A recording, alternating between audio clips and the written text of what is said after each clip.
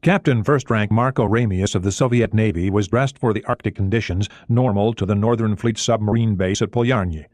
5 layers of wool and oilskin enclosed him. A dirty harbor tug pushed his submarine's bow around to the north, facing down the channel. The dock that had held his Red October for 2 interminable months was now a water-filled concrete box, one of the many specially built to shelter strategic missile submarines from the harsh elements. On its edge, a collection of sailors and dockyard workers watched his ship sail in stolid Russian fashion without a wave or a cheer. "Engines ahead slow, Komarov," he ordered. The tug slid out of the way, and Ramius glanced aft to see the water stirring from the force of the twin bronze propellers. The tug's commander waved. Ramius returned the gesture. The tug had done a simple job, but done it quickly and well. The Red October, a Typhoon-class sub, moved under her own power towards the main ship channel of the Kola Fjord. "There's Purga, Captain." Gregory Komarov pointed to the icebreaker that would escort them to sea. Ramius nodded. The 2 hours required to transit the channel would tax not his seamanship, but his endurance. There was a cold north wind blowing, the only sort of north wind in this part of the world. Late autumn had been surprisingly mild, and scarcely any snow had fallen in an area that measures it in meters. Then, a week before, a major winter storm had savaged the Murmansk coast, breaking pieces off the Arctic ice pack. The icebreaker was no formality. The Purga would butt aside any ice that might have drifted overnight into the channel. It would not do at all for the Soviet Navy's newest missile submarine to be damaged by an errant chunk of frozen water. The water in the fjord was choppy, driven by the brisk wind. It began to lap over the October's spherical bow, rolling back down the flat missile deck which lay before the towering black sail. The water was coated with the bilge oil of numberless ships, filth that would not evaporate in the low temperatures, and that left a black ring on the rocky walls of the fjord as though from the bath of a slovenly giant. An altogether apt simile, Ramius thought. The Soviet giant cared little for the dirt it left on the face of the earth, he grumbled to himself. He had learned his seamanship as a boy on inshore fishing boats, and knew what it was to be in harmony with nature. "Increase speed to 1/3, he said. Komarov repeated his captain's order over the bridge telephone. The water stirred more as the October moved astern of the Purga. Captain Lieutenant Komarov was the ship's navigator, his last duty station having been harbor pilot for the large combatant vessels based on both sides of the wide inlet. The 2 officers kept a weather eye on the armed icebreaker 300 meters ahead. The Purga's afterdeck had a handful of crewmen stomping about in the cold, one wearing the white apron of a ship's cook. They wanted to witness the Red October's first operational cruise, and besides, sailors will do almost anything to break the monotony of their duties. Ordinarily, it would have irritated Ramius to have his ship escorted out. The channel here was wide and deep, but not today. The ice was something to worry about, and so, for Ramius, was a great deal else. "So, my captain, again we go to sea to serve and protect the Rodina." Captain Second Rank Ivan Yureyevich Putin poked his head through the hatch, without permission as usual, and clambered up the ladder with the awkwardness of a landsman. The tiny control station was already crowded enough with a captain, the navigator, and a mute lookout. Putin was the ship's Zampolit, political officer. Everything he did was to serve the Rodina, motherland, a word that had mystical connotations to a Russian, and, along with V.I. Lenin, was the Communist Party's substitute for a godhead. "Indeed, Ivan," Ramius replied, with more good cheer than he felt. 2 weeks at sea. It is good to leave the dock. A seaman belongs at sea, not tied alongside, overrun with bureaucrats and workmen with dirty boots. And we will be warm." "You find this cold?" Putin asked incredulously. For the 100th time, Ramius told himself that Putin was the perfect political officer. His voice was always too loud, his humor too affected. He never allowed a person to forget what he was. The perfect political officer. Putin was an easy man to fear. "I have been in submarines too long, my friend. I grow accustomed to moderate temperatures and a stable deck under my feet." Putin did not notice the veiled insult. He'd been assigned to submarines after his first tour on destroyers had been cut short by chronic seasickness, and perhaps because he did not resent the close confinement aboard submarines, something that many men cannot tolerate. "Ah, Marko Alexandrovich, in Gorky on a day like this, flowers bloom." "And what sort of flowers might those be, comrade political officer?" Ramius surveyed the fjord through his binoculars. At noon, the sun was barely over the southeast horizon, casting orange light and purple shadows along the rocky walls. "Why, snowflowers, of course," Poutine said, laughing loudly. "On a day like this, the faces of the children and the women glow pink, your breath trails behind you like a cloud, and the vodka tastes especially fine. Ah, to be in Gorky on a day like this!" The bastard ought to work for Inn Tourist, Ramius told himself, except that Gorky is a city closed to foreigners. He had been there twice. It had struck him as a typical Soviet city, full of ramshackle buildings, dirty streets, and ill-clad citizens. As it was in most Russian cities, winter was Gorky's best season. The snow hid all the dirt. Ramius, half Lithuanian, had childhood memories of a better place, a coastal village whose Hanseatic origin had left rows of presentable buildings. It was unusual for anyone other than a great Russian to be aboard, much less command, a Soviet naval vessel. Marco's father, Alexander Ramius, had been a hero of the party, a dedicated, believing communist who had served Stalin faithfully and well. When the Soviets first occupied Lithuania in 1940, the elder Ramius was instrumental in rounding up political dissidents, shop owners, priests, and anyone else who might have been troublesome to the new regime. All were shipped off to fates that now even Moscow could only guess at. When the Germans invaded a year later, Alexander fought heroically as a political commissar, and was later to distinguish himself in the Battle of Leningrad. In 1944, he returned to his native land with the spearhead of the 11th Guards Army to wreak bloody vengeance on those who had collaborated with the Germans or been suspected of such. Marco's father had been a true Soviet hero, and Marco was deeply ashamed to be his son. His mother's health had been broken during the endless siege of Leningrad. She died giving birth to him, and he was raised by his paternal grandmother in Lithuania, while his father strutted through the party central committee in Vilnius, awaiting his promotion to Moscow. He got that, too, and was a candidate member of the Politburo when his life was cut short by a heart attack. Marco's shame was not total. His father's prominence had made his current goal a possibility, and Marco planned to wreak his own vengeance on the Soviet Union, enough perhaps to satisfy the thousands of his countrymen who had died before he was even born. "Where we are going, Ivan Yureyevich, it will be colder still." Poutine clapped his captain's shoulder. Was his affection feigned or real, Marco wondered. Probably real. Ramius was an honest man, and he recognized that this short, loud oaf did have some human feelings. "Why is it, Comrade Capitan, that you always seem glad to leave the Rodinia and go to sea?" Ramius smiled behind his binoculars. "A seaman has one country, Ivan Yureyevich, but two wives. You never understand that.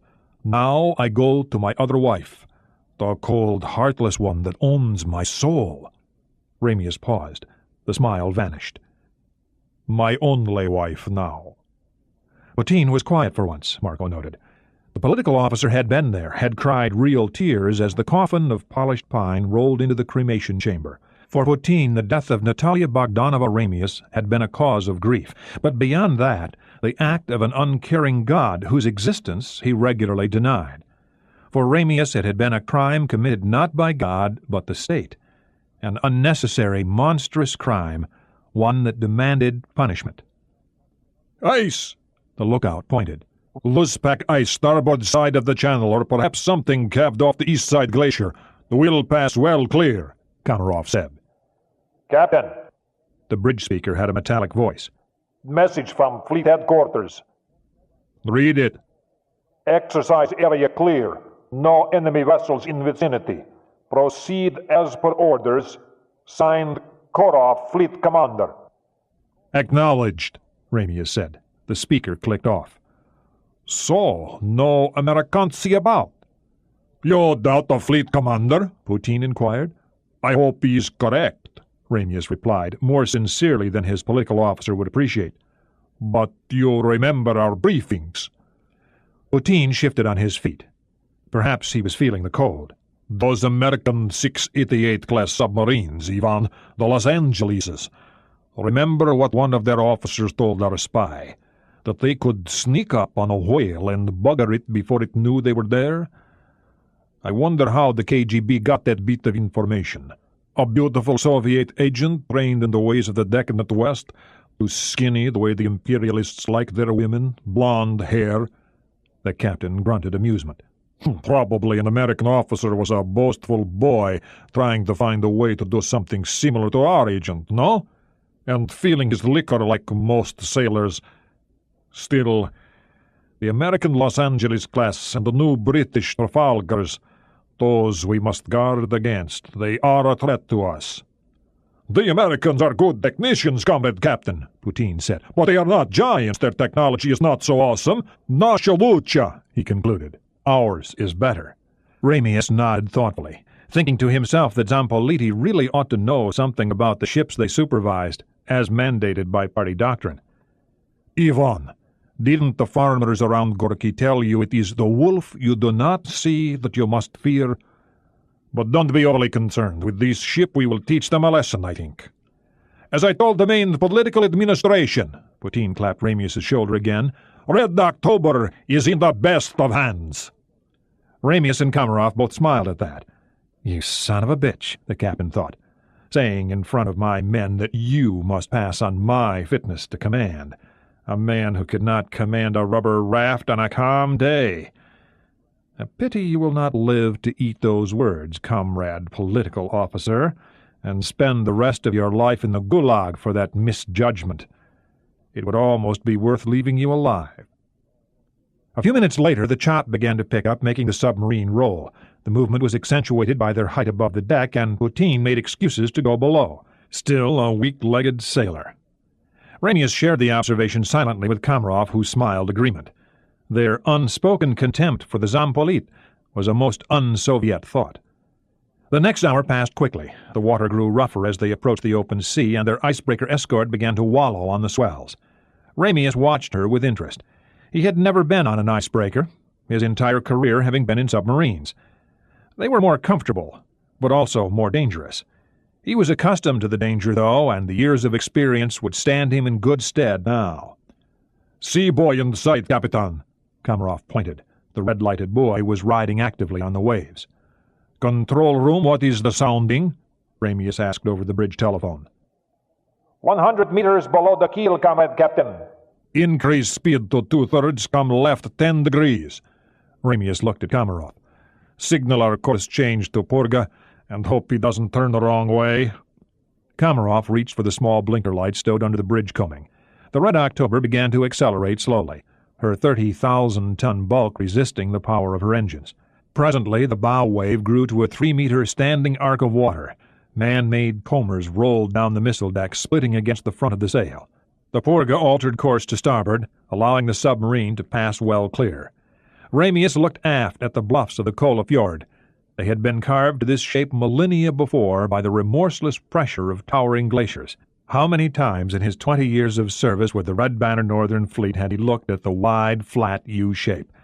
This would be the last. One way or another, he'd never go back. Which way would it turn out? Ramius admitted to himself that he didn't much care. Perhaps the stories his grandmother had taught him were true, about God and the reward for a good life. He hoped so. It would be good if Natalia were not truly dead. In any case, there was no turning back.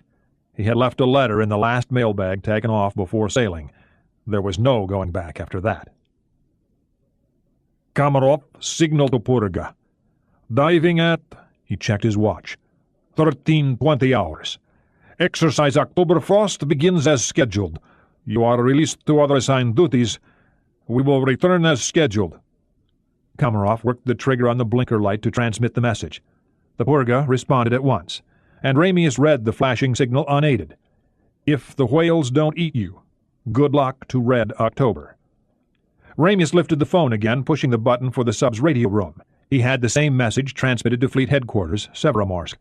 Next, he addressed the control room. "Depth under the keel." 140 meters, Comrade Captain. "Prepare to dive." He turned to the lookout and ordered him below. The boy moved towards the hatch. He was probably glad to return to the warmth below, but took the time for one last look at the cloudy sky and receding cliffs. Going to sea in a submarine was always exciting, and always a little sad. "Clear the bridge. Take the con when you get below, Gregory." Komarov nodded and dropped down the hatch, leaving the captain alone. Ramius made one last careful scan of the horizon. The sun was barely visible aft, the sky leaden, the sea black except for the splash of whitecaps. He wondered if he were saying goodbye to the world.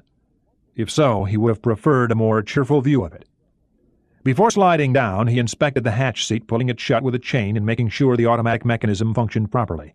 Next, he dropped 8 meters down the inside of the sail to the pressure hull, then 2 more into the control room. A Mitchman, warrant officer, shut the second hatch and with a powerful spin turned the locking wheel as far as it would go. "Gregory?" Ramius asked. "Straight board shut," the navigator said crisply, pointing to the diving board. All hull opening indicator lights showed green. Safe. "All systems aligned and checked for dive. The compensation is entered. We are rigged for dive." The captain made his own visual inspection of mechanical, electrical, and hydraulic indicators. He nodded, and the Mitchman of the watch unlocked the vent controls. "Dive!" Ramius ordered, moving to the periscope to relieve Vasily Borodin, his star palm, executive officer. Komarov pulled the diving alarm, and the hull reverberated with the racket of a loud buzzer. "Flood the main ballast tanks. Rig out the diving planes. 10 degrees down angle on the planes," Komarov ordered, his eyes alert to see that every crewman did his job exactly. Ramius listened carefully but did not look. Komarov was the best young seaman he had ever commanded, and had long since earned his captain's trust. The Red October's hull was filled with the noise of rushing air as vents at the top of the ballast tanks were opened and water entering from the tank floods at the bottom chased the buoying air out. It was a lengthy process, for the submarine had many such tanks, each carefully subdivided by numerous cellular baffles. Ramius adjusted the periscope lens to look down and saw the black water change briefly to foam. The Red October was the largest and finest command Ramius had ever had, but the sub had one major flaw. She had plenty of engine power and a new drive system that he hoped would befuddle American and Soviet submarines alike, but she was so big that she changed depth like a crippled whale. Slow going up, even slower going down. "Scope under." Ramius stepped away from the instrument after what seemed a long wait. "Down periscope." "Passing 40 meters," Komarov said. "Level off at 100 meters. Ramius watched his crewmen now. The first dive could make experienced men shudder, and half his crew were farm boys straight from training camp. The hull popped and creaked under the pressure of the surrounding water, something that took getting used to. A few of the younger men went pale, but stood rigidly upright. Komarov began the procedure for leveling off at the proper depth. Ramius watched with a pride he might have felt for his own son as the lieutenant gave the necessary orders with precision. He was the first officer Ramius had recruited.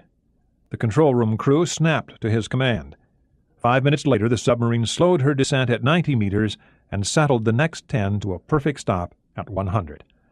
"Well done, Comrade Lieutenant. You have the con. Slow to 1/3 speed.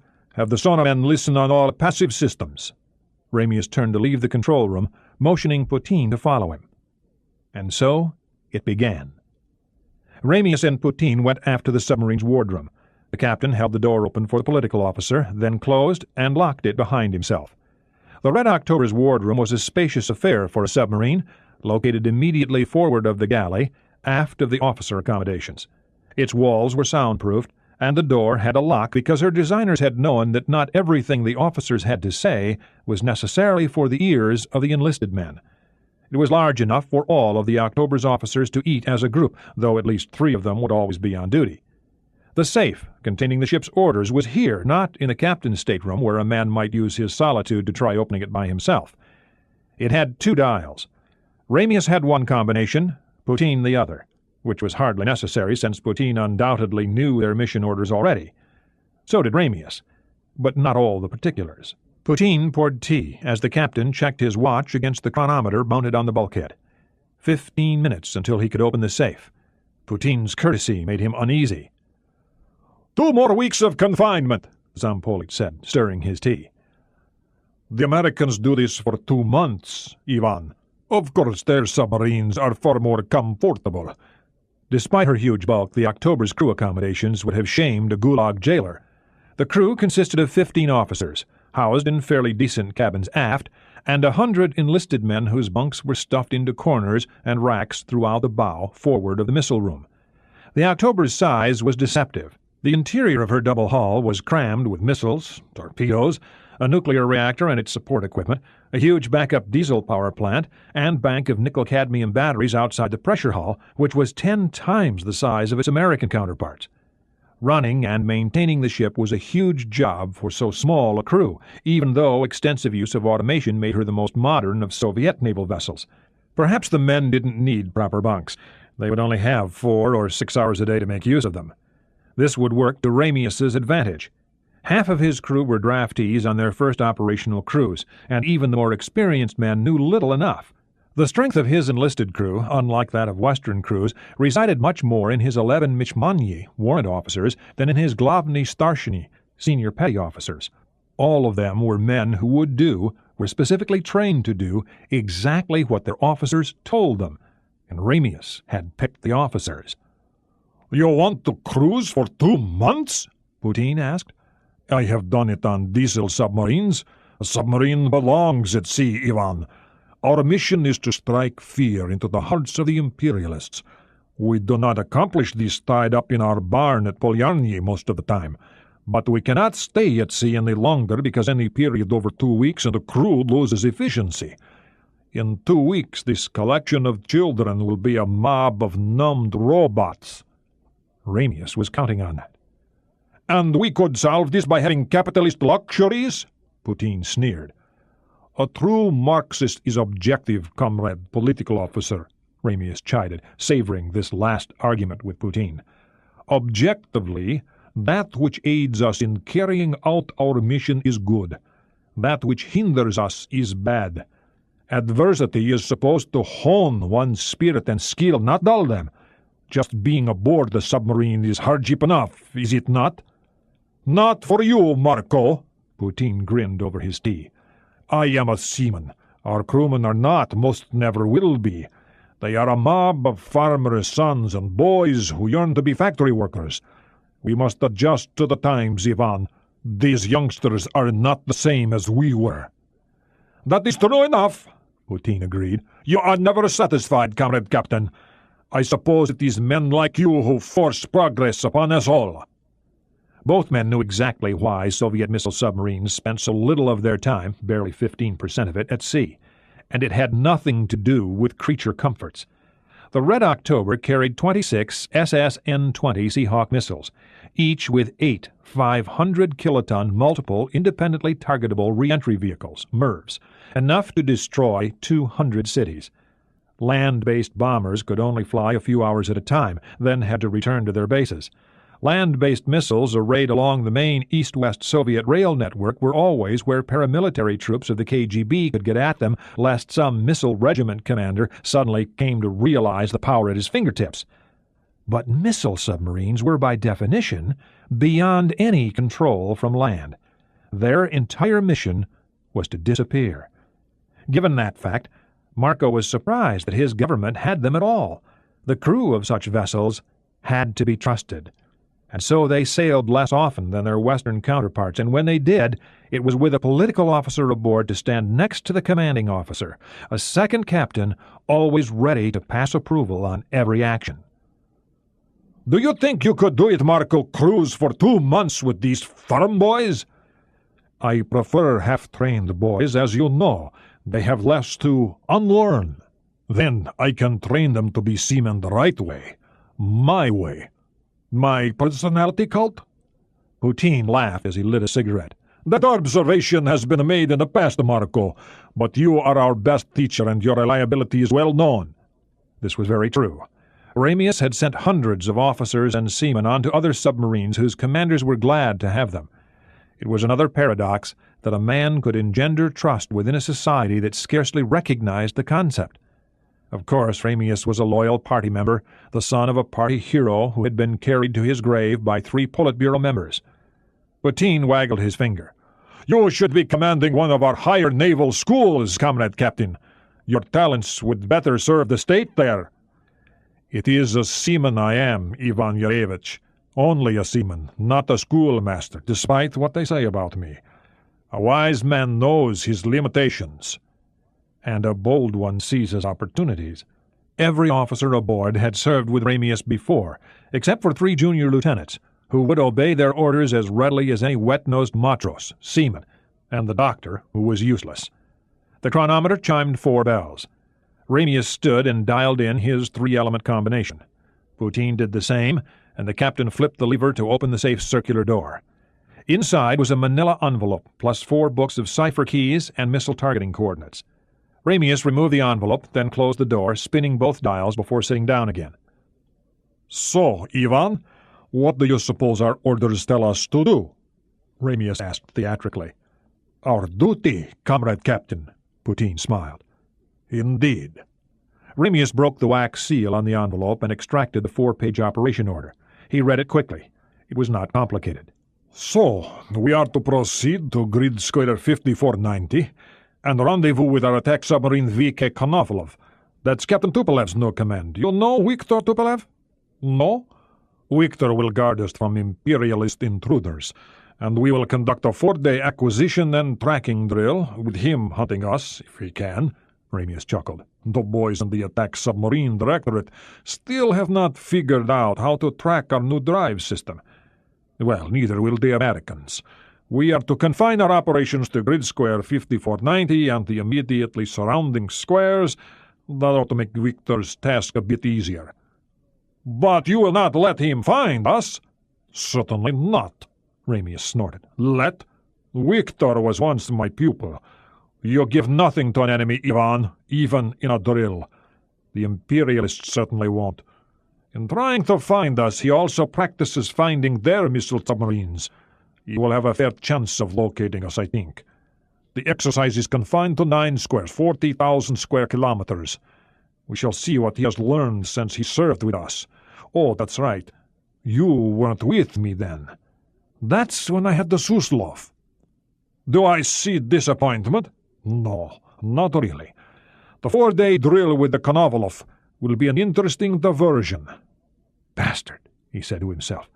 "You knew beforehand exactly what our orders were, and you do know Viktor Tupolev." "Liar." It was time. Poutine finished his cigarette and his tea before standing. "So, again I am permitted to watch the master captain at work, befuddling a poor boy."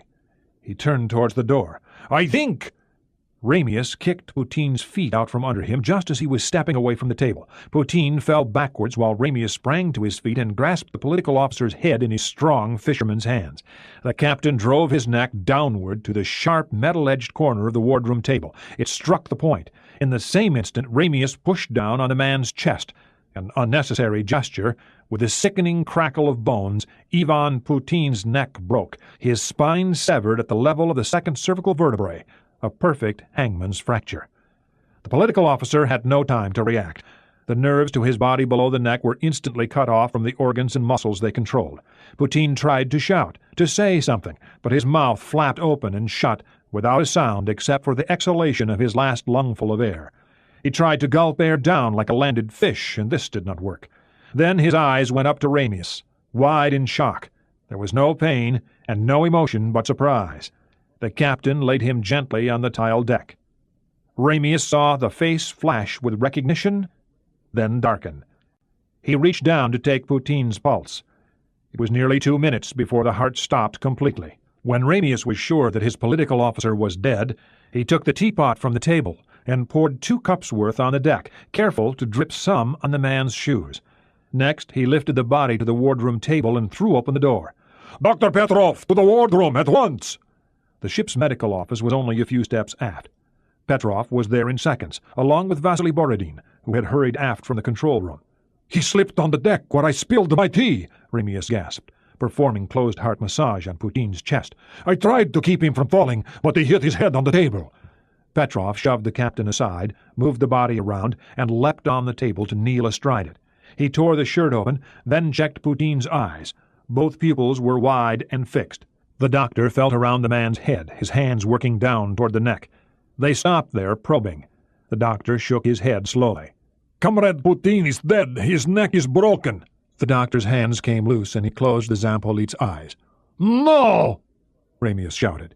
"He was alive only a minute ago." The commanding officer was sobbing. "It's my fault. I tried to catch him, but I failed. My fault." He collapsed into a chair and buried his face in his hands. "My fault." he cried, shaking his head in rage, struggling visibly to regain his composure. An altogether excellent performance. Petrov placed his hand on the captain's shoulder. "It was an accident, Comrade Captain. These things happen even to experienced men. It was not your fault. Truly, comrade." Ramius swore under his breath, regaining control of himself. "There is nothing you can do?" Petrov shook his head. "Even in the finest clinic in the Soviet Union, nothing could be done. Once the spinal cord is severed, there is no hope. Death is virtually instantaneous, but also it is quite painless," the doctor added consolingly. Ramius drew himself up as he took a long breath. His face set. "Comrade Putin was a good shipmate, a loyal party member, and a fine officer." Out the corner of his eye he noticed Borodin's mouth twitch. "Comrades, we will continue our mission. Dr. Petrov, you will carry our comrade's body to the freezer. This is gruesome, I know, but he deserves and will get an honorable military funeral with his shipmates in attendance, as it should be when we return to port." "Will this be reported to Fleet Headquarters?" Petrov asked. "We cannot. Our orders are to maintain strict radio silence." Ramius handed the doctor a set of operations orders from his pocket, not those taken from the safe. "Page 3, Comrade Doctor." Petrov's eyes went wide, reading the operational directive. "I would prefer to report this, but our orders are explicit. Once we dive, no transmissions of any kind for any reason." Petrov handed the papers back. "Too bad. Our comrade would have looked forward to this, but orders are orders, and we shall carry them out." "Putin would have it no other way," Petrov agreed. "Borodin, observe. I take the comrade political officer's missile control key from his neck as per regulations," Ramius said, pocketing the key and chain. "I note this and will so enter it in a log," the executive officer said gravely. Petrov brought in his corpsman. Together they took the body aft to the medical office, where it was zippered into a body bag. The corpsman and a pair of sailors then took it forward through the control room into the missile compartment. The entrance to the freezer was on the lower missile deck, and the men carried the body through the door. While two cooks removed food to make room for it, the body was set reverently down in the corner. Aft, the doctor and the executive officer made the necessary inventory of personal effects, one copy for the ship's medical file, another for the ship's log, and a third for a box that was sealed and locked up in the medical office. Forward, Ramius took the con in a subdued control room. He ordered the submarine to a course of 290 degrees, west-northwest. Grid square 5490 was to the east. The second day, Saturday, 4 December. The Red October. It was the custom in the Soviet Navy for the commanding officer to announce his ship's operational orders and to exhort the crew to carry them out in true Soviet fashion. The orders were then posted for all to see and be inspired by outside the ship's Lenin room. In large surface ships, this was a classroom where political awareness classes were held. In Red October, it was a closet-sized library near the wardroom where party books and other ideological material were kept for the men to read. Ramius disclosed their orders the day after sailing to give his men the chance to settle into the ship's routine. At the same time, he gave a pep talk. Ramius always gave a good one. He'd had a lot of practice. At 0800 hours, when the forenoon watch was set, he entered the control room and took some file cards from an inside jacket pocket. "Comrades," he began, talking into the microphone. "This is the captain speaking. You all know that our beloved friend and comrade, Captain Ivan Yuryevich Putin, died yesterday in a tragic accident. Our orders do not permit us to inform Fleet Headquarters of this. Comrades, we will dedicate our efforts and our work to the memory of our comrade Ivan Yuryevich Putin, a fine shipmate, an honorable party member, and a courageous officer. Comrades, officers and men of Red October, we have orders from the Red Banner Northern Fleet High Command, and they are orders worthy of this ship and this crew. Comrades, our orders are to make the ultimate test of our new silent propulsion system. We are to head west, past the North Cape of America's imperialist puppet state Norway, then to turn southwest towards the Atlantic Ocean. We will pass all of the imperialist sonar nets, and we will not be detected. This will be a true test of our submarine and his capabilities. Our own ships will engage in a major exercise to locate us, and at the same time to befuddle the arrogant imperialist navies. Our mission, first of all, is to evade detection by anyone. We will teach the Americans a lesson about Soviet technology that they will not soon forget. Our orders are to continue southwest, skirting the American coast to challenge and defeat their newest and best hunter submarines.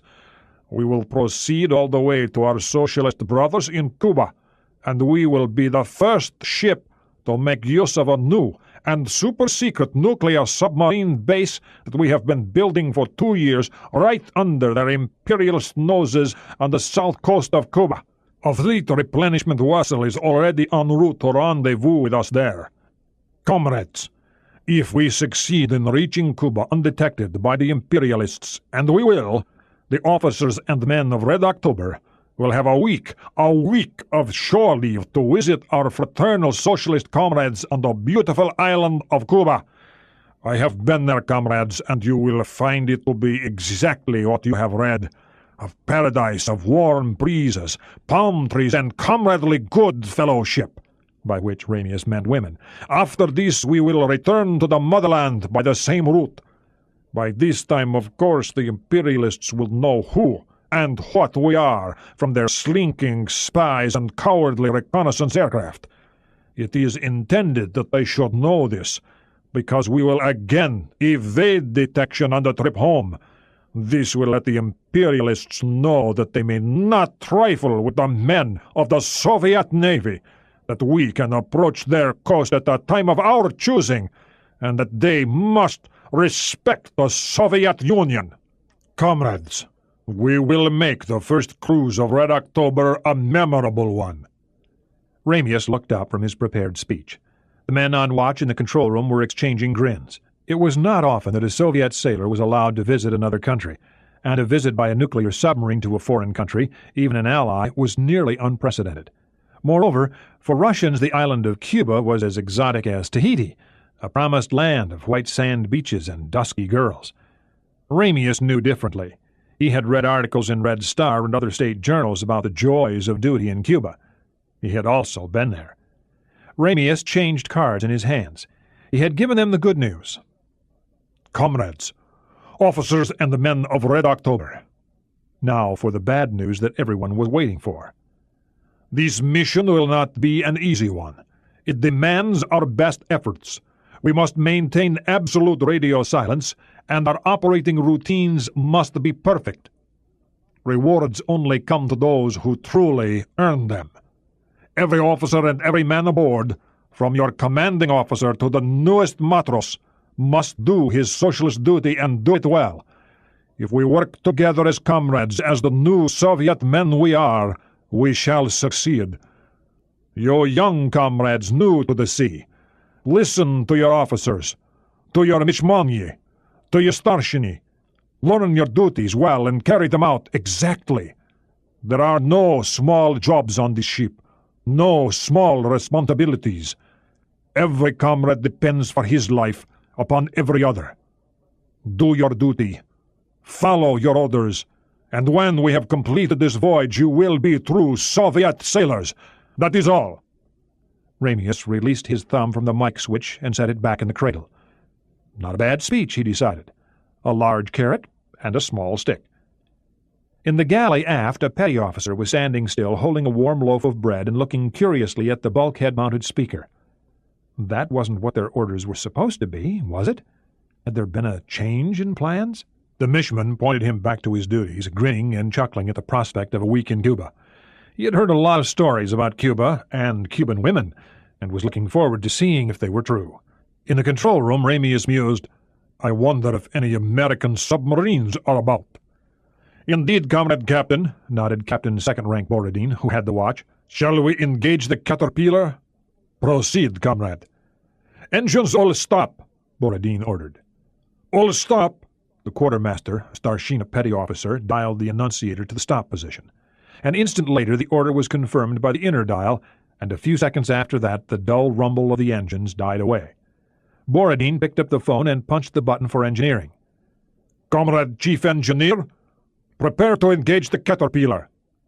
It wasn't the official name for the new drive system. It had no name as such, just a project number. The nickname Caterpillar had been given it by a young engineer who had been involved in the sub's development. Neither Ramius nor Borodin knew why, but as often happens with such names, it had stuck. Ready, Comrade Borodin, the chief engineer reported back in a moment. "Open doors fore and aft," Borodin ordered next. The mitchman of the watch reached up the control board and threw 4 switches. The status light over each changed from red to green.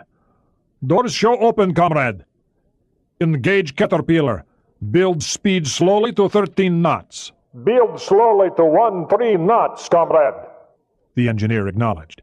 The hull, which had gone momentarily silent, now had a new sound. The engine noises were lower and very different from what they had been.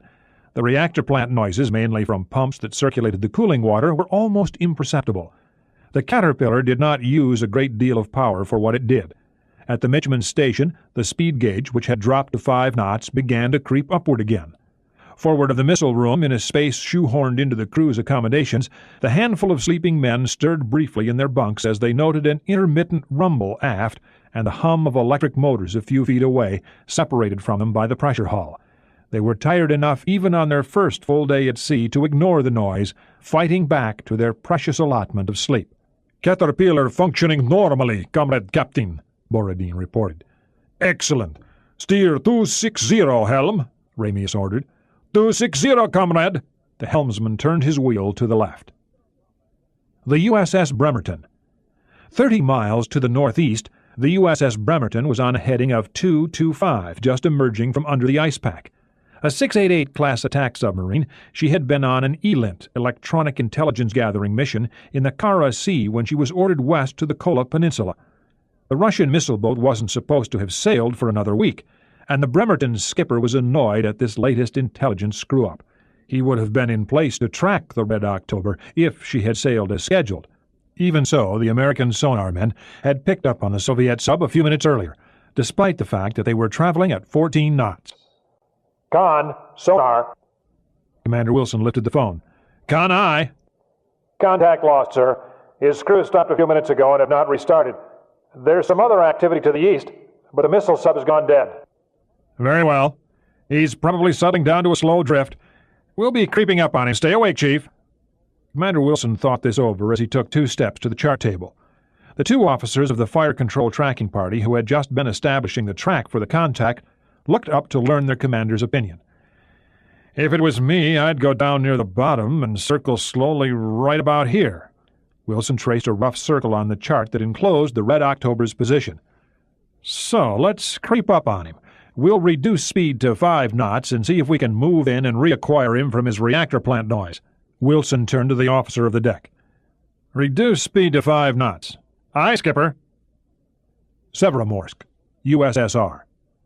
In a central post office building at Severomorsk, a mail sorter watched sourly as a truck driver dumped a large canvas sack on his work table and went back out the door. He was late. Well, not really late, the clerk corrected himself, since the idiot had not been on time once in 5 years. It was a Saturday, and he resented being at work. Only a few years before, the 40-hour week had been started in the Soviet Union. Unfortunately, this change had never affected such vital public services as mail delivery. So, here he was, still working a 6-day week and without extra pay. A disgrace, he thought, and had said, often enough in his apartment playing cards with his workmates over vodka and cucumbers. He untied the drawstring and turned the sack over. Several smaller bags tumbled out. There was no sense in hurrying.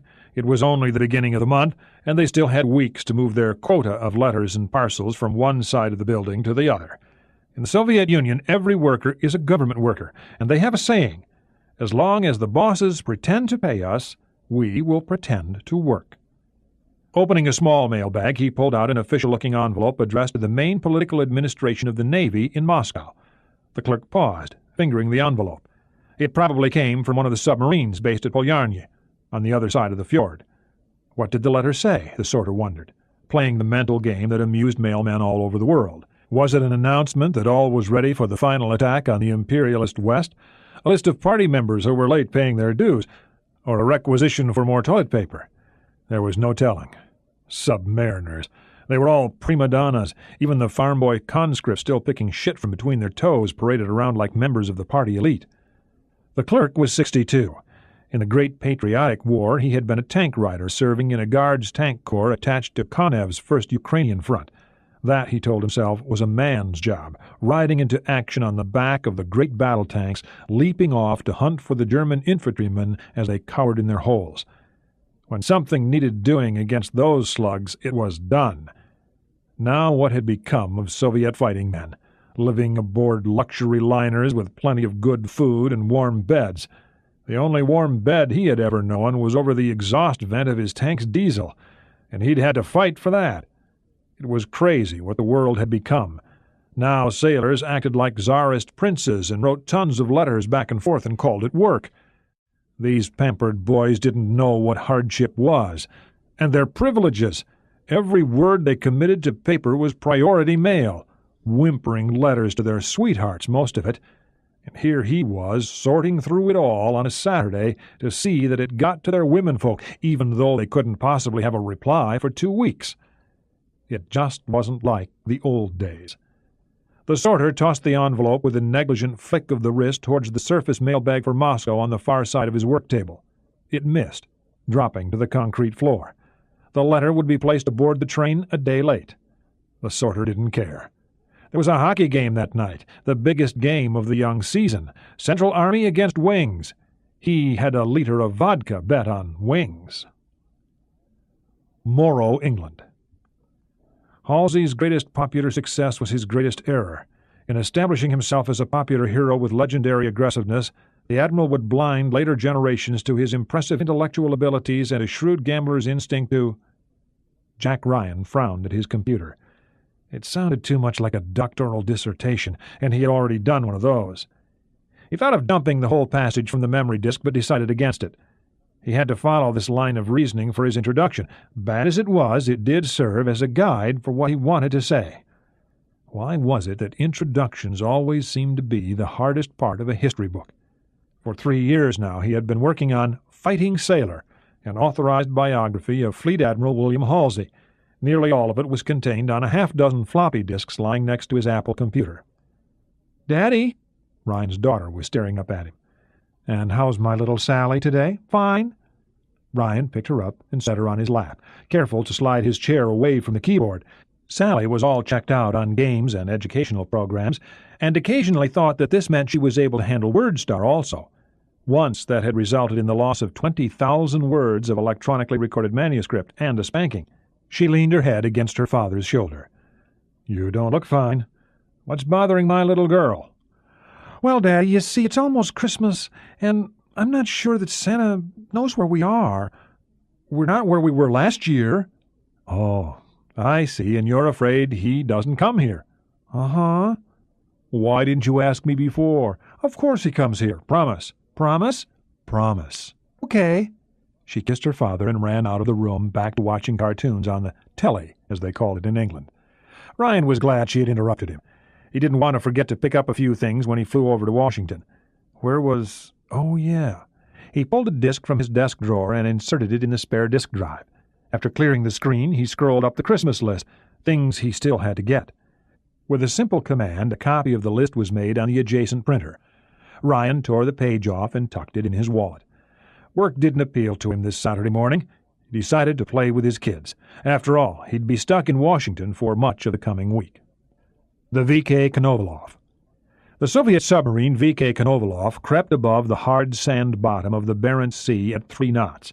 She was at the southwest corner of Grid Square 5490, and for the past 10 hours had been drifting back and forth on a north-south line, waiting for the Red October to arrive for the beginning of Exercise October Frost. Captain Second Rank Viktor Alexeyevich Tupolev paced slowly around the periscope pedestal in the control room of his small, fast attack sub. He was waiting for his old mentor to show up, hoping to play a few tricks on him. He had served with the schoolmaster for 2 years. They had been good years, and while he found his former commander to be something of a cynic, especially about the party, he would unhesitatingly testify to Ramius's skill and craftiness, and his own. Tupolev, now in his third year of command, had been one of the schoolmaster's star pupils.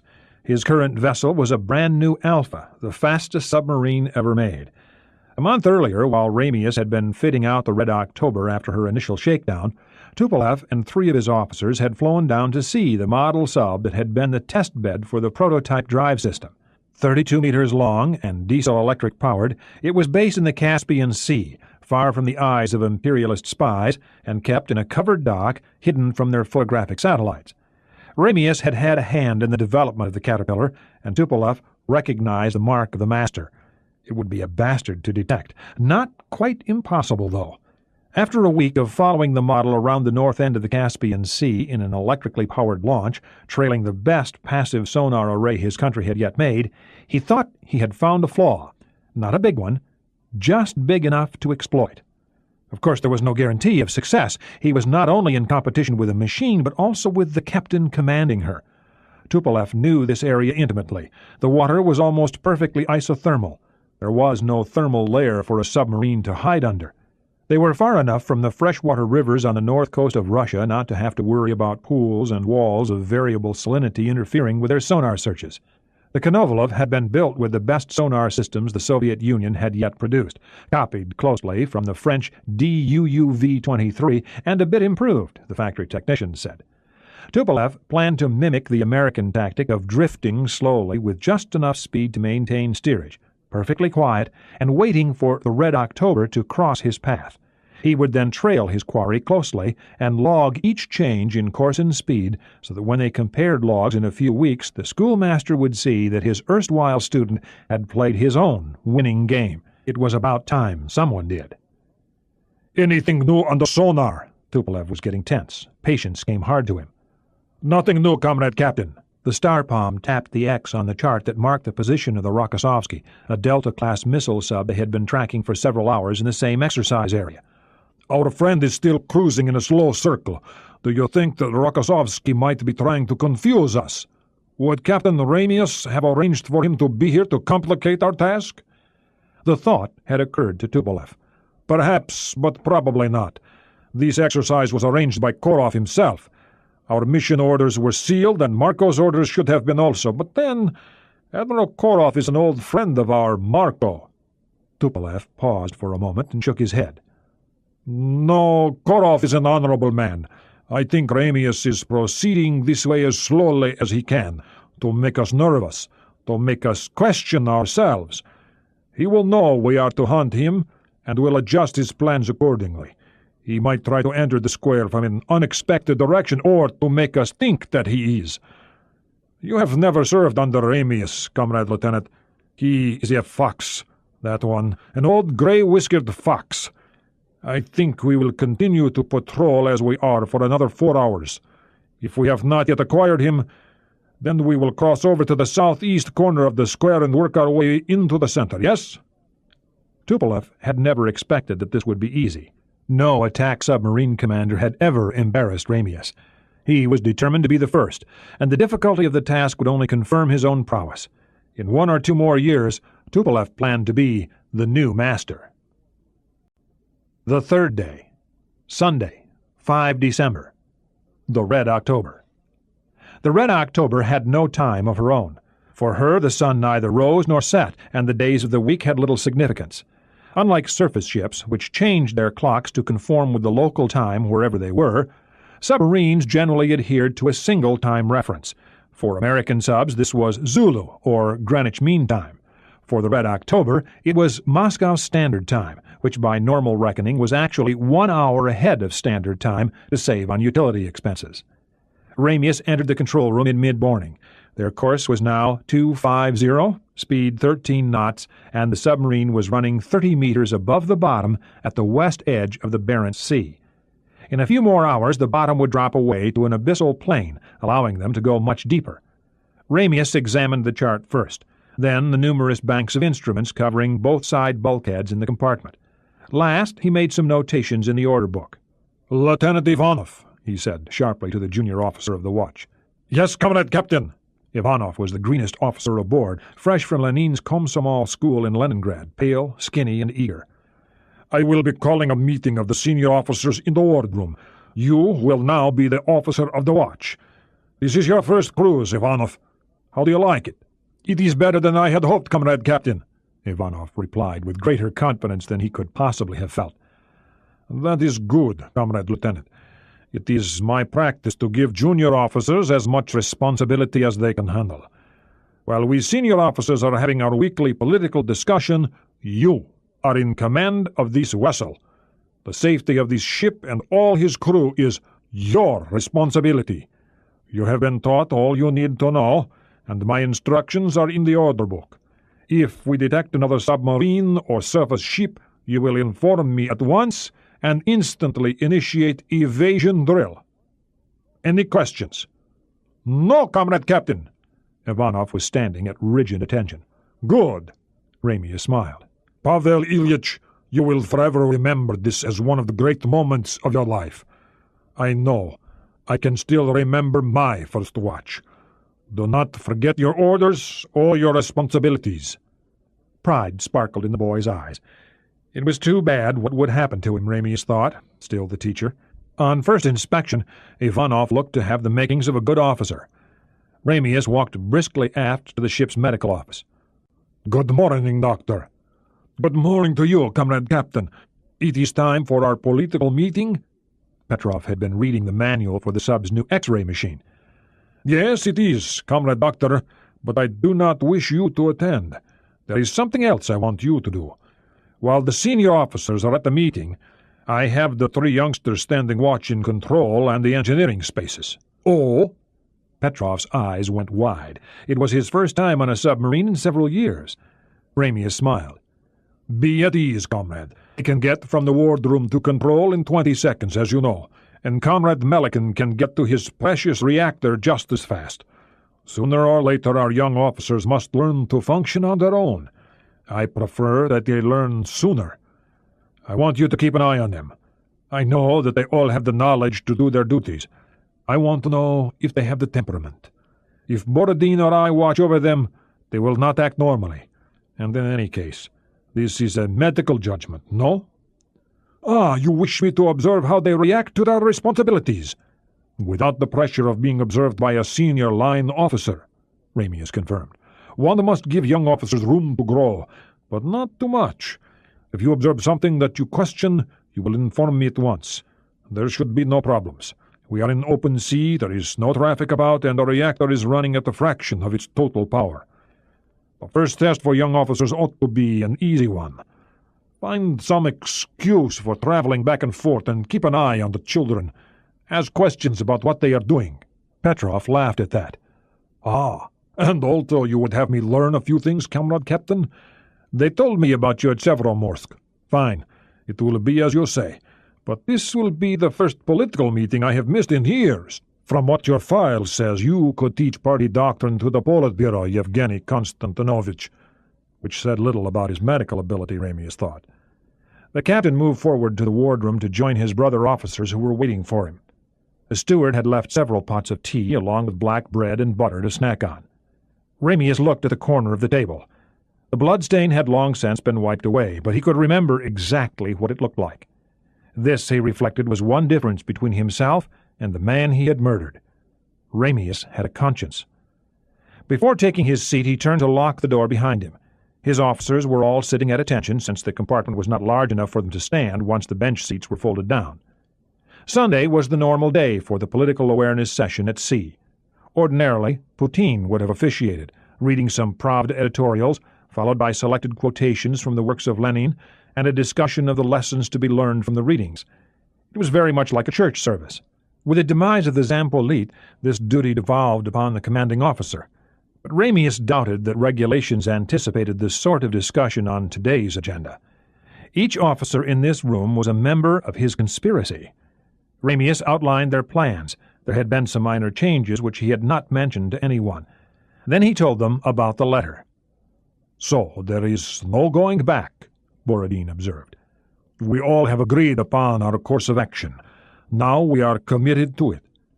Their reactions to his words were just what he expected them to be. Sober, as well they might be. All were single, no one left behind a wife or children. All were party members in good standing, their dues paid up to the end of the year, their party cards right where they were supposed to be, next to their hearts, and each one shared with his comrades a deep-seated dissatisfaction with, in some cases a hatred of, the Soviet government. The planning had begun soon after the death of his Natalia. The rage he had almost unknowingly suppressed throughout his life had burst forth with a violence and passion that he had struggled to contain. A lifetime of self-control had enabled him to conceal it, and a lifetime of naval training had enabled him to choose a purpose worthy of it. Ramius had not yet begun school when he first heard tales from other children about what his father Alexander had done in Lithuania in 1940 and after that country's dubious liberation from the Germans in 1944. These were the repeated whisperings of their parents. One little girl told Marco a story that he recounted to Alexander, and to the boy's uncomprehending horror, her father vanished. For his unwitting mistake, Marco was branded an informer, stung by the name he was given for committing a crime which the state taught was not a crime at all, whose enormity never stopped pulling at his conscience. He never informed again. In the formative years of his life, while the elder Ramius ruled the Lithuanian Party Central Committee in Vilnius, the motherless boy was raised by his paternal grandmother, common practice in a country savaged by 4 years of brutal war. Her only son left home at an early age to join Lenin's Red Guards, and while he was away she kept to the old ways, going to Mass every day until 1940, and never forgetting the religious education that had been passed on to her. Ramius remembered her as a silver-haired old woman who told wonderful bedtime stories, religious stories. It would have been far too dangerous for her to bring Marco to the religious ceremonies that had never been entirely stamped out, but she did manage to have him baptized a Roman Catholic soon after his father had deposited him with her. She never told Marco about this. The risk would have been too great. Roman Catholicism had been brutally suppressed in the Baltic states. It was a religion, and as he grew older, Marco learned that Marxism-Leninism was a jealous god, tolerating no competing loyalties. Grandmother Hilda told him nighttime stories from the Bible, each with a lesson of right and wrong, virtue and reward. As a child, he found them merely entertaining, but he never told his father about them because even then he knew that Alexander would object.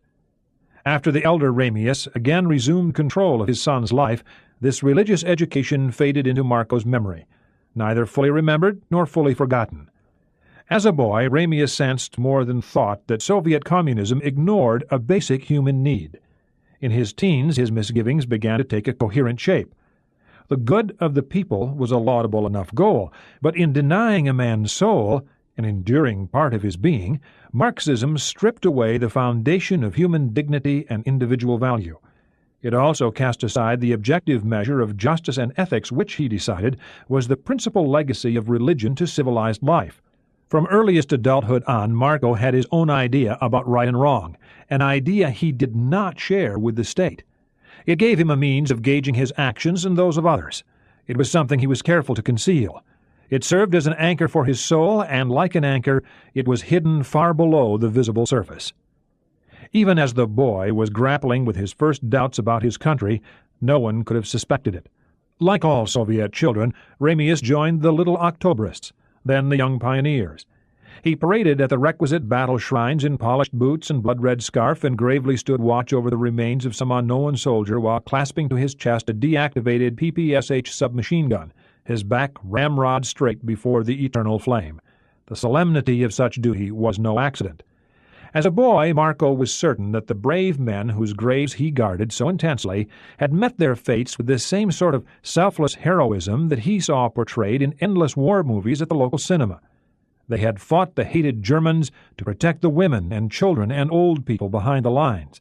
And like a nobleman's son of an earlier Russia, he took special pride in being the son of a party chieftain.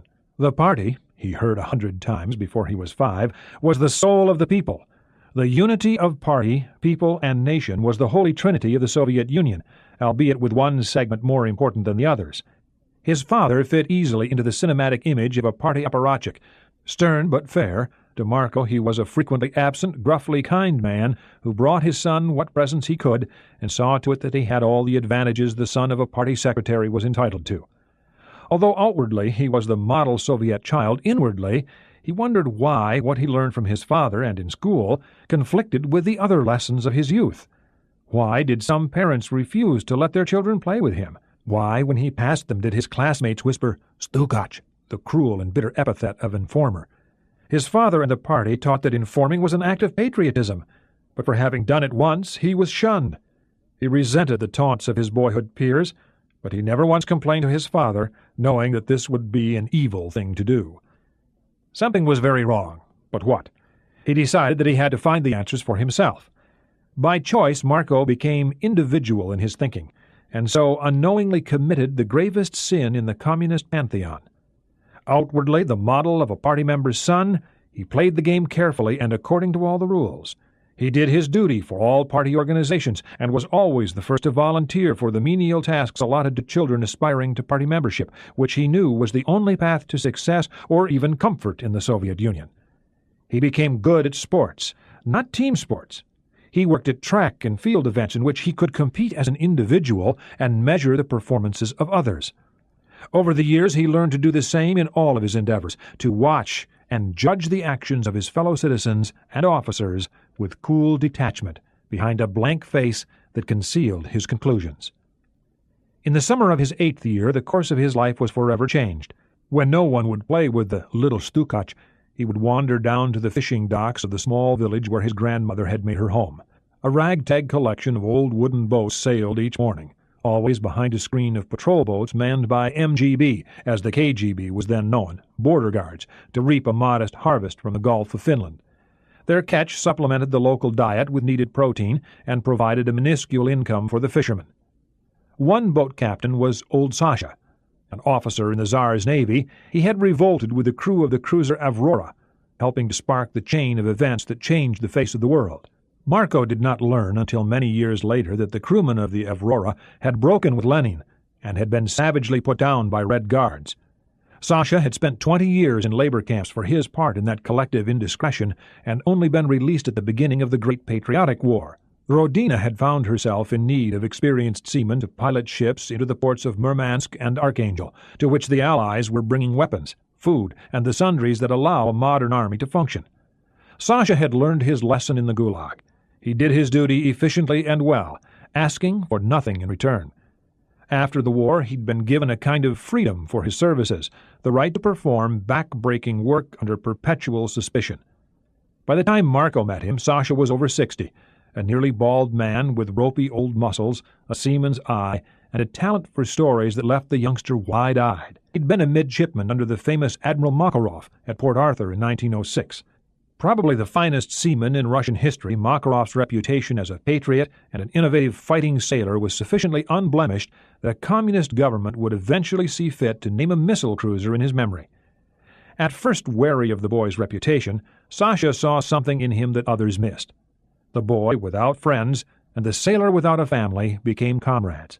Sasha spent hours telling and retelling the tale of how he had been on the Admiral's flagship, the Petropavlovsk, and participated in the one Russian victory over the hated Japanese, only to have his battleship sunk and his admiral killed by a mine while returning to port.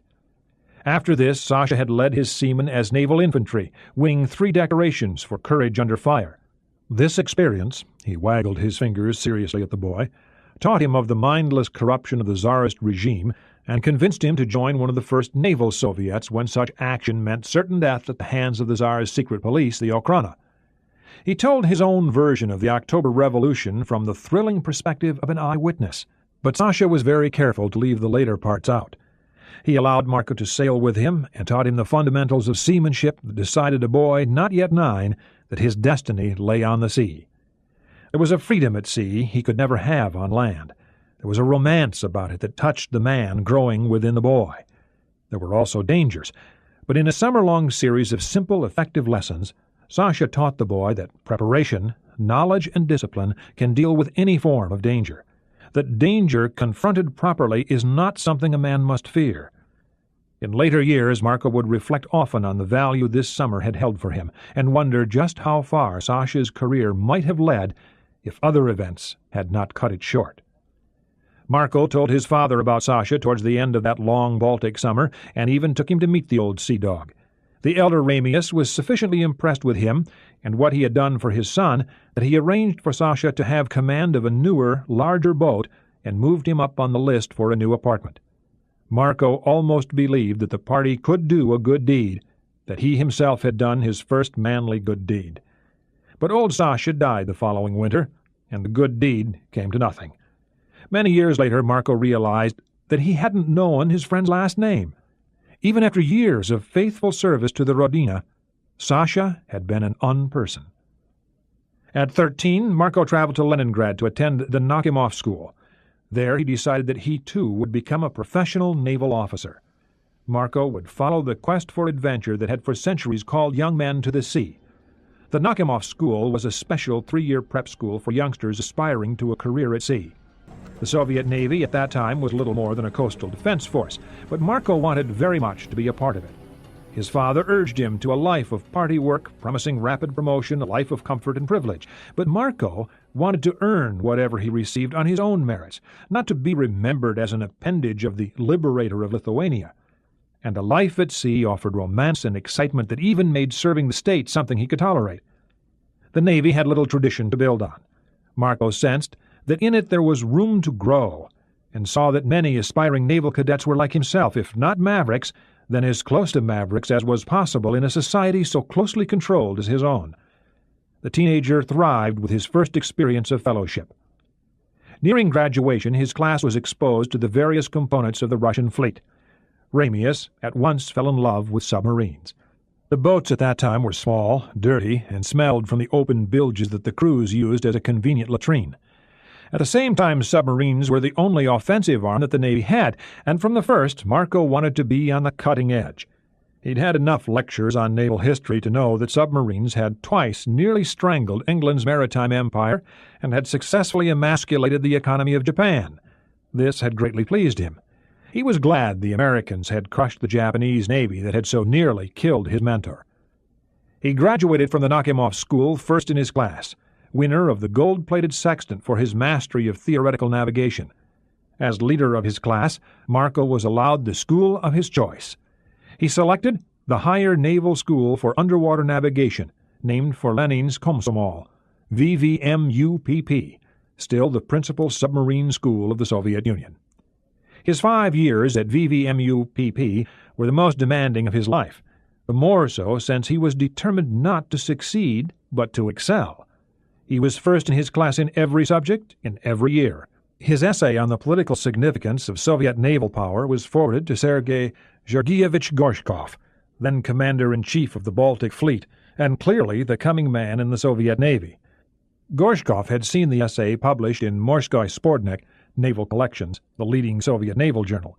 It was a model of progressive party thought, quoting Lenin 6 different times. By this time, Marco's father was a candidate member of the Presidium, as the Politburo was then called, and very proud of his son. The elder Ramius was no one's fool. He finally recognized that the Red Fleet was a growing flower, and that his son would someday have a position of importance in it. His influence moved his son's career rapidly along. By 30, Marco had his first command and a new wife. Natalia Bogdanova was the daughter of another Presidium member whose diplomatic duties had taken him and his family all over the world. Natalia had never been a healthy girl. They had no children. Their 3 attempts, each ending in miscarriage, the last of which had nearly killed her. She was a pretty, delicate woman, sophisticated by Russian standards, who polished her husband's passable English with American and British books, politically approved ones to be sure, mainly the thoughts of Western leftists, but also a smattering of genuine literature, including Hemingway, Twain, and Upton Sinclair. Along with his naval career, Natalia had been the center of his life. Their marriage, punctuated by prolonged absences and joyous returns, made their love even more precious than it might have been. When construction began on the first class of Soviet nuclear-powered submarines, Marco found himself in the yards learning how the steel sharks were designed and built. He was soon known as a very hard man to please as a junior quality control inspector. His own life, he was aware, would ride on the workmanship of these often drunk welders and fitters. He became an expert in nuclear engineering, spent 2 years as a starpom, and then received his first nuclear command. She was a November-class attack submarine, the first crude attempt by the Soviets to make a battle-worthy long-range attack boat to threaten Western navies and lines of communication. Not a month later, a sister ship suffered a major reactor casualty off the Norwegian coast, and Marco was first to arrive on the scene. As ordered, he successfully rescued the crew, then sank the disabled sub lest Western navies learn her secrets. Both tasks he performed expertly and well, a noteworthy tour de force for a young commander. Good performance was something he had always felt it was important to reward in his subordinates, and the fleet commander at that time felt the same way. Marco soon moved on to a new Charlie I class sub. It was men like Ramius who went out to challenge the Americans and the British. Marco took few illusions with him. The Americans, he knew, had long experience in naval warfare. Their own greatest fighter, Jones, had once served the Russian Navy for the Tsaritsa Catherine. Their submariners were legendary for their craftiness, and Ramius found himself pitted against the last of the war-trained Americans, men who had endured the sweaty fear of underwater combat and utterly defeated a modern navy. The deadly serious game of hide-and-seek he played with them was not an easy one, the less so because they had submarines years ahead of Soviet designs. But it was not a time without a few victories. Ramius gradually learned to play the game by American rules, training his officers and men with care. His crews were rarely as prepared as he wished, still the Soviet Navy's greatest problem, but where other commanders cursed their men for their failings, Marco corrected the failings of his men. His first Charlie-class submarine was called the Vilnius Academy. This was partially a slur against his half-Lithuanian blood, though, since he had been born in Leningrad of a great Russian, his internal passport designated him as that, but mainly recognition that officers came to him half-trained and left him ready for advancement and eventual command. The same was true of his conscripted crewmen. Ramius did not permit the hazing and low-level terrorism normal throughout the Soviet military. He saw his task as the building of seamen, and he produced a greater percentage of re-enlistments than any other submarine commander. A full ninth of the Mishmanye in the Northern Fleet submarine force were Ramius-trained professionals. His brother submarine commanders were delighted to take aboard his Starshini, and more than one advanced to officers' school. After 18 months of hard work and diligent training, Marco and his Vilnius Academy were ready to play their game of fox and hounds.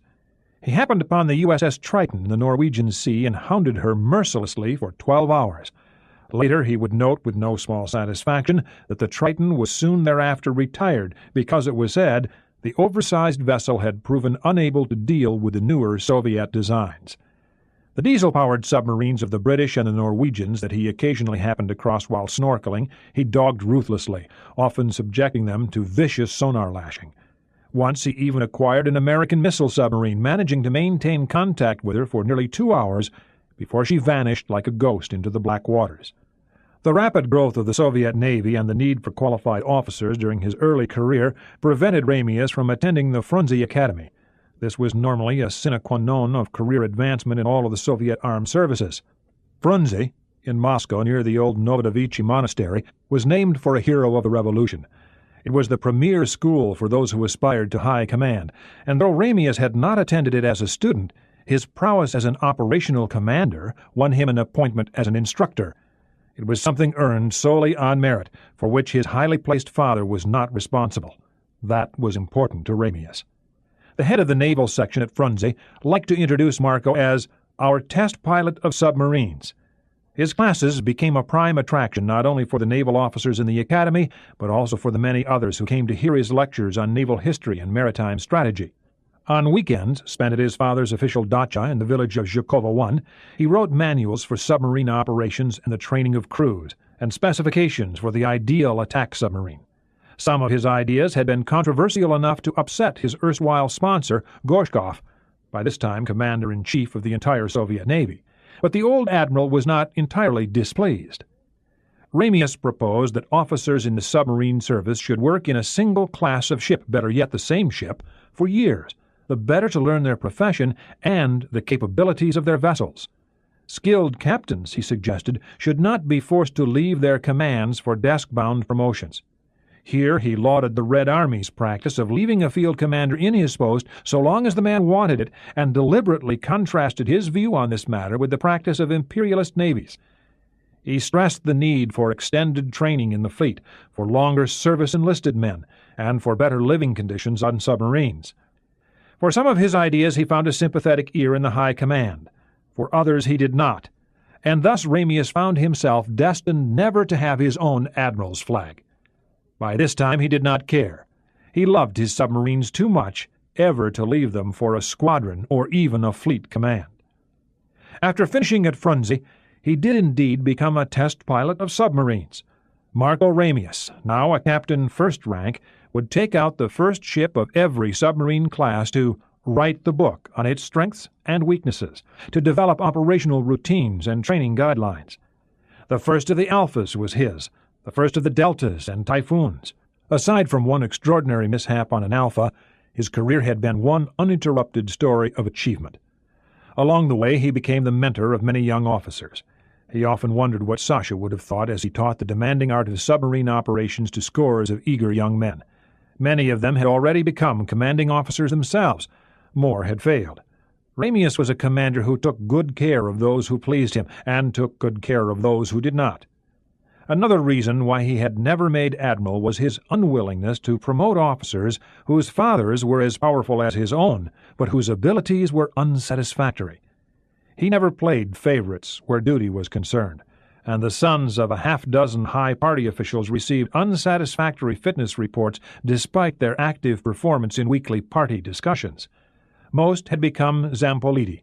It was this sort of integrity that earned him trust in fleet command. When a really tough job was at hand, Ramius's name was usually the first to be considered for it. Also along the way, he had gathered to himself a number of young officers whom he and Natalia virtually adopted. They were surrogates for the family Marco and his wife never had. Ramius found himself shepherding men, much like himself, with long-suppressed doubts about their country's leadership. He was an easy man to talk to, once a man had proven himself. To those with political doubts, those with just grievances, he gave the same advice. Join the party. Nearly all were already Komsomol members, of course, and Marco urged them to take the next step. This was the price of a career at sea, and guided by their own craving for adventure, most officers paid that price. Ramius himself had been allowed to join the party at 18, the earliest possible age, because of his father's influence. His occasional talks at weekly party meetings were perfect recitations of the party line. It wasn't hard, he'd tell his officers patiently. All you had to do was repeat what the party said, just change the words around slightly. This was much easier than navigation. One had only to look at the political officer to see that. Ramius became known as a captain whose officers were both proficient and models of political conformity. He was one of the best party recruiters in the Navy. Then his wife died. Ramius was in port at the time, not unusual for a missile sub-commander. He had his own dacha in the woods west of Polyarny, his own Zhiguli automobile, the official car and driver those with his command station enjoyed, and numerous other creature comforts that came with his rank and his parentage. He was a member of the party elite, so when Natalia had complained of abdominal pain, going to the 4th Department clinic, which served only the privileged, had been a natural mistake. There was a saying in the Soviet Union, floors parquet, docks okay. He'd last seen his wife alive, lying on a gurney, smiling as she was wheeled towards the operating room. The surgeon on call had arrived at the hospital late and drunk, and allowed himself too much time breathing pure oxygen to sober up before starting the simple procedure of removing an inflamed appendix. The swollen organ burst just as he was retracting tissue to get at it. A case of peritonitis immediately followed, complicated by the perforated bowel the surgeon caused in his clumsy haste to repair the damage. Natalia was placed on antibiotic therapy, but there was a shortage of medicine. The foreign, usually French, pharmaceuticals used in 4th Department clinics had run out. Soviet antibiotics, plan medications, were substituted. It was a common practice in Soviet industry for workers to earn bonuses by manufacturing goods over the usual quota, goods that bypassed what quality control existed in Soviet industry. This particular batch of medication had never been inspected or tested, and the vials had probably been filled with distilled water instead of antibiotics, Marco learned the next day. Natalia had lapsed into deep shock and coma, dying before the series of errors could be corrected. The funeral was appropriately solemn, Ramius remembered bitterly. Brother officers from his own command and over 100 other Navy men whom he had befriended over the years were there, along with members of Natalia's family and representatives of the local party central committee. Marco had been at sea when his father died, and because he had known the extent of Alexander's crimes, the loss had had little effect. His wife's death, however, was nothing less than a personal catastrophe. Soon after they had married, Natalia had joked that every sailor needs someone to return to, that every woman needs someone to wait for. It had been as simple as that. and infinitely more complex. The marriage of two intelligent people who had over 15 years learned each other's foibles and strengths and grown ever closer. Marco Ramius watched the coffin roll into the cremation chamber to the somber strain of a classical requiem, wishing that he could pray for Natalia's soul, hoping that Grandmother Hilda had been right, that there was something beyond the steel door and mass of flame. Only then did the full weight of the event strike him. The state had robbed him of more than his wife. It had robbed him of a means to assuage his grief with prayer. It had robbed him of the hope, if only an illusion, of ever seeing her again. Natalia, gentle and kind, had been his only happiness since that Baltic summer long ago. Now that happiness was gone forever. As the weeks and months wore on, he was tormented by her memory. A certain hairstyle, a certain walk, a certain laugh encountered on the streets or in the shops of Murmansk was all it took to thrust Natalia back to the forefront of his consciousness. And when he was thinking of his loss, he was not a professional naval officer. The life of Natalia Bogdanova Ramius had been lost at the hands of a surgeon who had been drinking while on call, a court-martial offense in the Soviet Navy. But Marco could not have the doctor punished. The surgeon was himself the son of a party chieftain, his status secured by his own sponsors. Her life might have been saved by proper medication, but there had not been enough foreign drugs, and Soviet pharmaceuticals were untrustworthy. The doctor could not be made to pay. The pharmaceutical workers could not be made to pay. The thought echoed back and forth across his mind, feeding his fury until he decided that the state would be made to pay. The idea had taken weeks to form and was the product of a career of training and contingency planning. When the construction of the Red October was restarted after a 2-year hiatus, Ramius knew that he would command her. He had helped with the designing of her revolutionary drive system and had inspected the model, which had been running on the Caspian Sea for some years in absolute secrecy. He asked for relief from his command so that he could concentrate on the construction and outfitting of the October and select and train his officers beforehand, the earlier to get the missile sub into full operation.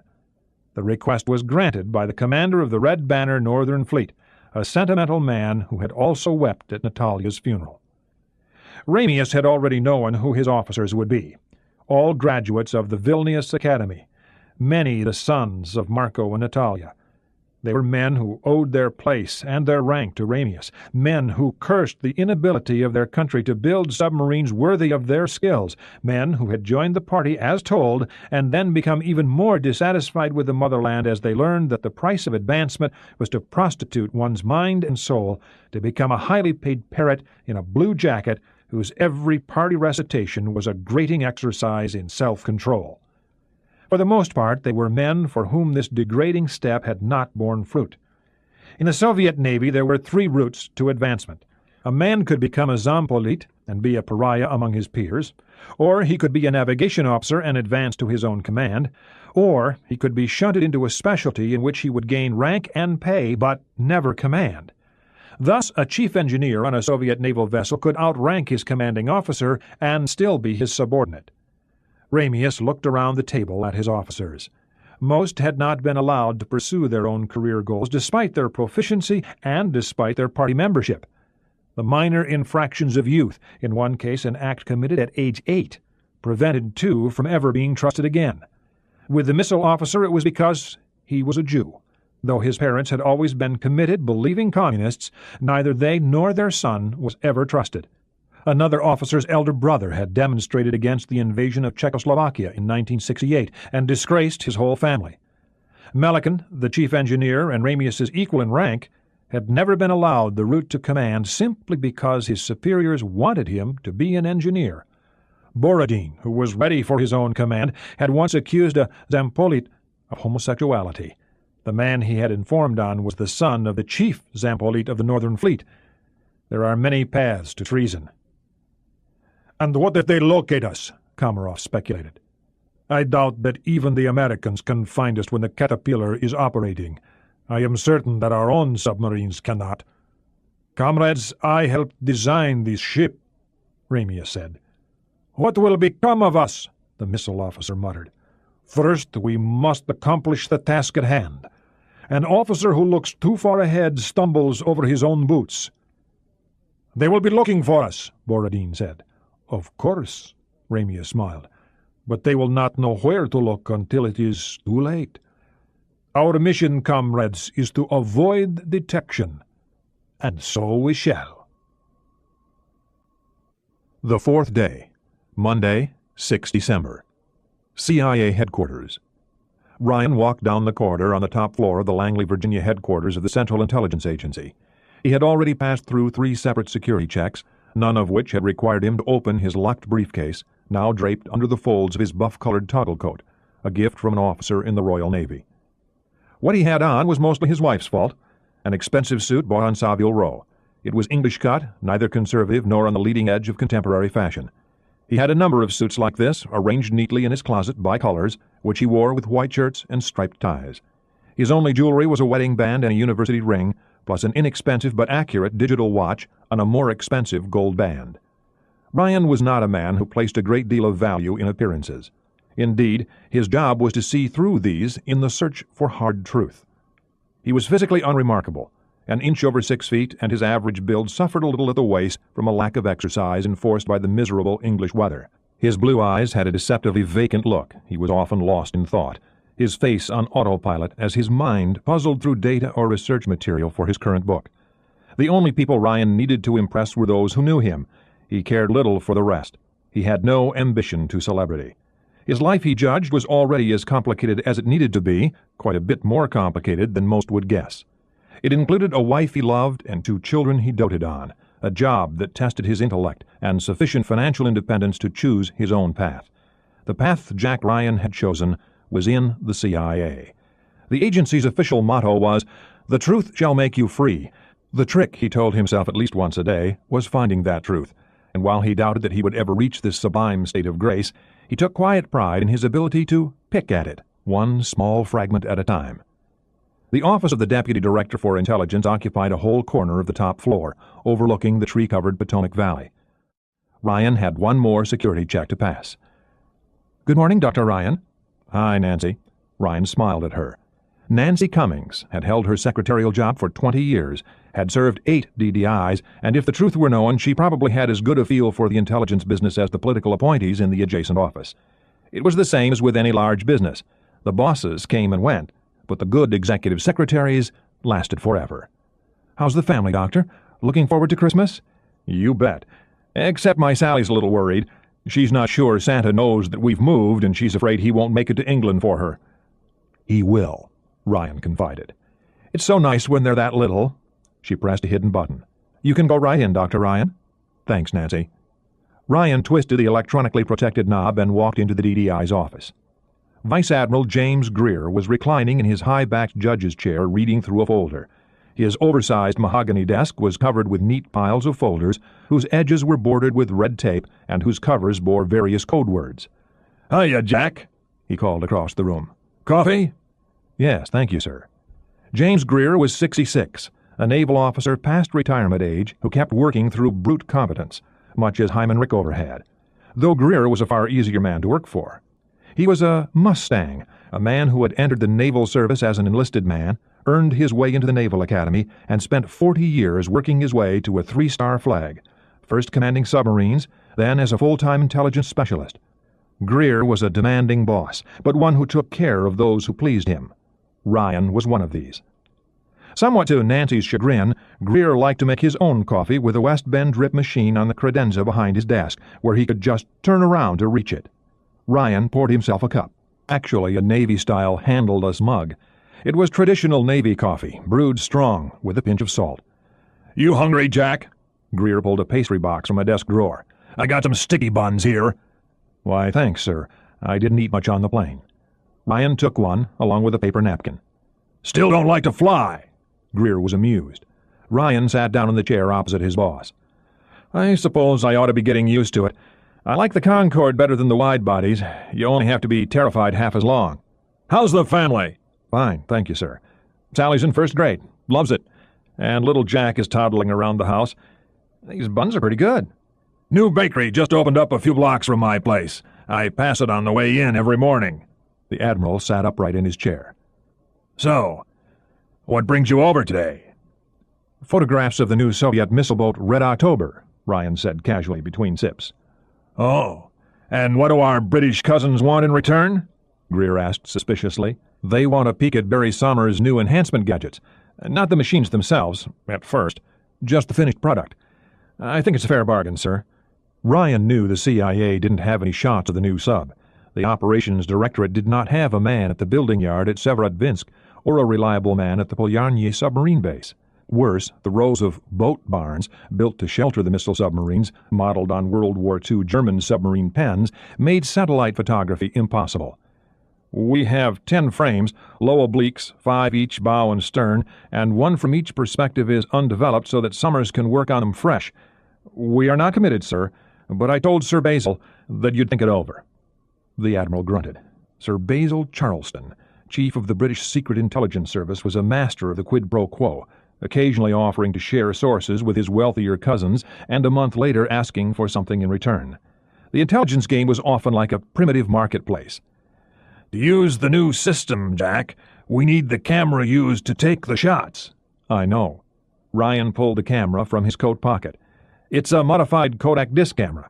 Sir Basil says it's the coming thing in spy cameras, nice and flat. This one, he says, was hidden in a tobacco pouch.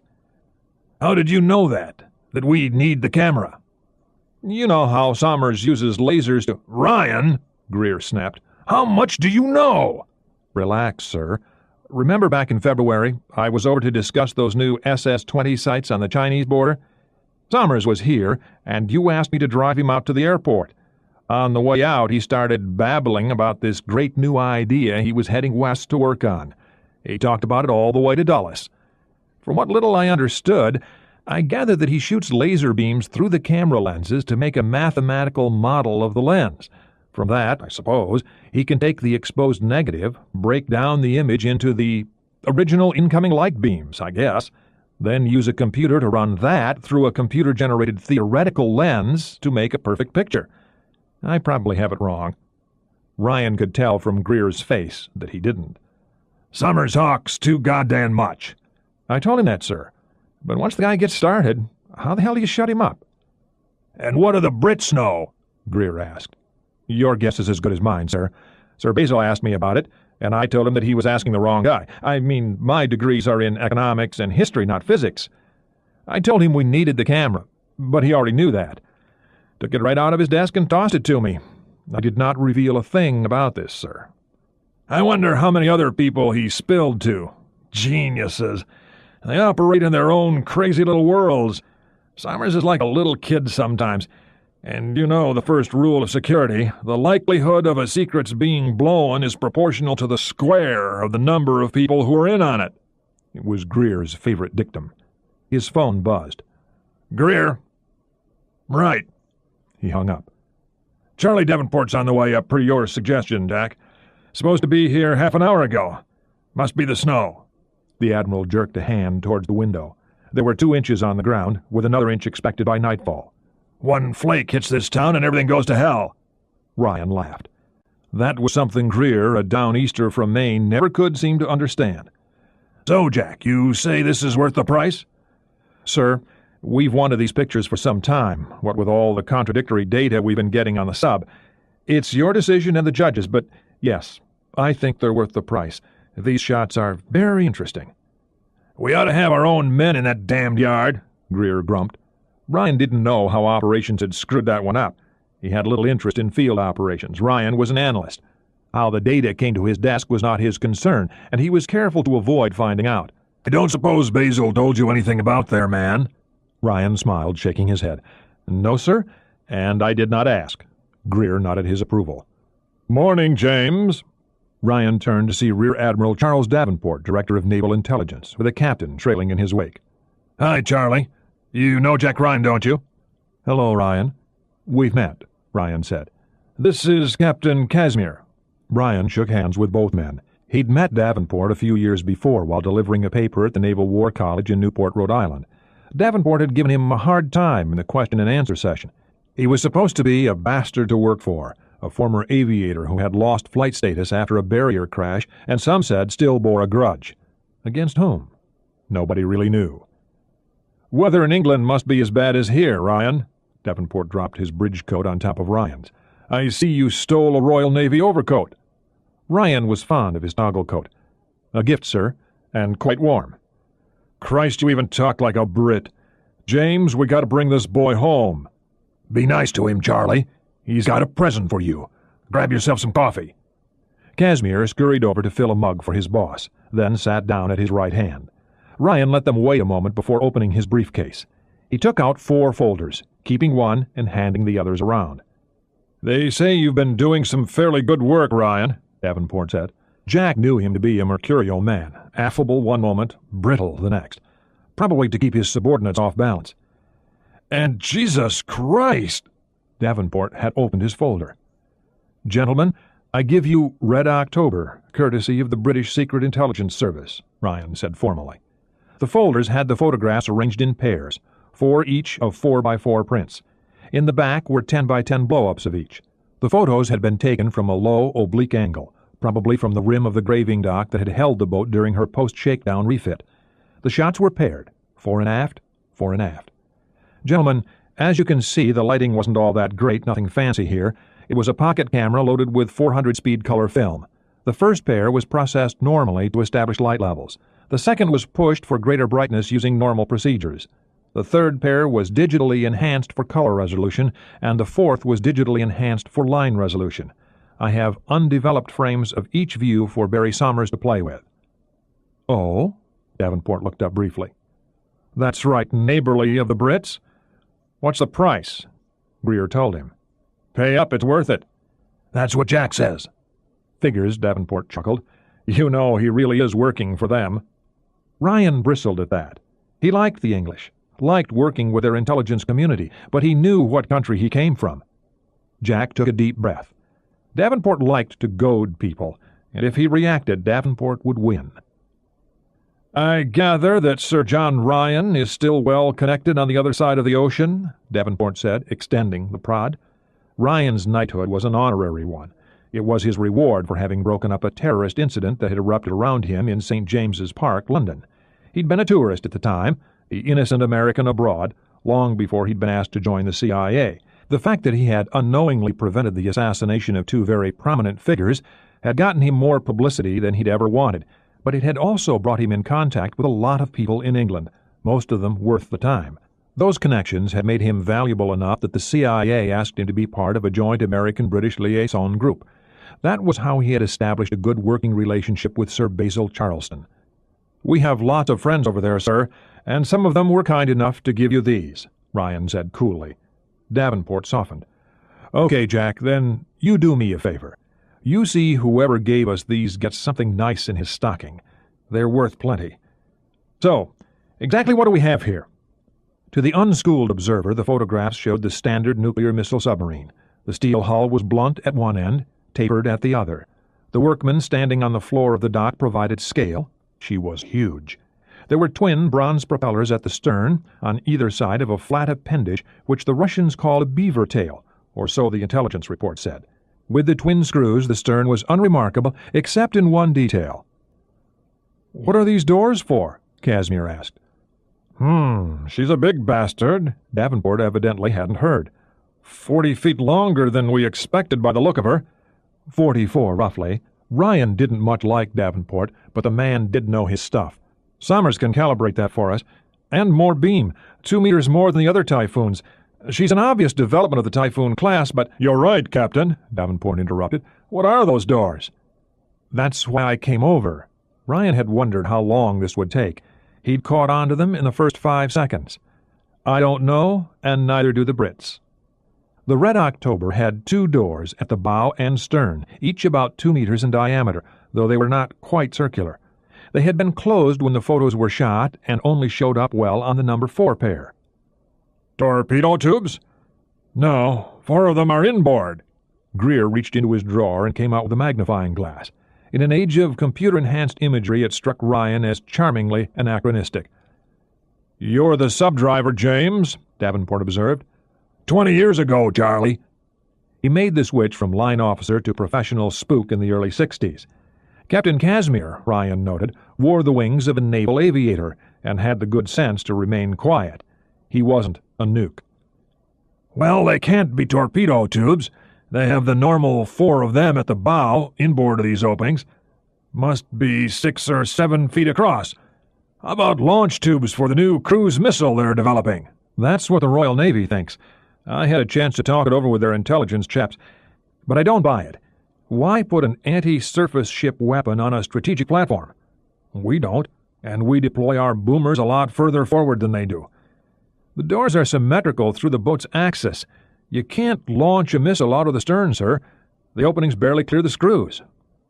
Towed sonar array, Davenport said. Granted, they could do that if they trail one screw. But why 2 of them? Ryan asked. Davenport gave him a nasty look. They love redundancies. 2 doors forward, 2 aft. I can buy cruise missile tubes. I can buy a towed array. But both sets of doors exactly the same size? Ryan shook his head. Too much of a coincidence. I think it's something new. That's what interrupted her construction for so long. They figured something new for her and spent the last 2 years rebuilding the Typhoon configuration to accommodate it. Note also that they added 6 more missiles for good measure. Opinion, Davenport observed. That's what I'm paid for. Okay, Jack, what do you think it is? Greer asked. Beats me, sir. I'm no engineer. Admiral Greer looked his guests over for a few seconds. He smiled and leaned back in his chair. Gentlemen, we have what? 90 years of naval experience in this room, plus this young amateur? He gestured at Ryan. Okay, Jack, you've set us up for something. Why did you bring this over personally? I want to show these to somebody. Who? Greer's head cocked suspiciously to one side. Skip Tyler. Any of you fellows know him? I do, Casimir nodded. He was a year behind me at Annapolis. Didn't he get hurt or something? Yeah, Ryan said. Lost his leg in an auto accident 4 years ago. He was up for command of the Los Angeles, and a drunk driver clipped him. Now he teaches engineering at the academy and does a lot of consulting work with the Sea Systems Command, technical analysis, looking at their ship designs. He has a doctorate in engineering from MIT, and he knows how to think unconventionally. How about his security clearance? Greer asked. Top secret or better, sir, because of his Crystal City work. Objections, Charlie? Davenport frowned. Tyler was not part of the intelligence community. Is this the guy who did the evaluation of the new Kirov? Yes, sir, now that I think about it, Casimir said. Him and Saunders over at Sea Systems. That was a nice piece of work. It's okay with me. When do you want to see him? Greer asked Ryan. Today, if it's all right with you, sir. I have to run over to Annapolis anyway to get something from the house and, well, do some quick Christmas shopping. Oh? A few dolls? Davenport asked. Ryan turned to look the Admiral in the eye. Yes, sir. As a matter of fact, my little girl wants a skiing Barbie doll and some Jordache doll outfits. Didn't you ever play Santa, Admiral? Davenport saw that Ryan wasn't going to back off anymore. He wasn't a subordinate to be browbeaten. Ryan could always walk away. He tried a new tack. Did they tell you over there that October sailed last Friday? Oh? They hadn't. Ryan was caught off guard. I thought she wasn't scheduled to sail until this Friday. So did we. Her skipper is Marco Ramius. You heard about him? Only second-hand stuff. The Brits say he's pretty good. Better than that, Greer noted. He's about the best sub-driver they have, a real charger. We had a considerable file on him when I was at DIA. Who's bird-dogging him for you, Charlie? Bremerton was assigned to it. She was out of position doing some ELANT work when Ramius sailed, but she was ordered over. Her skipper's Bud Wilson. Remember his ad? Greer laughed out loud. Red Wilson. Now there was one spirited submarine driver. Is boy any good? So they say. Ramius is about the best the Soviets have, but Wilson's got a 688 boat. By the end of the week, we'll be able to start a new book on Red October. Davenport stood. We got to head back, James. Casimir hurried to get the coats. I can keep these? I suppose, Charlie. Just don't go hanging them on the wall, even to throw darts at. And I guess you want to get moving too, Jack? Yes, sir. Greer lifted his phone. Nancy, Dr. Ryan will need a car and a driver in 15 minutes. Right. He set the receiver down and waited for Davenport to leave. No sense getting you killed out there in the snow. Besides, you'd probably drive on the wrong side of the road after a year in England. Skiing Barbie, Jack? You had all boys, didn't you, sir? Girls are different, Ryan grinned. You've never met my little Sally. Daddy's girl? Yep. God help whoever marries her. Can I leave these photographs with Tyler? I hope you're right about him, son. Yes, he can hold on to them, if and only if he has a good place to keep them. Understood, sir. When you get back, probably be late the way the roads are. You're staying at the Marriott? Yes, sir. Greer thought that over. I'll probably be working late. Stop by here before you bed down. I may want to go over a few things with you. Will do, sir. Thanks for the car. Ryan stood. Go buy your dolls, son. Greer watched him leave. He liked Ryan. The boy was not afraid to speak his mind. Part of that came from having money and being married to more money. It was a sort of independence that had advantages. Ryan could not be bought, bribed, or bullied. He could always go back to writing history books full-time. Ryan had made money on his own in 4 years as a stockbroker, betting his own money on high-risk issues and scoring big before leaving it all behind because, he said, he hadn't wanted to press his luck. Greer didn't believe that.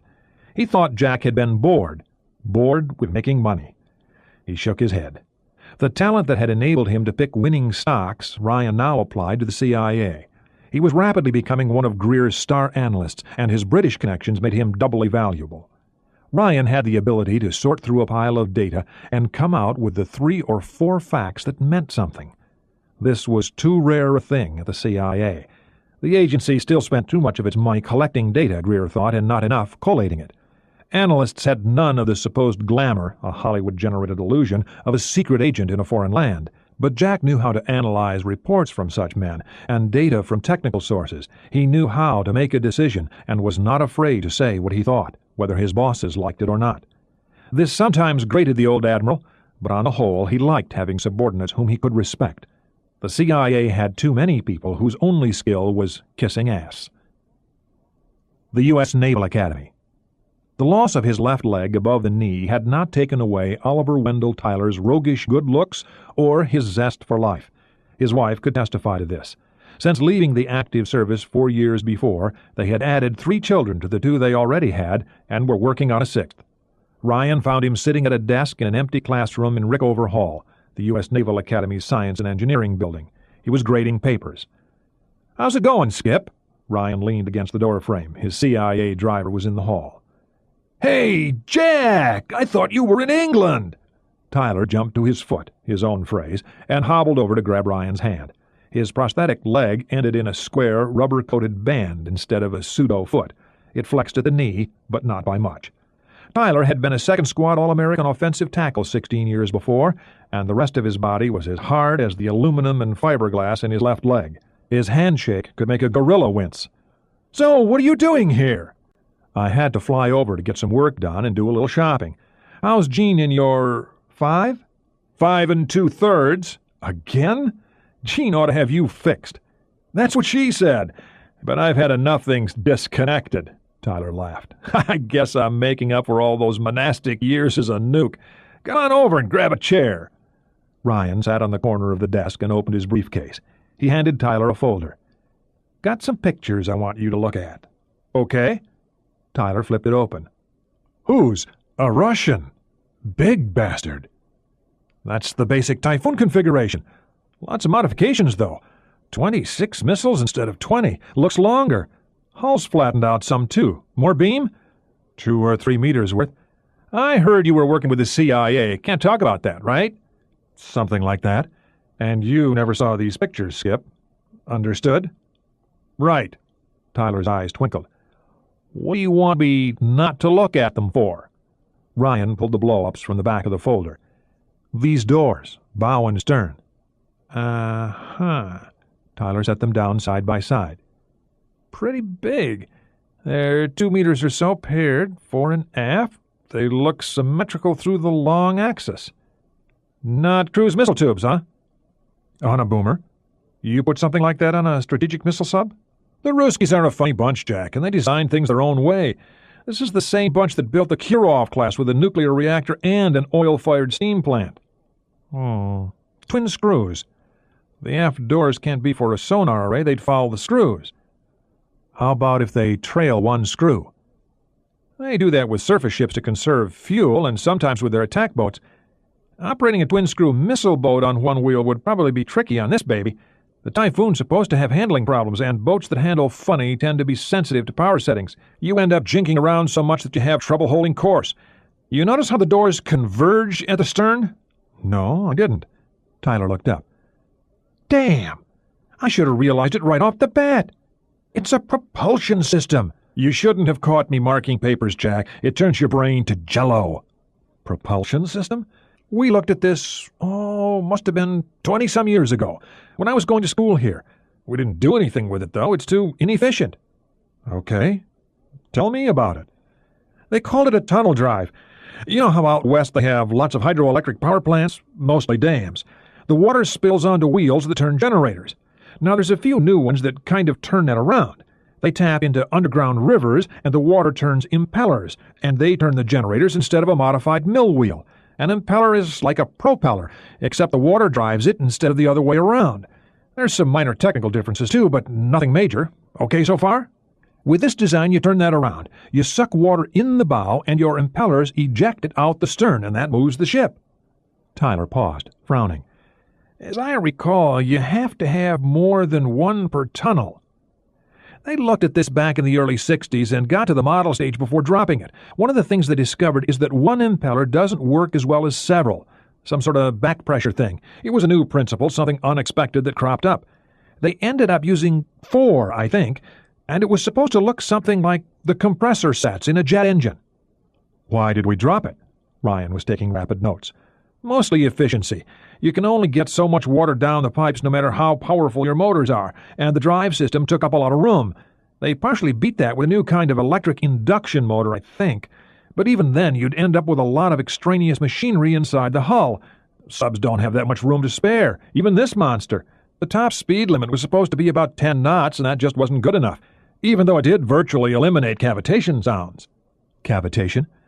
When you have a propeller turning in the water at high speed, you develop an area of low pressure behind the trailing edge of the blade. This can cause water to vaporize. That creates a bunch of little bubbles. They can't last long under the water pressure, and when they collapse, the water rushes forward to pound against the blades. That does 3 things.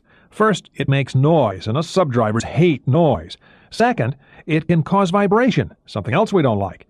The old passenger liners, for example, used to flutter several inches at the stern, all from cavitation and slippage. Takes a hell of a lot of force to vibrate a 50,000-ton ship.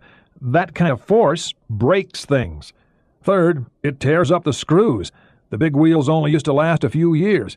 That's why back in the old days the blades were bolted onto the hub instead of being cast in one piece. The vibration is mainly a surface ship problem, and the screw degradation was eventually conquered by improved metallurgical technology. Now, this tunnel drive system avoids the cavitation problem.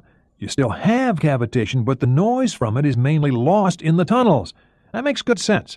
The problem is that you can't generate much speed without making the tunnels too wide to be practical. While one team was working on this, another was working on improved screw designs. Your typical subscrew today is pretty large, so it can turn more slowly for a given speed. The slower the turning speed, the less cavitation you get. The problem is also mitigated by depth. A few hundred feet down, the higher water pressure retards bubble formation. Then why don't the Soviets copy our screw designs? Several reasons, probably. You design a screw for a specific hull and engine combination, so copying ours wouldn't automatically work for them. A lot of this work is still empirical, too. There's a lot of trial and error in this. It's a lot harder, say, than designing an airfoil, because the blade cross-section changes radically from one point to another. I suppose another reason is that their metallurgical technology isn't as good as ours. Same reason that their jet and rocket engines are less efficient. These new designs place great value on high-strength alloys. It's a narrow specialty, and I only know the generalities. Okay, you say that this is a silent propulsion system, and it has a top speed limit of 10 knots? Ryan wanted to be clear on this. Ballpark figure. I'd have to do some computer modeling to tighten that up. We probably still have the data laying around at the Taylor Laboratory.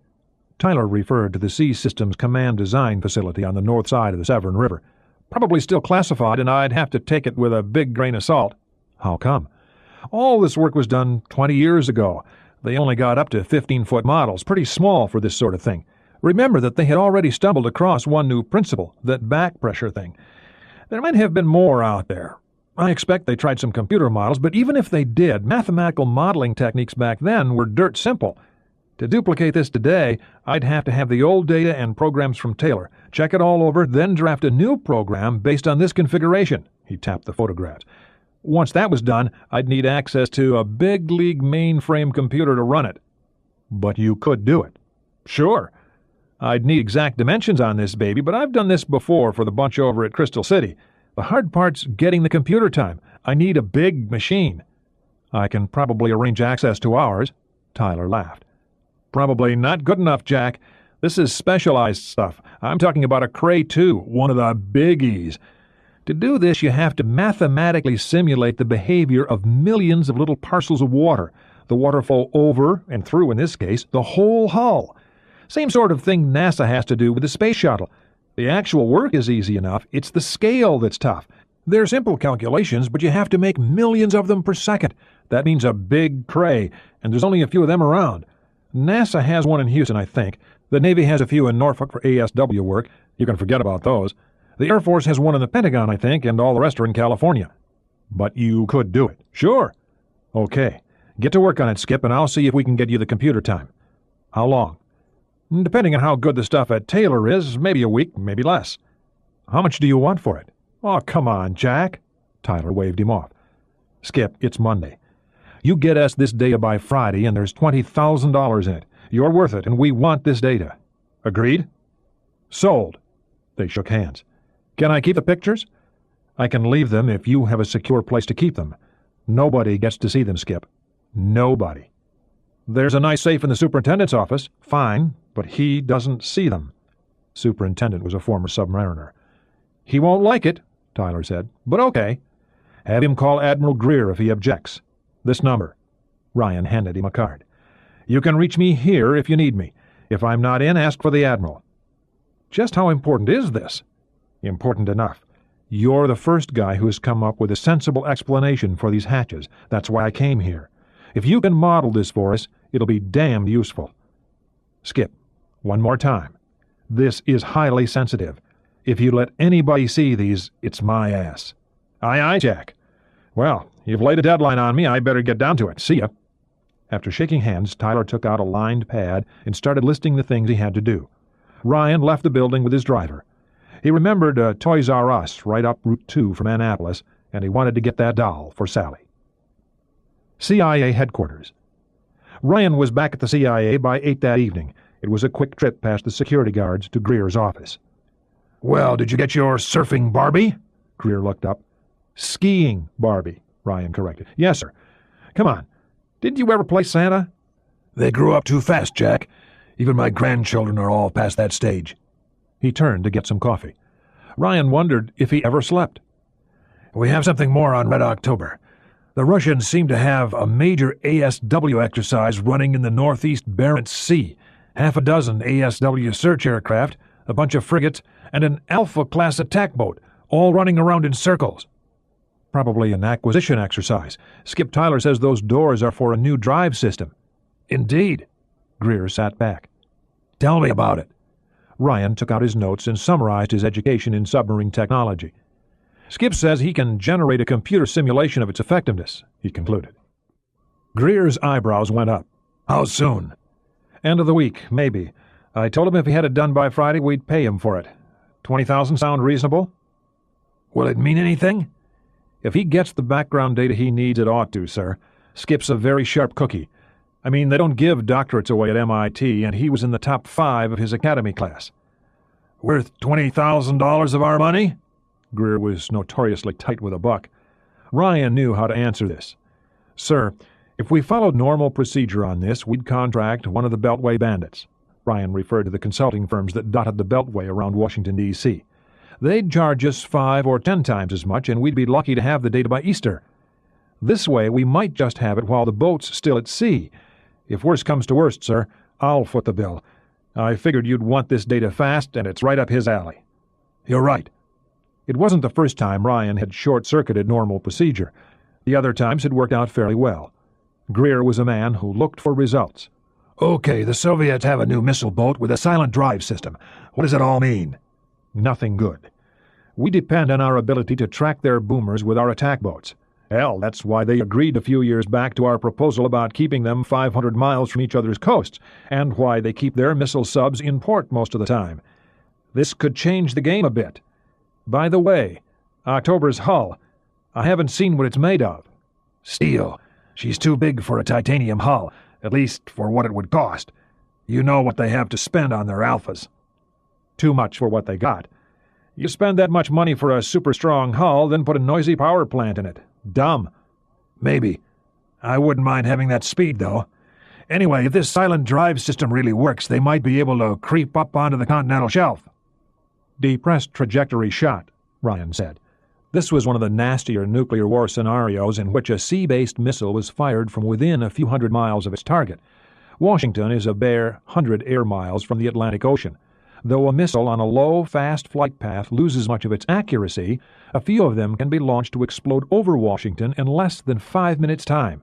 Too little for a president to react. If the Soviets were able to kill the president that quickly, the resulting disruption of the chain of command would give them ample time to take out the land-based missiles. There would be no one with authority to fire. This scenario is a grand strategic version of a simple mugging, Ryan thought. A mugger doesn't attack his victim's arms, he goes for the head. You think October was built with that in mind? I'm sure the thought occurred to them, Greer observed. It would have occurred to us. Well, we have Bremerton up there to keep an eye on her, and if this data turns out to be useful, we'll see if we can come up with an answer. How are you feeling? I've been on the go since 5:30 London time. Long day, sir. I expect so.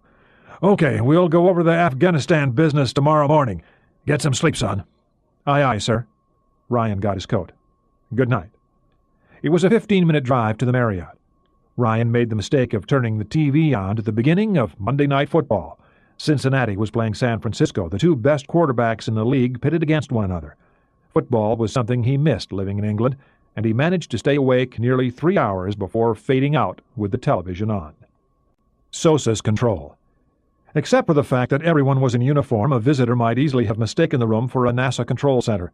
There were 6 wide rows of consoles, each with its own TV screen and typewriter keyboard supplemented by lighted plastic buttons, dials, headphone jacks, and analog and digital controls.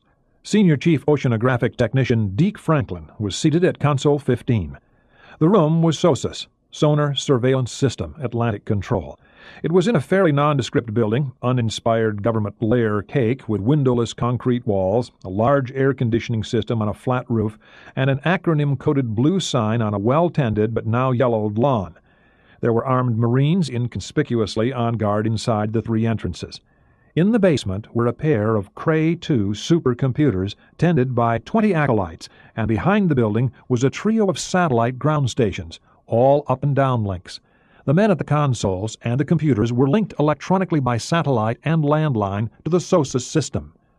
Throughout the oceans of the world, and especially astride the passages that Soviet submarines had to cross to reach the open sea, the United States and other NATO countries had deployed gangs of highly sensitive sonar receptors. The hundreds of SOSUS sensors received and forwarded an unimaginably vast amount of information, and to help the system operators classify and analyze it, a whole new family of computers had to be designed, the supercomputers. SOSUS served its purpose admirably well. Very little could cross a barrier without being detected. Even the ultra-quiet American and British attack submarines were generally picked up. The sensors, lying on the bottom of the sea, were periodically updated. Many now had their own signal processors to pre-sort the data they forwarded, lightening the load on the central computers and enabling more rapid and accurate classification of targets. Chief Franklin's console received data from a string of sensors planted off the coast of Iceland.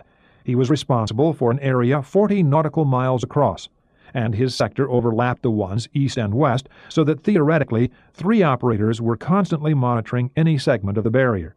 If he got a contact, he would first notify his brother operators, then type a contact report into his computer terminal, which would in turn be displayed on the master control board in the control room at the back of the floor. The senior duty officer had the frequently exercised authority to prosecute a contact with a wide range of assets, from surface ships to anti-submarine aircraft.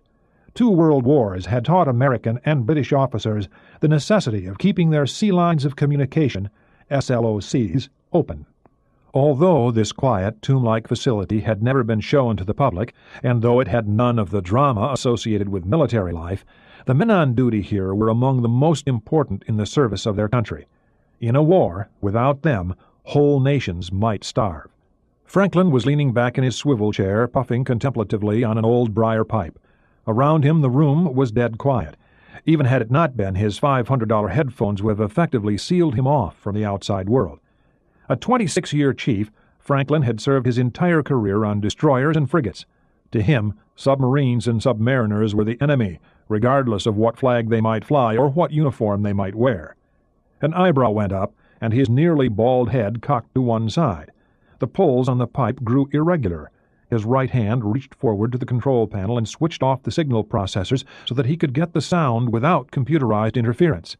But it was no good. There was too much background noise. He switched the filters back on. Next, he tried some changes in his azimuth controls. The SOSUS sensors were designed to give bearing checks through the selective use of individual receptors, which he could manipulate electronically, first getting one bearing, then using a neighboring gang to triangulate for a fix. The contact was very faint, but not too far from the line, he judged.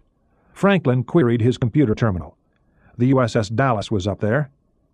"Gotcha," he said with a thin smile. Another noise came through, a low-frequency rumble that only lasted a few seconds before fading out. Not all that quiet, though. Why hadn't he heard it before switching the reception azimuth? He set his pipe down and began making adjustments on his control board. Chief? A voice came over his headphones. It was the senior duty officer. "Yes, Commander." Can you come back to control? I have something I want you to hear. "On the way, sir." Franklin rose quietly. Commander Quentin was a former destroyer skipper on a limited duty after a winning battle with cancer. Almost a winning battle, Franklin corrected himself. Chemotherapy had killed the cancer, at the cost of nearly all his hair, and turning his skin into a sort of transparent parchment. Too bad, he thought. Quentin was a pretty good man. The control room was elevated a few feet from the rest of the floor so that its occupants could see over the whole crew of duty operators and the main tactical display on the far wall.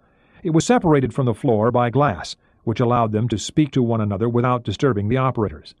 Franklin found Quentin at his command station, where he could tap into any console on the floor. "Howdy, Commander."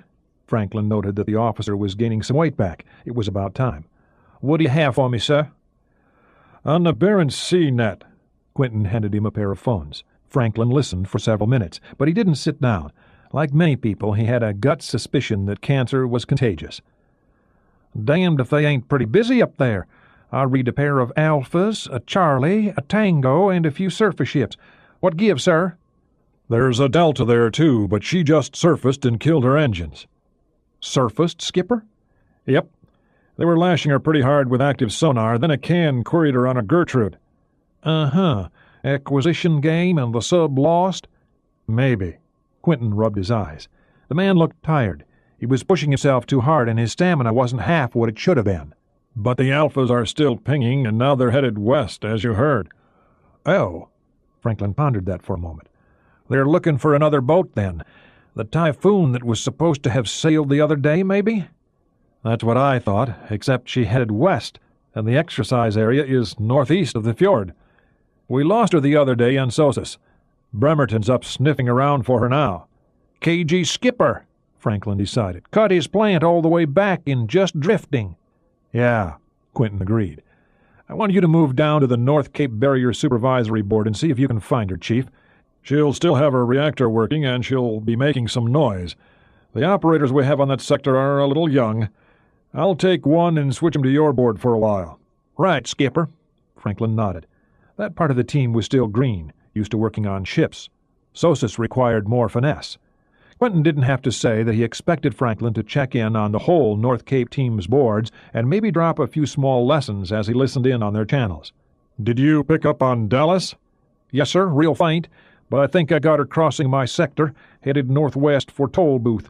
If we get in Orion down there, we might just get her locked in. Can we rattle her cage a little?" Quentin chuckled. He didn't much care for submariners either.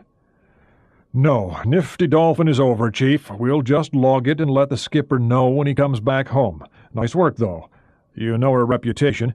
We're not supposed to hear her at all. That'll be the day, Franklin snorted. Let me know what you find, Deke. Aye, aye, skipper. You take care of yourself here. The 5th day, Tuesday, 7 December. Moscow. It was not the grandest office in the Kremlin, but it suited his needs. Admiral Yuri Ilyich Padorin showed up for work at his customary 7 o'clock after the drive from his 6-room apartment in the Kutuzovsky Prospect. The large office windows overlooked the Kremlin walls. Except for those, he would have had a view of the Moscow River, now frozen solid. Padorin did not miss the view, though he had won his spurs commanding river gunboats 40 years before, running supplies across the Volga into Stalingrad. Padorin was now the chief political officer of the Soviet Navy. His job was men, not ships. On the way in, he nodded curtly to his secretary, a man of 40. The yeoman leaped to his feet and followed his admiral into the inner office to help him off with his greatcoat. Padorin's navy blue jacket was ablaze with ribbons and the Gold Star Medal of the most coveted award in the Soviet military, Hero of the Soviet Union. He had won that in combat as a freckled boy of 20, shuttling back and forth on the Volga. Those were good days, he told himself, dodging bombs from the German Stukas and the more random artillery fire with which the fascists had tried to interdict his squadron. Like most men, he was unable to remember the stark terror of combat. It was a Tuesday morning, and Padorin had a pile of mail waiting on his desk. His yeoman got him a pot of tea and a cup, the usual Russian glass cup set in a metal holder, sterling silver in this case. Padorin had worked long and hard for the perks that came with this office. He settled in his chair and read first through the intelligence dispatches, information copies of data sent each morning and evening to the operational commands of the Soviet Navy. A political officer had to keep current, to know what the imperialists were up to so that he could brief his men on the threat. Next came the official mail from within the People's Commissariat of the Navy and the Ministry of Defense. He had access to all of the correspondence from the former, while that from the latter had been carefully vetted since the Soviet armed services share as little information as possible. There wasn't too much mail from either place today. The usual Monday afternoon meeting had covered most of what had to be done that week, and nearly everything Padorin was concerned with was now in the hands of his staff for disposition. He poured a second cup of tea and opened a new pack of unfiltered cigarettes, a habit he'd been unable to break despite a mild heart attack 3 years earlier. He checked his desk calendar. Good. No appointments until 10. Near the bottom of the pile was an official-looking envelope from the Northern Fleet.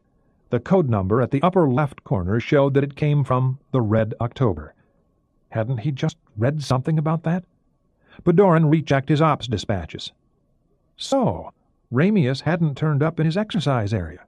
He shrugged. Missile submarines were supposed to be elusive, and it would not have surprised the old admiral at all if Ramius were twisting a few tails. The son of Alexander Ramius was a prima donna who had the troubling habit of seeming to build his own personality cult. He kept some of the men he trained and discarded others. Padorin reflected that those rejected for line service had made excellent Zampoliti, and appeared to have more line knowledge than was the norm. Even so, Ramius was a captain who needed watching. Sometimes Padorin suspected that he was too much a sailor and not enough a communist. On the other hand, his father had been a model party member and a hero of the Great Patriotic War. Certainly he had been well thought of, Lithuanian or not. And the son? Years of letter-perfect performance, as many years of stalwart party membership. He was known for his spirited participation at meetings and occasionally brilliant essays. The people in the naval branch of the GRU, the Soviet Military Intelligence Agency, reported that the imperialists regarded him as a dangerous and skilled enemy. Good, Padorin thought. The bastards ought to fear our men. He turned his attention back to the envelope. Red October. Now there was a fitting name for a Soviet warship, named not only for the revolution that had forever changed the history of the world, but also for the Red October tractor plant. Many was the dawn when Padorin had looked west to Stalingrad to see if the factory still stood, a symbol to the Soviet fighting men struggling against the Hitlerite bandits. The envelope was marked confidential, and his yeoman had not opened it as he had the other routine mail. The admiral took his letter opener from the desk drawer. It was a sentimental object, having been his service knife years before. When his first gunboat had been sunk under him, one hot August night in 1942, He had swum to shore and been pounced on by a German infantryman who hadn't expected resistance from a half-drowned sailor. Padoran had surprised him, sinking the knife in his chest and breaking off half the blade as he stole his enemy's life. Later, a machinist had trimmed the blade down. It was no longer a proper knife, but Padoran wasn't about to throw this sort of souvenir away. "Comrade Admiral," the letter began, but the type had been scratched out and replaced with a handwritten Uncle Yuri. Ramius had jokingly called him that years back when Padoran was chief political officer of the Northern Fleet. "Thank you for your confidence and for the opportunity you have given me with command of this magnificent ship." Ramius ought to be grateful, Padoran thought. Performance or not, you don't give this sort of command to... What? Padoran stopped reading and started over. He forgot the cigarette smoldering in his ashtray as he reached the bottom of the first page. A joke. Ramius was known for his jokes, but he'd pay for this one. This was going too fucking far. He turned the page. "This is no joke, Uncle Yuri. Marco." Padoran stopped and looked out the window. The Kremlin wall at this point was a beehive of niches for the ashes of the party faithful. He couldn't have read the letter correctly. He started to read it again. His hands began to shake. He had a direct line to Admiral Gorshkov with no yeomen or secretaries to bar the way. "Comrade Admiral, this is Padoran." Good morning, Yuri. Gorshkov said pleasantly. "I must see you immediately. I have a situation here." What sort of situation? Gorshkov asked warily. "We must discuss it in person. I am coming over now." There was no way he'd discuss this over the phone. He knew it was tapped. The USS Dallas. Sonar Man Second Class Ronald Jones, his division officer noted, was in his usual trance. The young college dropout was hunched over his instrument table, body limp, eyes closed, face locked into the same neutral expression he wore when listening to one of the many Bach tapes on his expensive personal cassette player. Jones was the sort who categorized his tapes by their flaws: a ragged piano tempo, a botched flute, a wavering French horn. He listened to sea sounds with the same discriminating intensity. In all the navies of the world, submariners were regarded as a curious breed, and submariners themselves looked upon sonar operators as odd. Their eccentricities, however, were among the most tolerated in the military service. The executive officer liked to tell a story about a sonar chief he'd served with for 2 years, a man who had patrolled the same areas in missile submarines for virtually his whole career. He became so familiar with the humpback whales that summered in the area that he took to calling them by name. On retiring, he went to work for the Woods Hole Oceanographic Institute, where his talent was regarded not so much with amusement as awe. 3 years earlier, Jones had been asked to leave the California Institute of Technology in the middle of his junior year. He had pulled one of the ingenious pranks for which Caltech students were justly famous, only it hadn't worked. Now he was serving his time in the Navy to finance his return.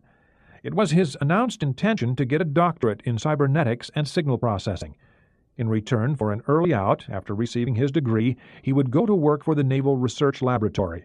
Lieutenant Thompson believed it. On joining the Dallas 6 months earlier, he had read the files of all his men. Jones's IQ was 158, the highest on the boat by a fair margin. He had a placid face and sad brown eyes that women found irresistible. On the beach, Jones had enough action to wear down a squad of Marines. It didn't make much sense to the lieutenant. He'd been the football hero at Annapolis. Jones was a skinny kid who listened to Bach. It didn't figure. The USS Dallas, a 688 class attack submarine, was 40 miles from the coast of Iceland, approaching her patrol station, codenamed Toll Booth. She was 2 days late getting there. A week earlier, she had participated in the NATO war game Nifty Dolphin, which had been postponed several days because the worst North Atlantic weather in 20 years had delayed other ships detailed to it. In that exercise, the Dallas, teamed with HMS Swiftsure, had used the foul weather to penetrate and ravage the simulated enemy formation.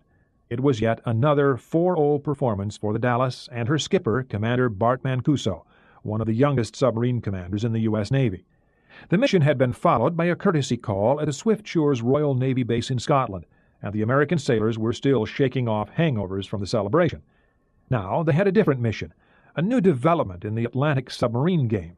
For 3 weeks, the Dallas was to report on traffic in and out of Red Route 1. Over the past 14 months, newer Soviet submarines had been using a strange, effective tactic for shedding their American and British shadowers. Southwest of Iceland, the Russian boats would race down the Reykjanes Ridge, a finger of underwater highlands pointing to the deep Atlantic basin. Spaced at intervals from 5 miles to half a mile, these mountains, with their knife-edged ridges of brittle igneous rock, rivaled the Alps in size. Their peaks were about 1,000 feet beneath the stormy surface of the North Atlantic. Before the late 60s, submarines could barely approach the peaks, much less probe their myriad valleys. Throughout the 70s, Soviet naval survey vessels had been seen patrolling the ridge in all seasons, in all weather, quartering and requartering the area in thousands of cruises. Then, 14 months before the Dallas's present patrol, the USS Los Angeles had been tracking a Soviet Victor II-class attack submarine. The Victor had skirted the Icelandic coast and gone deep as she approached the ridge. The Los Angeles had followed. The Victor proceeded at 8 knots until she passed between the first pair of seamounts, informally known as Thor's twins. All at once she went to full speed and moved southwest. The skipper of the Los Angeles made a determined effort to track the Victor and came away from it badly shaken. Although the 688-class submarines were faster than the older Victors, the Russian submarine had simply not slowed down for 15 hours, it was later determined. At first, it had not been all that dangerous.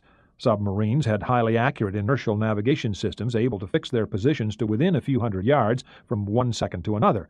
But the Victor was skirting cliffs as though her skipper could see them, like a fighter dodging down a canyon to avoid surface-to-air missile fire. The Los Angeles could not keep track of the cliffs. At any speed over 20 knots, both her passive and active sonar, including the echophathometer, became almost useless. The Los Angeles thus found herself navigating completely blind. It was, the skipper later reported, like driving a car with the windows painted over, steering with a map and a stopwatch.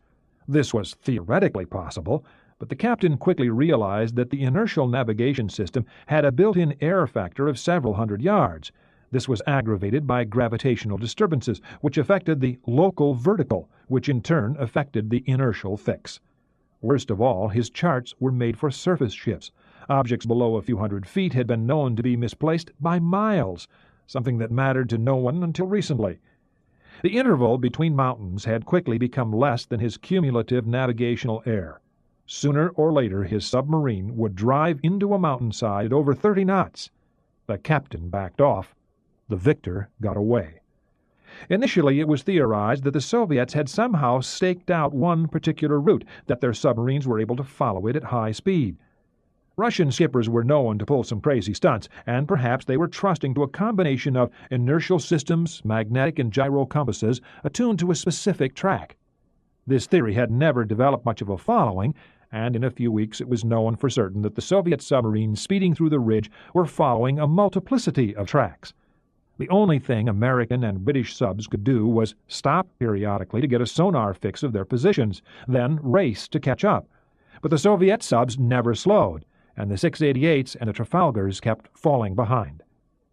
The Dallas was on toll booth station to monitor passing Russian subs, to watch the entrance to the passage the U.S. Navy was now calling Red Route 1, and to listen for any external evidence of a new gadget that might enable the Soviets to run the ridge so boldly. Until the Americans could copy it, there were 3 unsavory alternatives. They could continue losing contact with the Russians, they could station valuable attack subs at the known exits from the route, or they could set up a whole new SOSUS line. Jones's trance lasted 10 minutes, longer than usual. He ordinarily had a contact figured out in far less time. The sailor leaned back and lit a cigarette. "Got something, Mr. Thompson?" "What is it?" Thompson leaned against the bulkhead. "I don't know." Jones picked up a spare set of phones and handed them to his officer. "Listen up, sir." Thompson himself was a master's candidate in electrical engineering, an expert in sonar system design. His eyes screwed shut as he concentrated on the sound. It was a very faint, low-frequency rumble or swish. He couldn't decide. He listened for several minutes before setting the headphones down, then shook his head. "I got it a half-hour ago on the lateral array," Jones said. He referred to a subsystem of the BQQ-5 multifunction submarine sonar. Its main component was an 18-foot diameter dome located in the bow. The dome was used for both active and passive operations. A new part of the system was a gang of passive sensors which extended 200 feet down both sides of the hull. This was a mechanical analog to the sensory organs on the body of a shark. "Lost it," Got it back, lost it, got it back, Jones went on. It's not screw sounds, not whales or fish. More like water going through a pipe, except for that funny rumble that comes and goes. Anyway, the bearing is about 250. That puts it between us and Iceland, so it can't be too far away. Let's see what it looks like. Maybe that'll tell us something. Jones took a double-plugged wire from a hook. One plug went into a socket on his sonar panel, the other into the jack on a nearby oscilloscope. The two men spent several minutes working with the sonar controls to isolate the signal. They ended up with an irregular sine wave which they were only able to hold a few seconds at a time. Irregular, Thompson said. Yeah, it's funny. It sounds regular, but it doesn't look regular. Know what I mean, Mr. Thompson? No. You've got better ears. That's because I listen to better music, sir. That rock stuff will kill your ears. Thompson knew he was right, but an Annapolis graduate doesn't need to hear that from an enlisted man. His vintage Janis Joplin tapes were his own business. Next step. Yes, sir. Jones took the plug from the oscilloscope and moved it into a panel to the left of the sonar board next to a computer terminal. During her last overhaul, the Dallas had received a very special toy to go along with her BQQ-5 sonar system, called the BC-10. It was the most powerful computer yet installed aboard a submarine. Though only about the size of a business desk, it cost over $5 million and ran at 80 million operations per second. It used newly developed 64-bit chips and made use of the latest processing architecture. Its bubble memory could easily accommodate the computing needs of a whole squadron of submarines. In 5 years, every attack sub in the fleet would have one. Its purpose, much like that of the far larger SOSUS system, was to process and analyze sonar signals. The BC-10 stripped away ambient noise and other naturally produced sea sounds to classify and identify man-made noise. It could identify ships by name from their individual acoustical signatures, much as one could identify the finger or voice prints of a human. As important as the computer was its programming software. 4 years before, a Ph.D. candidate in geophysics who was working at Caltech's Geophysical Laboratory had completed a program of 600,000 steps designed to predict earthquakes. The problem the program addressed was one of signal versus noise.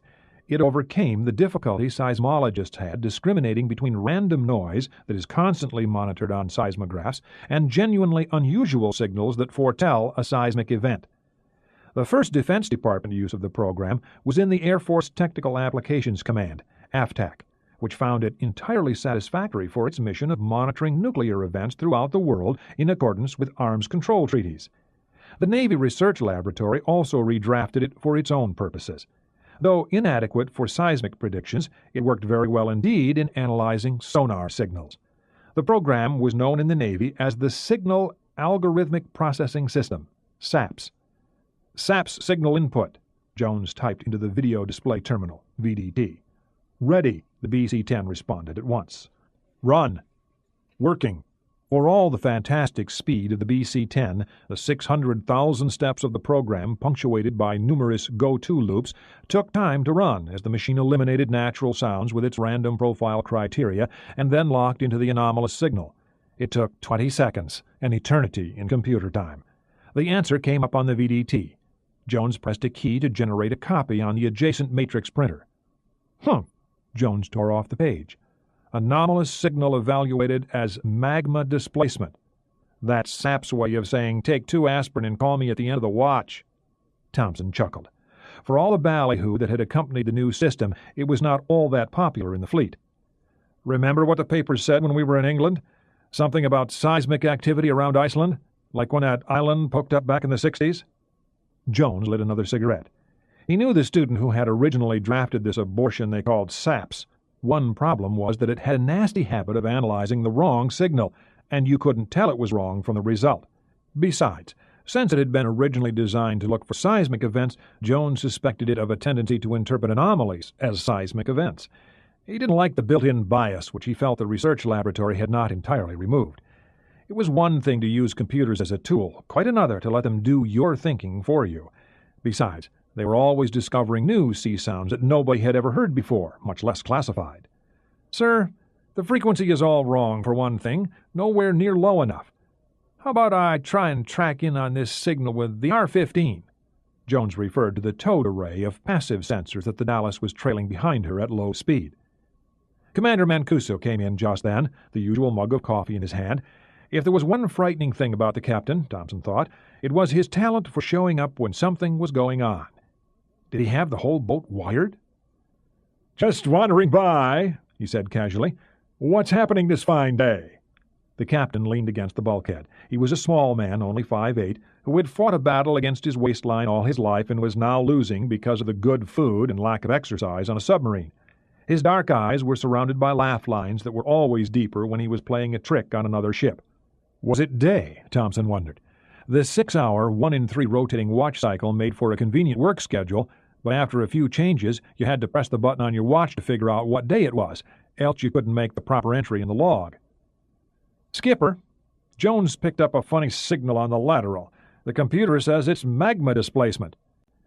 "And Jonesy doesn't agree with that." Mancuso didn't have to make it a question.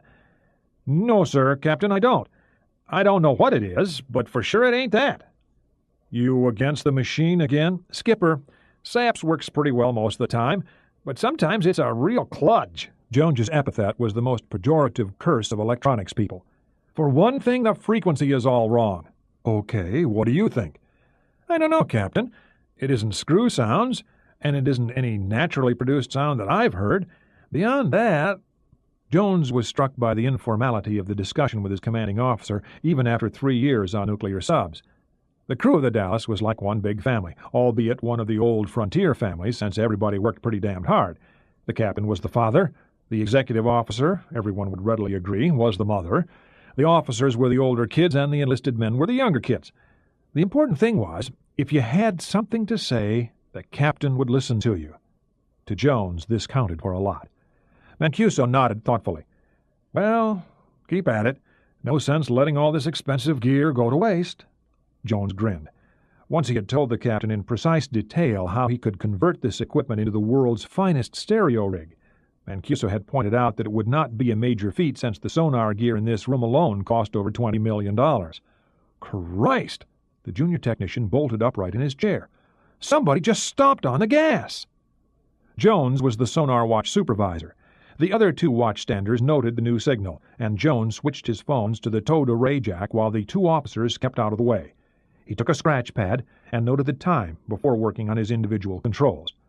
The BQR-15 was the most sensitive sonar rig on the boat, but its sensitivity was not needed for this contact. "Damn!" Jones muttered quietly. "Charlie," said the junior technician. Jones shook his head. "Victor. Victor class for sure. Doing turns for 30 knots, big burst of cavitation noise. He's digging big holes in the water and he doesn't care who knows it. Bearing 050. Skipper, we got good water around us and the signal is real faint. He's not close." It was the closest thing to a range estimate Jones could come up with. Not close meant anything over 10 miles. He went back to working his controls. "I think we know this guy. This is the one with a bent blade on his screw. Sounds like he's got a chain wrapped around it." "Put it on speaker," Mancuso told Thompson. He didn't want to disturb the operators. The lieutenant was already keying the signal into the BC-10. The bulkhead-mounted speaker would have commanded a 4-figure price in any stereo shop for its clarity and dynamic perfection. Like everything else on the 688 class sub, it was the very best that money could buy. As Jones worked on the sound controls, they heard the whining chirp of propeller cavitation, the thin screech associated with a bent propeller blade, and the deeper rumble of a Victor's reactor plant at full power. The next thing Mancuso heard was a printer. "Victor 1 class, number 6, Thompson announced. "Right," Jones nodded. "Vic 6, bearing still 050.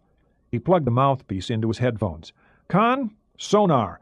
We have a contact. A Victor class, bearing 050, estimated target speed 30 knots. Mancuso leaned out into the passageway to address Lieutenant Pat Mannion, officer of the deck. "Pat, man the fire control tracking party." "Aye, Captain." "Wait a minute." Jones' hand went up. "Got another one." He twiddled some knobs. "This one's a Charlie class. Damned if he ain't digging holes, too. More easterly, bearing 073, doing turns for about 28 knots. We know this guy, too." "Yeah, Charlie 2, number 11. Jones slipped the phone off one ear and looked at Mancuso. "Skipper, the Ruskies have sub-races scheduled for today?" "Not that they told me about. Of course, we don't get the sports page out here. Mancuso chuckled, swirling the coffee around in his cup and hiding his real thoughts. What the hell was going on? I suppose I'll go forward and take a look at this. Good work, guys. He went a few steps forward into the attack center. The normal steaming watch was set. Mannion had the con, with a junior officer of the deck and 7 enlisted men. A first-class fire controlman was entering data from the target motion analyzer into the Mark 117 fire control computer. Another officer was entering control to take charge of the tracking exercise. There was nothing unusual about this. The whole watch went about its work alertly, but with a relaxed demeanor that came with years of training and experience.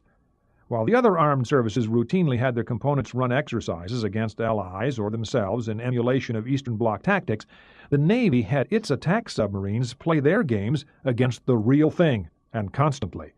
Submariners typically operated on what was effectively an at-war footing. "So, we have company," Mannion observed. "Not that close," Lieutenant Charles Goodman noted. "These bearings haven't changed a whisker."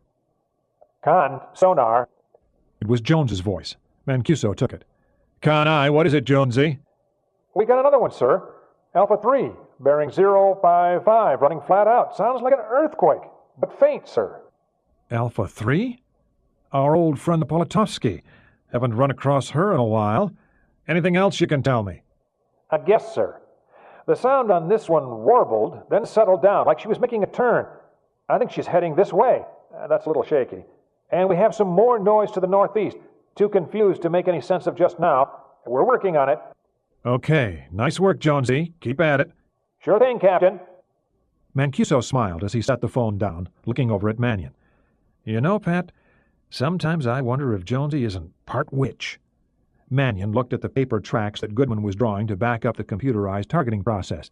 "He's pretty good. Problem is, he thinks we work for him." "Right now, we are working for him." Jones was their eyes and ears, and Mancuso was damned glad to have him. "Chuck?" Mancuso asked Lieutenant Goodman. "Bearing still constant on all 3 contacts, sir," which probably meant they were heading for the Dallas. It also meant they could not develop the range data necessary for a fire control solution. Not that anyone wanted to shoot, but this was the point of the exercise. "Pat, let's get some sea room. Move us about 10 miles east," Mancuso ordered casually. There were 2 reasons for this. First, it would establish a baseline from which to compute probable target range. Second, the deeper water would make for better acoustical conditions, opening up to them the distant sonar convergence zones. The captain studied the chart as his navigator gave the necessary orders, evaluating the tactical situation. Bartolomeo Mancuso was the son of a barber who closed his shop in Cicero, Illinois every fall to hunt deer in Michigan's Upper Peninsula. Bart had accompanied his father on these hunts, shot his first deer at the age of 12, and every year thereafter until entering the Naval Academy. He had never bothered after that. Since becoming an officer on nuclear submarines, he had learned a much more diverting game. Now he hunted people. 2 hours later, an alarm bell went off on the ELF radio in the sub's communications room. Like all nuclear submarines, the Dallas was trailing a lengthy wire antenna attuned to the extremely low-frequency transmitter in the central United States. The channel had a frustratingly narrow data bandwidth. Unlike a TV channel, which transmitted thousands of bits of data per frame, 30 frames per second, the ELF radio passed on data slowly, about 1 character every 30 seconds. The duty radio man waited patiently while the information was recorded on tape. When the message was finished, he ran the tape at high speed and transcribed the message, handing it to the communications officer who was waiting with his code book. The signal was actually not a code, but a one-time pad cipher. A book, published every 6 months and distributed to every nuclear submarine, was filled with randomly generated transpositions for each letter of the signal. Each scrambled 3-letter group in this book corresponded to a pre-selected word or phrase in another book. Deciphering the message by hand took under 3 minutes, and when that was completed, it was carried to the captain in the attack center. NHG, from Com Sub Lant. JPR, to Lant Subs at Sea. YTR, stand by. OPY, possible. TBD, major. QEQ, redeployment order. GER, large scale. MAL, unexpected. ASF, Red Fleet operation. NME, in progress. TYQ, nature unknown. ORV, next ELF message. HWZ, communicate S6. Comm-Sub Lant, commander of the submarine force in the Atlantic, was Mancuso's big boss, Vice Admiral Vincent Gallery. The old man was evidently contemplating a reshuffling of his entire force, no minor affair. The next wake-up signal, AAA encrypted of course, would alert them to go to periscope antenna depth to get more detailed instructions from S6, the Submarine Satellite Information Exchange, a geosynchronous communication satellite used exclusively by submarines. The tactical situation was becoming clearer, though its strategic implications were beyond his ability to judge. The 10-mile move eastward had given them adequate range information for their initial 3 contacts, and another Alpha which had turned up a few minutes later. The first of the contacts, VIC-6, was now within torpedo range. A Mark 48 was locked in on her, and there was no way that her skipper could know the Dallas was here. VIC-6 was a deer in his sights, but it wasn't hunting season. Though not much faster than the Victors and Charlies, and 10 knots slower than the smaller Alphas, the Dallas and her sisters could move almost silently at nearly 20 knots. This was a triumph of engineering and design, the product of decades of work. But moving without being detected was useful only if the hunter could at the same time detect his quarry. Sonars lost effectiveness as their carrier platform increased speed. The Dallas's BQQ-5 retained 20% effectiveness at 20 knots, nothing to cheer about. Submarines running at high speed from one point to another were blind and unable to harm anyone. As a result, the operating pattern of an attack submarine was much like that of a combat infantryman. With a rifleman, it was called dash and cover. With a sub, sprint and drift. After detecting a target, a sub would race to a more advantageous position, stop to reacquire her prey, then dash again until a firing position had been achieved. The sub's quarry would be moving too, and if the submarine could gain position in front of it, she had then only to lie in wait like a great hunting cat to strike. The submariner's trade required more than skill. It required instinct and an artist's touch, monomaniacal confidence, and the aggressiveness of a professional boxer. Mancuso had all of these things. He had spent 15 years learning his craft, watching a generation of commanders as a junior officer, listening carefully at the frequent roundtable discussions which made submarining a very human profession, its lessons passed on by verbal tradition. Time on shore had been spent training in a variety of computerized simulators, attending seminars, comparing notes and ideas with his peers. Aboard surface ships and ASW aircraft, he learned how the enemy, the surface sailors, played his own hunting game. Submariners lived by a simple motto. There are 2 kinds of ships, submarines and targets. What would Dallas be hunting? Mancuso wondered. Russian subs? Well, if that was the game and the Russians kept racing around like this, it ought to be easy enough. He and the Swiftsure had just bested a team of NATO ASW experts, men whose countries depended on their ability to keep the sea lanes open.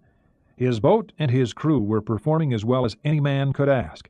In Jones, he had one of the 10 best sonar operators in the fleet. Mancuso was ready, whatever the game might be. As on the opening day of hunting season, outside considerations were dwindling away. He was becoming a weapon. CIA headquarters.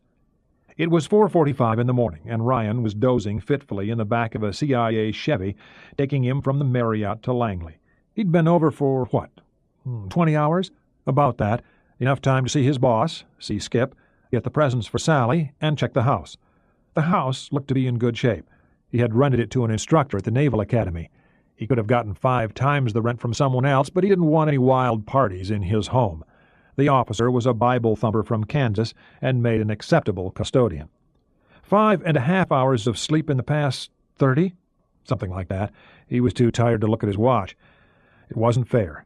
Sleeplessness murders judgment, but it made little sense telling himself that, and telling the Admiral would make less. He was in Greer's office 5 minutes later. "Sorry to have to wake you up, Jack." "Oh, that's all right, sir," Ryan returned the lie. "What's up?" "Come on over and grab some coffee. It's going to be a long day." Ryan dropped his topcoat on the sofa and walked over to pour a mug of Navy brew. He decided against coffee made of sugar, better to endure it naked and get the caffeine full force. "Any place I can shave around here, sir?" "Head's behind the door over in the corner." Greer handed him a yellow sheet torn from a telex machine. "Look at this." Top secret. 102200 Zulu, 38976. NSA, SIGINT Bulletin. Red Nave Ops. Message follows. At 083145 Zulu, NSA monitor stations, deleted, and deleted, recorded an ELF broadcast from Red Fleet ELF facility, Semipolopinsk. Message duration 10 minutes, 6 elements. ELF signal is evaluated as prep broadcast to Red Fleet submarines at sea. At 090000 Zulu, an all-ships broadcast was made by Red Fleet Headquarters, Central Como Station Tula, and Satellites 3 and 5. Bands used: HF, VHF, UHF.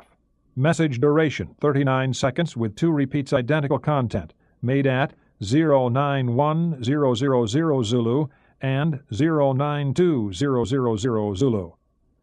475 5-element cipher groups. Signal coverage as follows: Northern Fleet Area, Baltic Fleet Area, and Med Squadron Area. Note, Far East Fleet not affected by this broadcast. Numerous acknowledgement signals emanated from addresses in areas cited above. Origin and traffic analysis to follow. Not completed at this time. Beginning at 100000 Zulu, NSA monitor stations, deleted, and deleted, recorded increased HF and VHF traffic at Red Fleet bases Polyarny, Severomorsk, Pechenga, Tallinn, Kronstadt, and Eastern Med area. Additional HF and VHF traffic from Red Fleet assets at sea. Amplification to follow. Evaluation. A major unplanned Red Fleet operation has been ordered, with fleet assets reporting availability and status.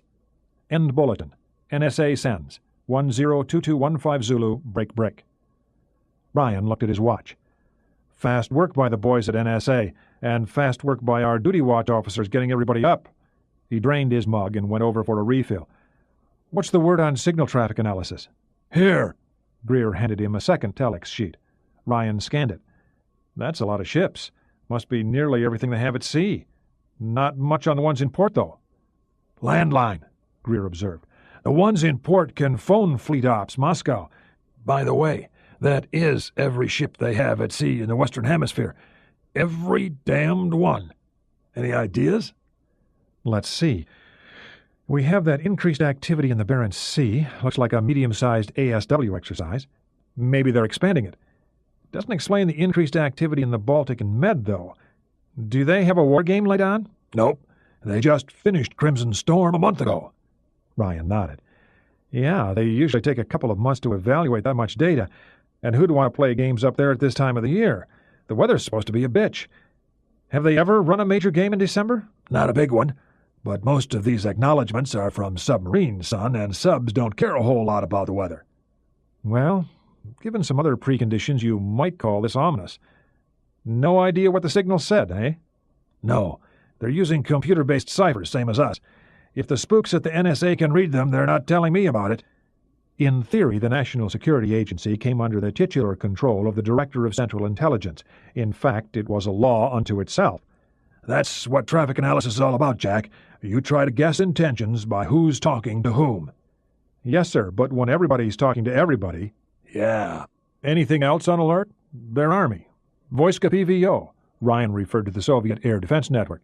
Nope. Just the fleet, subs, ships, and naval aviation. Ryan stretched. That makes it sound like an exercise, sir. We'll want a little more data on what they're doing, though. Have you talked to Admiral Davenport? That's the next step. Haven't had time. I've only been in long enough to shave myself and turn the coffee on. Greer sat down and set his phone receiver in a desk speaker before punching in the numbers. Rear Admiral Davenport. The voice was curt. Morning, Charlie. James here. Did you get that NSA 976? Sure did, but that's not what got me up. Our SOSUS net went berserk a few hours ago. Oh? Greer looked at the phone, then at Ryan. Yeah, nearly every sub they have at sea just put the pedal to the metal, and all at about the same time. Doing what exactly, Charlie? Greer prompted. We're still figuring that out. It looks like a lot of boats are heading into the North Atlantic. Their units in the Norwegian Sea are racing southwest. 3 from the Western Med are heading that way too, but we haven't got a clear picture yet. We need a few more hours. What do they have operating off our coast, sir? Ryan asked. They woke you up, Ryan. Good. 2 old Novembers.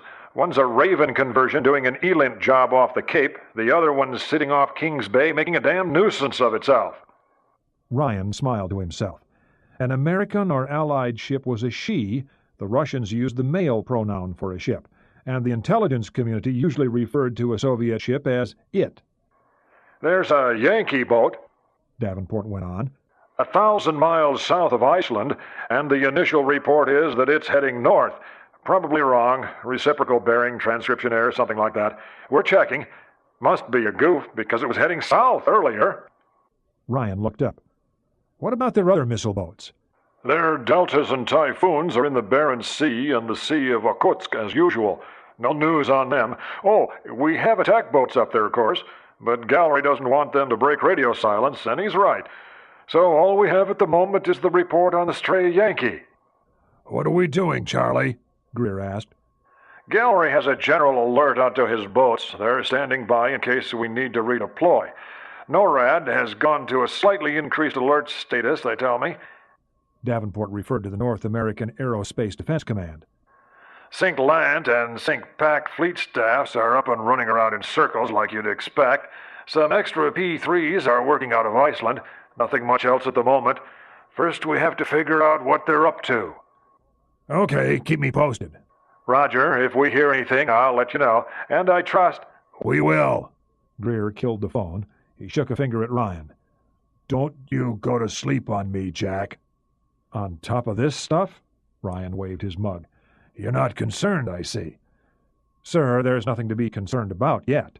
It's what, 1 in the afternoon over there now? Probably some admiral, maybe old Sergei himself, decided to toss a drill at his boys.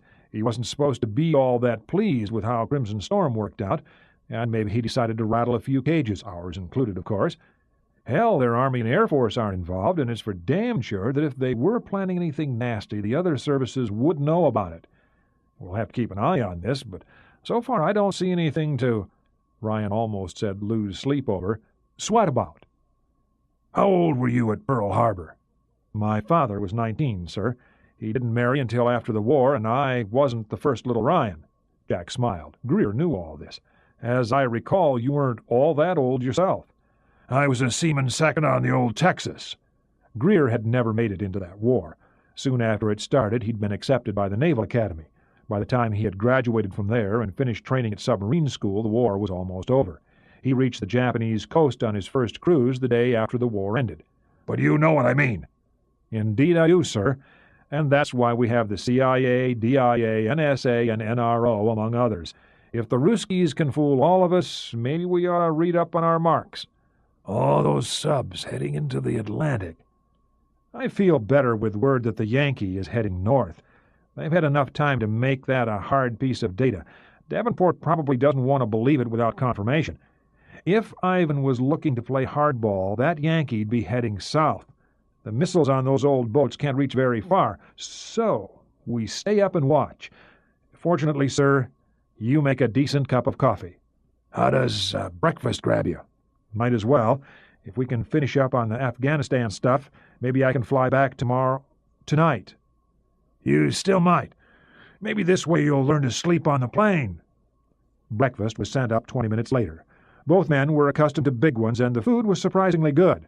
Ordinarily, CIA cafeteria food was government undistinguished, and Ryan wondered if the night crew, with fewer people to serve, might take the time to do their job right, or maybe they had sent out for it. The two men sat around until Davenport phoned at 6:45. It's definite. All the boomers are heading towards port. We have good tracks on 2 Yankees, 3 Deltas, and a Typhoon. Memphis reported in when her Delta took off for home at 20 knots after being on station for 5 days. And then Gallery queried Queenfish. Same story. Looks like they're all headed for the barn. Also, we just got some photos from a Big Bird pass over the fjord. For once, it wasn't covered with clouds, and we have a bunch of surface ships with bright infrared signatures. Like they're getting steam up. How about Red October? Ryan asked. Nothing. Maybe our information was bad and she didn't sail. Wouldn't be the first time. You don't suppose they've lost her? Ryan wondered aloud. Davenport had already thought of that. That would explain the activity up north, but what about the Baltic and Med business? 2 years ago, we had that scare with Tullaby, Ryan pointed out, and the CNO was so pissed he threw an all-hands rescue drill on both oceans. Maybe, Davenport conceded. The blood in Norfolk was supposed to have been ankle-deep after that fiasco.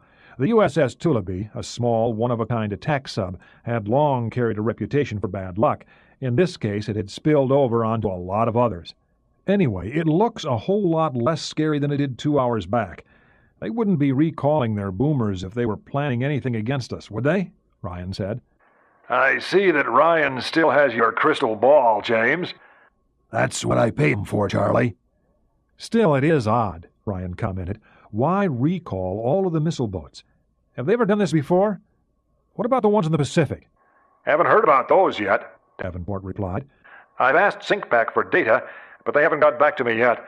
On the other question, no, they've never recalled all their boomers at once, but they do occasionally reshuffle all their positions at once. That's probably what this is. I said they're heading towards port, not into it. We won't know that for a couple of days. What if they're afraid they've lost one? Ryan ventured. No such luck, Davenport scoffed. They haven't lost a boomer since that Gulf we lifted off Hawaii, back when you were in high school, Ryan. Remius is too good a skipper to let that happen. So was Captain Smith of the Titanic, Ryan thought. Thanks for the info, Charlie. Greer hung up. Looks like you were right, Jack. Nothing to worry about yet. Let's get that data on Afghanistan in here, and just for the hell of it, we'll look at Charlie's pictures of their northern fleet when we're finished. 10 minutes later, a messenger arrived with a cart from Central Files. Greer was the sort who liked to see the raw data himself. This suited Ryan. He'd known of a few analysts who had based their reports on selective data and been cut off at the knees for it by this man.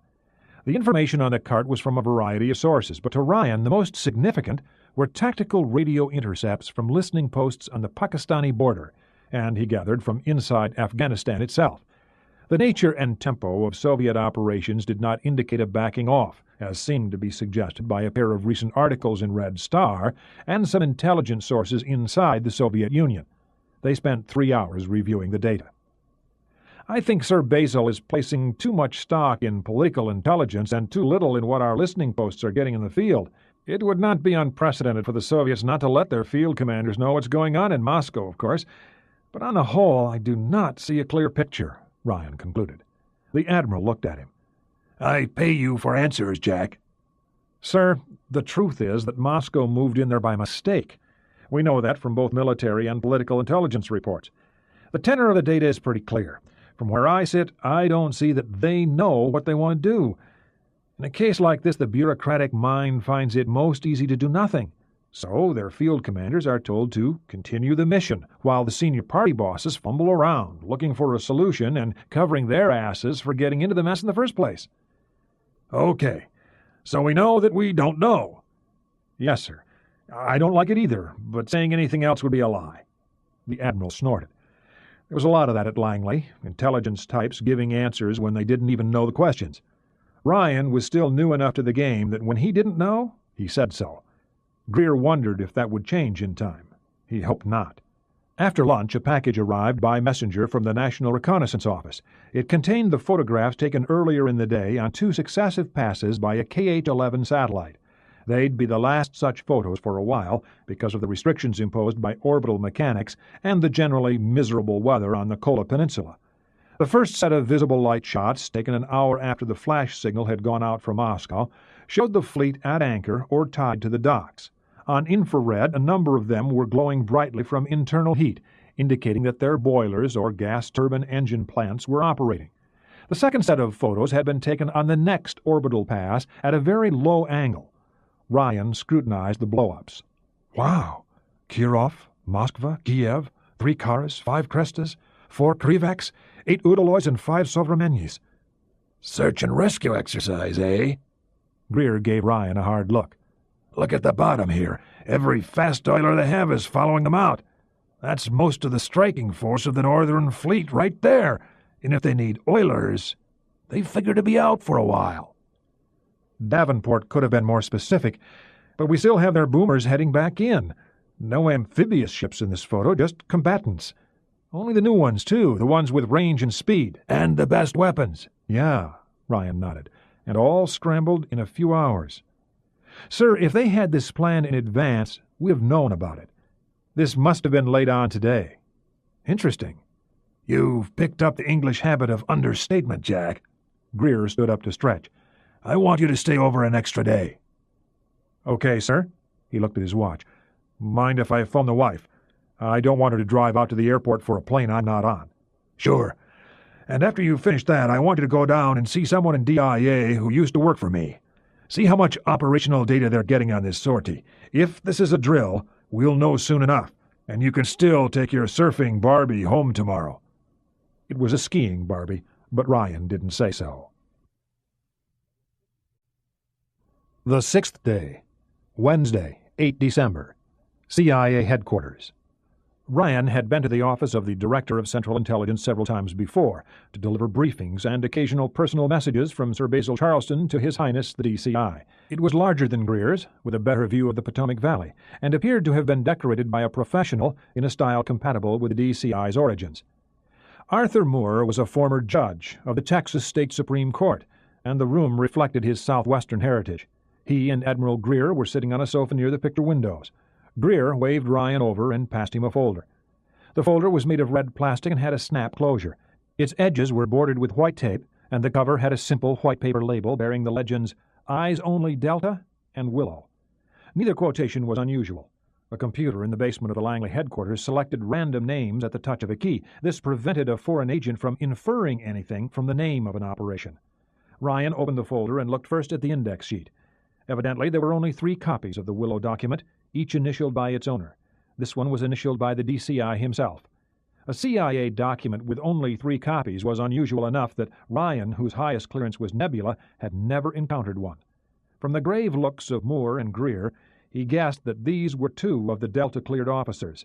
The other, he assumed, was the Deputy Director of Operations, DDO, another Texan named Robert Ritter. Ryan turned the index sheet. The report was a Xeroxed copy of something that had been typed on a manual machine, and it had too many strikeovers to have been done by a real secretary. If Nancy Cummings and the other elite executive secretaries had not been allowed to see this. Ryan looked up. It's all right, Jack, Greer said. You've just been cleared for Willow. Ryan sat back and, despite his excitement, began to read the document slowly and carefully. The agent's code name was actually Cardinal, the highest-ranking agent in place the CIA had ever had. He was the stuff that legends are made of. Cardinal had been recruited more than 20 years earlier by Oleg Penkovsky, another legend, a dead one. Penkovsky had at the time been a colonel in the GRU, the Soviet Military Intelligence Agency, a larger and more active counterpart to America's Defense Intelligence Agency, DIA. His position had given him access to daily information on all facets of the Soviet military, from the Red Army's command structure to the operational status of intercontinental missiles. The information he smuggled out through his British contact, Greville Wynne, was supremely valuable, and Western countries had come to depend on it. Too much. Penkovsky was discovered during the Cuban Missile Crisis in 1962. It was his data, ordered and delivered under great pressure and haste, that told President Kennedy that Soviet strategic systems were not ready for war.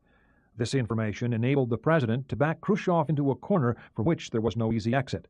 The famous blink ascribed to Kennedy's steady nerves was, as in many such events throughout history, facilitated by his ability to see the other man's cards. This advantage was given him by a courageous agent whom he would never meet. Penkovsky's response to the flash request from Washington was too rash. Already under suspicion, this finished him. He paid for his treason with his life. It was Cardinal who first learned that he was being watched more closely than was the norm for a society where everyone is watched. He warned Penkovsky. Too late. When it became clear that the colonel could not be extracted from the Soviet Union, he himself urged Cardinal to betray him. It was the final ironic joke of a brave man that his own death would advance the career of an agent whom he had recruited. Cardinal's job was necessarily as secret as his name. A senior advisor and confidant of a Politburo member, Cardinal often acted as his representative within the Soviet military establishment. He thus had access to political and military intelligence of the highest order. This made his information extraordinarily valuable and, paradoxically, highly suspect. Those few experienced CIA case officers who knew of him found it impossible to believe that he had not been turned somewhere along the line by one of the thousands of KGB counterintelligence officers whose sole duty it is to watch everyone and everything. For this reason, cardinal-coded material was generally cross-checked against the reports of other spies and sources. But he had outlived many small-fry agents. The name Cardinal was known in Washington only to the top 3 CIA executives. On the first day of each month, a new codename was chosen for his data, a name made known only to the highest echelon of CIA officers and analysts. This month it was Willow. Before being passed on grudgingly to outsiders, Cardinal data was laundered as carefully as mafia income to disguise its source. There were also a number of security measures that protected the agent and were unique to him. For fear of cryptographic exposure of his identity, Cardinal material was hand-delivered, never transmitted by radio or landline. Cardinal himself was a very careful man. Penkovsky's fate had taught him that. His information was conveyed through a series of intermediaries to the chief of the CIA's Moscow station. He had outlived 12 station chiefs. One of these, a retired field officer, had a brother who was a Jesuit. Every morning, the priest, an instructor in philosophy and theology at Fordham University in New York, said Mass for the safety and the soul of a man whose name he would never know. It was as good an explanation as any for Cardinal's continued survival. 4 separate times he had been offered extraction from the Soviet Union. Each time he had refused. To some, this was proof that he'd been turned, but to others it was proof that, like most successful agents, Cardinal was a man driven by something he alone knew, and therefore, like most successful agents, he was probably a little crazy. The document Ryan was reading had been in transit for 20 hours. It had taken 5 for the film to reach the American embassy in Moscow, where it was delivered at once to the station chief. An experienced field officer and former reporter for the New York Times, he worked under the cover of press attaché. He developed the film himself in his private darkroom. 30 minutes after its arrival, he inspected the 5 exposed frames through a magnifying glass and sent a flash priority dispatch to Washington saying that a cardinal signal was en route. Next, he transcribed the message from the film to flash paper on his own portable typewriter, translating from the Russian as he went. This security measure erased both the agent's handwriting and, by the paraphrasing automatic to translation, any personal peculiarities of his language. The film was then burned to ashes, the report folded into a metal container much like a cigarette case. This held a small pyrotechnic charge that would go off if the case were improperly opened or suddenly shaken. 2 cardinal signals had been lost when their cases were accidentally dropped. Next, the station chief took the case to the embassy's courier-in-residence, who had already been booked on a 3-hour Aeroflot flight to London.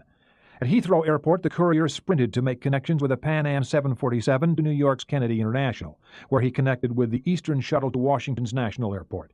By 8 that morning, the diplomatic bag was in the State Department.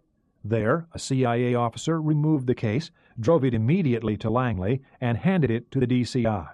It was opened by an instructor from the CIA's Technical Services Branch. The DCI made 3 copies on his personal Xerox machine and burned the flash paper in his ashtray. These security measures had struck a few of the men who had succeeded to the office of the DCI as laughable. The laughs had never outlasted the first Cardinal report. When Ryan finished the report, he referred back to the second page and read it through again, shaking his head slowly. The Willow document was the strongest reinforcement yet of his desire not to know how intelligence information reached him. He closed the folder and handed it back to Admiral Greer. "Christ, sir." "Jack, I know I don't have to say this. But what you have just read, nobody, not the President, not Sir Basil, not God, if he asks, nobody learns of it without the authorization of the Director. Is that understood?" Greer had not lost his command voice. "Yes, sir." Ryan bobbed his head like a schoolboy. Judge Moore pulled a cigar from his jacket pocket and lit it, looking past the flame into Ryan's eyes. The judge, everyone said, had been a hell of a field officer in his day. He'd worked with Hans Tofte during the Korean War and had been instrumental in bringing off one of the CIA's legendary missions, the disappearance of a Norwegian ship that had been carrying a cargo of medical personnel and supplies for the Chinese. The loss had delayed a Chinese offensive for several months, saving thousands of American and Allied lives. But it had been a bloody operation. All of the Chinese personnel and all of the Norwegian crewmen had vanished. It was a bargain in the simple mathematics of war, But the morality of the mission was another matter. For this reason, or perhaps another, Moore had soon thereafter left government service to become a trial lawyer in his native Texas.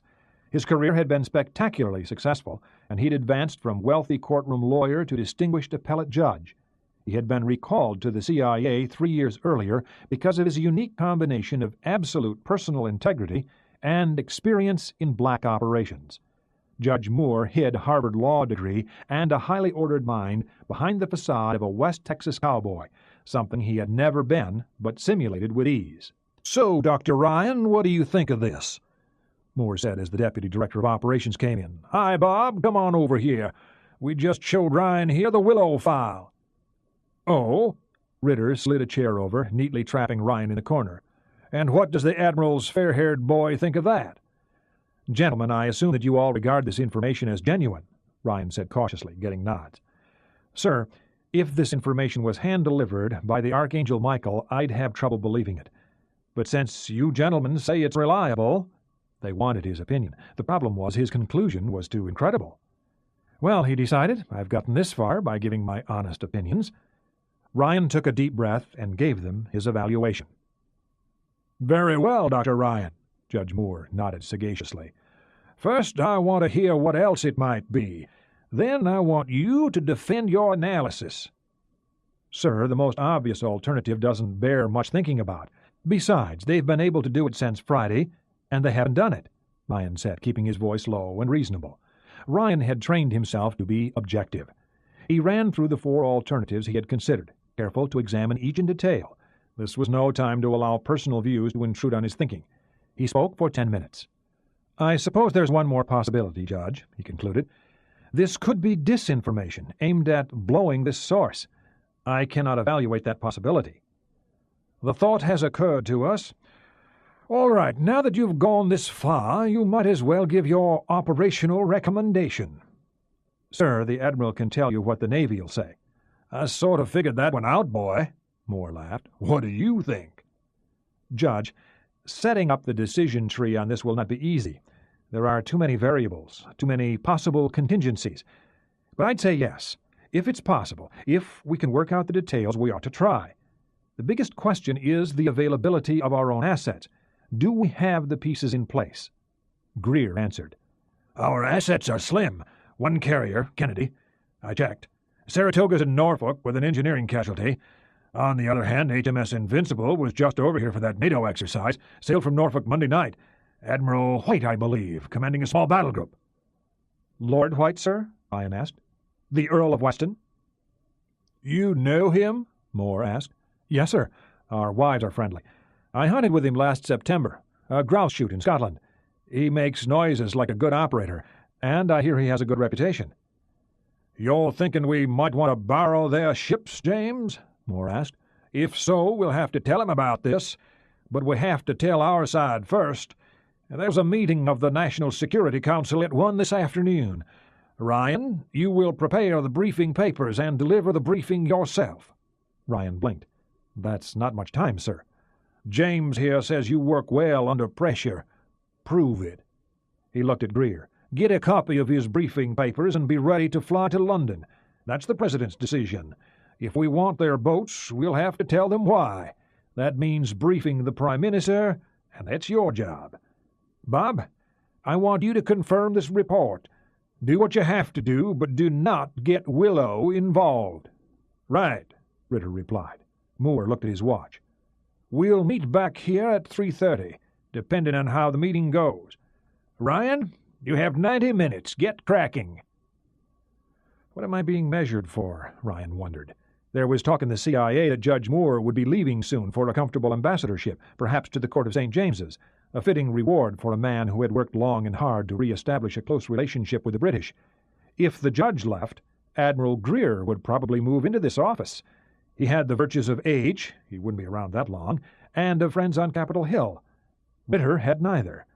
He had complained too long and too openly about congressmen who leaked information on his operations and his field agents, getting men killed in the process of demonstrating their importance on the local cocktail circuit. He also had an ongoing feud with the chairman of the Select Intelligence Committee.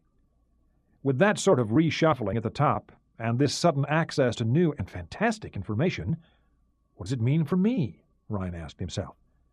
They couldn't want him to be the next DDI. He knew he didn't have anything like the experience required for that job. Though maybe in another 5 or 6 years. Reykjanes Ridge. Ramius inspected his status board. The Red October was heading southwest on Track 8, the westernmost surveyed route on what Northern Fleet submariners called Gorshkov's Railroad. His speed was 13 knots. It never occurred to him that this was an unlucky number, an Anglo-Saxon superstition. They would hold this course and speed for another 20 hours. Immediately behind him, Komarov was seated at the submarine's gravitometer board, a large rolled chart behind him. The young lieutenant was chain-smoking and looked tense as he ticked off their position on the chart. Ramius did not disturb him. Komarov knew his job, and Borodin would relieve him in another 2 hours. Installed in the Red October's keel was a highly sensitive device called a gradiometer, essentially 2 large lead weights, separated by a space of 100 yards. A laser computer system measured the space between the weights down to a fraction of an angstrom. Distortions of that distance or lateral movement of the weights indicated variations in the local gravitational field. The navigator compared these highly precise local values to the values on his chart. With careful use of gravitometers in the ship's inertial navigation system, he could plot the vessel's location to within 100 meters, half the length of the ship. The mass-sensing system was being added to all the submarines that could accommodate it. Younger attack boat commanders, Ramius knew, had used it to run the railroad at high speed. Good for the commander's ego, Ramius judged, but a little hard on the navigator. He felt no need for recklessness. Perhaps the letter had been a mistake. No, it prevented second thoughts. And the sensor suites on attack submarines simply were not good enough to detect the Red October so long as he maintained his silent routine. Ramius was certain of this. He had used them all. He would get where he wanted to go, do what he wanted to do, and nobody, not his own countrymen, not even the Americans, would be able to do a thing about it. That's why earlier he had listened to the passage of an Alpha 30 miles to his east, and smiled. The White House. Judge Moore's CIA car was a Cadillac limousine that came with a driver and a security man who kept an Uzi submachine gun under the dashboard. The driver turned right off Pennsylvania Avenue onto Executive Drive. More a parking lot than a street, this served the needs of senior officials and reporters who worked at the White House and the Executive Office Building. Old State, that shining example of institutional grotesque that towered over the Executive Mansion. The driver pulled smoothly into a vacant VIP slot and jumped out to open the doors after the security man had swept the area with his eyes. The judge got out first and went ahead, and as Ryan caught up, he found himself walking on the man's left, half a step behind. It took a moment to remember that this instinctive action was exactly what the Marine Corps had taught him at Quantico was the proper way for a junior officer to accompany his betters. It forced Ryan to consider just how junior he was. "Ever been in here before, Jack?" "No, sir, I haven't." Moore was amused. "That's right. You come from around here. Now, if you came from farther away, you'd have made the trip a few times." A Marine guard held the door open for them. Inside, a Secret Service agent signed them in. Moore nodded and walked on. "Is this to be in the cabinet room, sir?" Situation room downstairs. It's more comfortable and better equipped for this sort of thing. The slides you need are already down there all set up. Nervous?" "Yes, sir, I sure am." Moore chuckled. "Settle down, boy. The President has wanted to meet you for some time now. He liked that report on terrorism you did a few years back, and I've shown him some more of your work. The one on Russian missile submarine operations, and the one you just did on management practices in their arms industries. All in all, I think you'll find he's a pretty regular guy. Just be ready when he asks questions. He'll hear every word you say, and he has a way of hitting you with good ones when he wants." Moore turned to descend a staircase. Ryan followed him down 3 flights. Then it came to a door which led to a corridor. The judge turned left and walked to yet another door, this one guarded by another Secret Service agent. "Afternoon, Judge. The President will be down shortly." "Thank you. This is Dr. Ryan. I'll vouch for him." "Right." The agent waved them in. It was not nearly as spectacular as Ryan had expected. The Situation Room was probably no larger than the Oval Office upstairs. There was expensive-looking wood paneling over what were probably concrete walls. This part of the White House dated back to the complete rebuilding job done under Truman. Ryan's lectern was to his left as he went in. It stood in front and slightly to the right of a roughly diamond-shaped table, and behind it was the projection screen. A note on the lectern said the slide projector in the middle of the table was already loaded and focused. and gave the order of the slides, which had been delivered from the National Reconnaissance Office. Most of the people were already here, all of the Joint Chiefs of Staff and the Secretary of Defense. The Secretary of State, he remembered, was still shuttling back and forth between Athens and Ankara, trying to settle the latest Cyprus situation. This perennial thorn in NATO's southern flank had flared up a few weeks earlier when a Greek student had run over a Turkish child with his car and been killed by a gang minutes later. By the end of the day, 50 people had been injured, and the putatively allied countries were once more at each other's throats. Now, 2 American aircraft carriers were cruising the Aegean as the Secretary of State labored to calm both sides. It was bad enough that 2 young people had died, Ryan thought, but not something to get a country's army mobilized for. Also at the table were General Thomas Hilton, chairman of the Joint Chiefs of Staff, and Jeffrey Pelt, the President's national security advisor, a pompous man Ryan had met years before at Georgetown University's Center for Strategic and International Studies. Pelt was going through some papers and dispatches. The chiefs were chatting amicably among themselves when the Commandant of the Marine Corps looked up and spotted Ryan. He got up and walked over. "You Jack Ryan?" General David Maxwell asked. "Yes, sir." Maxwell was a short, tough fireplug of a man whose stubbly haircut seemed to spark with aggressive energy. He looked Ryan over before shaking hands. "Pleased to meet you, son. I liked what you did over in London. Good for the Corps." He referred to the terrorist incident in which Ryan had very nearly been killed. "That was good, quick action you took, Lieutenant." "Thank you, sir. I was lucky." "Good officers supposed to be lucky. I hear you got some interesting news for us." "Yes, sir. I think you will find it worth your time." "Nervous?"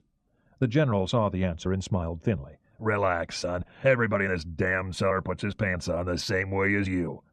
He backhanded Ryan to the stomach and went back to his seat. The general whispered something to Admiral Daniel Foster, Chief of Naval Operations. The CNO looked Ryan over for a moment before going back to what he was doing. The President arrived a minute later. Everyone in the room stood as he walked to his chair on Ryan's right. He said a few quick things to Dr. Pelt, then looked pointedly at the DCI. "Gentlemen, if we can bring this meeting to order, I think Judge Moore has some news for us." "Thank you, Mr. President.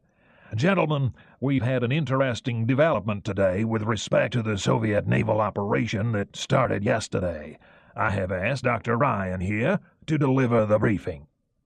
The President turned to Ryan. The younger man could feel himself being appraised. "You may proceed." Ryan took a sip of ice water from a glass hidden in the lectern. He had a wireless control for the slide projector and a choice of pointers. A separate high-intensity light illuminated his notes. The pages were full of errors and scribbled corrections. There had not been time to edit the copy. "Thank you, Mr. President. Gentlemen, my name is Jack Ryan, and the subject of this briefing is recent Soviet naval activity in the North Atlantic. Before I get to that, it will be necessary for me to lay a little groundwork. I trust you will bear with me for a few minutes, and please feel free to interrupt with questions at any time." Ryan clicked on the slide projector. The overhead lights near the screen dimmed automatically. "These photographs come to us courtesy of the British," Ryan said. He now had everyone's attention. "The ship you see here is the Soviet fleet ballistic missile submarine Red October, photographed by a British agent in her dock at their submarine base at Polyarny, near Murmansk, in northern Russia. As you can see, she is a very large vessel, about 650 feet long, a beam of roughly 85 feet, and an estimated submerged displacement of 32,000 tons. These figures are roughly comparable to those of a World War I battleship." Ryan lifted a pointer. "In addition to being considerably larger than our own Ohio-class Trident submarines, Red October has a number of technical differences. She carries 26 missiles instead of our 24. The earlier Typhoon-class vessels from which she was developed only have 20. October carries the new SSN-20 sea-launched ballistic missile, the Seahawk. It's a solid-fuel missile with a range of about 6,000 nautical miles, and it carries 8 multiple independently targetable reentry vehicles, MIRVs, each with an estimated yield of 500 kilotons. It's the same RV carried by their SS-18s, but there are less of them per launcher. As you can see, the missile tubes are located forward of the sail instead of aft, as in our subs. The forward diving planes fold into slots in the hull here. Ours go on the sail. She has twin screws. Ours have one propeller. And finally, her hull is oblate. Instead of being cylindrical like ours, it is flattened out markedly top and bottom." Ryan clicked to the next slide. It showed 2 views superimposed, bow over stern. "These frames were delivered to us undeveloped. They were processed by the National Reconnaissance Office. Please note the doors, here at the bow and here at the stern. The British were a little puzzled by these, and that's why I was permitted to bring the shots over earlier this week. We weren't able to figure out their function at the CIA either, and it was decided to seek the opinion of an outside consultant." "Who decided?" the Secretary of Defense demanded angrily. "Hell, I haven't even seen them yet." "We only got them Monday, Bert," Judge Moore replied soothingly. "These two on the screen are only 4 hours old. Ryan suggested an outside expert, and James Greer approved it. I concurred." "His name is Oliver W. Tyler. Dr. Tyler is a former naval officer who is now associate professor of engineering at the Naval Academy and a paid consultant to Sea Systems Command. He's an expert in the analysis of Soviet naval technology. Dr. Tyler concluded that these doors are the intake and exhaust vents for a new silent propulsion system. He is currently developing a computer model of the system, and we hope to have this information by the end of the week. The system itself is rather interesting." Ryan explained Tyler's analysis briefly. "Okay, Dr. Ryan," the President leaned forward. "You've just told us that the Soviets have built a missile submarine that's supposed to be hard for our men to locate. I don't suppose that's news. Go on." "Red October's captain is a man named Marco Ramius.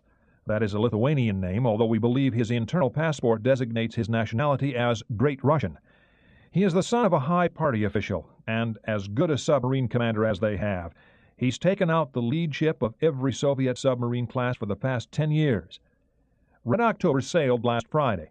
We do not know exactly what her orders were, but ordinarily their missile subs, that is, those with the newer long-range missiles, confine their activities to the Barents Sea and adjacent areas in which they can be protected from our attack boats by land-based ASW aircraft, their own surface ships, and attack submarines. About noon local time on Sunday, we noted increased search activity in the Barents Sea. At the time, we took this to be a local ASW exercise, and by late Monday it looked to be a test of October's new drive system. As you all know, early yesterday saw a vast increase in Soviet naval activity. Nearly all of the blue water ships assigned to their northern fleet are now at sea, accompanied by all of their fast fleet replenishment vessels. Additional fleet auxiliaries sailed from the Baltic fleet bases and the western Mediterranean. Even more disquieting is the fact that nearly every nuclear submarine assigned to the Northern Fleet, their largest, appears to be heading into the North Atlantic. This includes 3 from the Med, since submarines there come from the Northern Fleet, not the Black Sea Fleet. Now, we think we know why all this happened. Ryan clicked to the next slide. This one showed the North Atlantic from Florida to the Pole, with Soviet ships marked in red. The day Red October sailed, Captain Ramius evidently posted a letter to Admiral Yuri Ilyich Badorin. Badorin is chief of the main political administration of their navy. We do not know what that letter said, but here we can see its results. This began to happen not 4 hours after that letter was opened. 58 nuclear-powered submarines and 28 major surface combatants all headed our way. This is a remarkable reaction in 4 hours. This morning we learned what their orders are. Gentlemen, these ships have been ordered to locate Red October and, if necessary, to sink her." Ryan paused for effect. "As you can see, the Soviet surface force is here, about halfway between the European mainland and Iceland. Their submarines, these in particular, are all heading southwest towards the U.S. coast. Please note, there is no unusual activity on the Pacific side of either country, except we have information that Soviet fleet ballistic missile submarines in both oceans are being recalled to port. Therefore, while we do not know exactly what Captain Ramius said, we can draw some conclusions from these patterns of activity. It would appear that they think he's heading in our direction. Given his estimated speed as something between 10 and 30 knots, he could be anywhere from here, below Iceland, to here, just off our coast. You will note that in either case he has successfully avoided detection by all 4 of these SOSUS barriers." "Wait a minute. You say they have issued orders to their ships to sink one of their own submarines?" "Yes, Mr. President." The President looked at the DCI. "This is reliable information, Judge?" "Yes, Mr. President, we believe it to be solid." "Okay, Dr. Ryan, we're all waiting. What's this Ramius fellow up to?" "Mr. President, our evaluation of this intelligence data is that Red October is attempting to defect to the United States." The room went very quiet for a moment. Ryan could hear the whirring of the fan in the slide projector as the National Security Council pondered that. He held his hand on the lectern to keep him from shaking under the stare of the 10 men in front of him. "That's a very interesting conclusion, Doctor," the President smiled. "Defend it." "Mr. President, no other conclusion fits the data. The really crucial thing, of course, is the recall of their other missile boats. They've never done that before. Add to that the fact that they have issued orders to sink their newest and most powerful missile sub, and that they are chasing in this direction, and one is left with the conclusion that they think she has left the reservation and is heading this way." "Very well. What else could it be?" "Sir, he could have told them that he's going to fire his missiles at us, at them, the Chinese, or just about anyone else." "And you don't think so?" "No, Mr. President. The SSN-20 has a range of 6,000 miles. That means he could have hit any target in the Northern Hemisphere from the moment he left the dock. He's had 6 days to do that, but he has not fired. Moreover, if he had threatened to launch his birds, he would have to consider the possibility that the Soviets would enlist our assistance to locate and sink him. After all, if our surveillance systems detect the launch of nuclear-armed missiles in any direction, things could get very tense very quickly." "You know he could fire his birds in both directions and start World War III," the Secretary of Defense observed. "Yes, Mr. Secretary. In that case, we'd be dealing with a total madman. More than one, in fact. On our missile boats there are 5 officers, who must all agree and act in unison to fire their missiles. The Soviets have the same number. For political reasons, their nuclear warhead security procedures are even more elaborate than ours. 5 or more people, all of whom wish to end the world?" Ryan shook his head. "That seems most unlikely, sir. And again, the Soviets would be well advised to inform us and enlist our aid." "Do you really think they would inform us?" Dr. Pelt asked. His tone indicated what he thought. "Sir, that's more a psychological question than a technical one, and I deal principally with technical intelligence. Some of the men in this room have met their Soviet counterparts and are better equipped to answer that than I am. My answer to your question, however, is yes. That would be the only rational thing for them to do, and while I do not regard the Soviets as entirely rational by our standards, they are rational by their own. They are not given to this sort of high-stakes gambling." "Who is?" the President observed. "What else might it be?" "Several things, sir. It could simply be a major naval exercise aimed at testing their ability to close our sea lines of communication and our ability to respond, both on short notice. We reject this possibility for several reasons. It's too soon after their autumn naval exercise, Crimson Storm, and they are only using nuclear submarines. No diesel-powered boats seem to be involved. Clearly, speed is at a premium in their operation, and as a practical matter, they do not run major exercises at this time of year." "And why is that?" the President asked. Admiral Foster answered for Ryan. "Mr. President, the weather up there at this time of the year is extremely bad. Even we don't schedule exercises under these conditions." "I seem to recall we just ran a NATO exercise, Admiral," Pelt noted. "Yes, sir, south of Bermuda, where the weather's a lot nicer. Except for an anti-sub exercise off the British Isles, all of Nifty Dolphin was held on our side of the lake." "Okay, let's get back to what else their fleet might be up to," the President ordered. "Well, sir, it might not be an exercise at all. It could be the real thing. This could be the beginning of a conventional war against NATO, its first step being interdiction of the sea lines of communication.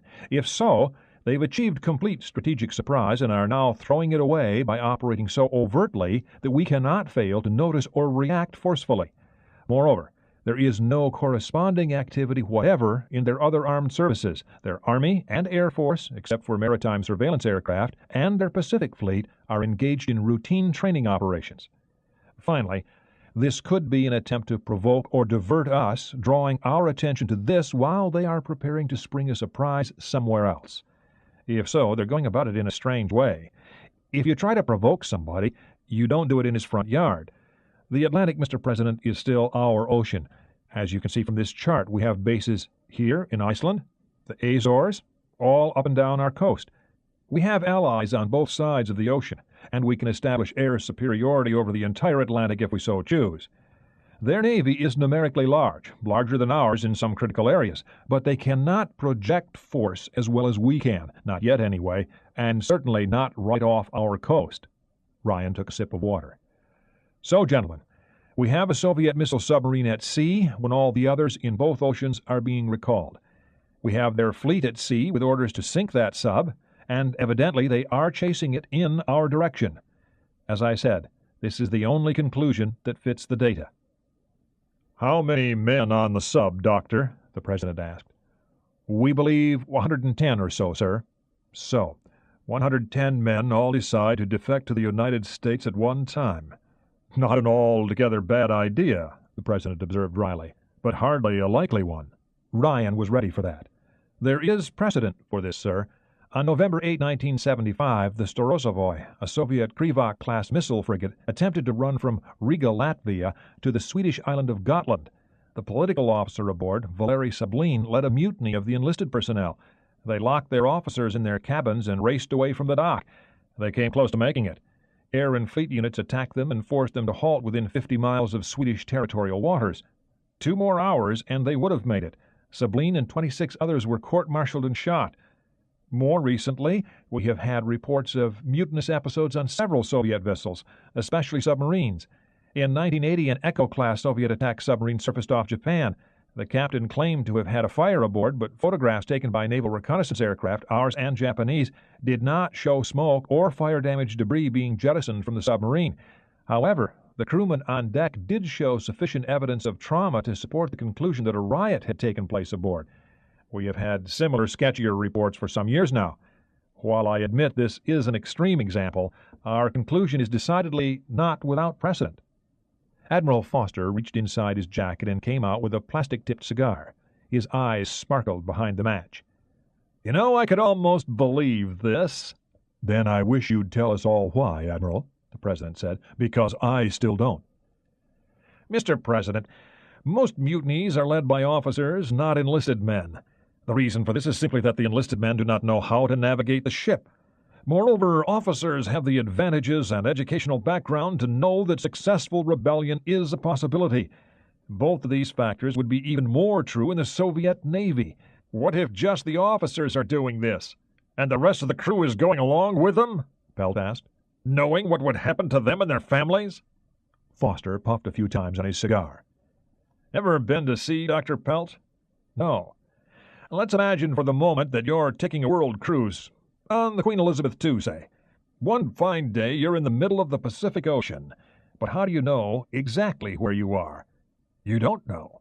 You know what the officers tell you. Oh, sure, if you know a little astronomy, you might be able to estimate your latitude to within a few hundred miles. With a good watch and some knowledge of spherical trigonometry, you might even guess your longitude to within a few hundred. Okay? That's on a ship that you can see from. These guys are on a submarine. You can't see a whole lot. Now, what if the officers, not even all the officers, are doing this? How will the crew know what's going on? Foster shook his head. They won't. They can't. Even our guys might not, and our men are trained a lot better than theirs. Their seamen are nearly all conscripts, remember. On a nuclear submarine, you are absolutely cut off from the outside world. No radios, except for ELF and VLF, and that's all encrypted. Messages have to come through the communications officer, so he has to be in on it. Same thing with the boat's navigator. They use inertial navigation system, same as us. We have one of theirs from that Gulf we lifted off Hawaii. In their machine, the data is also encrypted. The quartermaster reads the numbers off the machine, and the navigator gets their position from a book. In the Red Army, on land, maps are classified documents. Same thing in their Navy. The enlisted men don't get to see charts and are not encouraged to know where they are. This would be especially true on missile submarines, right? On top of all that, these guys are working sailors, nukes. When you're at sea, you have a job to do and you do it. On their ships, that means from 14 to 18 hours a day. These kids are all draftees with very simple training. They're taught to perform 1 or 2 tasks and to follow their orders exactly. The Soviets train people to do their jobs by rote with as little thinking as possible. That's why on major repair jobs you see officers holding tools. Their men will have neither the time nor the inclination to question their officers about what's going on. You do your job and depend on everybody else to do his. That's what discipline at sea is all about. Foster tapped his cigar ash into an ashtray. Yes, sir. You get the officers together, maybe not even all of them, and this would work.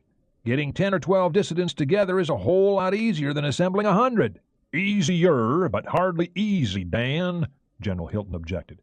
For Christ's sakes, they have at least one political officer aboard, plus moles from their intelligence outfits. You really think a party hack would go along with this?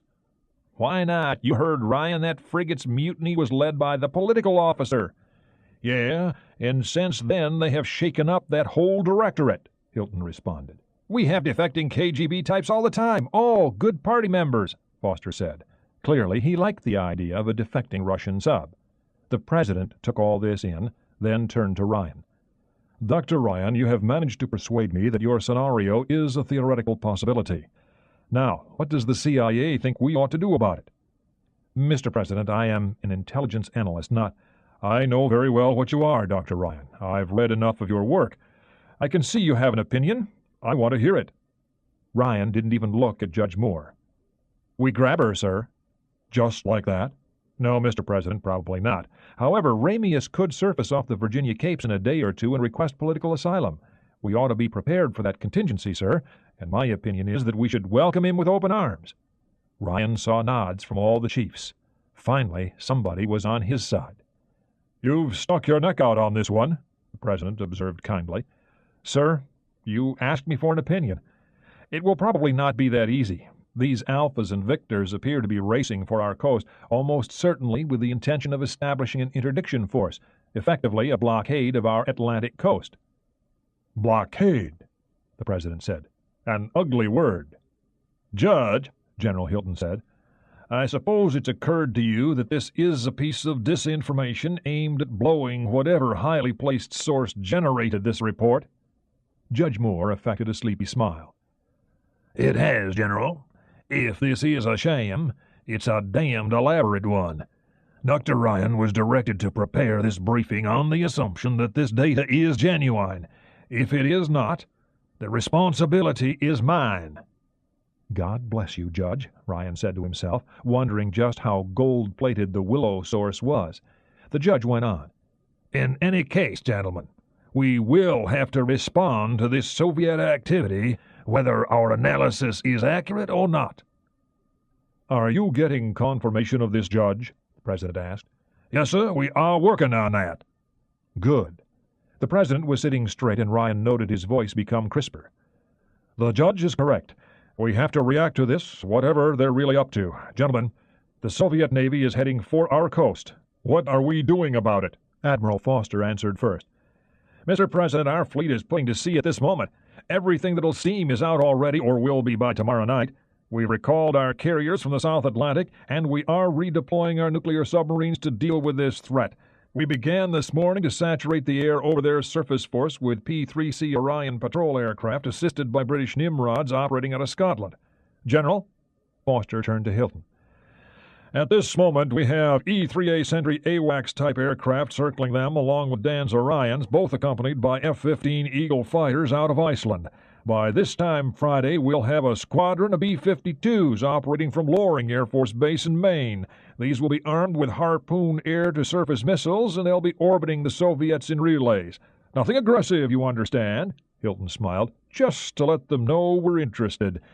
If they continue to come this way, we will redeploy some tactical air assets to the East Coast, and, subject to your approval, we can activate some National Guard and Reserve squadrons quietly. Just how will you do that quietly? Pelt asked. Dr. Pelt, we have a number of Guard outfits scheduled to run through our Red Flag facility at Nellis in Nevada starting this Sunday, a routine training rotation. They go to Maine instead of Nevada. The bases are pretty big, and they belong to SAC. Hilton referred to the Strategic Air Command. They have good security. How many carriers do we have handy? The president asked. Only one at the moment, sir, Kennedy. Saratoga stripped a main turbine last week, and it'll take a month to replace. Nimitz and America are both in the South Atlantic right now. America coming back from the Indian Ocean, Nimitz heading out to the Pacific. Bad luck. Can we recall a carrier from the Eastern Med? No. The president shook his head. This Cyprus thing is still too sensitive. Do we really need to? If anything untoward happens, can we handle their surface force with what we have at hand? Yes, sir, General Hilton said at once. Dr. Ryan said it. The Atlantic is our ocean. The Air Force alone will have over 500 aircraft designated for this operation and another 300 or 400 for the Navy. If any sort of shooting match develops, that Soviet fleet will have an exciting and short life." "We will try to avoid that, of course," the President said quietly. "The first press report surfaced this morning. We had a call from Bud Wilkins of the Times right before lunch. If the American people find out too soon what the scope of this is—" "Jeff?" "Mr. President, let's assume for the moment that Dr. Ryan's analysis is correct. I don't see what we can do about it," Pelt said. "What?" Ryan blurted. "I beg your pardon, sir." "We can't exactly steal a Russian missile sub." "Why not?" Foster demanded. "Hell, we have enough of their tanks and aircraft." The other chiefs agreed. "An aircraft with a crew of 1 or 2 is one thing, Admiral. A nuclear-powered submarine with 26 rockets and a crew of over 100 is something else. Naturally, we can give asylum to the defecting officers." "So you're saying that if the thing does come sailing into Norfolk," Hilton joined in, "we give it back? Christ, man, it carries 200 warheads. They just might use those goddamn things against us someday, you know. Are you sure you want to give them back?" "That's a billion-dollar asset, General," Pelt said diffidently. Ryan saw the President smile. He was said to like lively discussions. "Judge, what are the legal ramifications?" "That's Admiralty law, Mr. President." Moore looked uneasy for once. "I've never had an Admiralty practice. Takes me all the way back to law school. Admiralty is just gentium. The same legal codes theoretically apply to all countries. American and British Admiralty courts routinely cite each other's rulings. But as for the rights that attach to a mutinous crew, I have no idea." "Judge, we are not dealing with mutiny or piracy," Foster noted. "The correct term is barratry, I believe. Mutiny is when the crew rebels against lawful authority. Gross misconduct of the officers is called barratry. Anyway, I hardly think we need to attach legal folderol to a situation involving nuclear weapons." "We might, Admiral," the President mused. "As Jeff said, this is a highly valuable asset, legally their property, and they will know we have her. I think we are agreed that not all the crew is likely to be in on this. If so, those not party to the mutiny, barratry, whatever, will want to return home after it's all over, and we'll have to let them go, won't we?" "Have to?" General Maxwell was doodling on a pad. "Have to?" "General," the President said firmly, "we will not, repeat, not be party to the imprisonment or murder of men whose only desire is to return to home and family. Is that understood?" He looked around the table. "If they know we have her, they'll want her back, and they will know we have her from the crewmen who want to return home. In any case, big as this thing is, how could we hide her?" "We might be able to," Foster said neutrally, "but as you say, the crew is a complication. I presume we'll have the chance to look her over." "You mean conduct a quarantine inspection, check her for seaworthiness, and maybe make sure they're not smuggling drugs into the country?" The President grinned. "I think we might arrange that, but we are getting ahead of ourselves. There's a lot of ground to cover before we get to that point. What about our allies?" "The English just had one of their carriers over here. Could you use her, Dan?" General Hilton asked. "If they let us borrow her, yes. We just finished that ASW exercise south of Bermuda, and the Brits acquitted themselves well. We could use Invincible, the 4 escorts, and the 3 attack boats. The force is being recalled at high speed because of this." "Do they know of this development, Judge?" the President asked. Not unless they've developed it themselves.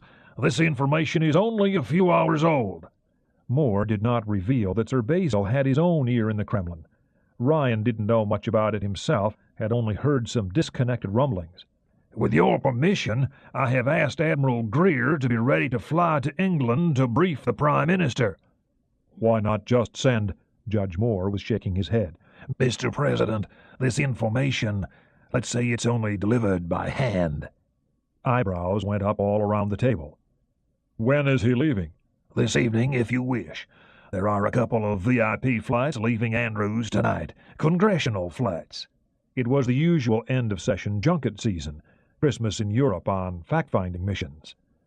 "General, do we have anything quicker?" the President asked Hilton. "We can scratch up a VC-140, Lockheed Jetstar almost as fast as a 135, and we can have it up in half an hour." "Do it." "Yes, sir, I'll call that in right now." Hilton rose and walked to a phone in a corner. Judge, tell Greer to pack his bags. I'll have a cover letter waiting for him on the plane to give to the Prime Minister. Admiral, you want the Invincible? Yes, sir. I'll get her for you. Next, what do we tell our people at sea? If October just sails in, it won't be necessary. But if we have to communicate with her... Excuse me, Judge, Ryan said. That is rather likely that we'll have to. They'll probably have these attack boats on the coast before she gets here. If so, we'll have to warn her off, if only to save the defecting officers. They are out to locate and sink her. We haven't detected her. What makes you think they can? Foster asked, miffed at the suggestion. They did build her, Admiral, so they might know things about her that will enable them to locate her more easily than us. Makes sense, the President said. That means somebody goes out to brief the fleet commanders. We can't broadcast this, can we, Judge? Mr. President, this source is too valuable to compromise in any way. That's all I can say here, sir. Very well, somebody flies out. Next thing is, we'll have to talk to the Soviets about this. For the moment, they can say that they're operating in home waters. When will they pass Iceland? Tomorrow night, unless they change course, Foster answered. Okay, we give it a day for them to call this off, and for us to confirm this report. Judge, I want something to back up this fairy tale in 24 hours. If they haven't turned back by midnight tomorrow, I'll call Ambassador Arbatov into my office Friday morning. He turned to the chiefs. Gentlemen, I want to see contingency plans for dealing with this situation by tomorrow afternoon. We will meet here tomorrow at 2. One more thing. No leaks. This information does not go beyond this room without my personal approval. If this story breaks to the press, I'll have heads on my desk. Yes, General. Mr. President, in order to develop those plans, Hilton said after sitting back down, we have to work through our field commanders and some of our own operations people. Certainly we'll need Admiral Blackburn. Blackburn was Cinque Lant, Commander-in-Chief of the Atlantic. Let me think that one over. I'll be back to you in an hour. How many people at the CIA know about this? 4, sir. Ritter, Greer, Ryan, and myself, sir. That's all. Keep it that way. The President had been bedeviled by security leaks for months. Yes, Mr. President. Meeting is adjourned. The President stood. Moore walked around the table to keep him from leaving at once. Dr. Pelt stayed also as the rest filed out of the room. Ryan stood outside the door. That was all right. General Maxwell grabbed his hand. He waited until everyone else was a few yards down the hall before going on. I think you're crazy, son, but you sure put a burr under Dan Foster's saddle. No, even better. I think he got a hard-on. The little general chuckled. And if we get the sub, maybe we can change the President's mind and arrange for the crew to disappear. The judge did that once, you know. It was a thought that chilled Ryan as he watched Maxwell swagger down the hall. Jack, you want to come back in here a minute? Moore's voice called. You're a historian, right? The President asked, reviewing his notes. Ryan hadn't even noticed him holding a pen. Yes, Mr. President. That's what my graduate degree's in. Ryan shook his hand. You have a fine sense of the dramatic, Jack. You would have made a decent trial lawyer. The President had made his reputation as a hard-driving state's attorney. He had survived an unsuccessful mafia assassination attempt early in his career, which hadn't hurt his political ambitions one bit. Damned nice briefing. Thank you, Mr. President. Ryan beamed. The judge tells me you know the commander of that British task force. It was like a sandbag hitting his head. Yes, sir. Admiral White. I've hunted with him, and our wives are good friends. They're close to the royal family. Good. Somebody has to fly out to brief our fleet commander, then go on to talk to the Brits, if we get their carrier, as I expect we will. The judge says we ought to let Admiral Davenport go out with you. So you fly out to Kennedy tonight, then on to Invincible. Mr. President, Come on now, Dr. Ryan. Pelt smiled thinly. You are uniquely suited to this. You already have access to the intelligence, you know the British commander, and you're a naval intelligence specialist. You fit. Tell me, how eager do you think the Navy is about getting this Red October? Of course they're interested in it, sir. To get a chance to look at it. Better yet, to run it, take it apart, and run it some more. It would be the intelligence coup of all time. That's true, but maybe they're a little too eager. "I don't understand what you mean, sir," Ryan said, though he understood it just fine. Pelt was the president's favorite. He was not the Pentagon's favorite. "They might take a chance that we might not want them to take." "Dr. Pelt, if you're saying that a uniformed officer would—" "He's not saying that, at least not exactly. What he's saying is that it might be useful for me to have somebody out there who can give me an independent, civilian point of view." "Sir, you don't know me." "I've read a lot of your reports." The chief executive was smiling.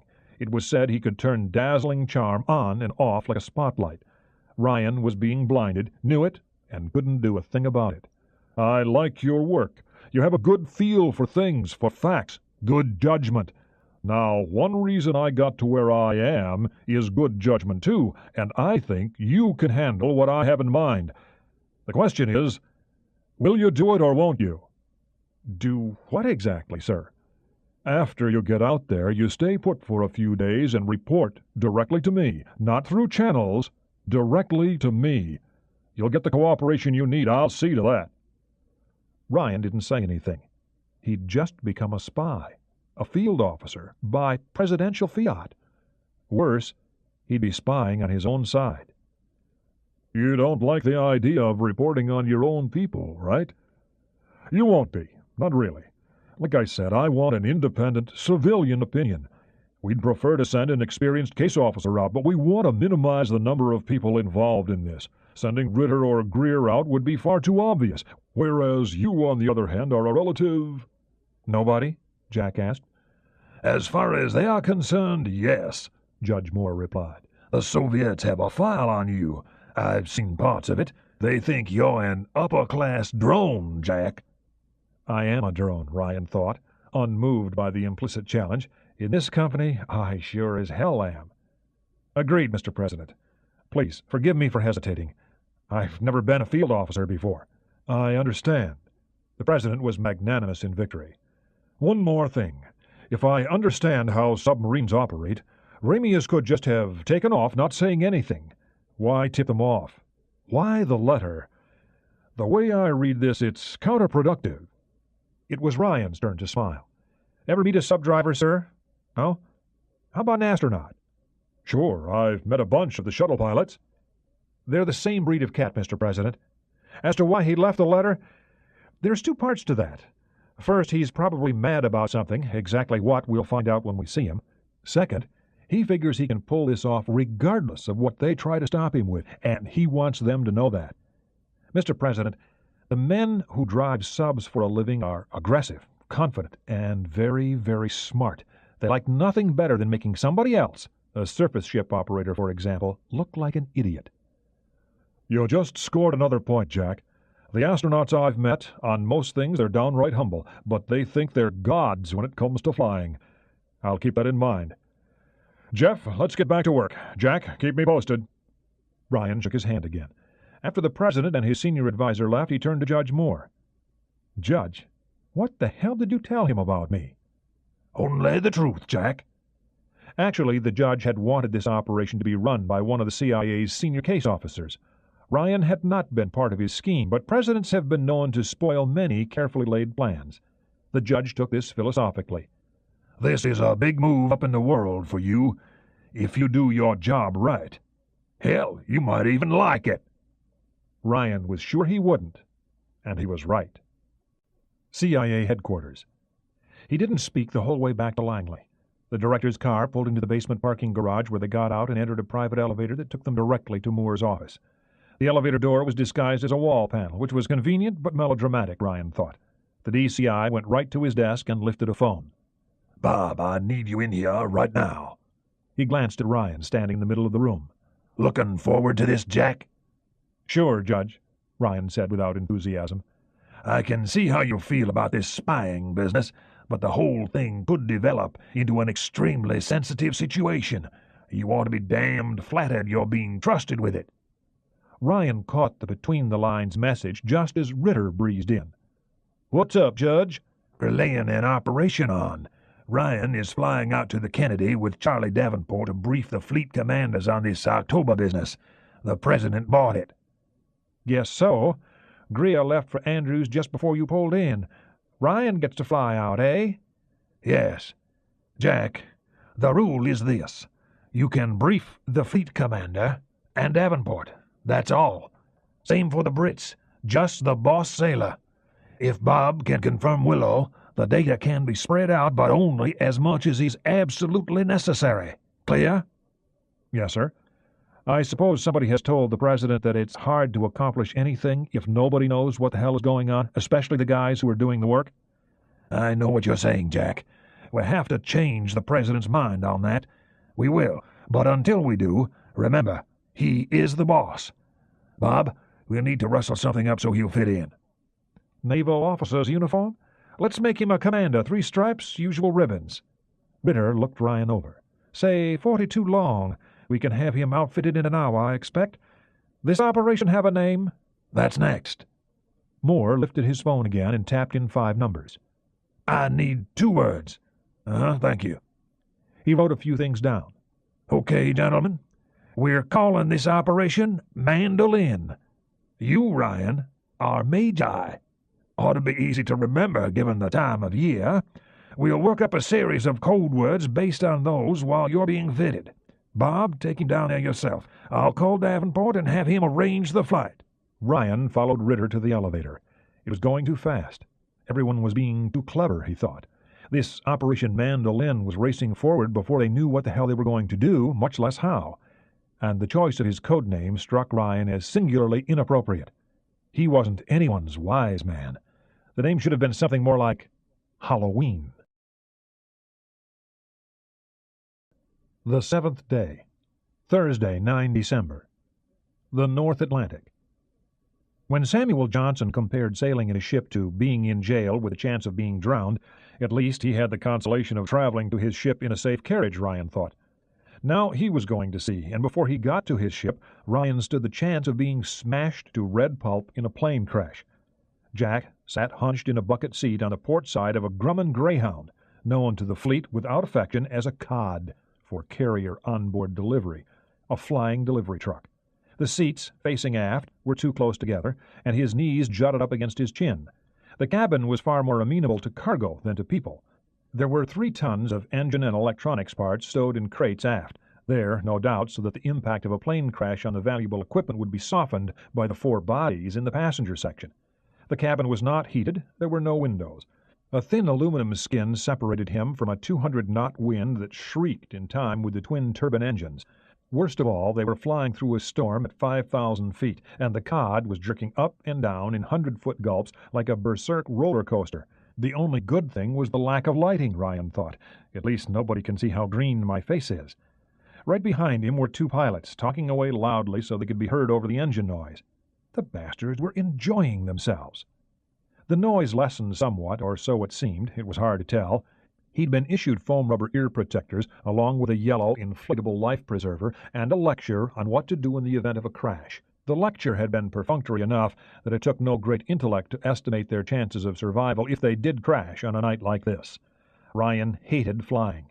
He had once been a Marine second lieutenant, and his active career had ended after only 3 months when his platoon's helicopter had crashed on Crete during a NATO exercise. He had injured his back, nearly been crippled for life, and ever since regarded flying as something to be avoided. The cod, he thought, was bouncing more down than up. It probably meant they were close to the Kennedy. The alternative did not bear thinking about. They were only 90 minutes out of Oceana Naval Air Station at Virginia Beach. It felt like a month, and Ryan swore to himself that he'd never be afraid on a civilian airliner again. The nose dropped about 20 degrees, and the aircraft seemed to be flying right at something. They were landing, the most dangerous part of carrier flight operations. He remembered a study conducted during the Vietnam War in which carrier pilots had been fitted with portable electrocardiographs to monitor stress, and it had surprised a lot of people that the most stressful time for carrier pilots wasn't while they were being shot at, it was while they were landing, particularly at night. Christ, you're full of happy thoughts, Ryan told himself. He closed his eyes. One way or another, it would be over in a few seconds. The deck was slick with rain and heaving up and down, a black hole surrounded by perimeter lights. The carrier landing was a controlled crash. Massive landing gear struts and shock absorbers were needed to lessen the bone-crushing impact. The aircraft surged forward only to be jerked to a halt by the arresting wire. They were down. They were safe. Probably. After a moment's pause, the cod began moving forward again. Ryan heard some odd noises as the plane taxied and realized that they came from the wings folding up. The one danger he had not considered was flying on an aircraft whose wings were supposed to collapse. It was, he decided, just as well. The plane finally stopped moving, and the rear hatch opened. Ryan flipped off his seatbelts and stood rapidly, banging his head on the low ceiling. He didn't wait for Davenport. With his canvas bag clutched to his chest, he darted out of the rear of the aircraft. He looked around and was pointed to the Kennedy's island structure by a yellow-shirted deck crewman. The rain was falling heavily, and he felt rather than saw that the carrier was indeed moving on the 15-foot seas. He ran towards an open, lighted hatch 50 feet away. He had to wait for Davenport to catch up. The Admiral didn't run. He walked with a precise 30-inch step, dignified as a flag officer should be, and Ryan decided that he was probably annoyed that his semi-secret arrival prohibited the usual ceremony of bosun's pipes and sideboys. There was a Marine standing inside the hatch, a corporal resplendent in striped blue trousers, khaki shirt and tie, and snow-white pistol belt. He saluted, welcoming both aboard. "Corporal, I want to see Admiral Painter." "The Admiral's in flag quarters, sir. Do you require escort?" "No, son, I used to command this ship. Come along, Jack." Ryan got to carry both bags. "God, sir, you actually used to do this for a living?" Ryan asked. "Night carrier landings? Sure, I done a couple of hundred. What's the big deal?" Davenport seemed surprised at Ryan's awe. Jack was sure it was an act. The inside of the Kennedy was much like the interior of the USS Guam, the helicopter assault ship Ryan had been assigned to during his brief military career. It was the usual Navy maze of steel bulkheads and pipes, everything painted the same shade of cave gray. The pipes had some colored bands and stenciled acronyms which probably meant something to the men who ran the ship. To Ryan, they might as well have been Neolithic cave paintings. Davenport led him through a corridor, around a corner, down a ladder made entirely of steel and so steep he almost lost his balance, down another passageway and around another corner. By this time, Ryan was thoroughly lost. They came to a door with a Marine stationed in front. The sergeant saluted perfectly and opened the door for them. Ryan followed Davenport in and was amazed. Flag quarters on the USS Kennedy might have been transported as a block from a Beacon Hill mansion. To his right was a wall-sized mural large enough to dominate a big living room. A half-dozen oils, one of them a portrait of the ship's namesake, President John Fitzgerald Kennedy, dotted the other walls, themselves covered with expensive-looking paneling. The deck was covered in thick crimson wool, and the furniture was pure civilian, French provincial, oak and brocade. One could almost imagine they were not aboard a ship at all, except that the ceiling, overhead, had the usual collection of pipes, all painted gray. It was a decidedly odd contrast to the rest of the room. "Hiya, Charlie!" Rear Admiral Joshua Painter emerged from the next room, drying his hands with a towel. "How was it coming in?" "A little rocky," Davenport allowed, shaking hands. "This is Jack Ryan." Ryan had never met Painter, but knew him by reputation. A phantom pilot during the Vietnam War, he had written a book, Paddy Strikes, on the conduct of the air campaigns. It had been a truthful book, not the sort of thing that wins friends. He was a small, feisty man who could not have weighed more than 130 pounds. He was also a gifted tactician and a man of puritanical integrity. "One of yours, Charlie?" "No, Admiral, I work for James Greer. I am not a naval officer. Please accept my apologies. I don't like pretending to be what I'm not. The uniform was the CIA's idea." This drew a frown. "Oh? Well, I suppose that means you're going to tell me what Ivan's up to? Good. I hope to hell somebody knows. First time on a carrier? How'd you like the flight in?" "It might be a good way to interrogate prisoners of war," Ryan said as offhandedly as he could. The two flag officers had a good laugh at his expense, and Painter called for some food to be sent in. The double doors to the passageway opened several minutes later, and a pair of stewards, mess management specialists, came in, one bearing a tray of food, the other 2 pots of coffee. The 3 men were served in a style appropriate to their rank. The food, served on silver-trimmed plates, was simple but appetizing to Ryan, who hadn't eaten in 12 hours. He dished coleslaw and potato salad onto his plate and selected a pair of corned beef on rye. "Thank you. That's all for now," Painter said. The stewards came to attention before leaving. "Okay, let's get down to business." Ryan gulped down half a sandwich. "Admiral, this information is only 20 hours old." He took the briefing folders from his bag and handed them around. His delivery took 20 minutes, during which he managed to consume the 2 sandwiches and a goodly portion of his coleslaw and spill coffee on his handwritten notes. The 2 flag officers were a perfect audience, not interrupting once, only darting a few disbelieving looks at him. God almighty, Painter said when Ryan finished. Davenport just stared poker-faced as he contemplated the possibility of examining a Soviet missile sub from the inside. Jack decided he'd be a formidable opponent over cards. Painter went on. Do you really believe this? Yes, sir, I do. Ryan poured himself another cup of coffee. He would have preferred a beer to go with his corned beef. It hadn't been bad at all, and good kosher corned beef was something he'd been unable to find in London. Painter leaned back and looked at Davenport.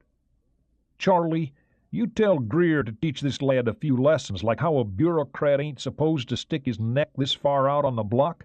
Don't you think this is a little far-fetched? Josh Ryan here's the guy who did the report last June on Soviet missile sub-patrol patterns.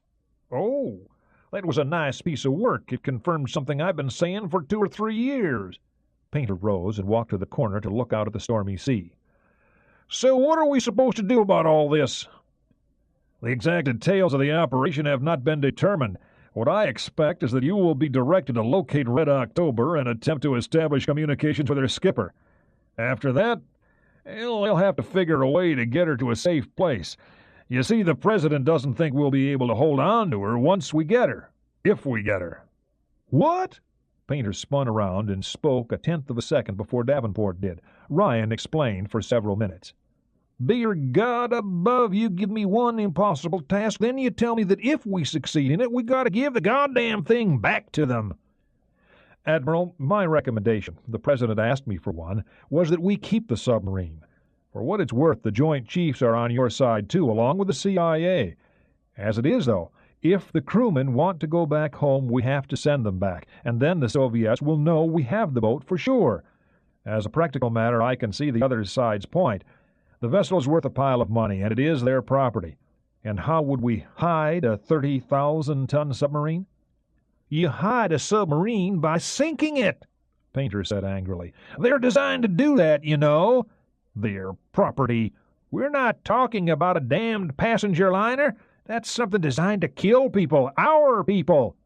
Admiral, I'm on your side, Ryan said quietly. Sir, you said we've given you an impossible task. Why? Ryan, finding a boomer that does not want to be found is not the easiest thing in the world. We practice against our own. We damn near always fail. And you say this one's already past all the northeast SOSUS lines? The Atlantic's a rather large ocean, and a missile sub's noise footprint is very small. Yes, sir. Ryan noted to himself that he might have been overly optimistic about their chances for success. What sort of shape are you in, Josh? Davenport asked. Pretty good, really. The exercise we just ran, Nifty Dolphin, worked out all right. Our part of it, Painter corrected himself. Dallas raised some hell on the other side. My ASW crews are functioning very well. What sort of help are we getting? When I left the Pentagon, the CNO was checking the availability of P-3s out on the Pacific, so you'll probably be seeing more of those. Everything that'll move is putting to sea. You're the only carrier, so you've got overall technical command, right?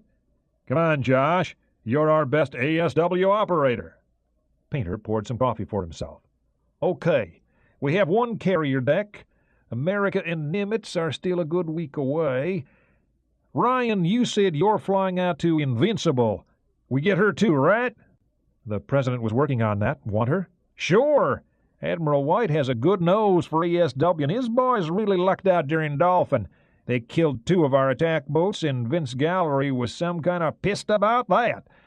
Luck's a big part of this game. That would give us 2 decks instead of 1. I wonder if we can get some more S-3s. Painter referred to the Lockheed Vikings, carrier-borne anti-submarine aircraft. Why? Davenport asked. I can transfer my F-18s to shore, and that'll give us room for 20 more Vikings. I don't like losing the striking power, but what we're going to need is more ASW muscle. That means more S-3s. Jack, you know that if you're wrong, that Ruski surface force is going to be a handful to deal with. You know how many surface-to-surface missiles they're packing? No, sir. Ryan was certain it was too many. We're one carrier, and that makes us their primary target. If they start shooting at us, it'll get awful lonesome. Then it'll get awful exciting. The phone rang. Painter here. Yes. Thank you. Well, Invincible just turned around. Good, they're giving her to us along with 2 tin cans. The rest of the escorts and the 3 attack subs are still heading home. He frowned. I can't really fault them for that. That means we have to give them some escorts, but it's a good trade. I want that flight deck. Can we chopper jack out to her? Ryan wondered if Davenport knew what the president had ordered him to do. The admiral seemed interested in getting him off the Kennedy. Painter shook his head. Too far for a chopper. Maybe they can send a Harrier back for him.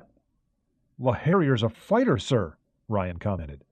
Well, I have an experimental 2-seat version set up for ESW patrolling. It's supposed to work reasonably well outside their helo perimeter. That's how they bagged one of our attack boats, caught her napping. Painter finished off the last of his coffee. Okay, gentlemen, let's get ourselves down to ESW control and try and figure a way to run this circus act. Sink Land will want to hear what I have in mind. I suppose I better decide for myself. We'll also call Invincible and have them send a bird back to ferry you out, Ryan. Ryan followed the 2 admirals out of the room. He spent 2 hours watching Painter move ships around the ocean like a chess master with his pieces.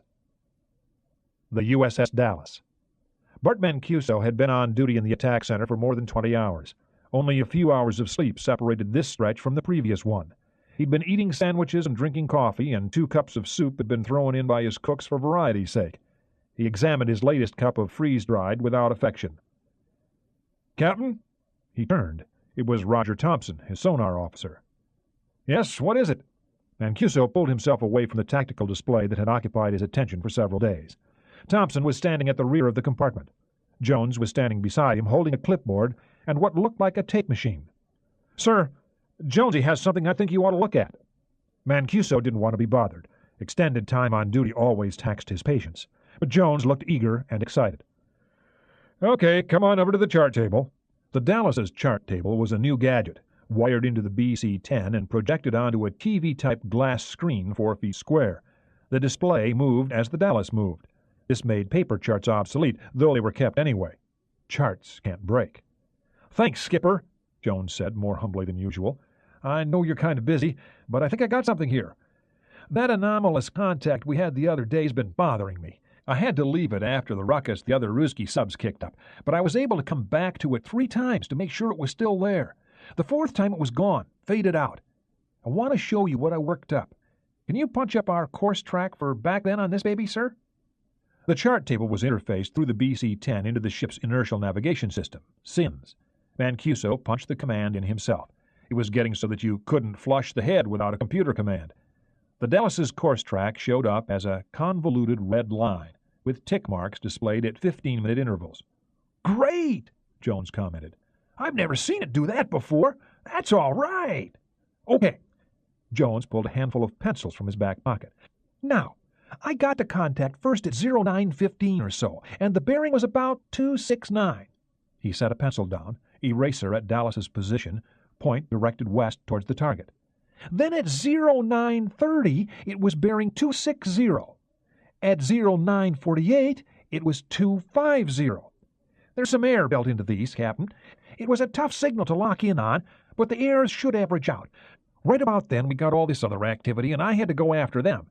But I came back to it about 1000, and the bearing was 242.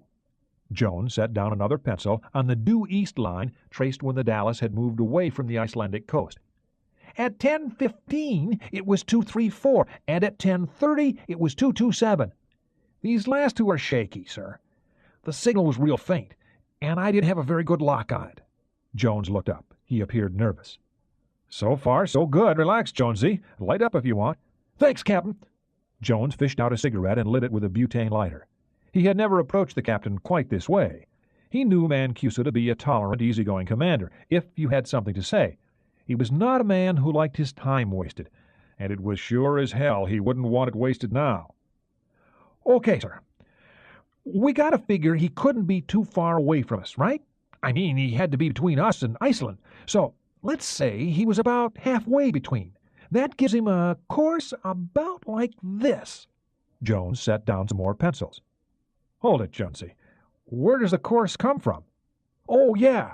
Jones flipped open his clipboard. Yesterday morning, night, Whatever it was, after I got off watch, it started bothering me, so I used the move we made offshore as a baseline to do a little course track for him. I know how, Skipper. I read the manual. It's easy, just like we used to do at Caltech to chart star motion. I took an astronomy course in my freshman year. Mancuso stifled a groan. It was the first time he had ever heard this called easy, but on looking at Jones's figures and diagrams, it appeared that he had done it right. Go on. Jones pulled a Hewlett-Packard scientific calculator from his pocket and what looked like a National Geographic map liberally coated with pencil marks and scribblings. You want to check my figures, sir? We will, but I'll trust you for now. What's the map? Skipper, I know it's against the rules and all, but I keep this as a personal record of the tracks the bad guys use. It doesn't leave the boat, sir, honest. I may be a little off, but all this translates to a course of about 220 and a speed of 10 knots, and that aims him right at the entrance of Route 1, okay? Go on. Mancuso had already figured that one. Jonesy was on to something. Well, I couldn't sleep after that, so I skipped back to sonar and pulled the tape on a contact. I had to run it through the computer a few times to filter out all the crap, sea sounds, the other subs, you know. Then I re-recorded it at 10 times normal speed. He set his cassette recorder on the chart table. Listen to this, Skipper. The tape was scratchy, but every few seconds there was a thrum. 2 minutes of listening seemed to indicate a regular interval of about 5 seconds. By this time, Lieutenant Mannion was looking over Thompson's shoulder, listening, and nodding speculatively. Skipper, that's gotta be a man-made sound. It's just too regular for anything else. At normal speed, it didn't make much sense, but once I speeded it up, I had the sucker. Okay, Jonesy, finish it, Mancuso said. Captain, what you just heard was the acoustical signature of a Russian submarine. He was heading for Route 1, taking the inshore track off the Icelandic coast. You can bet money on that, Skipper. Roger. He sold me, Captain, Thompson replied. Mancuso took another look at the course track, trying to figure an alternative. There wasn't any. Me too. Roger. Jonesy makes sonar man first class today. I want to see the paperwork done by the turn of the next watch, along with a nice letter of commendation for my signature. Ron? He poked the sonar man in the shoulder. That's all right. Damn well done. Thanks, Skipper. Jones's smile stretched from ear to ear. Pat, please call Lieutenant Butler to the attack center. Mannion went to the phone to call the boat's chief engineer. Any idea what it is, Jonesy? Mancuso turned back. The sonar man shook his head. It isn't screw sounds. I've never heard anything like it. He ran the tape back and played it again.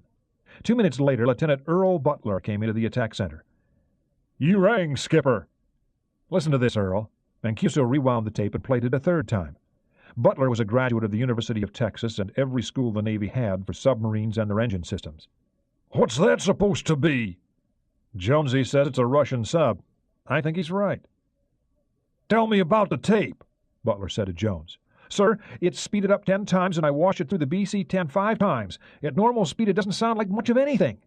With uncharacteristic modesty, Jones did not point out that it had sounded like something to him. Some sort of harmonic. I mean, if it was a propeller, it'd have to be 100 feet across and we'd be hearing one blade at a time. The regular interval suggests some sort of harmonic. Butler's face screwed up. But a harmonic what? Whatever it was headed right here. Mancuso tapped Thor's twins with his pencil. That makes him a Russian, all right, Butler agreed. Then they're using something new. Again. Mr. Butler's right, Jones said. It does sound like a harmonic rumble. The other funny thing is, well, there was this background noise, kind of like water going through a pipe. I don't know, it didn't pick up on this. I guess the computer filtered it off. It was real faint to start with. Anyway, that's outside my field. That's all right. You've done enough for one day. How do you feel? Mancuso asked. A little tired, Skipper. I've been working on this for a while. If we get close to this guy again, you think you can track him down?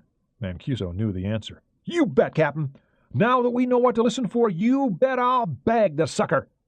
Mancuso looked at the chart table.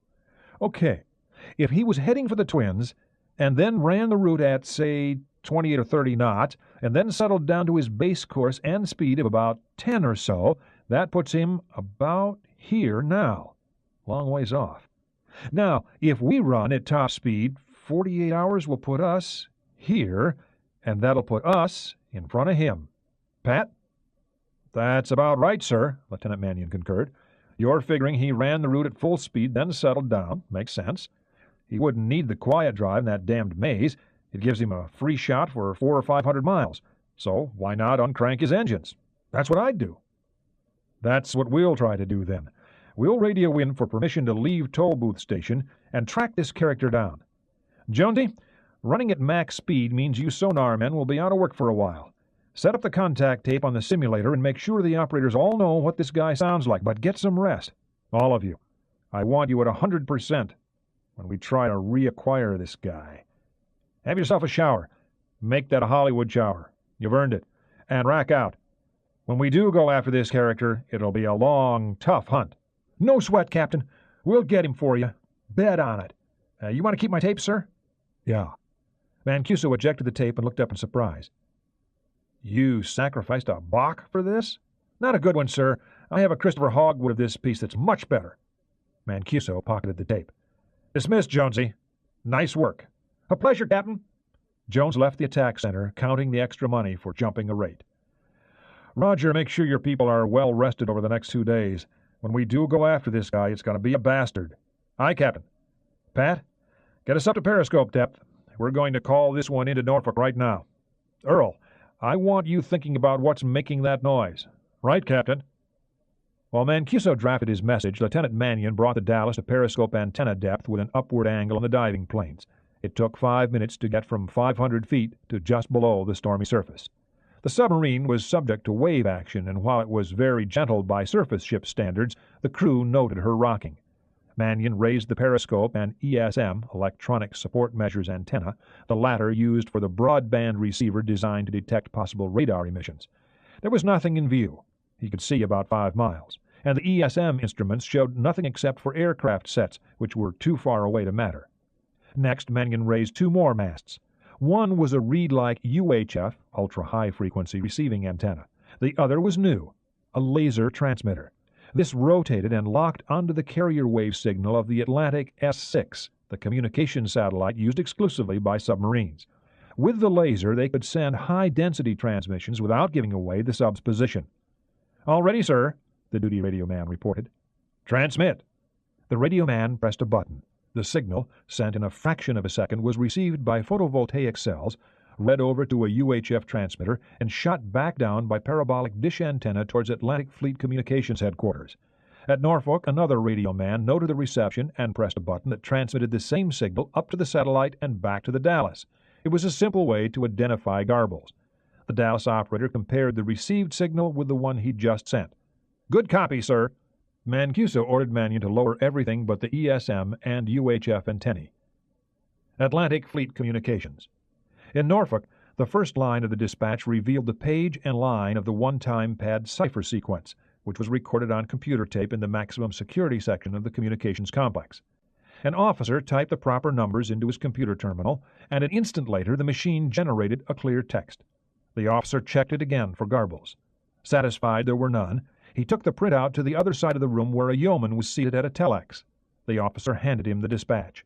The yeoman keyed up the proper addressee and transmitted the message by dedicated landline to ComSubLant operations, half a mile away. The landline was fiber optic, located in a steel conduit under a paved street. It was checked 3 times a week for security purposes. Not even the secrets of nuclear weapons performance were as closely guarded as day-to-day tactical communications. ComSubLant operations.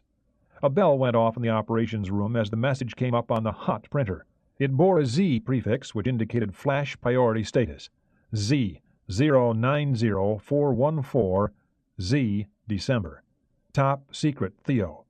From USS Dallas to ComSubLant. Info. Sync Lant Fleet. Red Fleet. Subops. 1.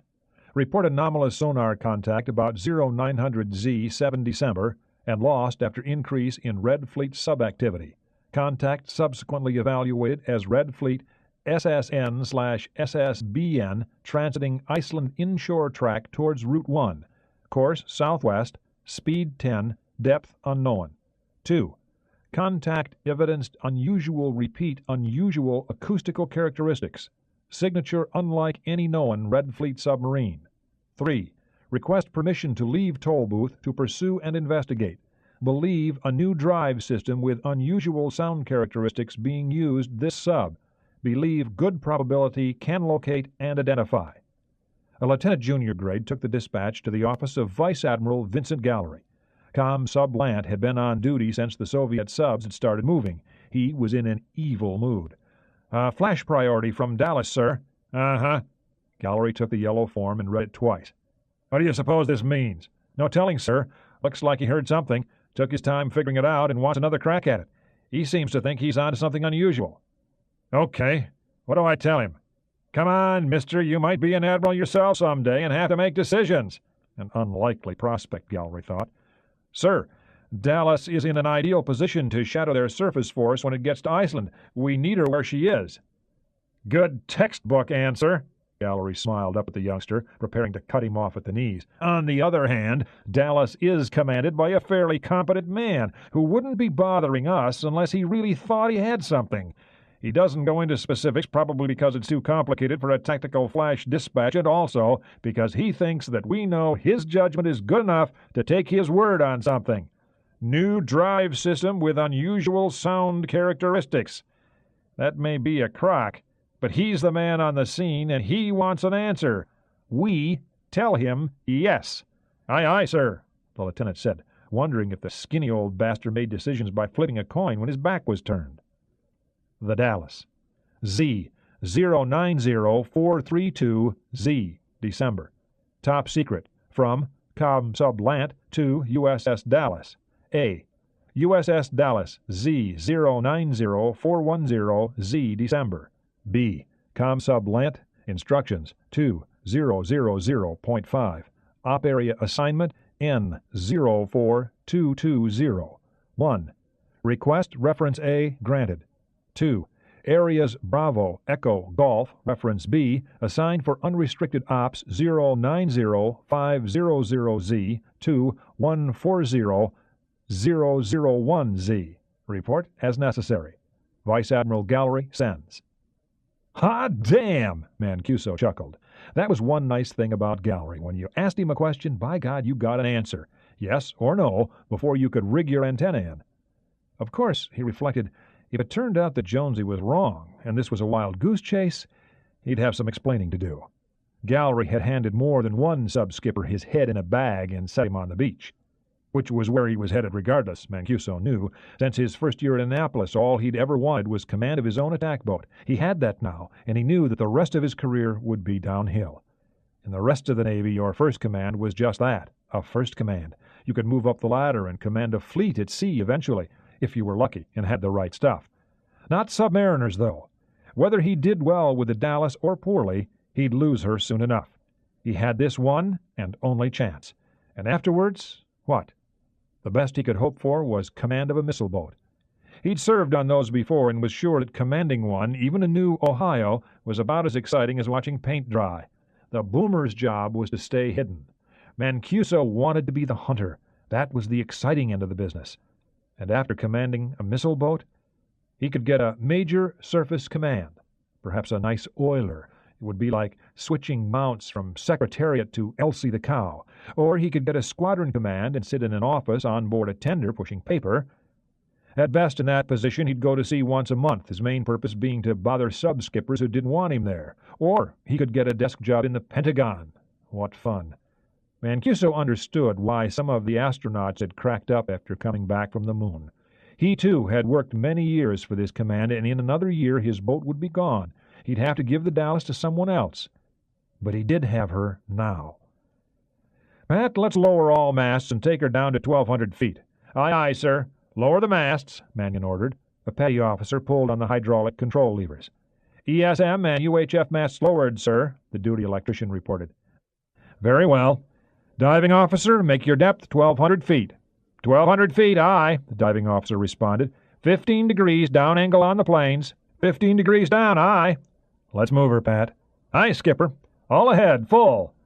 All ahead, full, aye. The helmsman reached up to turn the annunciator. Mancuso watched his crew at work. They did their jobs with mechanistic precision, but they were not machines. They were men. His.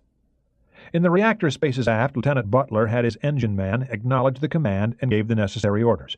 The reactor coolant pumps went to fast speed. An increased amount of hot, pressurized water entered the exchanger, where its heat was transferred to the steam on the outside loop. When the coolant returned to the reactor, it was cooler than it had been and therefore denser. Being denser, it trapped more neutrons in the reactor pile, increasing the ferocity of the fission reaction and giving off yet more power. Farther aft, saturated steam in the outside, or non-radioactive loop of the heat exchange system, emerged through clusters of control valves to strike the blades of the high-pressure turbine. The Dallas's huge bronze screw began to turn more quickly, driving her forward and down. The engineers went about their duties calmly. The noise in the engine spaces rose noticeably as the systems began to put out more power, and the technicians kept track of this by continuously monitoring the banks of instruments under their hands. The routine was quiet and exact. There was no extraneous conversation, no distraction.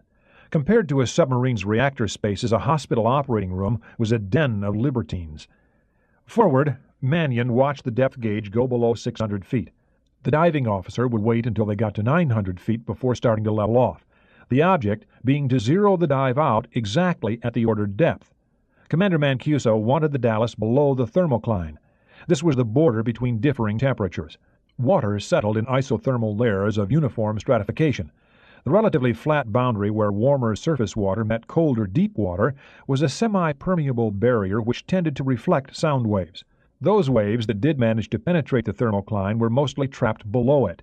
Thus, though the Dallas was now running below the thermocline at over 30 knots and making as much noise as she was capable of, she would still be difficult to detect with surface sonar. She would also be largely blind, but then there was not much down there to run into. Mancuso lifted the microphone for the PA system. "This is the captain speaking. We have just started a speed run that will last 48 hours. We are heading towards a point where we hope to locate a Russian sub that went past us 2 days ago. This Ruski is evidently using a new and rather quiet propulsion system that nobody's run across before. We're going to try and get ahead of him and track on him as he passes us again. This time we know what to listen for, and we'll get a nice, clear picture of him. Okay, I want everyone on this boat to be well rested. When we get there, it'll be a long, tough hunt. I want everybody at 100%.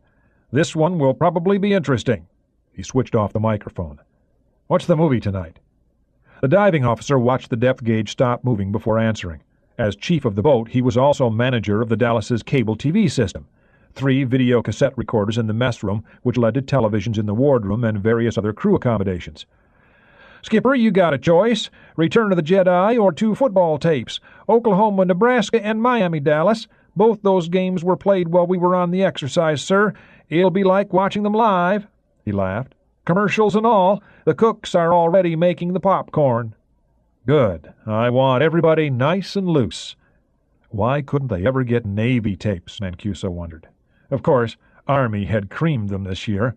"Morning, Skipper." Wally Chambers, the executive officer, came into the attack center. "What gives?" "Come on back to the wardroom, Wally. I want you to listen to something." Mancuso took the cassette from his shirt pocket and led Chambers aft. The VK Konovalov. 200 miles northeast of the Dallas, in the Norwegian Sea, the Konovalov was racing southwest at 41 knots. Captain Tupolev sat alone in the wardroom, rereading the dispatch he'd received 2 days before. His emotions alternated between rage and grief. The schoolmaster had done that? He was dumbfounded. But what was there to do? Tupolev's orders were explicit, the more so since, as his Zempolite had pointed out, he was a former pupil of the traitor Ramius. He, too, could find himself in a very bad position, if the slug succeeded. So, Marco had pulled a trick on everyone, not just the Konovalov. Tupolev had been slinking around the Barents Sea like a fool, while Marco had been heading the other way, laughing at everyone, Tupolev was sure. Such treachery, such a hellish threat against the Rodina. It was inconceivable, and all too conceivable. All the advantages Marco had, a 4-room apartment, a dacha, his own Zhiguli. Tupolev did not yet have his own automobile. He had earned his way to a command, and now it was all threatened by this. He'd be lucky to keep what he had. "I have to kill a friend," he thought. Friend? Yes, he admitted to himself. Marco had been a good friend and a fine teacher. Where had he gone wrong? Natalia Bogdanova. Yes, That had to be it. A big stink, the way that had happened. How many times had he had dinner with them? How many times had Natalia laughed about her fine, strong, big sons? He shook his head. A fine woman killed by a damned incompetent fool of a surgeon. Nothing could be done about it. He was the son of a Central Committee member. It was an outrage the way things like that still happened, even after 3 generations of building socialism, but nothing was sufficient to justify this madness. Tupolev bent over the chart he'd brought back. He'd be on his station in 5 days, in less time if the engine plant held together and Marco wasn't in too much of a hurry, and he wouldn't be. Marco was a fox, not a bull. The other alphas would get there ahead of his, Tupolev knew, but it didn't matter. He had to do this himself. He'd get ahead of Marco and wait. Marco would try to slink past, and the Konovalov would be there. The Red October would die. The North Atlantic. The British Sea Harrier FRS.4 appeared a minute early.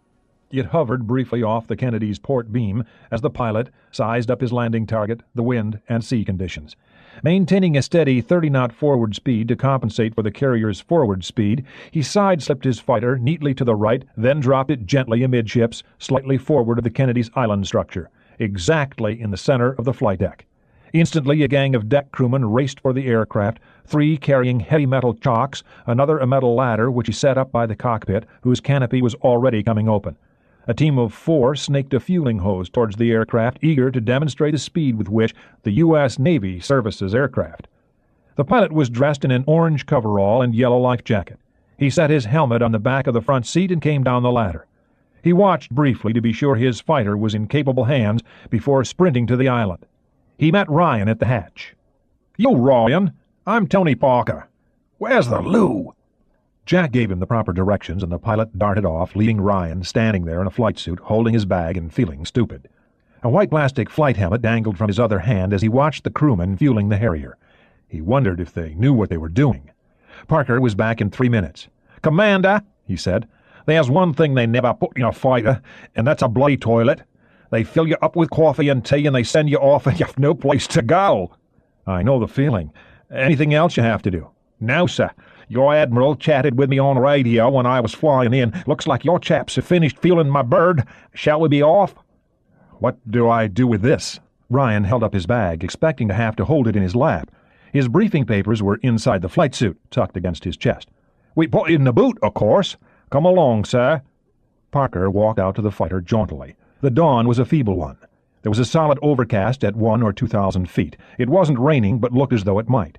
The sea, still rolling at about 8 feet, was a gray, crinkled surface dotted with whitecaps. Ryan could feel the Kennedy moving, surprised that something so huge could be made to move at all.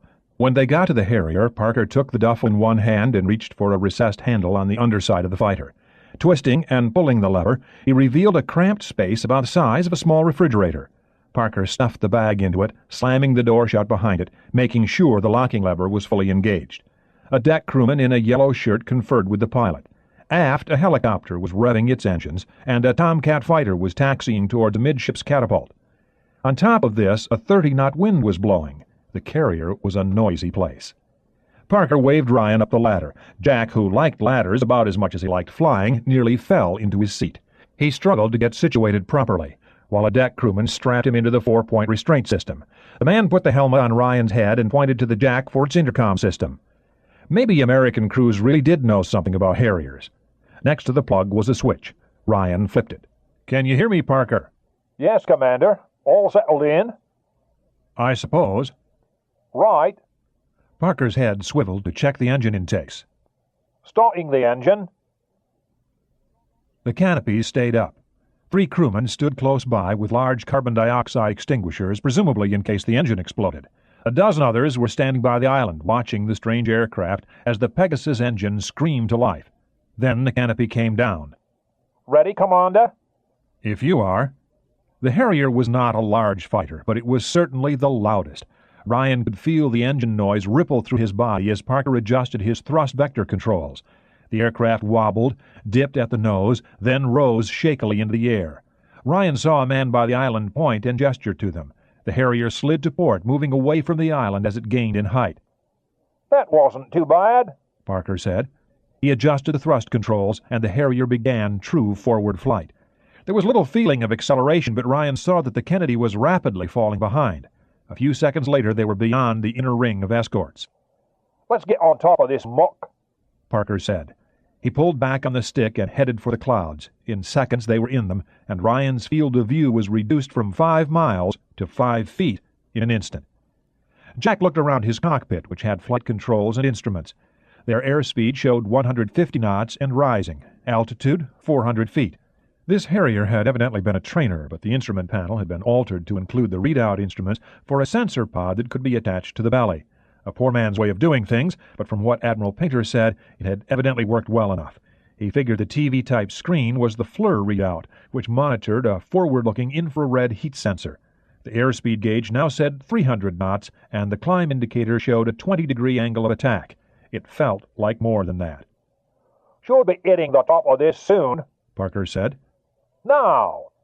The altimeter showed 26,000 feet when Ryan was blasted by pure sunlight. One thing about flying that he never got used to was that no matter how awful the weather was on the ground, if you flew high enough, you could always find the sun. The light was intense, but the sky's color was noticeably deeper than the soft blue seen from the ground. The ride became airliner smooth as they escaped the lower turbulence. Ryan fumbled with his visor to shield his eyes. "That better, sir?" "Fine, Lieutenant. It's better than I expected." "What do you mean, sir?" Parker inquired. "I guess it beats flying on a commercial bird. You can see more. That helps." "Sorry, we don't have any extra fuel, or I'd show you some aerobatics. The Harrier will do almost anything you ask of her." "That's all right," "And your Admiral," Parker went on conversationally, "said that you don't fancy flying." Ryan's hands grabbed the armrest as the Harrier went through 3 complete revolutions before snapping back to level flight. He surprised himself by laughing. "Ha! The British sense of humor!" "Orders from your Admiral, sir." Parker semi-apologized. "We wouldn't want you to think the Harrier's another bloody bus." Which Admiral, Ryan wondered? Painter or Davenport? Probably both. The top of the clouds was like a rolling field of cotton. He'd never appreciated that before, looking through a foot-square window on an airliner. In the back seat, he almost felt as if he were sitting outside. "May I ask a question, sir?" "Sure. "What's a flap?" What do you mean?" "I mean, sir, that they turn my ship around. Then I get orders to ferry a VIP from the Kennedy to the Invincible." "Oh, okay. Can't say, Parker. I'm delivering some messages to your boss. I'm just the mailman." Ryan lied. Roll that one 3 times. "Excuse me, Commander, but you see, my wife is expecting a child. Our first. Soon after Christmas. I hope to be there, sir." "Where do you live?" "Chatham, that's..." "I know. I live in England myself at the moment. Our place is in Marlow, upriver from London. My second kid got started over there." "Born there?" "Started there.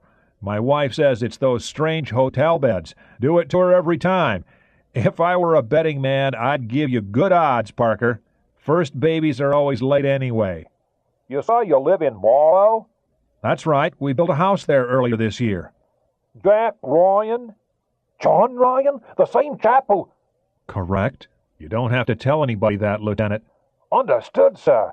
I didn't know you were a naval officer." "That's why you don't have to tell anyone." "Yes, sir. Sorry for the stunt earlier." "That's all right. Admirals must have their little laughs. I understand you guys just ran an exercise with our guys." "Indeed we did, Commander. I sank one of your submarines, the Tullaby. My systems operator and I, that is. We caught her near the surface at night with our FLIR and dropped noisemakers all around her. You see, we didn't let anyone know about our new equipment. All's fair, as you know. I understand her commander was bloody furious. I'd hoped to meet him in Norfolk, but he didn't arrive until the day we sailed." "You guys have a good time in Norfolk?" "Yes, Commander.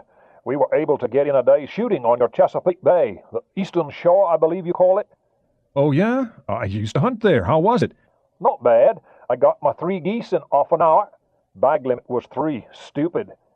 "You called in and blasted 3 geese in a half hour this late in the season?" "That's how I earned my modest living, Commander, shooting." Parker commented. "I was up for a grouse shoot with your admiral last September. They made me use a double. If you show up with my kind of gun, I use a Remington automatic, they'd look at you like you're some kind of terrorist. I got stuck with a pair of Purdy's that didn't fit. Got 15 birds. Seemed an awful lazy way to hunt, though, with one guy loading my gun for me and another platoon of ghillies driving the game.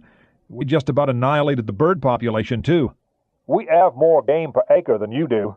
That's what the Admiral said. How far to Invincible? 40 minutes. Ryan looked at the fuel gauges. They were half empty already. In a car, he'd be thinking about a fill-up. All that fuel gone in half an hour. Well, Parker didn't seem excited. The landing on HMS Invincible was different from the Cod's arrival on the Kennedy. The ride became rocky as Parker descended through the clouds, and it occurred to Ryan that they were on the leading edge of the same storm he'd endured the night before. The canopy was coated with rain, and he heard the impact of thousands of raindrops on the airframe, or was it hail? Watching the instruments, he saw that Parker leveled out at 1,000 feet while they were still in clouds, then descended more slowly, breaking into the clear at 100 feet. The Invincible was scarcely half the Kennedy's size. He watched her bobbing actively on the 15-foot seas. Parker used the same technique as before. He hovered briefly on the carrier's port side, then slid to the right, dropping the fighter 20 feet onto a painted circle. The landing was hard, but Ryan was able to see it coming. The canopy came up at once. You can get out here, Parker said. I have to taxi to the elevator. A ladder was in place. He unbuckled and got out. A crewman had already retrieved his bag. Ryan followed him to the island and was met by an ensign, a sub-lieutenant, the British called the rank. "Welcome aboard, sir." The youngster couldn't be more than 20, Ryan thought. "Let me help you out of the flight suit." The sub-lieutenant stood by as Ryan unzipped and took off his helmet, Mae West, and coverall. He retrieved his cap from the bag. In the process, he bounced off the bulkhead a few times. The Invincible seemed to be corkscrewing in a following sea. A bow wind and a following sea? In the North Atlantic in winter, nothing was too crazy. The officer took his bag, and Ryan held on to the briefing material. "Lead on, Lieutenant," Ryan gestured. The youngster shot up a series of 3 ladders, leaving Jack panting behind, thinking about the jogging he wasn't getting in. The combination of the ship's motion and an inner ear badly scrambled from the day's flying made him dizzy, and he found himself bumping into things. How did professional pilots do it? "Here's the flag bridge, sir." The sub-lieutenant held the door open. "Hello, Jack," boomed the voice of Vice Admiral John White, 8th Earl of Weston. He was a tall, well-built man of 50 with a florid complexion set off by a white scarf at his neck. Jack had first met him earlier in the year, and since then his wife Kathy and the Countess Antonia had become close friends, members of the same circle of amateur musicians. Kathy Ryan played classical piano. Tony White, an attractive woman of 44, owned a Guarnieri del Jesu violin. Her husband was a man whose peerage was treated as a convenient afterthought. His career in the Royal Navy had been built entirely on merit. Jack walked over to take his hand. "Good day, Admiral." "How was your flight?" "Different. I've never been in a fighter before, much less one with ambitions to mate with a hummingbird." Ryan smiled. The bridge was overheated, and it felt good. "Jolly good. Let's go aft to my sea cabin." White dismissed the sub-lieutenant, who handed Jack his bag before withdrawing. The Admiral led him aft through a short passageway and left into a small compartment. It was surprisingly austere, considering that the English liked their comforts and that White was a peer. There were 2 curtained portholes, a desk, and a couple of chairs. The only human touch was a color photograph of his wife. The entire port wall was covered with a chart of the North Atlantic. "You look tired, Jack." White waved him to the upholstered chair. "I am tired. I've been on the go since 6 a.m. yesterday. I don't know about time changes. I think my watch is still on European time." "I have a message for you." White pulled a slip of paper from his pocket and handed it over. "Greer to Ryan. Willow confirmed," Ryan read. "Basil sends regards. Ends." Somebody had confirmed Willow. Who? Maybe Sir Basil, maybe Ritter. Ryan would not quote odds on that one. Jack tucked it in his pocket. "This is good news, sir." "Why the uniform?" "Not my idea, Admiral. You know who I work for, right? They figured I'd be less conspicuous this way." "At least it fits." The Admiral lifted a phone and ordered refreshments sent to them. "How's the family, Jack?" "Fine, thank you, sir. The day before I came over, Kathy and Tony were playing over at Nigel Ford's place. I missed it.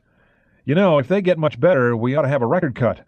There aren't too many violin players better than your wife." A steward arrived with a plateful of sandwiches.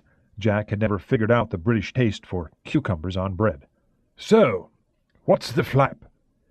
"Admiral, the significance of the message you just gave me is that I can tell this to you and 3 other officers. This is very hot stuff, sir. You'll want to make your choices accordingly." Hot enough to turn my little fleet around?" White thought it over before lifting the phone and ordering 3 of his officers to the cabin. He hung up. "Captain Carstairs, Captain Hunter, and Commander Barclay. They are, respectively, Invincible's commanding officer, my fleet operations officer, and my fleet intelligence officer." "No chief of staff?"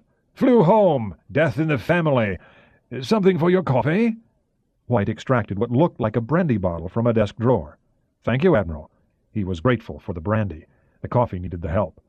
He watched the Admiral pour a generous amount, perhaps with the ulterior motive of making him speak more freely. White had been a British sailor longer than he'd been Ryan's friend. The 3 officers arrived together, 2 carrying folding metal chairs. "Admiral," Ryan began, "you might want to leave that bottle out. After you hear this story, we might all need a drink." He passed out his 2 remaining briefing folders and talked from memory. His delivery took 15 minutes. "Gentlemen," he concluded, "I must insist that this information be kept strictly confidential. For the moment, no one outside this room may learn it." "That is too bad," Carstairs said. "This makes for a bloody good sea story." "And our mission?" White was holding the photographs. He poured Ryan another shot of brandy, gave the bottle a brief look, then stowed it back in the desk. "Thank you, Admiral. For the moment, our mission is to locate Red October. After that, we're not sure. I imagine just locating her will be hard enough." "An astute observation, Commander Ryan," Hunter said.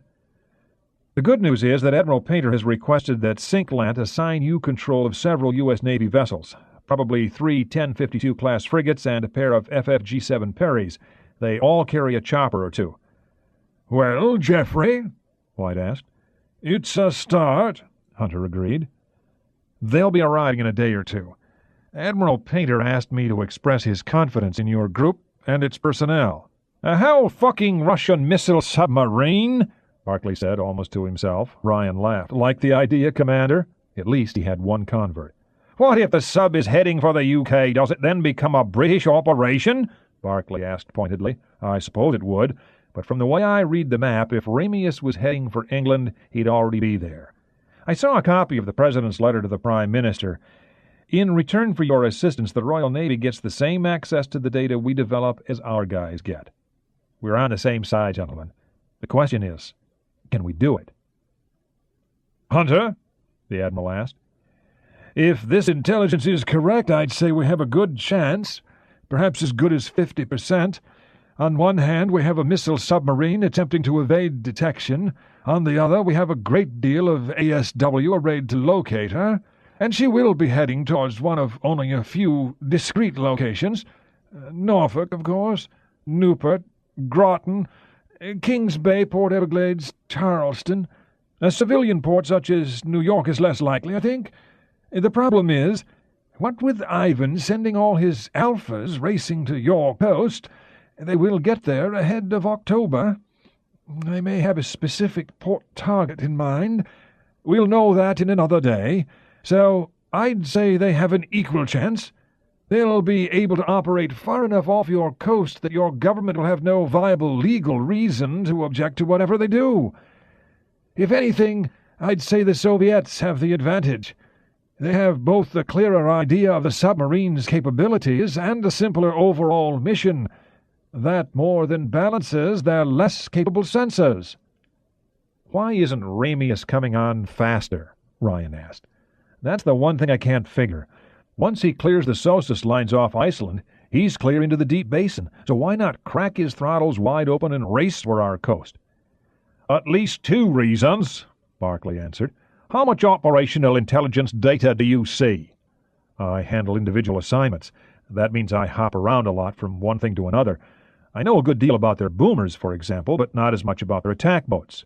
Ryan didn't have to explain. He was CIA. "Well, you know how compartmentalized the Sovs are. Ramius probably doesn't know where their attack submarines are, not all of them. So if he were to race about, he'd run the off chance of blundering into a stray Victor and being sunk without ever knowing what was happening. Second, what if the Soviets did enlist American assistance, saying perhaps that a missile sub had been taken over by a mutinous crew of Maoist counter-revolutionaries, and then your Navy detects a missile submarine racing down the North Atlantic towards the American coast? What would your president do?" "Yeah," Ryan nodded. we'd blow it the hell out of the water. There you have it. Ramius is in the trade of stealth, and he'll likely stick to what he knows," Barclay concluded. "Fortunately or unfortunately, he's jolly good at it." "How soon will we have performance data on this quiet drive system?" Carstairs wanted to know. "Next couple of days, we hope."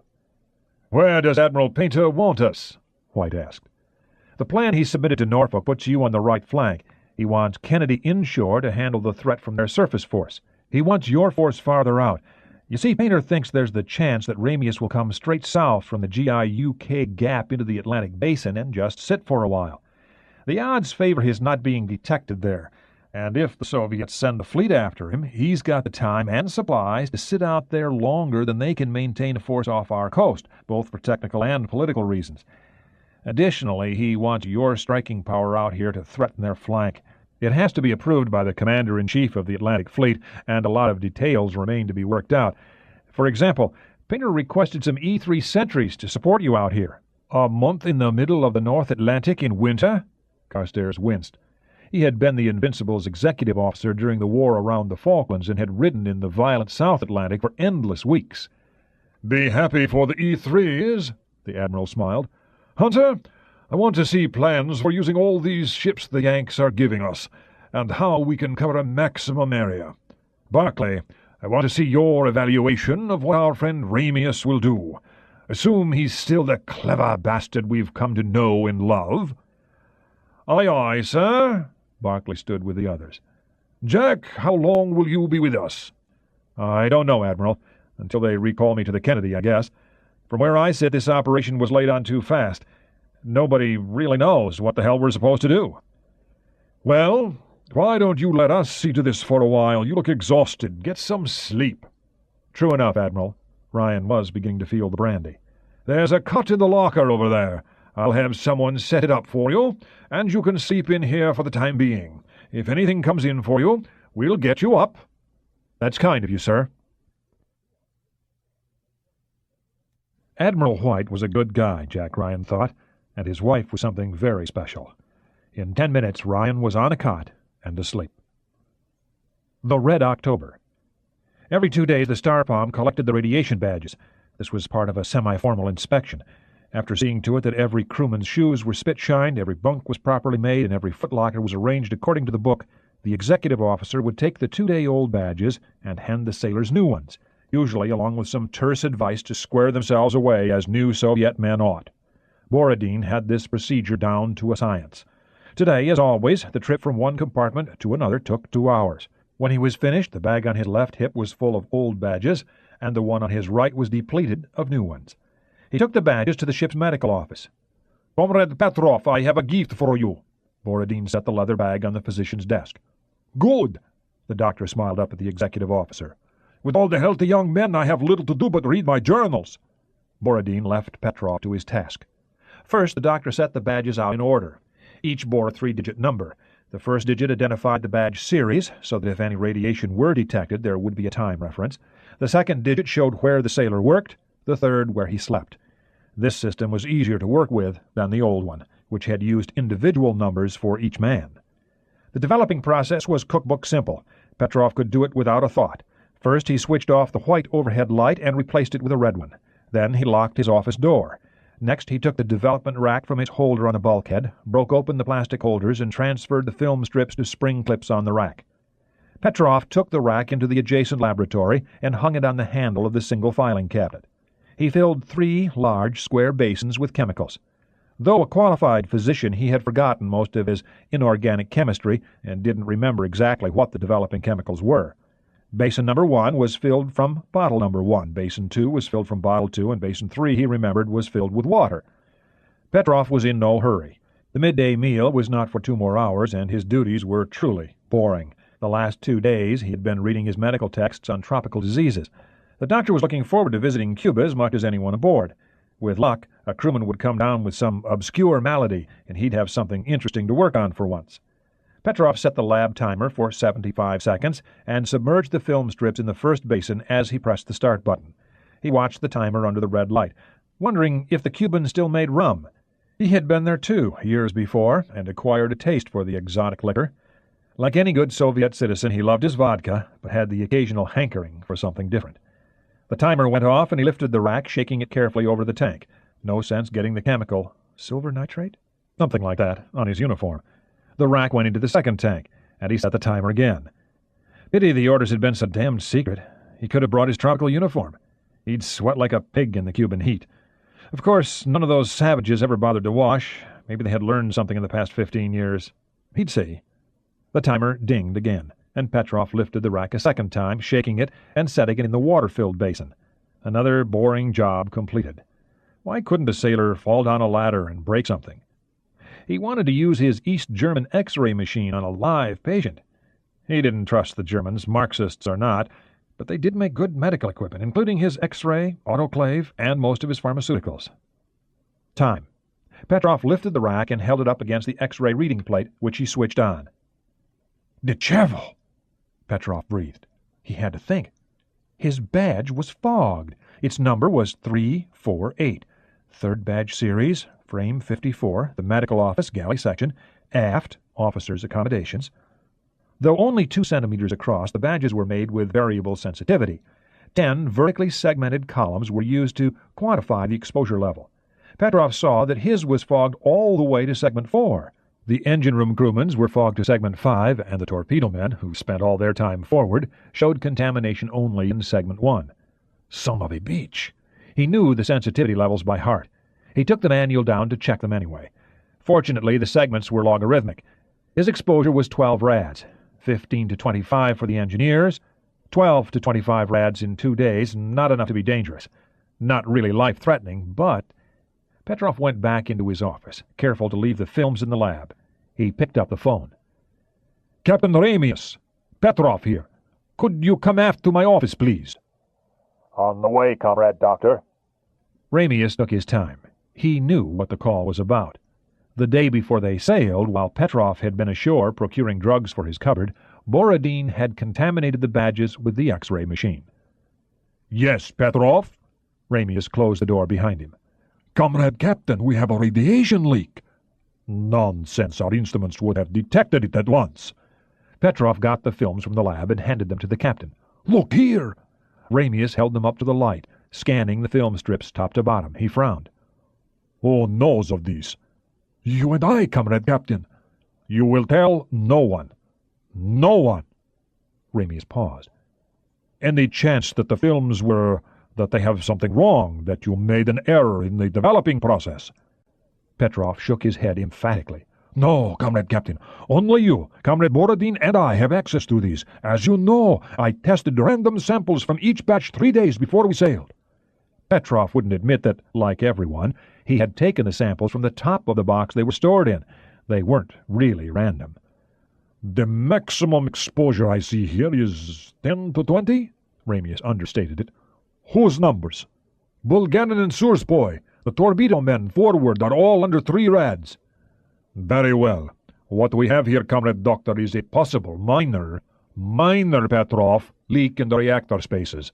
At worst, a gas leak of some sort. This has happened before, and no one has ever died from it. The leak will be found and fixed. We will keep this little secret.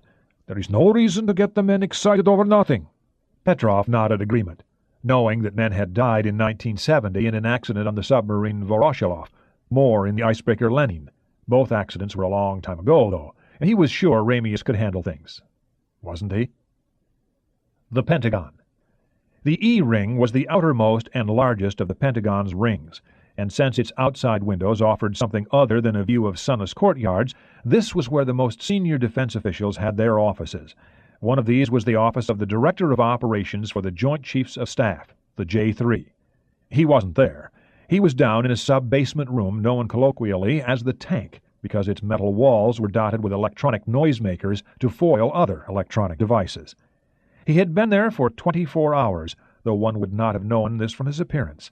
His green trousers were still creased, his khaki shirt still showed the folds made by the laundry, its collar starched plywood stiff, and his tie was held neatly in place by a gold Marine Corps tie pin. Lieutenant General Edwin Harris was neither a diplomat nor a Service Academy graduate, but he was playing peacemaker. An odd position for a Marine. "God damn it! It was the voice of Admiral Blackburn, Sink Lant. Also present was his operations officer, Rear Admiral Pete Stanford. "Is this any way to run an operation?" The Joint Chiefs were all there, and none of them thought so. "Look, Blackie, I told you where the orders come from." General Hilton, chairman of the Joint Chiefs of Staff, sounded tired. "I understand that, General, but this is largely a submarine operation, right? I gotta get Vince Gallery in on this, and you should have Sam Dodge working up at this end. Dan and I are both fighter jocks. Pete's an ASW expert. We need a sub-driver in on this." "Gentlemen," Harris said calmly, "for the moment, the plan we have to take to the President need only deal with the Soviet threat. Let's hold this story about the defecting boomer in abeyance for the moment, shall we?" "I agree," Stanford nodded. "We have enough to worry about right here." The attention of the 8 flag officers turned to the map table. 58 Soviet submarines and 28 surface warships, plus a gaggle of oilers and replenishment ships, were unmistakably heading for the American coast. To face this, the U.S. Navy had one available carrier. The Invincible did not rate as such. The threat was considerable. Among them, the Soviet vessels carried over 300 surface-to-surface cruise missiles. Though principally designed as anti-ship weapons, the third of them believed to carry nuclear warheads were sufficient to devastate the cities on the East Coast. From a position off New Jersey, these missiles could range from Norfolk to Boston. "Josh Painter proposes that we keep Kennedy inshore," Admiral Blackburn said. "He wants to run the ASW operation from his carrier, transferring his light attack squadrons to shore and replacing them with S-3s. He wants Invincible out on their seaward flank." "I don't like it," General Harris said. Neither did Pete Stanford, and they had agreed earlier that the J-3 would launch the counterplan.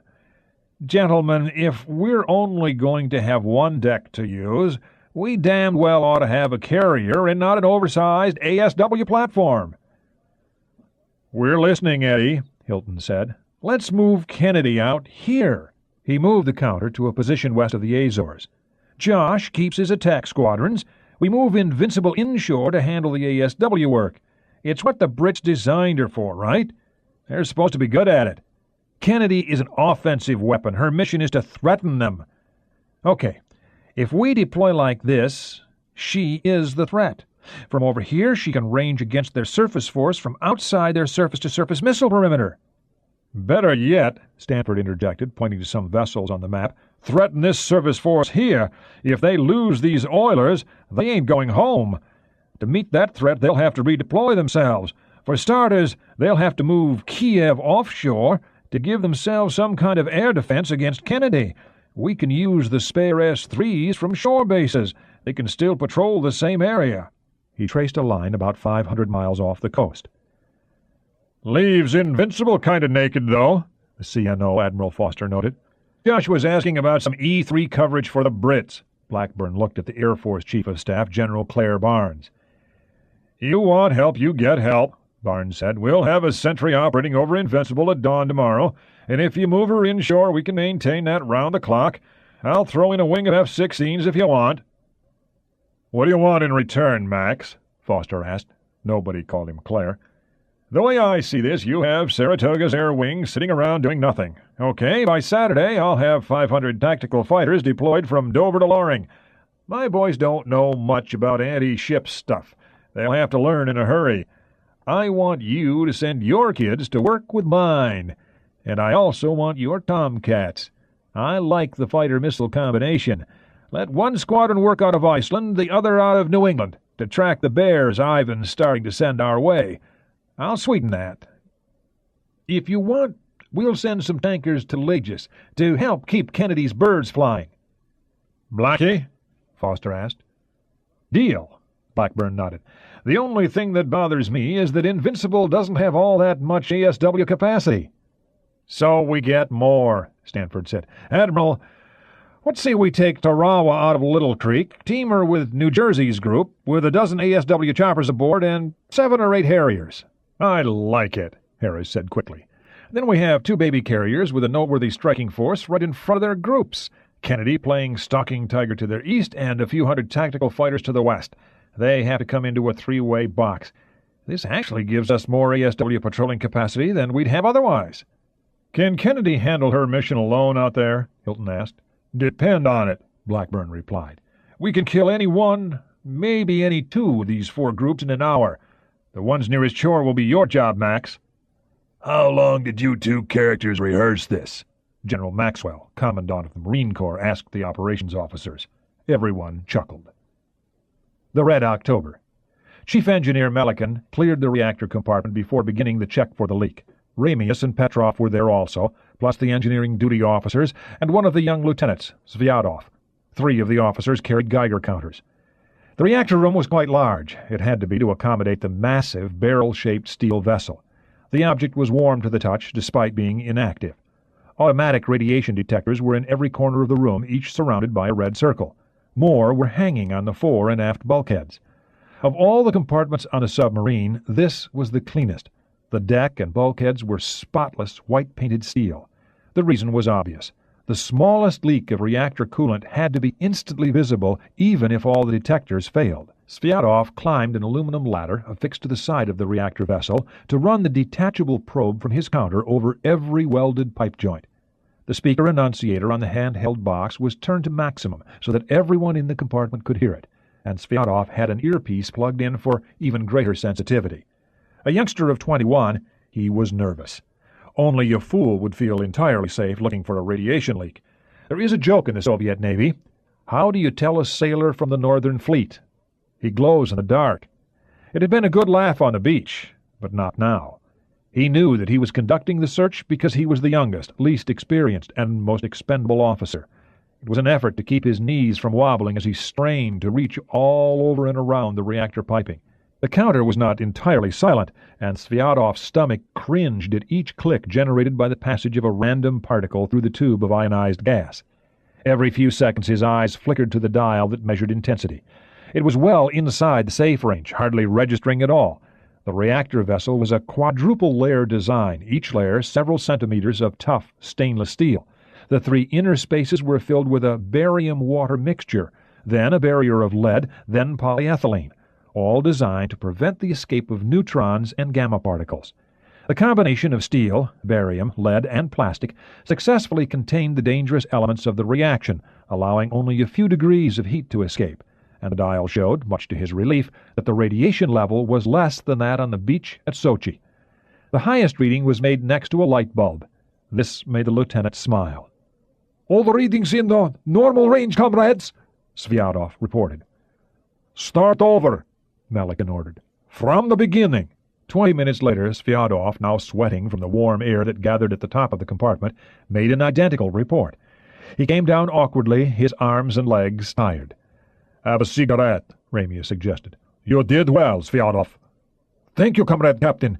It's warm up there from the lights and coolant pipes." The lieutenant handed the counter to Melican. The lower dial showed a cumulative count, well within the safe range. "Probably some contaminated badges," the chief engineer commented sourly.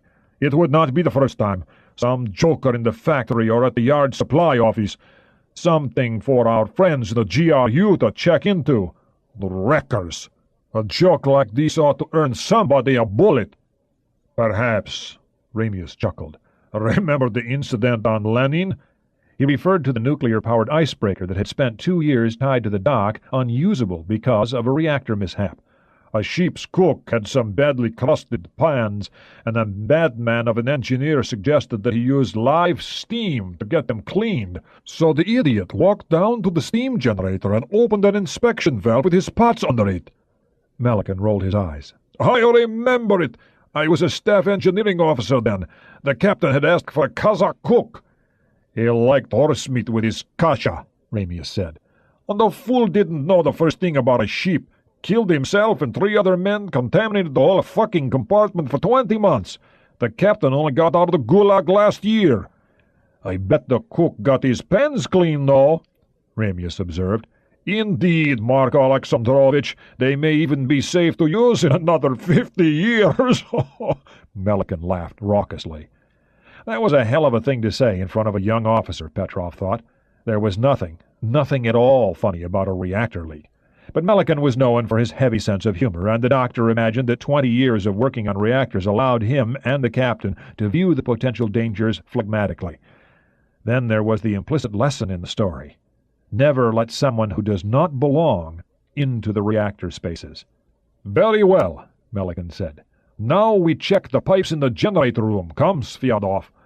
We still need your young legs. The next compartment aft contained the heat exchanger steam generator, turbo alternators, and auxiliary equipment.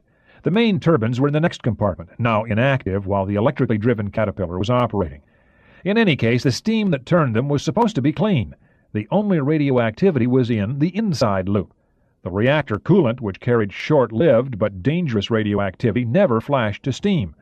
This was in the outside loop and boiled from uncontaminated water. The two water supplies met but never mixed inside the heat exchanger, the most likely site for a coolant leak because of its more numerous fittings and valves. The more complex piping required a full 50 minutes to check. These pipes were not as well insulated as those forward. Sviadov nearly burned himself twice, and his face was bathed in perspiration by the time he finished his first sweep. Readings all safe again, comrades. Good, Melican said. Come down and rest a moment before you check it again. Sviadov almost thanked his chief for that, but this would not have done it all. As a young, dedicated officer and a member of the Komsomol, no exertion was too great. He came down carefully, and Melican handed him another cigarette. The chief engineer was a gray-haired perfectionist who took decent care of his men. Why, thank you, comrade, Sviadov said. Petrov got a folding chair. Sit, comrade lieutenant, rest your legs. The lieutenant sat down at once, stretching his legs to work out the knots. The officers at VVMUPP had told him how lucky he was to draw this assignment. Ramius and Melican were the two best teachers in the fleet, men whose crews appreciated their kindness along with their competence. They really should insulate those pipes, Ramius said. Melican shook his head. Then they'd be too hard to inspect. He handed the counter to his captain. Entirely safe. The captain read off the cumulative dial. You get more exposure tending a garden. Indeed, Melican said. Coal miners get more exposure than we do from the release of radon gas in the mines. Bad badges, that's what it has to be. Why not take out the whole batch and check it?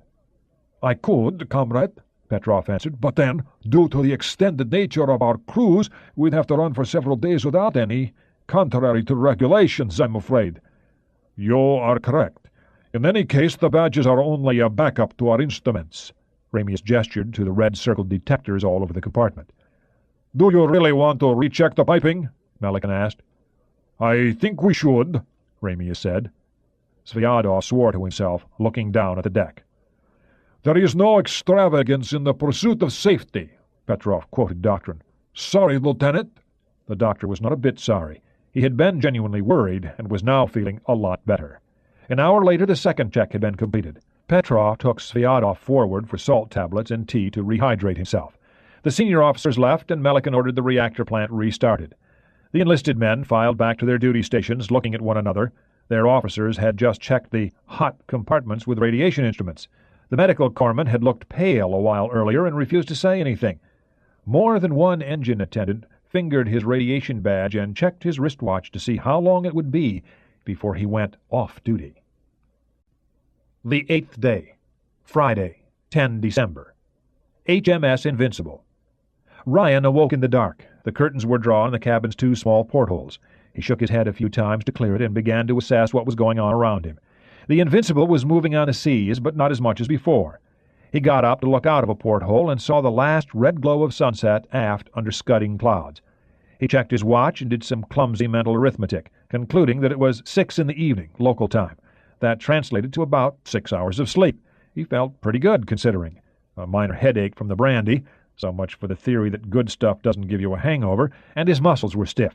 He did a few sit-ups to work out the knots. There was a small bathroom, he corrected himself, adjoining the cabin. Ryan splashed some water on his face and washed his mouth out, not wanting to look in the mirror. He decided he had to.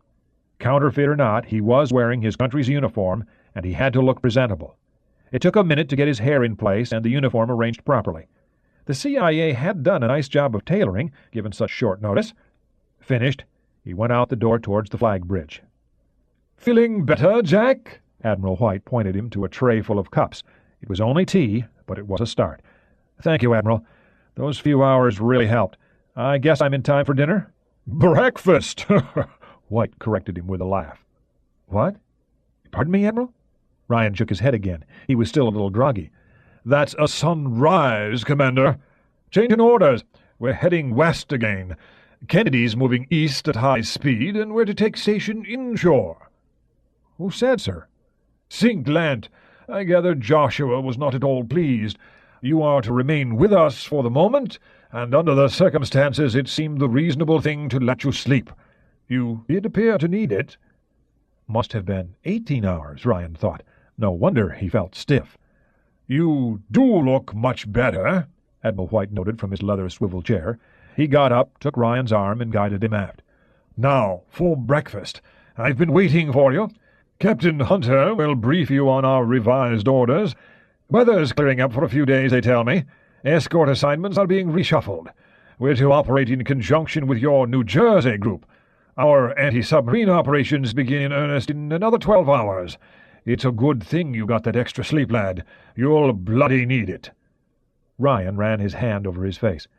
"Can I shave, sir?" "We still permit beards. Let it wait until after breakfast." Flag quarters on HMS Invincible were not quite up to the standard of those on the Kennedy, but close. White had a private dining area. A steward in a white livery served them expertly, setting a third place for Hunter, who appeared within a few minutes.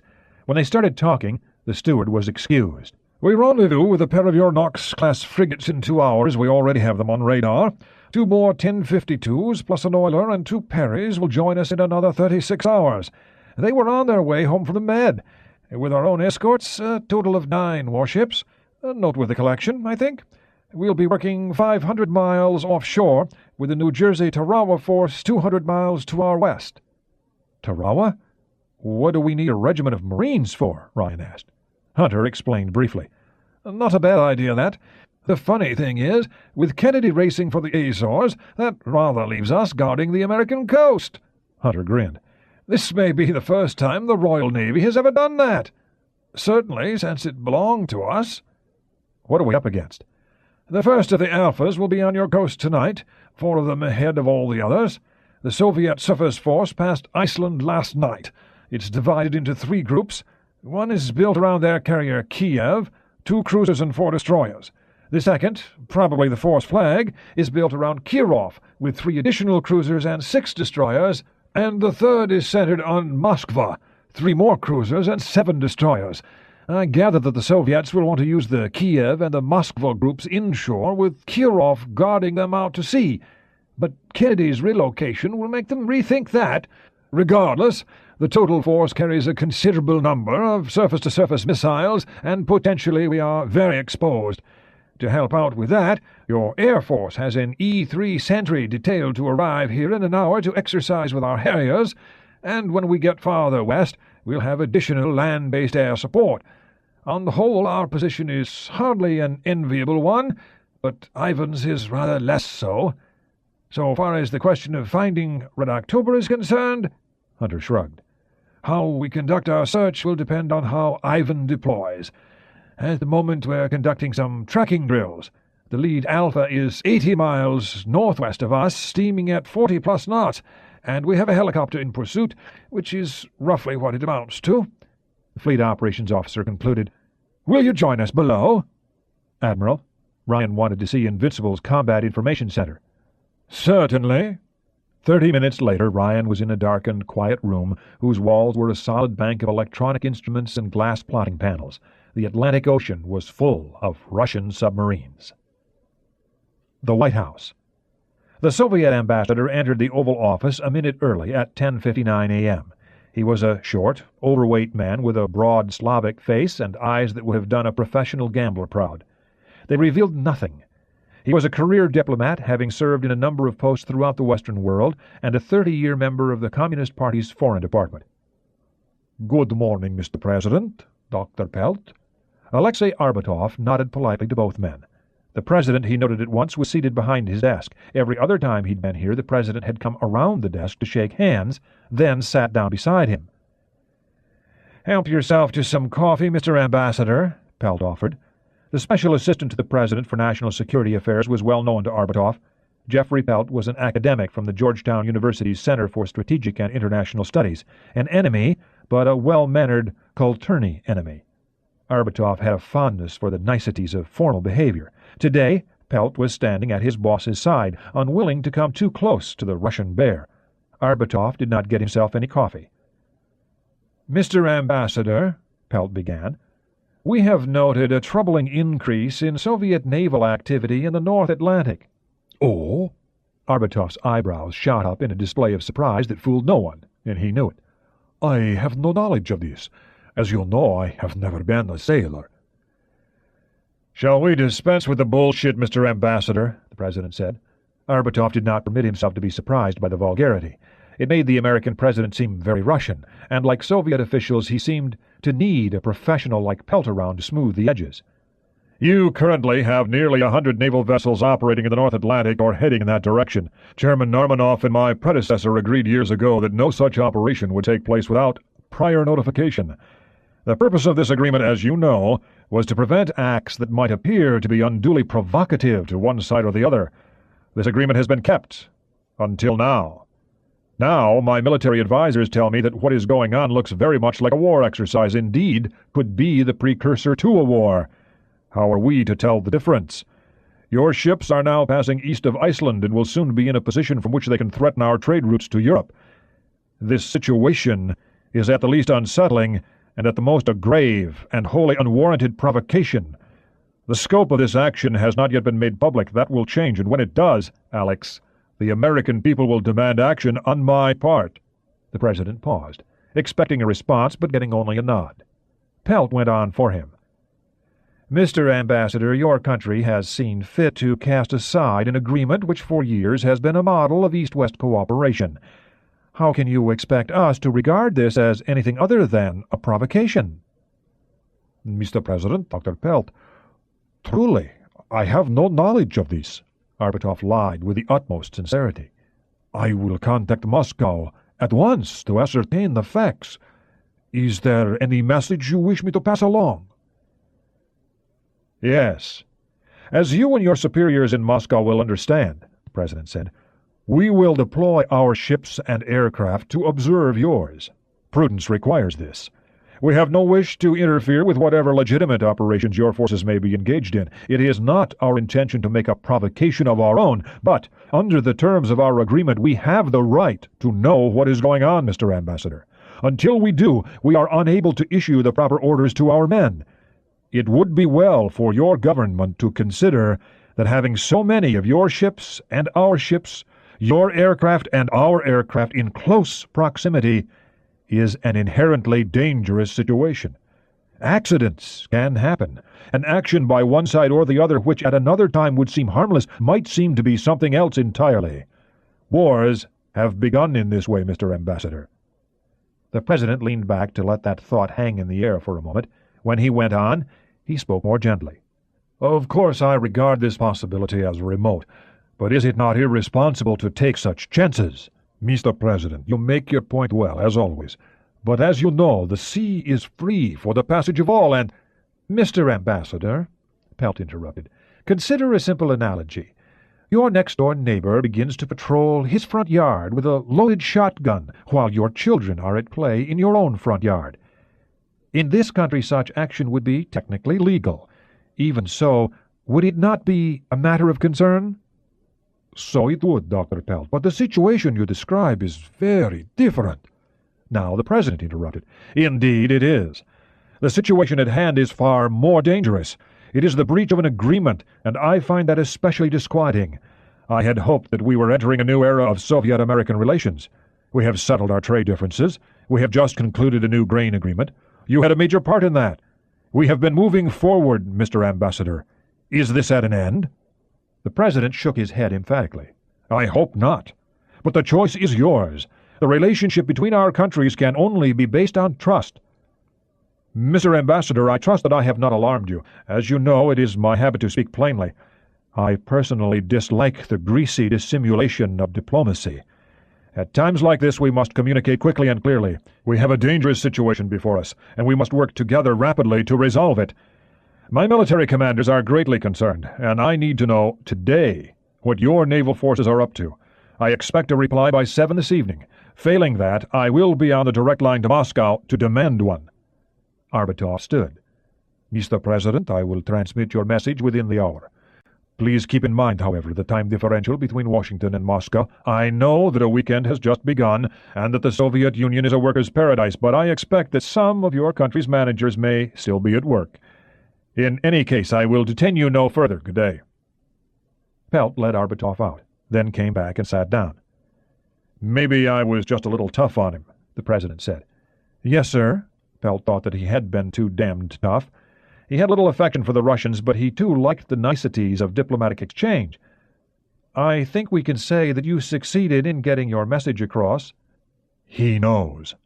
"He knows, but he doesn't know we know." "We think," the president grimaced. "What a crazy goddamn game this is. And to think I had a nice, safe career going for me, putting mafiosi in jail. Do you think he'll snap at the bait I offered?" "Legitimate operations? Did you see his hands twitch at that? He'll go after it like a marlin after a squid." Pelt walked over to pour himself half a cup of coffee. It pleased him that the China service was gold-trimmed. "I wonder what they'll call it. Legitimate operations. Probably a rescue mission.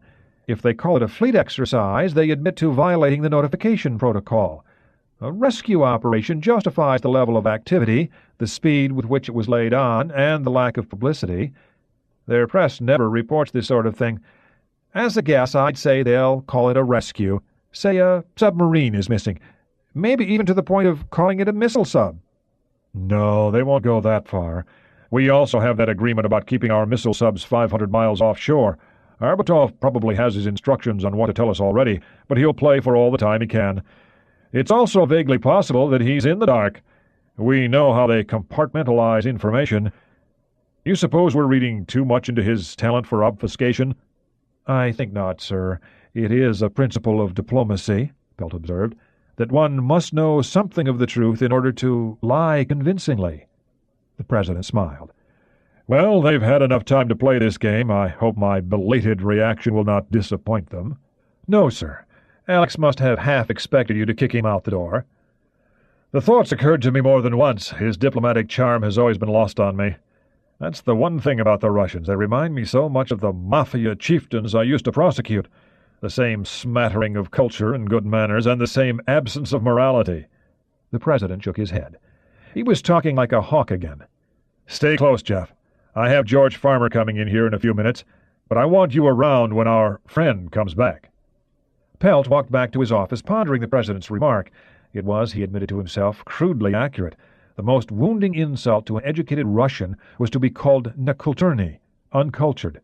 The term didn't translate adequately, yet the same men who sat in the gilt boxes at the Moscow State Opera weeping at the end of a performance of Boris Godunov could immediately turn around and order the execution or imprisonment of 100 men without blinking. A strange people, made more strange by their political philosophy. But the president had too many sharp edges, and Pelt wished he'd learned to soften them. A speech in front of the American Legion was one thing. A discussion with the ambassador of a foreign power was something else. CIA Headquarters. "Cardinal's in trouble, Judge." Ritter sat down. No surprise there. Moore removed his glasses and rubbed his eyes. Something Ryan had not seen was the cover note from the station chief in Moscow saying that to get his latest signal out, Cardinal had bypassed half the courier chain that ran from the Kremlin to the U.S. Embassy. The agent was getting bold in his old age. What does the station chief say exactly? "Cardinal's supposed to be in the hospital with pneumonia. Maybe it's true, but—" He's getting old, and it is winter over there. But who believes in coincidences? Moore looked down at his desk. What do you suppose they'd do if they've turned him? "He'd die quietly. Depends on who turned him. If it was the KGB, they might want to make something of it, especially since our friend Andropov took a lot of their prestige with him when he left. But I don't think so. Given who his sponsor is, it would raise too much of a ruckus. Same thing if the GRU turns him. No, they'd grill him for a few weeks, then quietly do away with him. A public trial would be too counterproductive." Judge Moore frowned. They sounded like doctors discussing a terminally ill patient. He didn't even know what Cardinal looked like. There was a photograph somewhere in the file, but he had never seen it. It was easier that way. As an appellate court judge, he had never had to look a defendant in the eye. He'd just review the law in a detached way.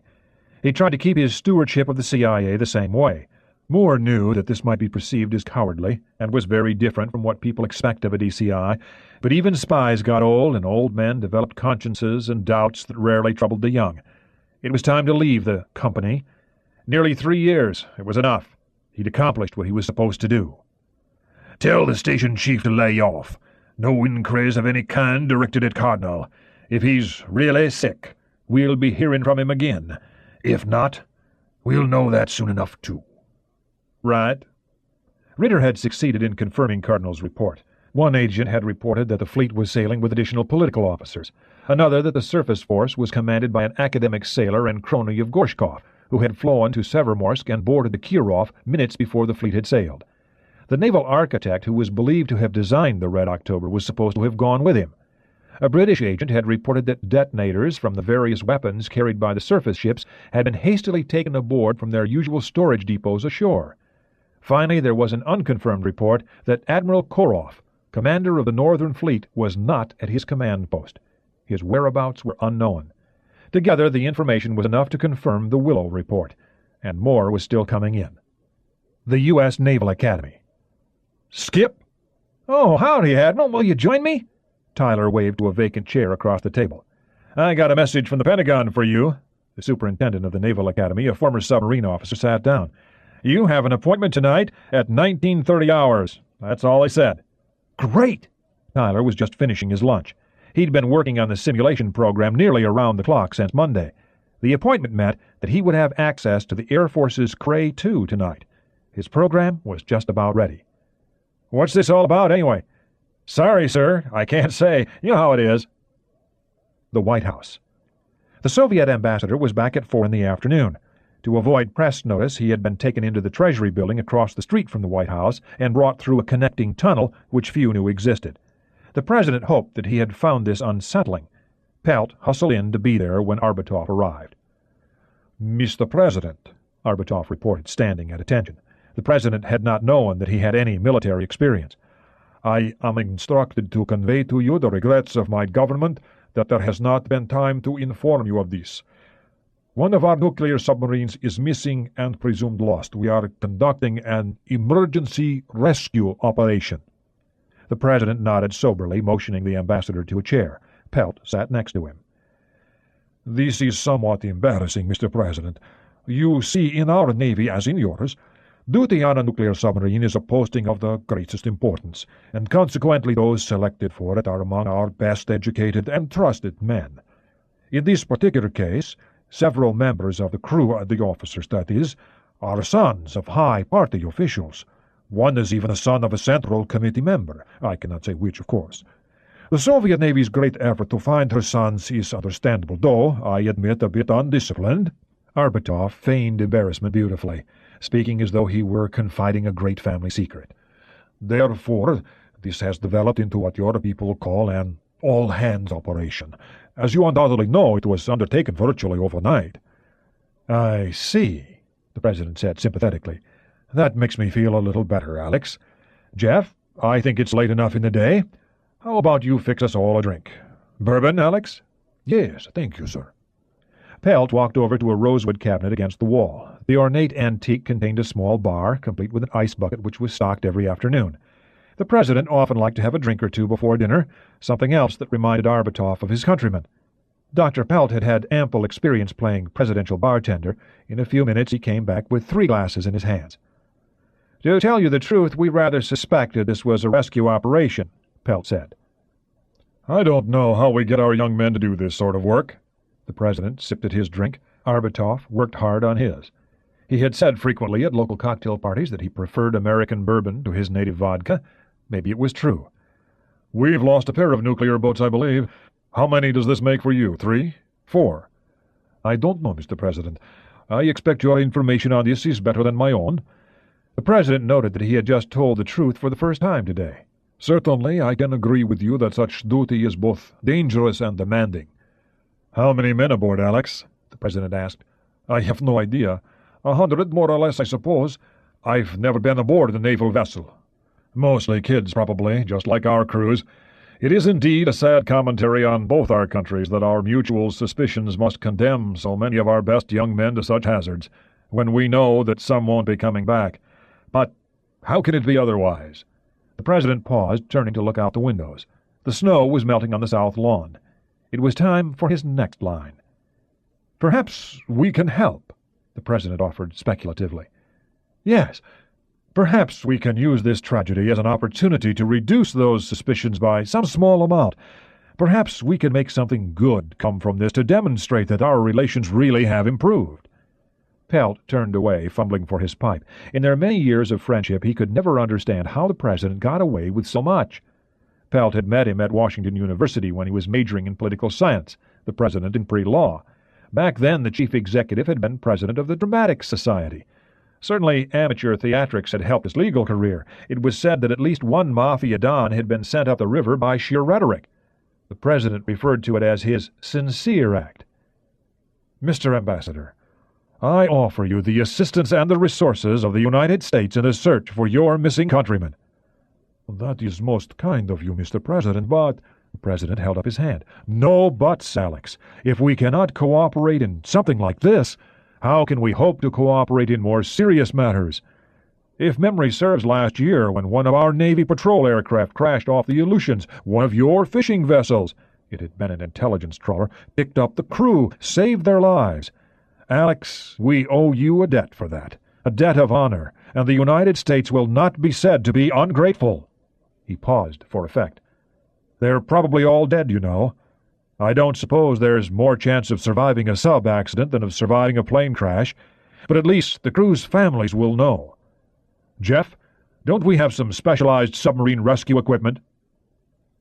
"With all the money we give the Navy? We damn well ought to. I'll call Foster about it." "Good," the President said. "Alex, it is too much to expect that our mutual suspicions will be allayed by something so small as this. Your history and ours conspire against us. But let's make a small beginning with this. If we can shake hands in space or over a conference table in Vienna, maybe we can do it here also. I will give the necessary instructions to my commanders as soon as we're finished here." "Thank you, Mr. President." Arbatov concealed his uneasiness. "And please, convey my respects to Chairman Narmanoff, and my sympathy for the families of your missing men. I appreciate his effort and yours in getting this information to us." "Yes, Mr. President." Arbatov rose.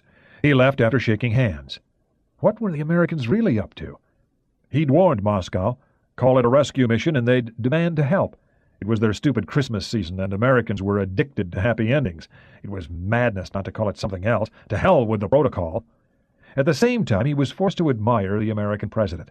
A strange man, very open yet full of guile. A friendly man most of the time, yet always ready to seize the advantage. He remembered stories his grandmother had told about how gypsies switched babies. The American president was very Russian.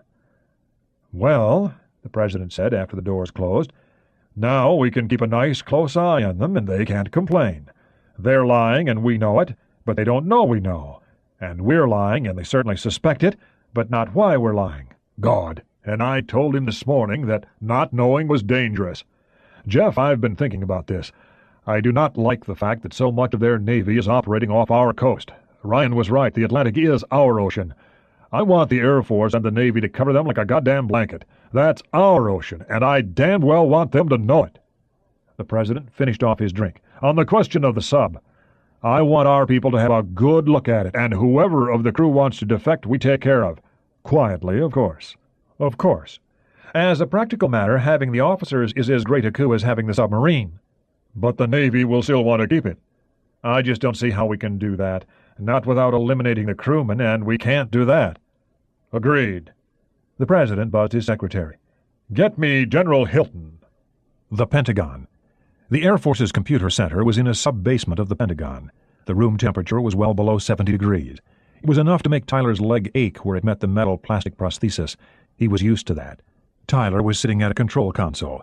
He had just finished a trial run of his program named Moray, after the vicious eel that inhabits oceanic reefs.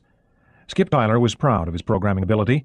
He'd taken the old dinosaur program from the files of the Taylor Lab, adapted it to the Common Defense Department computer language, ADA, named for Lady Ada Lovelace, daughter of Lord Byron, and then tightened it up. For most people, this would have been a month's work. He'd done it in 4 days, working almost around the clock, not only because the money was an attractive incentive, but also because the project was a professional challenge. He ended the job quietly satisfied that he could still meet an impossible deadline with time to spare. It was 8 in the evening. Mulray had just run through a one-variable value test and not crashed. He was ready. He'd never seen the Cray 2 before, except in photographs, and he was pleased to have a chance to use it. The 2 was 5 units of raw electrical power, each one roughly pentagonal in shape, about 6 feet high and 4 across. The largest unit was the mainframe processor bank. The other 4 were memory banks, arrayed around it in a cruciform configuration. Tyler typed in the command to load his variable sets. For each of the Red October's main dimensions, length, beam, height, he input 10 discrete numerical values. Then came 6 subtly different values for her hull form, block, and prismatic coefficients. There were 5 sets of tunnel dimensions. This aggregated to over 30,000 possible permutations. Next, he keyed in 18 power variables to cover the range of possible engine systems. The Cray 2 absorbed this information and placed each number in its proper slot. It was ready to run. "Okay," he announced to the system operator, an Air Force Master Sergeant. "Raj." The sergeant typed XQT into his terminal. The Cray 2 went to work. Tyler walked over to the sergeant's console. "That's a right lengthy program you've input, sir." The sergeant laid a $10 bill on top of the console. "Betcha my baby can run it in 10 minutes. "Not a chance." Tyler laid his own bill next to the sergeant's. 15 minutes easy. "Split the difference?" "All right. Where's the head around here?" "Out the door, sir. Turn right, go down the hall, and it's on the left." Tyler moved towards the door. It annoyed him that he could not walk gracefully. But after 4 years, the inconvenience was a minor one. He was alive. That's what counted. The accident had occurred on a cold, clear night in Groton, Connecticut, only a block from the shipyard's main gate. On Friday, at 3 in the morning, he was driving home after a 20-hour day getting his new command ready for sea. The civilian yard worker had had a long day also, stopping off at a favorite watering hole for a few too many, as the police established afterwards. He got into his car, started it, and ran a red light, ramming Tyler's Pontiac broadside at 50 miles per hour. For him, the accident was fatal. Skip was luckier. It was at an intersection, and he had the green light. When he saw the front end of the Ford not a foot from his left side door, it was far too late. He did not remember going through a pawn shop window, and the next week, when he hovered near death at the Yale New Haven Hospital, was a complete blank. His most vivid memory was of waking up 8 days later, he was to learn, to see his wife Jean holding his hand. His marriage up to that point had been a troubled one, not an uncommon problem for nuclear submarine officers. His first sight of her was not a complimentary one. Her eyes were bloodshot. Her hair was tousled, but she had never looked quite so good. He had never appreciated just how important she was. A lot more important than half a leg. "Skip! Skip Tyler!" The former submariner turned awkwardly to see a naval officer running towards him. "Johnny Coleman, how the hell are you?" It was Captain Coleman now, Tyler noted. They had served together twice, a year on the Tecumseh, another on the Shark. Coleman, a weapons expert, had commanded a pair of nuclear subs. "How's the family, Skip?" "Jean's fine. 5 kids now and another on the way." "Damn!" They shook hands with enthusiasm. "You always were a randy bugger. I hear you're teaching at Annapolis." "Yeah, and a little engineering stuff on the side." "What are you doing here?" "I'm running a program on the Air Force computer, checking a new ship configuration for Sea Systems Command." It was an accurate enough cover story. "What they have you doing?" "Oppo 2's office. I'm Chief of Staff for Admiral Dodge." "Indeed!" Tyler was impressed. Vice Admiral Sam Dodge was the current Oppo 2. The Office of the Deputy Chief of Naval Operations for Submarine Warfare had administrative control of all aspects of submarine operations. "Keeping you busy?" "You know it. The crap's really hit the fan." "What do you mean?" Tyler hadn't seen the news or read a paper since Monday. "You kidding?" "I've been working on this computer program 20 hours a day since Monday, and I don't get ops dispatches anymore." Tyler frowned. He had heard something the other day at the academy, but not paid any attention to it. He was the sort who could focus his whole mind on a single problem. Coleman looked up and down the corridor. It was late on a Friday evening, and they had it entirely to themselves. "Guess I can tell you. Our Russian friends have some sort of major exercise laid on. Their whole northern fleet's at sea, or damn near. They have subs all over the place." "Doing what?" "We're not sure. Looks like they might have a major search and rescue operation. The question is, after what? They have 4 Alphas doing a max speed run for our coast right now, with a gaggle of Victors and Charlies charging in behind them. At first we were worried that they wanted to block the trade routes, but they blitzed right past those. They're definitely heading for our coast, and whatever they're up to, we're getting tons of information." "What do they have moving?" Tyler asked. 58 nuclear subs and 30 or so surface ships." "God, Sinclair must be going ape." "You know it, Skip. The fleet's at sea, all of it. Every nuke we have is scrambling for a redeployment. Every P-3 Lockheed ever made is either over the Atlantic or heading that way." Coleman paused. "You're still cleared, right?" "Sure, for the work I do for the Crystal City gang. I had a piece of the evaluation of the new Kirov." "I thought that sounded like your work. You always were a pretty good engineer. You know, the old man still talks about that job you did for him on the old Tecumseh. Maybe I can get you in to see what's happening." "Yeah, I'll ask him." Tyler's first cruise after graduating from nuke school in Idaho had been with Dodge. He'd done a tricky repair job on some ancillary reactor equipment 2 weeks earlier than estimated, with a little creative effort and some back-channel procurement of spare parts. This had earned him and Dodge a flowery letter of commendation. "I bet the old man would love to see you. When will you be finished down here?" "Maybe half an hour. You know where to find us."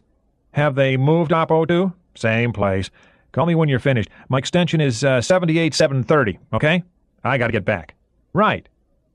Tyler watched his old friend disappear down the corridor, then proceeded on his way to the men's room, wondering what the Russians were up to. Whatever it was enough to keep a 3-star admiral and his 4-striped captain working on a Friday night in Christmas season. 11 minutes 53.18 seconds, sir, the sergeant reported, pocketing both bills. The computer printout was over 200 pages of data. The cover sheet plotted a rough-looking bell curve of speed solutions, and below it was the noise prediction curve. The case-by-case solutions were printed individually on the remaining sheets. The curves were predictably messy. The speed curve showed the majority of solutions in the 10 to 12 knot range, the total range going from 7 to 18 knots. The noise curve was surprisingly low. "Sergeant, that's one hell of a machine you have here." "Believe it, sir, and reliable. We haven't had an electronic fault all month." "Can I use a phone?" "Sure, take your pick, sir." "Okay, Sarge." Tyler picked up the nearest phone. "Oh, and dump the program." "Okay." He typed in some instructions. "Moray is gone. Hope you kept a copy, sir." Tyler nodded and dialed the phone. Oppo 2A, Captain Coleman. "Johnny, this is Skip." "Great! Hey, the old man wants to see you. Come right up." Tyler placed the printout in his briefcase and locked it. He thanked the sergeant one more time before hobbling out the door, giving the Cray 2 one last look. He'd have to get in here again. He could not find an operating elevator and had to struggle up a gently sloped ramp. 5 minutes later he found a Marine guarding the corridor. "You Commander Tyler, sir?" the guard asked. "Can I see some ID, please?" Tyler showed the corporal his Pentagon pass, wondering how many one-legged former submarine officers there might be. "Thank you, Commander. Please, go down the corridor. You know the room, sir?" "Sure, thanks, Corporal." Vice Admiral Dodge was sitting on the corner of a desk reading over some message flimsies. Dodge was a small, combative man who had made his mark commanding 3 separate boats, then pushing the Los Angeles-class attack submarines through their lengthy development program. Now he was Grand Dolphin, the senior admiral who fought all the battles with Congress. "Skip Tyler, you're looking good, laddie." Dodge gave Tyler's leg a furtive glance as he came over to take his hand. "I hear you're doing a great job at the academy." "It's all right, sir. They even let me scout the occasional ball game." "Shame they didn't let you scout Army." Tyler hung his head theatrically.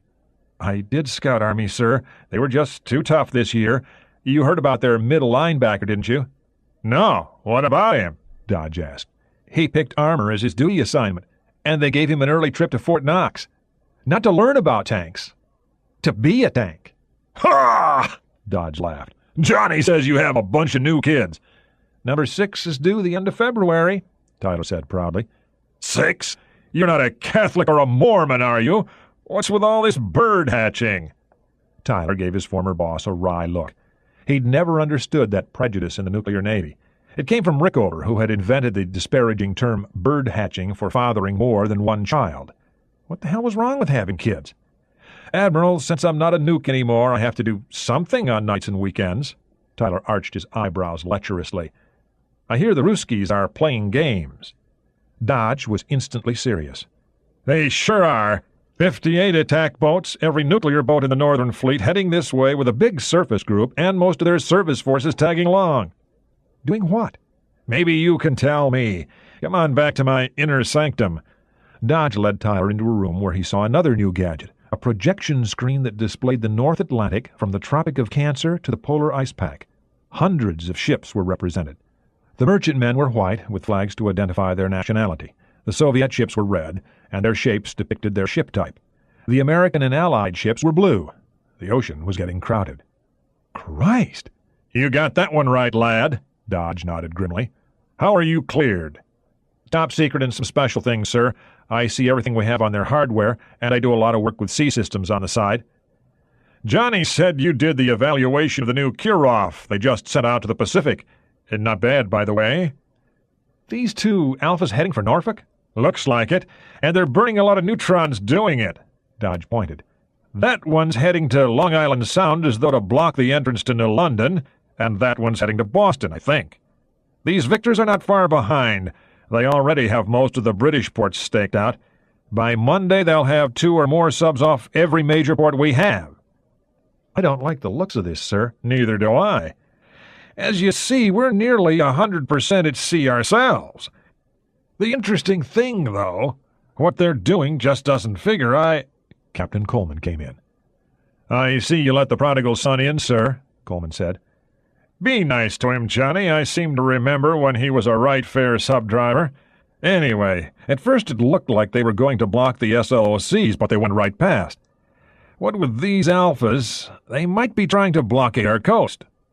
"What about out west?" "Nothing. Nothing at all. Just routine activity." "That doesn't make any sense," Tyler objected. "You don't ignore half the fleet. Of course, if you're going to war, you don't announce it by kicking every boat to max power either." "The Russians are a funny bunch, Skip," Coleman pointed out. "Admiral, if we start shooting at them—" "We heard 'em," Dodge said. "With all the noise they're making, we have good locations on near all of them. They have to know that, too. That's the one thing that makes me believe they're not up to anything really bad. They're smart enough not to be that obvious, unless that's what they want us to think." "Have they said anything?" Tyler asked. "Their ambassador says they've lost a boat, and since it has a bunch of big shots kids aboard, they laid on an all-hands rescue mission, for what that's worth." Tyler set his briefcase down and walked closer to the screen. "I can see the pattern for a search and rescue, but why blockade our ports?" He paused, thinking rapidly as his eyes scanned the top of the display. "Sir, I don't see any boomers up here." "They're in port, all of them, on both oceans. The last Delta tied up a few hours ago. That's funny, too," Dodge said, looking at the screen again. "All of them, sir?" Tyler asked as offhandedly as he could. Something had just occurred to him. The display screen showed the Bremerton in the Barents Sea, but not her supposed quarry. He waited a few seconds for an answer. Getting none, he turned to see the 2 officers observing him closely. "Why do you ask, son?" Dodge said quietly. In Sam Dodge, gentleness could be a red warning flag. Tyler thought this one over for a few seconds. He'd given Ryan his word. Could he phrase his answer without compromising it and still find out what he wanted? Yes, he decided. There was an investigative side to Skip Tyler's character, and once he was on to something, his psyche compelled him to run it down. "Admiral, do they have a missile sub at sea? A brand new one?" Dodge stood very straight. Even so, he still had to look up at the younger man. When he spoke, his voice was glacial. "Exactly where did you get that information, Commander?" Tyler shook his head. "Admiral, I'm sorry, but I can't say. It's compartmented, sir. I think this is something you ought to know, and I'll try to get it to you." Dodge backed off to try a different tack. "You used to work for me, Skip." The Admiral was unhappy. He'd bent a rule to show something to his former subordinate because he knew him well and was sorry that he had not received the command he had worked so hard for. Tyler was technically a civilian, even though his suits were still navy blue. What made it really bad was that he knew something himself. Dodge had given him some information, and Tyler wasn't giving any back. "Sir, I gave my word," Skip apologized. "I will try to get this to you. That's a promise, sir. May I use a phone?" "Outer office," Dodge said flatly. There were 4 telephones within sight. Tyler went out and sat at a secretary's desk. He took his notebook from a coat pocket and dialed the number on the card Ryan had left him. "Akers," a female voice answered. "Could I speak to Dr. Ryan, please?" "Dr. Ryan is not here at the moment." "Then give me Admiral Greer, please." "One moment, please." James Greer? Dodge was behind him. Is that who you're working for? This is Greer. Your name Skip Tyler? Yes, sir. You have that information for me? Yes, sir, I do. Where are you? In the Pentagon, sir. Okay, I want you to drive right up here. You know how to find the place? The guards at the main gate will be waiting for you. Get moving, son.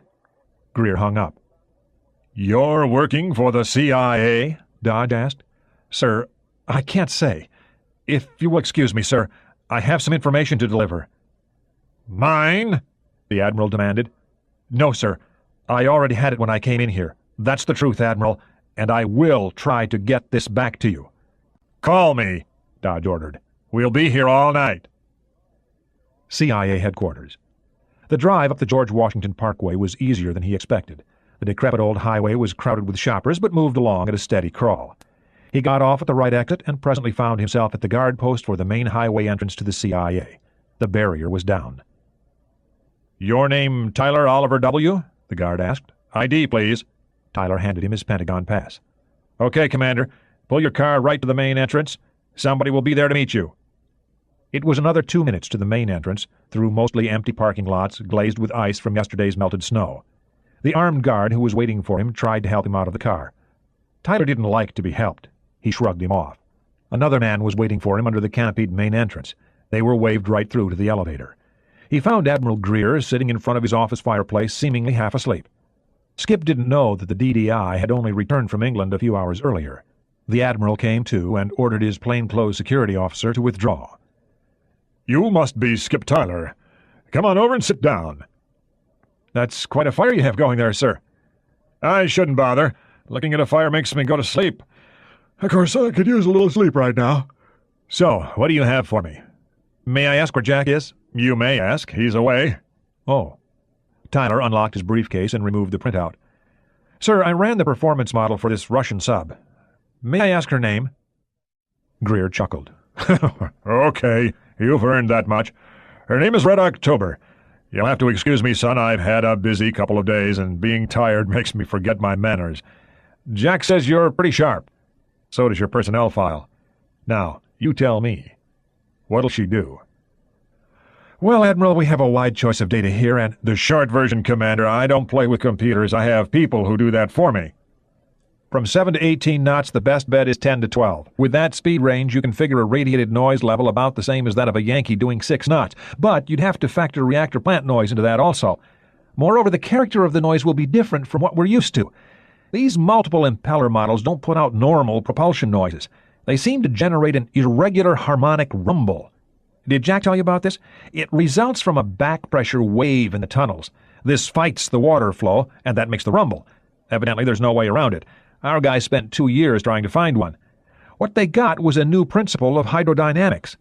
The water almost acts like air in a jet engine at idle or low speed, except that water doesn't compress like air does. So, our guys will be able to detect something, but it will be different. They're going to have to get used to a wholly new acoustical signature. Add to that the lower signal intensity, and you have a boat that will be harder to detect than anything they have at this time. So, that's what all this says. Greer riffled through the pages. Yes, sir. You'll want to have your own people look through it. The model, the program that is, could stand a little improvement. I didn't have much time. Jack said you wanted this in a hurry. May I ask a question, sir? You can try. Greer leaned back, rubbing his eyes. Is, Red October at sea? That's it, isn't it? They're trying to locate her right now, Tyler asked innocently.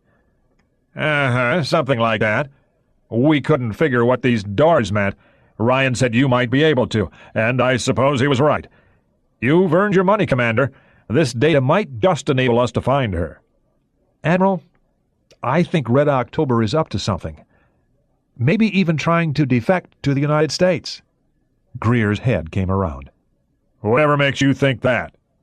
The Ruskies have a major fleet operation in progress. They have subs all over the Atlantic, and it looks like they're trying to blockade our coast. The story is a rescue job for a lost boat. Okay, but Jack shows up Monday with pictures of a new missile boat, and today I hear that all of their other missile boats have been recalled to port. Tyler smiled. That's kind of an odd set of coincidences, sir. Greer turned and stared at the fire. He had just joined the DIA when the Army and Air Force had pulled off the daring raid on the Son prison camp 20 miles west of Hanoi. The raid had been a failure because the North Vietnamese had removed all of the captured pilots a few weeks before, something that aerial photographs could not determine. But everything else had gone perfectly. After penetrating hundreds of miles into hostile territory, the raiding force appeared entirely by surprise and caught many of the camp guards literally with their pants down. The Green Berets did a letter-perfect job of getting in and out. In the process, they killed several hundred enemy troops, themselves sustaining a single casualty, a broken ankle. The most impressive part of the mission, however, was its secrecy. Operation Kingpin had been rehearsed for months, and despite this, its nature and objective had not been guessed by friend or enemy until the day of the raid itself. On that day, a young Air Force captain of intelligence went into his general's office to ask if a deep penetration raid into North Vietnam had been laid on for the Son prisoner of war camp. His astonished commander proceeded to grill the captain at length, only to learn that the bright young officer had seen enough disjointed bits and pieces to construct a clear picture of what was about to happen. Events like this gave security officers peptic ulcers. "Red October's going to defect, isn't she?" Tyler persisted. If the Admiral had had more sleep, he might have bluffed it out. As it was, his response was a mistake. Did Ryan tell you this? "Sir, I haven't spoken with Jack since Monday. That's the truth, sir." Then where did you get this other information? Greer snapped. "Admiral, I used to wear the blue suit. Most of my friends still do." "I hear things," Tyler evaded. "The whole picture dropped into place an hour ago. The Ruskies have never recalled all of their boomers at once. I know. I used to hunt them." Greer sighed. "Jack thinks the same as you. He's out with the fleet right now. Commander, if you tell that to anyone, I'll have your other leg mounted over top that fireplace. Do you understand me?" "Aye, aye, sir." "What are we going to do with her?" Tyler smiled to himself, thinking that as a senior consultant to Sea Systems Command, he'd sure as hell get a chance to look at a for-real Russian submarine. "Give her back. After we've had a chance to look her over, of course. But there's a lot of things that could happen to prevent our ever seeing her." It took Skip a moment to grasp what he'd just been told. "Give her back? Why, for Christ's sake?" "Commander, just how likely do you think this scenario is? Do you think the whole crew of a submarine has decided to come over to us all at once?" Greer shook his head. "Smart money is that it's only the officers, maybe not all of them, and that they're trying to get over here without the crews knowing what they're up to." "Oh," Tyler considered that. "I suppose that does make sense. But why give her back? This isn't Japan. If somebody landed a MiG-25 here, we wouldn't give it back." "This is not like holding onto a stray fighter plane. The boat is worth $1 billion, more if you throw in the missiles and warheads. And legally, the president says, it's their property. So if they find out we have her, they'll ask for her back and we'll have to give her back." "Okay, how will they know we have her? Those crew members who don't want to defect will ask to go home. Whoever asks, we send." "You know, sir, that whoever does want to go back will be in a whole shitload of trouble." "Excuse me, sir." "A shitload and a half." Tyler hadn't known that Greer was a Mustang and could swear like a real sailor. "Some will want to stay, but most won't. They have families. Next, you'll ask me if we might arrange for the crew to disappear." "The thought has occurred to me," Tyler said. "It's occurred to us, too, but we won't. Murder 100 men? Even if we wanted to, there's no way we could conceal it in this day and age. Hell, I doubt even the Soviets could. Besides that, this simply is not the sort of thing you do in peacetime. That's one difference between us and them. You can take those reasons in any order you want." "So, except for the crew, we'd keep her?" "Yes, if we could hide her. And if a pig had wings, it could fly." "Lots of places to hide her, Admiral. I can think of a few right here on the Chesapeake. And if we could get her round the Horn, there's a million little atolls we could use, and they all belong to us." "But the crew will know. And when we send them home, they'll tell their bosses," Greer explained patiently. "And Moscow will ask for her back. Oh, sure, we'll have a week or so to conduct safety and quarantine inspections to make sure they weren't trying to smuggle cocaine into the country." The Admiral laughed. "A British admiral suggested we invoke the old slave trading treaty. Somebody did that back in World War II to put the grab on a German blockade runner right before we got into it. So we'll get a ton of intelligence regardless." "Better to keep her and run her and take her apart," Tyler said quietly, staring into the orange-white flames on the oak logs. "How do we keep her?" he wondered. An idea began to rattle around in his head. "Admiral, what if we could get the crew off without them knowing that we have the submarine?" "Your full name is Oliver Wendell Tyler? Well, son, if you were named after Harry Houdini instead of a justice of the Supreme Court, Greer looked into the engineer's face. What do you have in mind?" While Tyler explained, Greer listened intently. "To do this, sir, we'll have to get the Navy in on it right quick. Specifically, we'll need the cooperation of Admiral Dodge, and if my speed figures for this boat are anything like accurate, we'll have to move smartly." Greer rose and walked around the couch a few times to get his circulation going. "Interesting. The timing would be almost impossible, though." "I didn't say it would be easy, sir, just that we could do it." "Call home, Tyler. Tell your wife you won't be making it home. If I don't get any sleep tonight, neither do you. There's coffee behind my desk. First I have to call the judge, then we'll talk to Sam Dodge." The USS Pogey. Pogey, this is Black Gull 4. We are getting low on fuel. Have to return to the barn. The Orion's tactical coordinator reported, stretching after 10 hours at his control console. Anything you want us to get you? Over. "Yeah, I have a couple of cases of beer sent out," Commander Wood replied. It was the current joke between P-3C and submarine crews. "Thanks for the data. We'll take it from here. Out." Overhead, the Lockheed Orion increased power and turned southwest. The crewmen aboard would each hoist an extra beer or two at dinner, saying it was for their friends on the submarine. "Mr. Dyson, take her to 200 feet, 1/3 speed." The officer of the deck gave the proper orders as Commander Wood moved over to the plot. The USS Pogey was 300 miles northeast of Norfolk, awaiting the arrival of 2 Soviet Alpha-class submarines which several relays of anti-submarine patrol aircraft had tracked all the way from Iceland. The Pogey was named for a distinguished World War II fleet submarine, named in turn for an undistinguished game fish.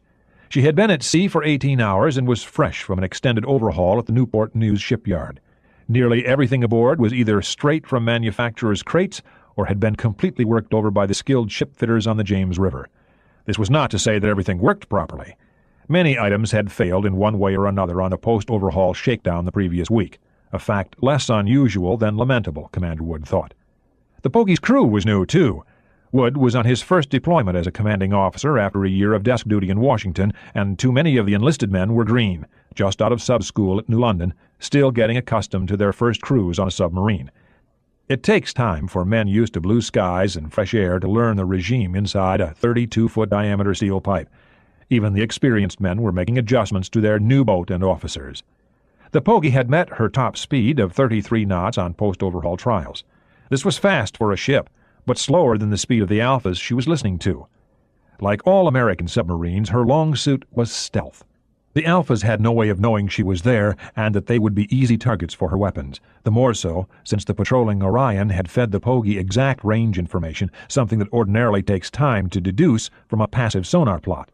Lieutenant Commander Tom Reynolds, the executive officer and fire control coordinator, stood casually over the tactical plot. 36 miles to the near one and 40 on the far one. On the display they were labeled Pogey Bait 1 and 2. Everyone found the use of this service epithet amusing. "Speed 42?" Wood asked. "Yes, Captain."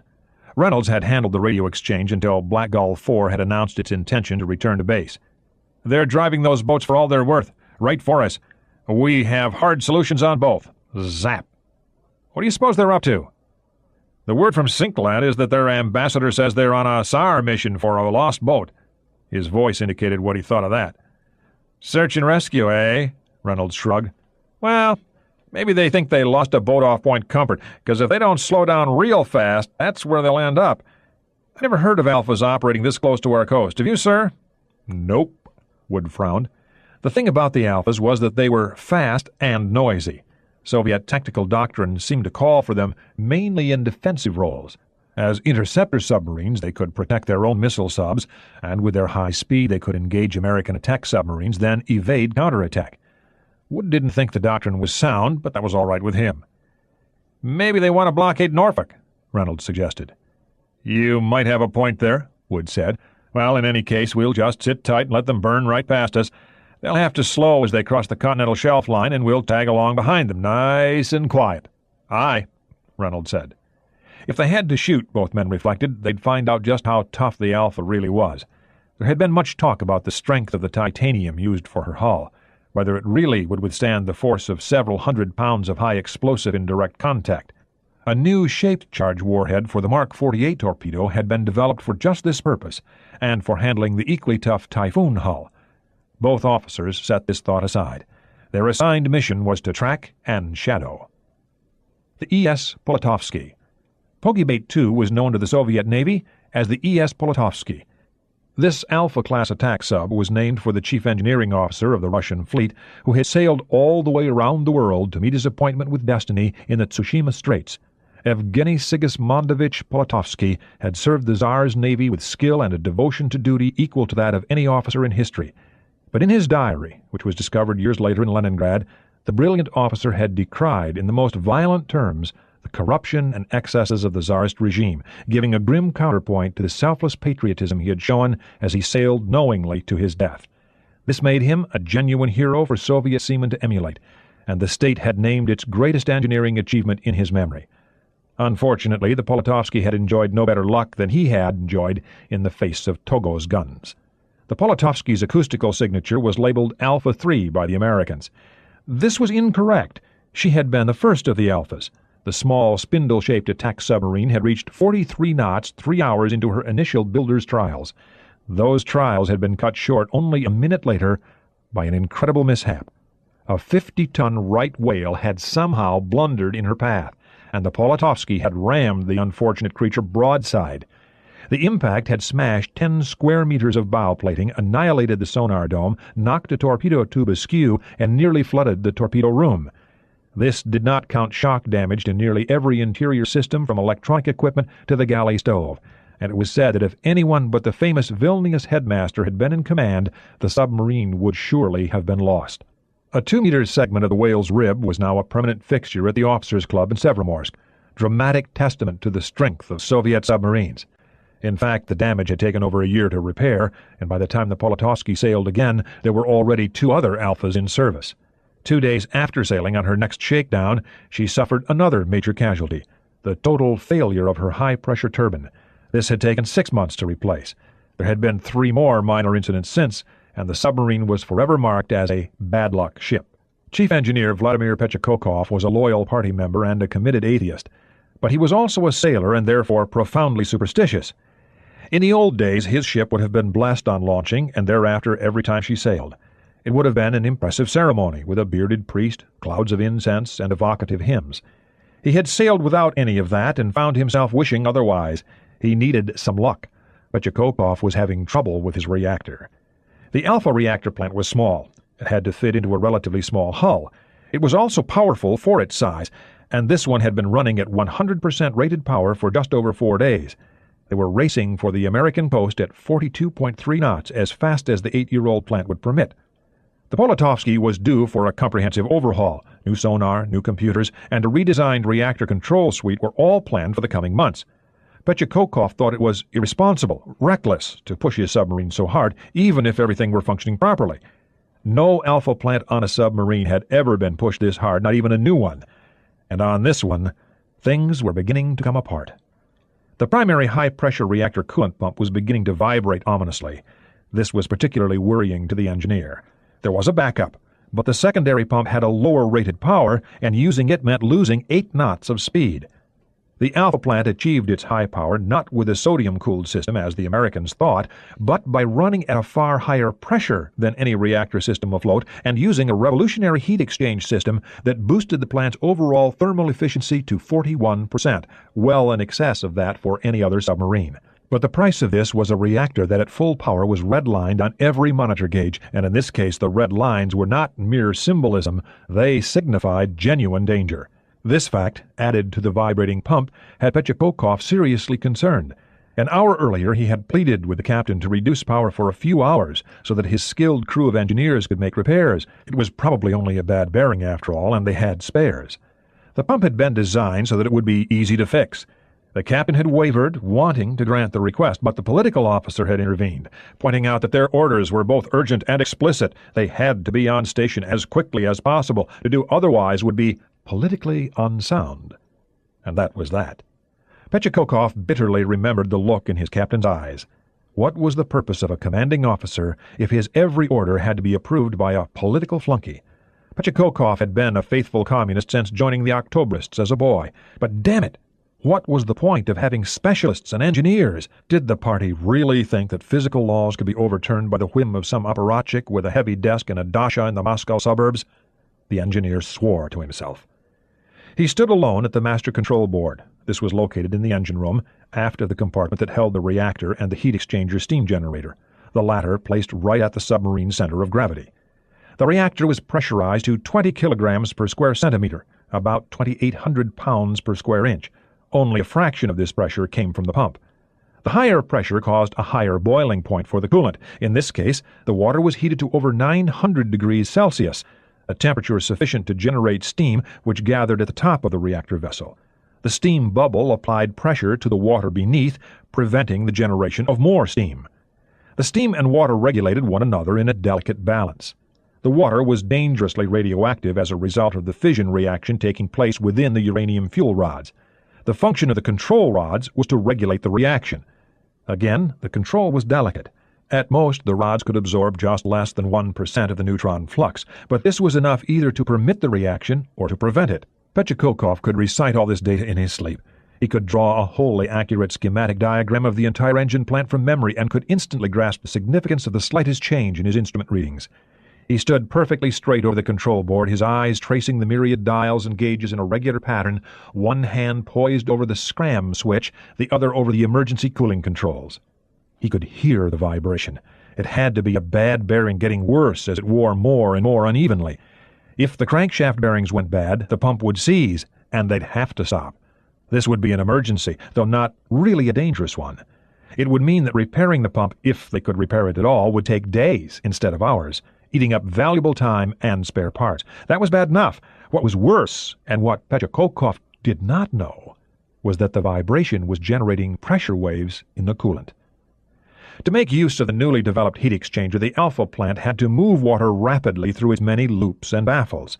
This required a high-pressure pump, which accounted for 150 pounds of the total system pressure, almost 10 times what was considered safe in Western reactors. With the pump so powerful, the whole engine room complex, normally very noisy at high speed, was like a boiler factory, and the pump's vibration was disturbing the performance of the monitor instruments. It was making the needles on his gauges waver, Petchakokov noted. He was right and wrong.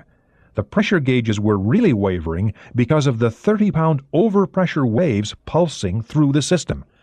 The chief engineer did not recognize this for what it was. He had been on duty too many hours. Within the reactor vessel, these pressure waves were approaching the frequency at which a piece of equipment resonated.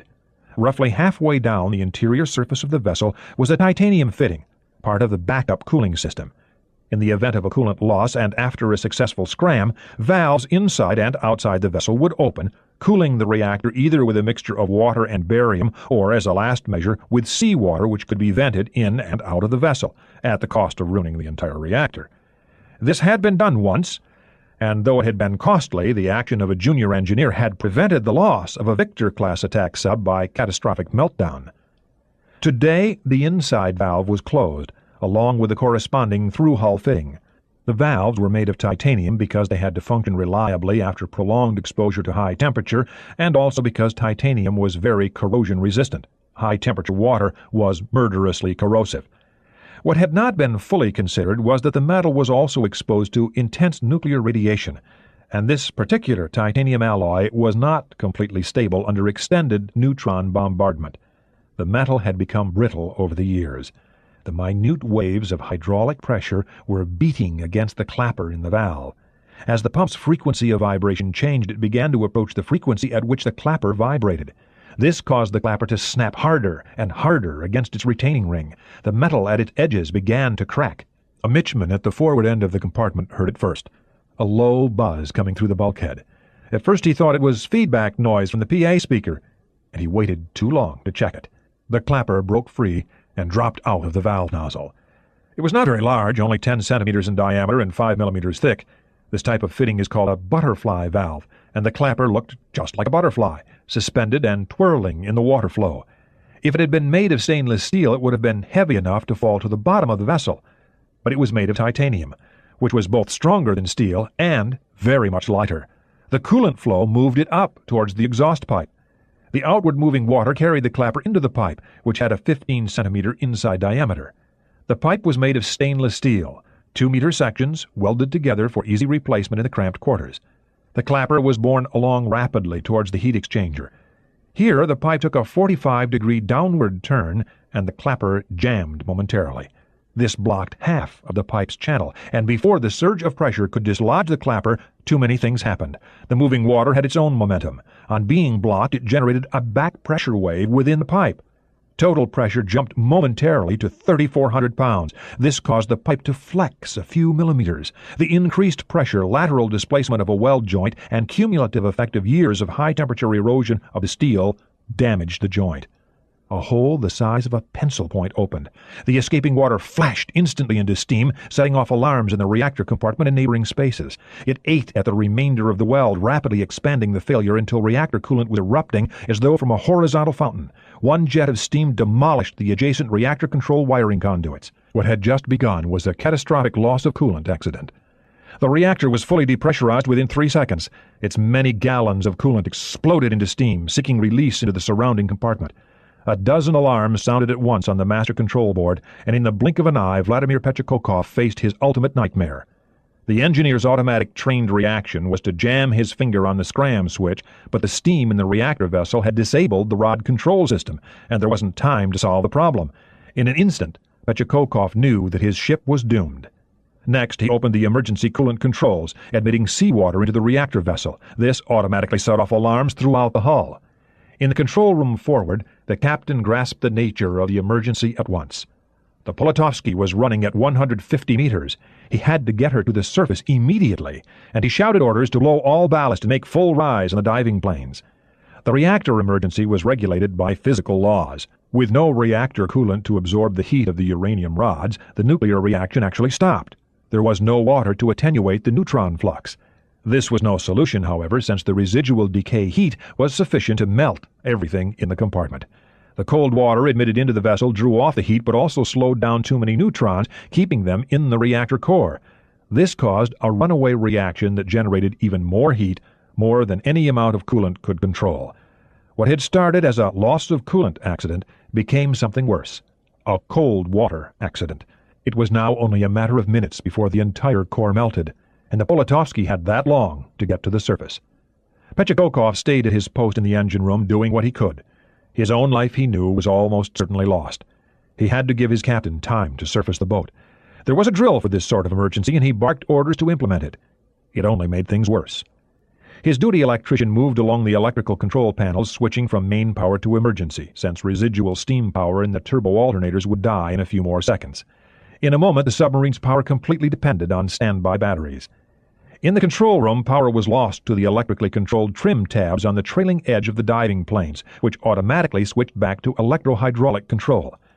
This powered not just the small trim tabs, but the diving planes as well.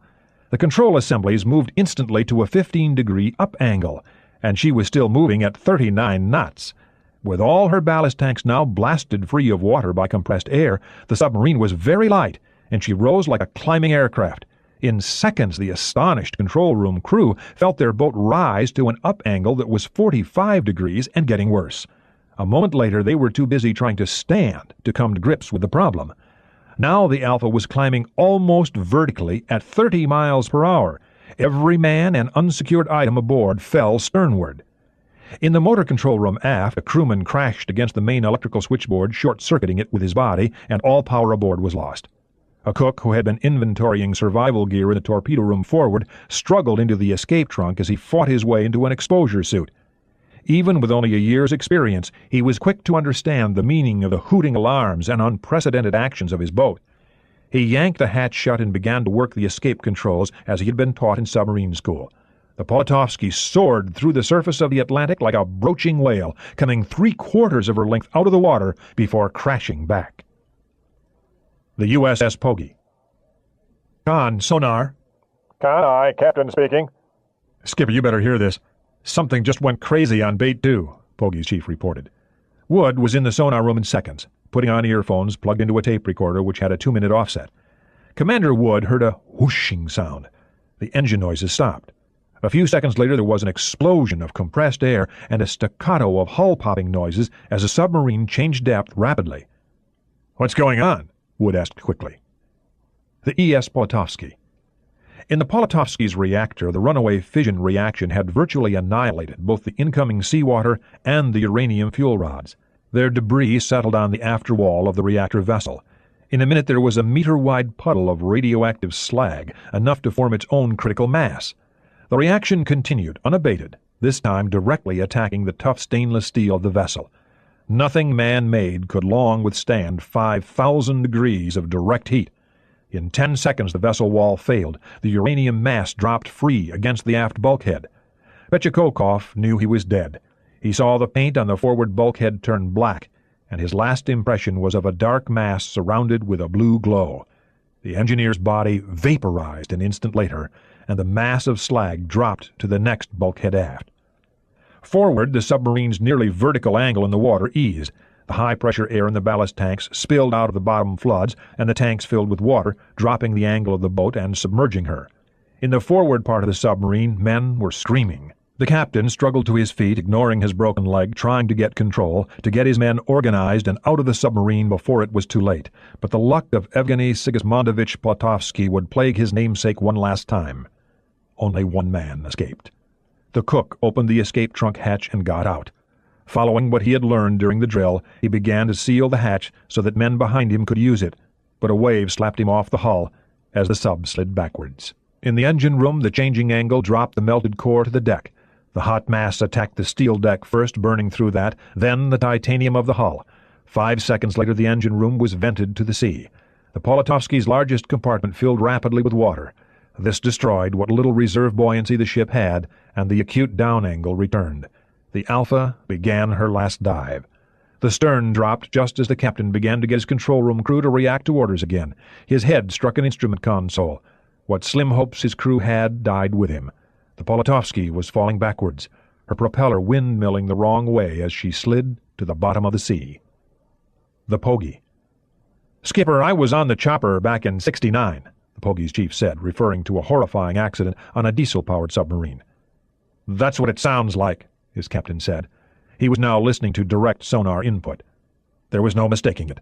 The submarine was flooding. They had heard the ballast tanks refill. This could only mean interior compartments were filling with water. If they had been closer, they might have heard the screams of men in that doomed hull. Wood was just as happy he couldn't. The continuing rush of water was dreadful enough. Men were dying. Russians, his enemy, but men not unlike himself, and there was not a thing that could be done about it. Bait 1, he saw, was proceeding, unmindful of what had happened to her trailing sister. The E.S. Polatovsky. It took 9 minutes for the Polatovsky to fall the 2,000 feet to the ocean floor. She impacted savagely on the hard sand bottom at the edge of the continental shelf. It was a tribute to her builders that her interior bulkheads held. All the compartments from the reactor room aft were flooded and half the crew killed in them. But the forward compartments were dry. Even this was more curse than blessing. With the aft air storage banks unusable and only emergency battery power to run the complex environmental control systems, the 40 men had only a limited supply of air. They were spared a rapid death from the crushing North Atlantic, only to face a slower one from asphyxiation.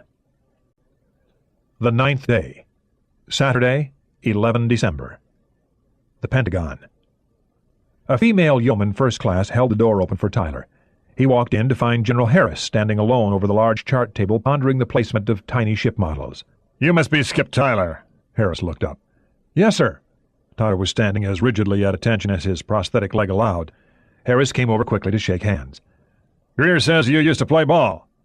"Yes, General. I played right tackle at Annapolis. Those were good years." Tyler smiled, flexing his fingers. Harris looked like an iron pumper.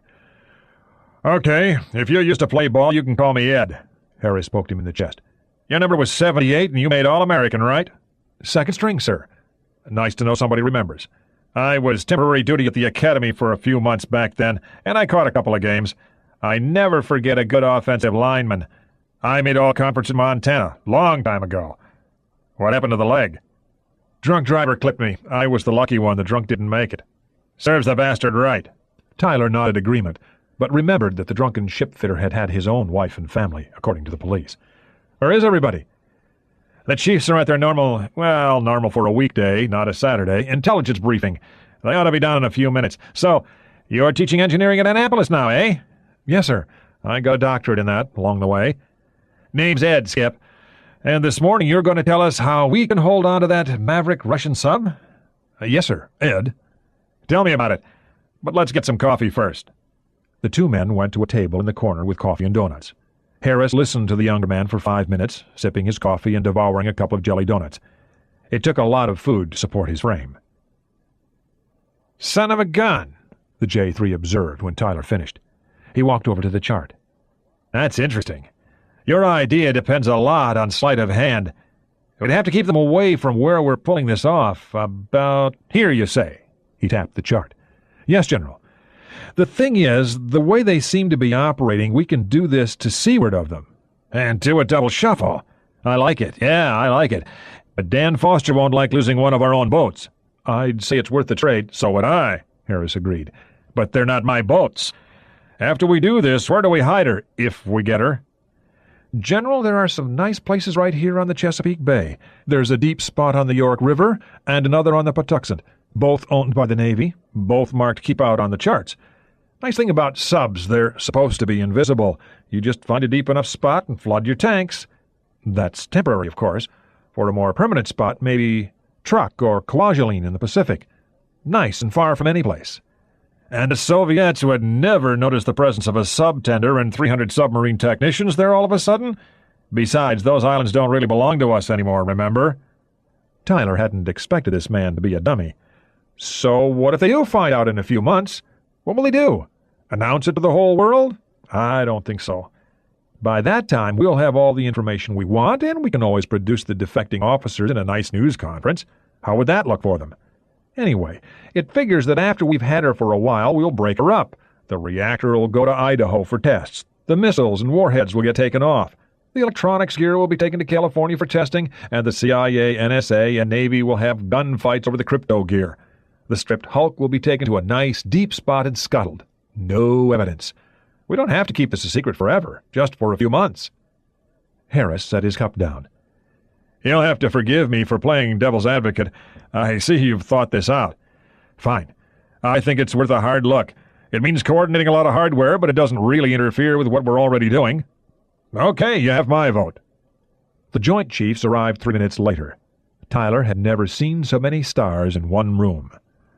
"You wanted to see all of us, Eddie?" Hilton asked. "Yes, General. This is Dr. Skip Tyler." Admiral Foster came over first to take his hand. "You got us that performance data on Red October that we were just briefed on. Good work, Commander." "Dr. Tyler thinks we should hold on to her if we get her," Harris said deadpan. "And he thinks he has a way we can do it." "We already thought of killing the crew," Commandant Maxwell said. "The President won't let us." "Gentlemen, what if I told you that there was a way to send the crewmen home without them knowing that we have her? That's the issue, right? We have to send the crewmen back to Mother Russia. I say there's a way to do that, and the remaining question is where to hide her." "We're listening," Hilton said suspiciously. "Well, sir, we'll have to move quickly to get everything in place. We'll need Avalon from the west coast. Mystic is already aboard the Pigeon in Charleston. We need both of them. And we need an old boomer of our own that we can afford to do without. That's the hardware. The real trick, however, is the timing, and we have to find her. That may be the hardest part." "Maybe not," Foster said. "Admiral Gallery reported this morning that Dallas may be onto her. Her report dovetails nicely with your engineering model. We'll know more in a few days. Go on." Tyler explained. It took 10 minutes since he had to answer questions and use the chart to diagram time and space constraints. When he was finished, General Barnes was at the phone calling the commander of the Military Airlift Command. Foster left the room to call Norfolk, and Hilton was on his way to the White House. The Red October. Except for those on watch, every officer was in the wardroom. Several pots of tea were on the table, all untouched, and again the door was locked. "Comrades," Petrov reported, "the second set of badges was contaminated worse than the first." Ramius noted that Petrov was rattled. It wasn't the first set of badges or the second, it was the third and fourth sent sailing. He had chosen his ship's doctor well. "Bad badges," Melican growled. "Some bastard of a trickster in Sovermosk, or perhaps an imperialist spy playing a typical enemy trick on us. When they catch the son of a bitch, I will shoot him myself, whoever he is. This sort of thing is treasonous." "Regulations require that I report this," Petrov noted, "even though the instruments show safe levels." "Your adherence to the rules is noted, Comrade Doctor. You have acted correctly," Ramius said. "And now regulations stipulate that we make yet another check. Melican, I want you and Borodin to do it personally. First, check the radiation instruments themselves. If they are working properly, we will be certain that the badges are defective or have been tampered with. If so, my report on this incident will demand someone's head." It was not unknown for drunken shipyard workers to be sent to the Gulag. "Comrades, in my opinion, there is nothing at all to concern us. If there were a leak, Comrade Melican would have discovered it days ago. So, we all have work to do." They were all back in the wardroom half an hour later. Passing crewmen noticed this, and already the whispering started. "Comrades," Melican announced, "we have a major problem." The officers, especially the younger ones, looked a little pale. On the table was a Geiger counter stripped into a score of small parts. Next to it was a radiation detector taken off the reactor room bulkhead, its inspection cover removed. "Sabotage!" Melican hissed. It was a word fearsome enough to make any Soviet citizen shudder. The room went deathly still, and Ramius noted that Sviadov was holding his face under rigid control. "Comrades, mechanically speaking, these instruments are quite simple. As you know, this counter has 10 different settings. We can choose from 10 sensitivity ranges, using the same instrument to detect a minor leak or to quantify a major one. We do that by dialing this selector, which engages one of 10 electrical resistors of increasing value. A child could design this, or maintain and repair it." The chief engineer tapped the underside of the selector dial. "In this case, the proper resistors have been clipped off, and new ones soldered on. Settings 1 to 8 have the same impedance value. All of our counters were inspected by the same dockyard technician 3 days before we sailed. Here is his inspection sheet." Melican tossed it on the table contemptuously. "Either he or another spy sabotaged this and all the other counters I've looked at. It would have taken a skilled man no more than an hour, in the case of this instrument." The engineer turned the fixed detector over. "You'll see that the electrical parts have been disconnected, except for the test circuit, which has been rewired. Borodin and I removed this from the forward bulkhead. This is skilled work. Whoever did this is no amateur. I believe that an imperialist agent has sabotaged our ship. First, he disabled our radiation monitor instruments, then he probably arranged a low-level leak in our hot piping.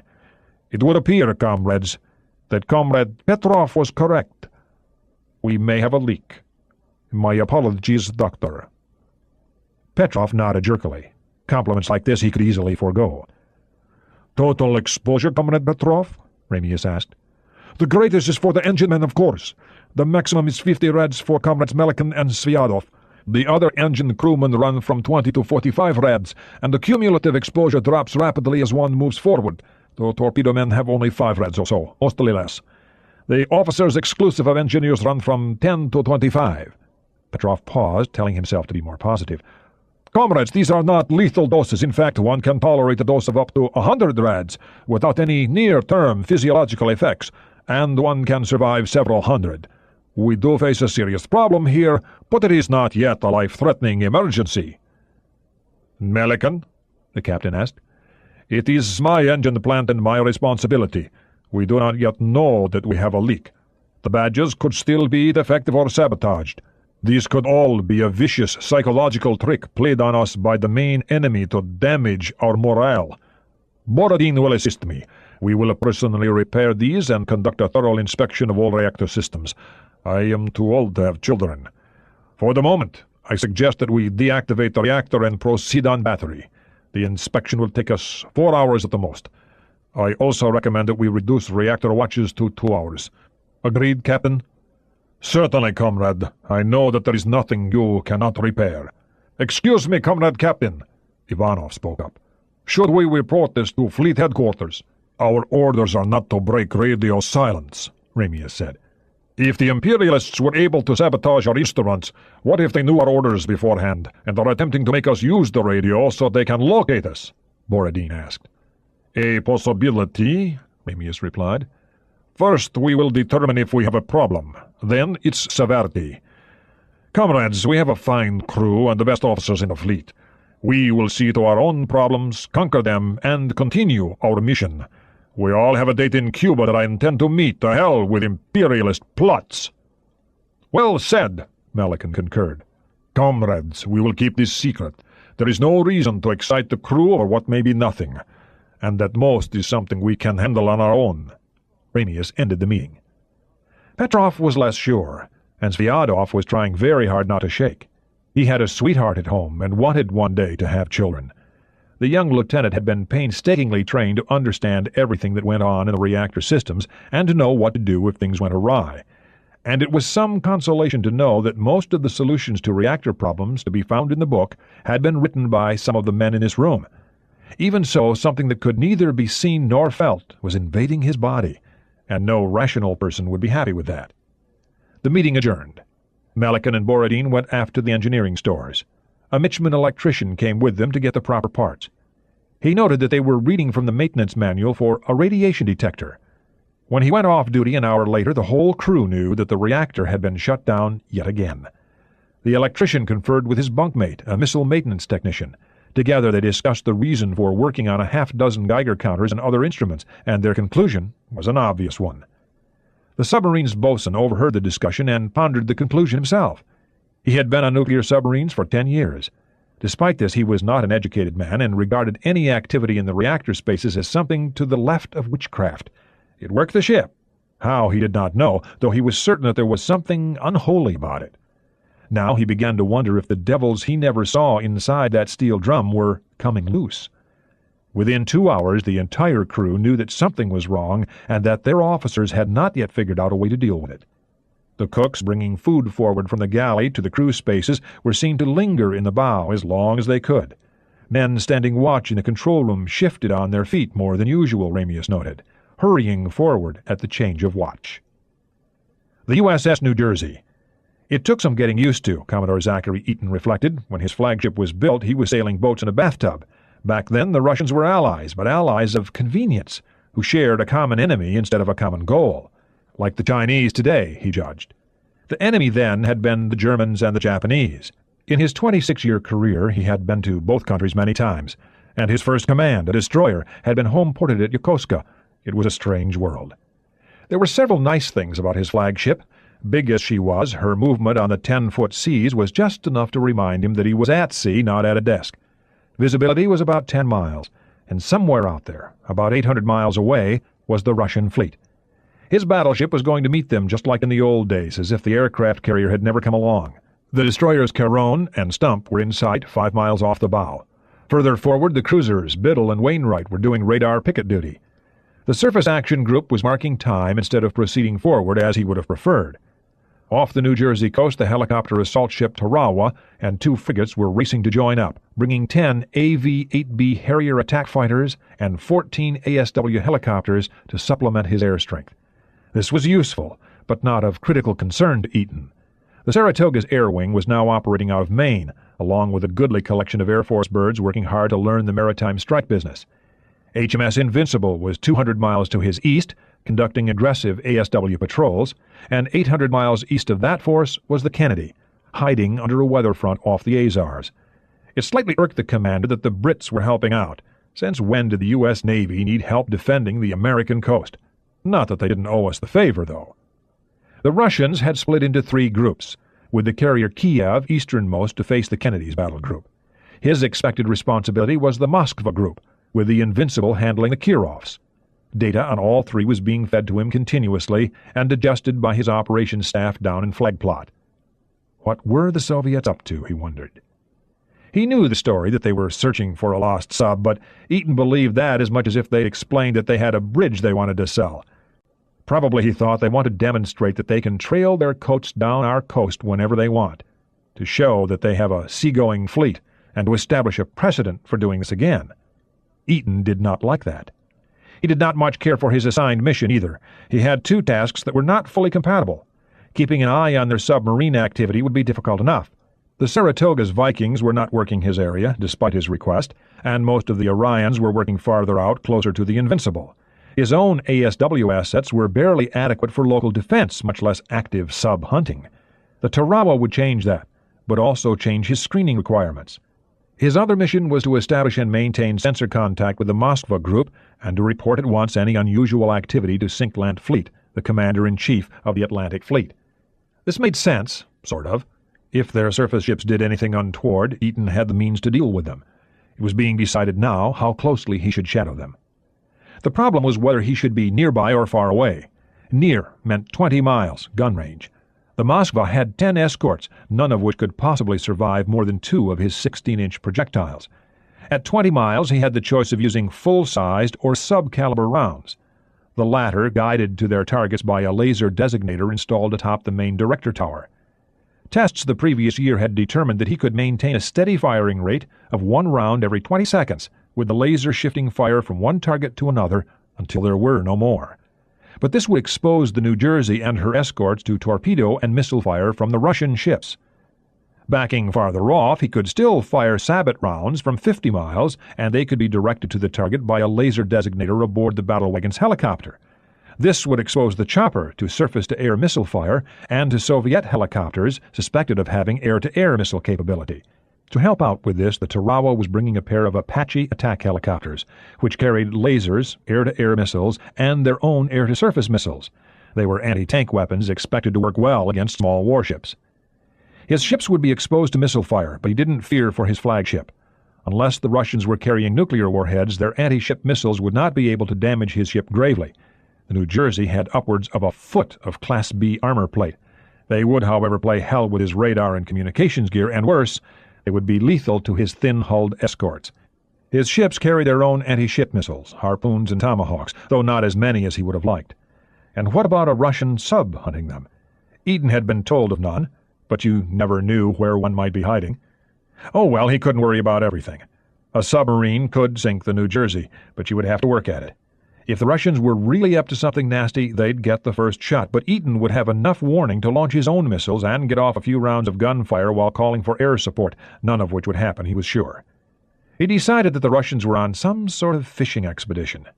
His job was to show them that the fish in these waters were dangerous.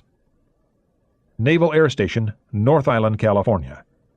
The oversized tractor-trailer crept at 2 miles per hour into the cargo bay of the C-5A Galaxy transport under the watchful eyes of the aircraft's loadmaster, 2 flight officers, and 6 naval officers. Oddly, only the latter, none of whom wore aviators' wings, were fully versed in the procedure. The vehicle's center of gravity was precisely marked, and they watched the mark approach a particular number engraved on the cargo bay floor. The work had to be done exactly. Any mistake could fatally impair the aircraft's trim and imperil the lives of the flight crew and passengers. "Okay, freeze it right there," the senior officer called. The driver was only too glad to stop. He left the keys in the ignition, set all the brakes, and put the truck in gear before getting out. Someone else would drive it out of the aircraft on the other side of the country. The loadmaster and 6 airmen immediately went to work, snaking steel cables to eye bolts on the truck and trailer to secure the heavy load. Shifting cargo was something else an aircraft rarely survived, and the C-5A did not have ejection seats. The loadmaster saw to it that his ground crewmen were properly at work before walking over to the pilot. He was a 25-year sergeant who loved the C-5s despite their blemished history. "Captain, what the hell is this thing?" "It's called a DSRV, Sarge, Deep Submergence Rescue Vehicle." "Says Avalon on the back, sir," the sergeant pointed out. "Yeah, so it has a name. It's a sort of a lifeboat for submarines. Goes down to get the crew out if something screws up." "Oh." The sergeant considered that. He'd flown tanks, helicopters, general cargo, once a whole battalion of troops on his— he thought of the aircraft as his Galaxy before. This was the first time he had ever flown a ship. If it had a name, he reasoned, it was a ship. Damn, the Galaxy could do anything. "Where are we taking it, sir?" "Norfolk Naval Air Station, and I've never been there either." The pilot watched the securing process closely. Already a dozen cables were attached. When a dozen more were in place, they'd put tension on the cables to prevent the minutest shift. "We figure a trip of 5 hours, 40 minutes, all on internal fuel. We got the jet stream on our side today. Weather's supposed to be okay until we hit the coast. We lay over for a day, then come back Monday morning." "Your boys work pretty fast," said the senior naval officer, Lieutenant Ames, coming over. "Yes, Lieutenant, another 20 minutes. The pilot checked his watch. "We ought to be taking off on the hour." "No hurry, Captain. If this thing shifts in flight, I guess it would ruin our whole day. Where do I send my people?" "Upper deck forward. There's room for 15 or so just after the flight deck." Lieutenant Ames knew this, but didn't say so. He'd flown with his DSRV across the Atlantic several times and across the Pacific once, every time on a different C-5. "May I ask what the big deal is?" the pilot inquired. "I don't know," Ames said. "They want me and my baby in Norfolk." "You really take that little bitty thing underwater, sir?" the loadmaster asked. "That's what they pay me for. I've had her down to 4,800 feet, almost a mile." Ames regarded his vessel with affection. "A mile underwater, sir? Jesus! Pardon me, sir, but I mean, isn't that a little hairy? The water pressure, I mean."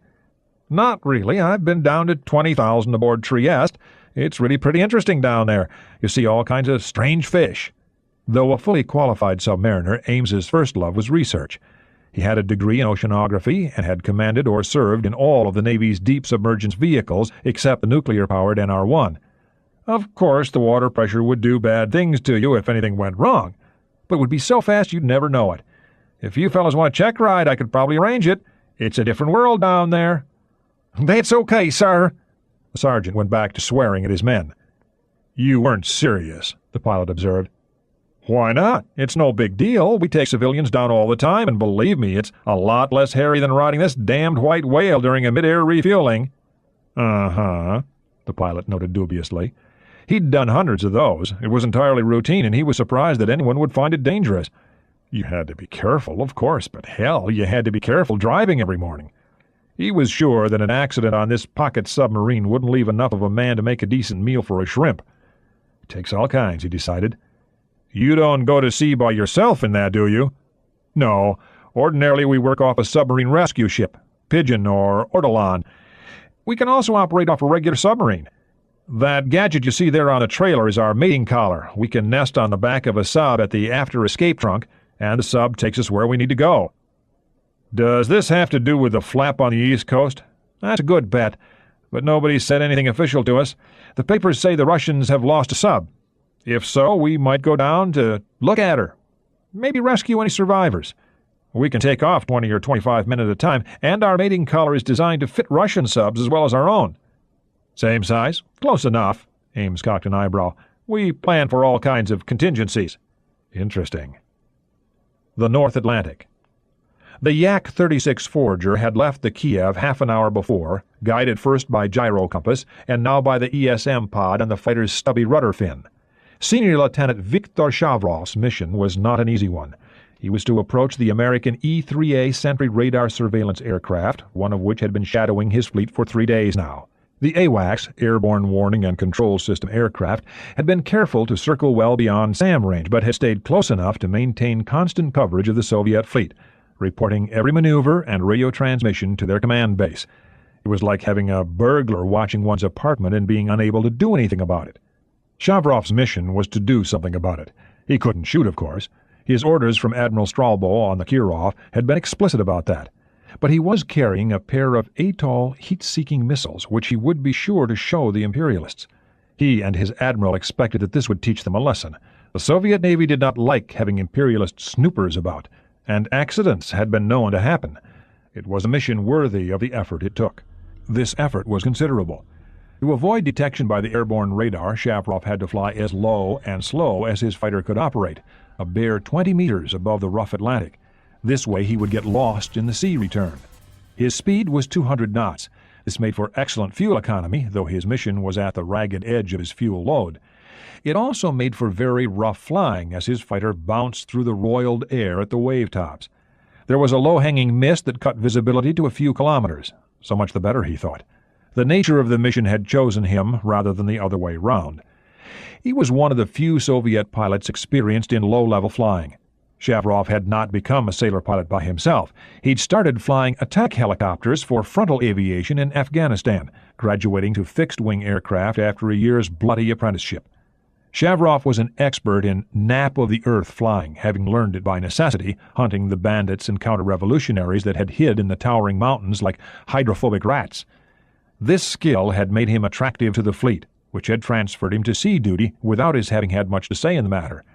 After a few months he had no complaints, his perks and extra pay being more attractive than his former frontal aviation base on the Chinese border. Being one of the few hundred carrier-qualified Soviet airmen had softened the blow of missing his chance to fly the new MiG-27, though with luck, if the new full-size carrier were ever finished, he'd have the chance to fly the naval version of that wonderful bird.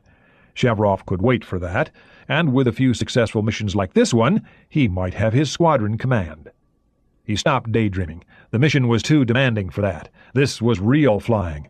He'd never flown against Americans, only against the weapons they gave to the Afghan bandits.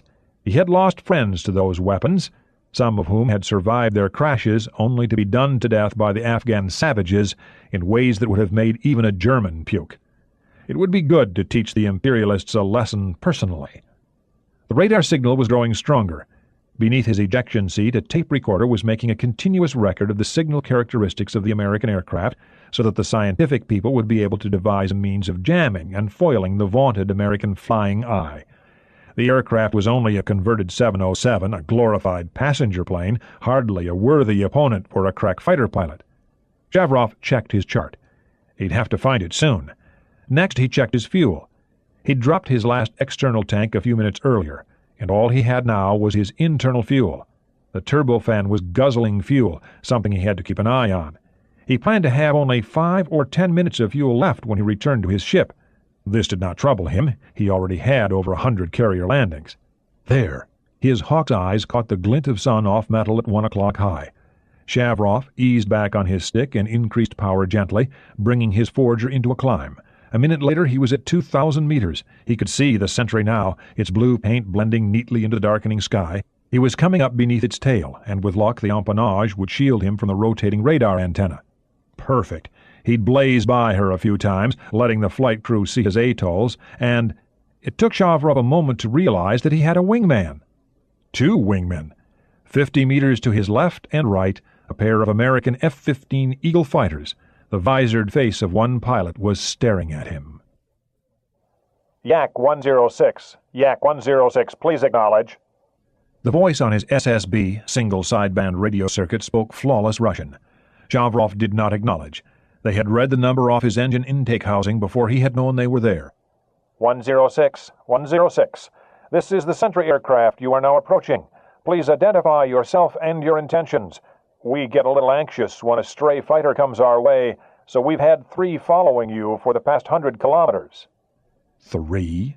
Shavrov turned his head around. A third Eagle with 4 Sparrow missiles was hanging 50 meters from his tail, his 6. Our men compliment you on your ability to fly low and slow, 106. Lieutenant Shavrov was shaking with rage as he passed 4,000 meters, still 8,000 from the American AWACS. He had checked his 6 every 30 seconds on the way in.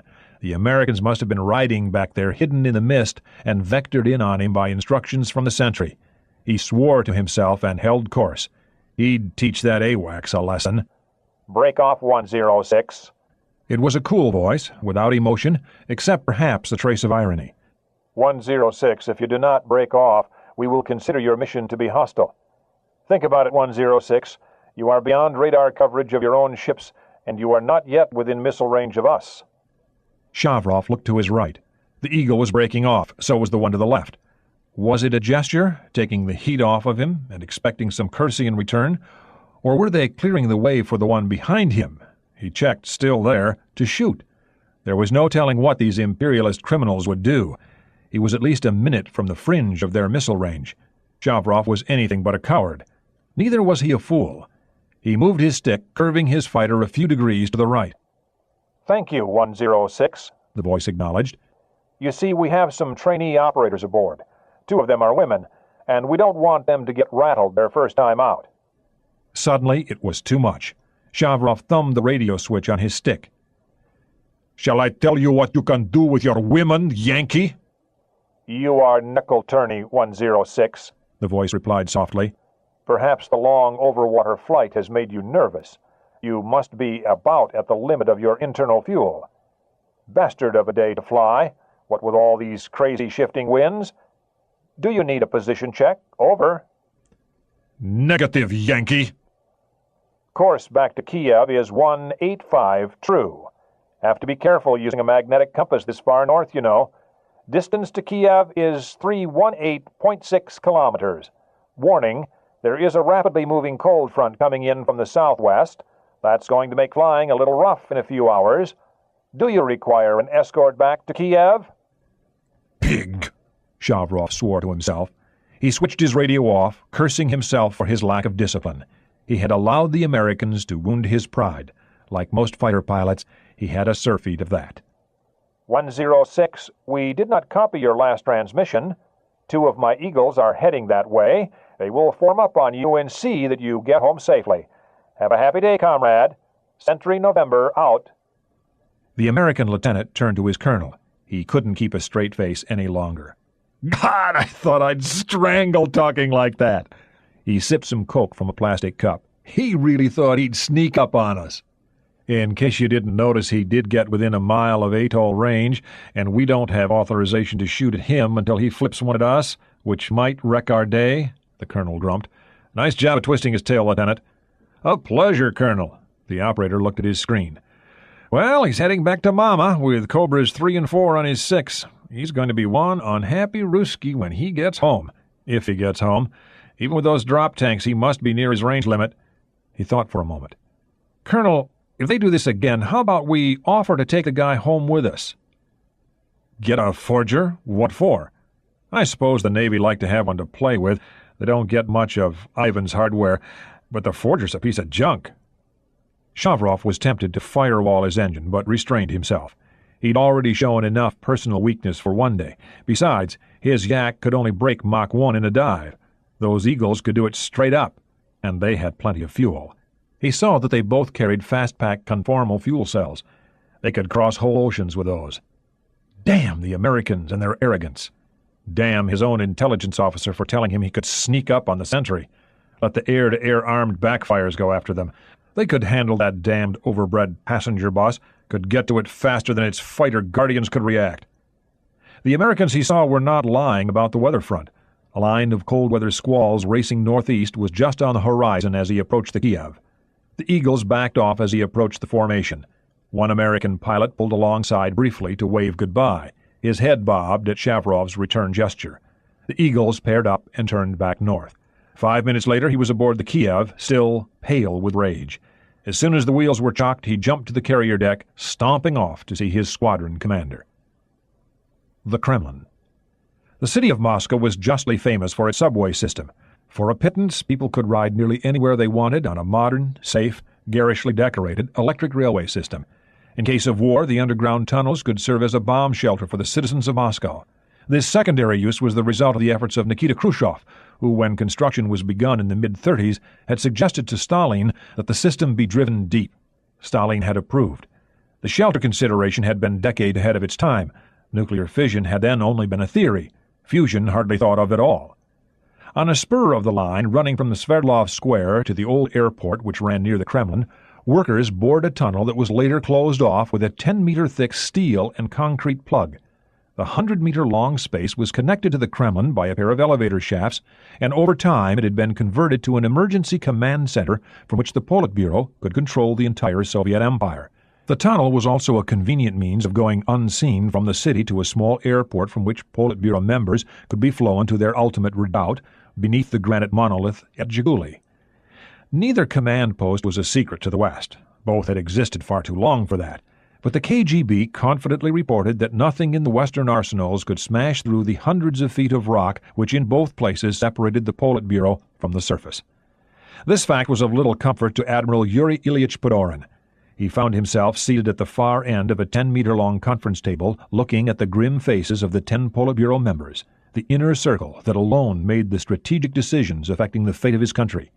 None of them were officers. Those in uniform reported to these men. Up the table to his left was Admiral Sergei Gorshkov, who had disassociated himself from this affair with consummate skill, even producing a letter in which he had opposed Ramius's appointment to command the Red October. Padoran, as chief of the main political administration, had successfully blocked Ramius's transfer, pointing out that Gorshkov's candidate for command was occasionally late in paying his party dues and did not speak up at the regular meetings often enough for an officer of his rank. The truth was that Gorshkov's candidate was not so proficient an officer as Ramius, whom Gorshkov had wanted for his own operations staff, a post that Ramius had successfully evaded for years. Party General Secretary and President of the Union of Soviet Socialist Republics, Andrei Narmanov, shifted his gaze to Padoran. His face gave nothing away. It never did, unless he wished it to, which was rare enough. Narmanov had succeeded on drop-off when the latter had suffered a heart attack. There were rumors about that, but in the Soviet Union there were always rumors. Not since the days of Laventry Beria had the security chieftain come so close to power, and senior party officials had allowed themselves to forget that. It would not be forgotten again. Bringing the KGB to heel had taken a year, a necessary measure to secure the privileges of the party elite from the supposed reforms of the Andropov clique. Narmanov was the apparatchik par excellence. He had first gained prominence as a factory manager, an engineer with a reputation for fulfilling his quota early, a man who produced results. He had risen steadily by using his own talents and those of others, rewarding those he had to, ignoring those he could. His position as General Secretary of the Communist Party was not entirely secure. It was still early in his stewardship of the party, and he depended on a loose coalition of colleagues, not friends. These men did not make friends. His succession to this chair had resulted more from ties within the party structure than from personal ability, and his position would depend on consensus rule for years, until such time as his will could dictate policy. Narmanov's dark eyes, Padoran could see, were red from tobacco smoke. The ventilation system down here had never worked properly. The General Secretary squinted at Padoran from the other end of the table as he decided what to say. What would please the members of this cabal, these 10 old, passionless men?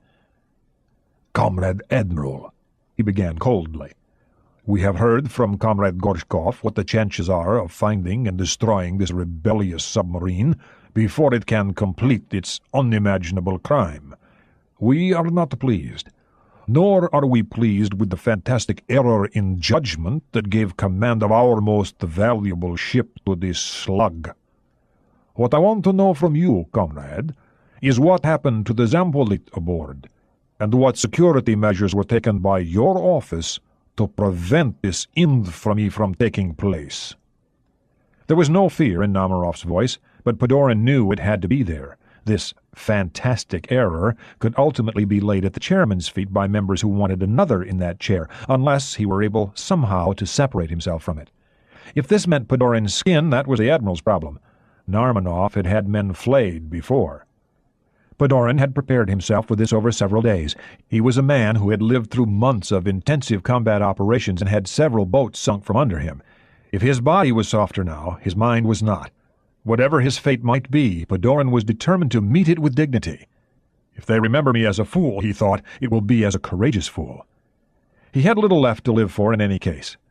"Comrade General Secretary," he began, "the political officer aboard Red October was Captain Ivan Yuryevich Putin, a stalwart and faithful party member. I cannot imagine—" "Comrade Padoran," Defense Minister Ustinov interrupted, "we presume that you also could not imagine the unbelievable treachery of this Ramius. You now expect us to trust your judgment on this man also? The most disturbing thing of all," added Mikhail Alexandrov, the party theoretician who had replaced the dead Mikhail Suslov and was even more determined than the departed ideologue to be Simon Pure on party doctrine, "is how tolerant the main political administration has been toward this renegade. It is amazing, particularly in view of his obvious efforts to construct his own personality cult throughout the submarine service, even in the political arm, it would seem. Your criminal willingness to overlook this obvious aberration from party policy does not make your judgment appear very sound. Comrades, you are correct in judging that I erred badly in approving Ramius for command, and also that we allowed him to select most of Red October's senior officers.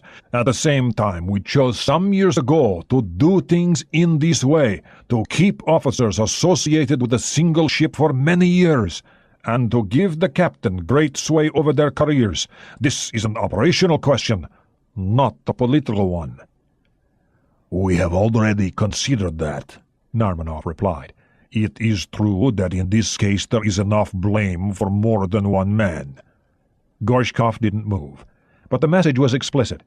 His effort to separate himself from this scandal had failed. Narmanov didn't care how many heads it took to prop up his chair.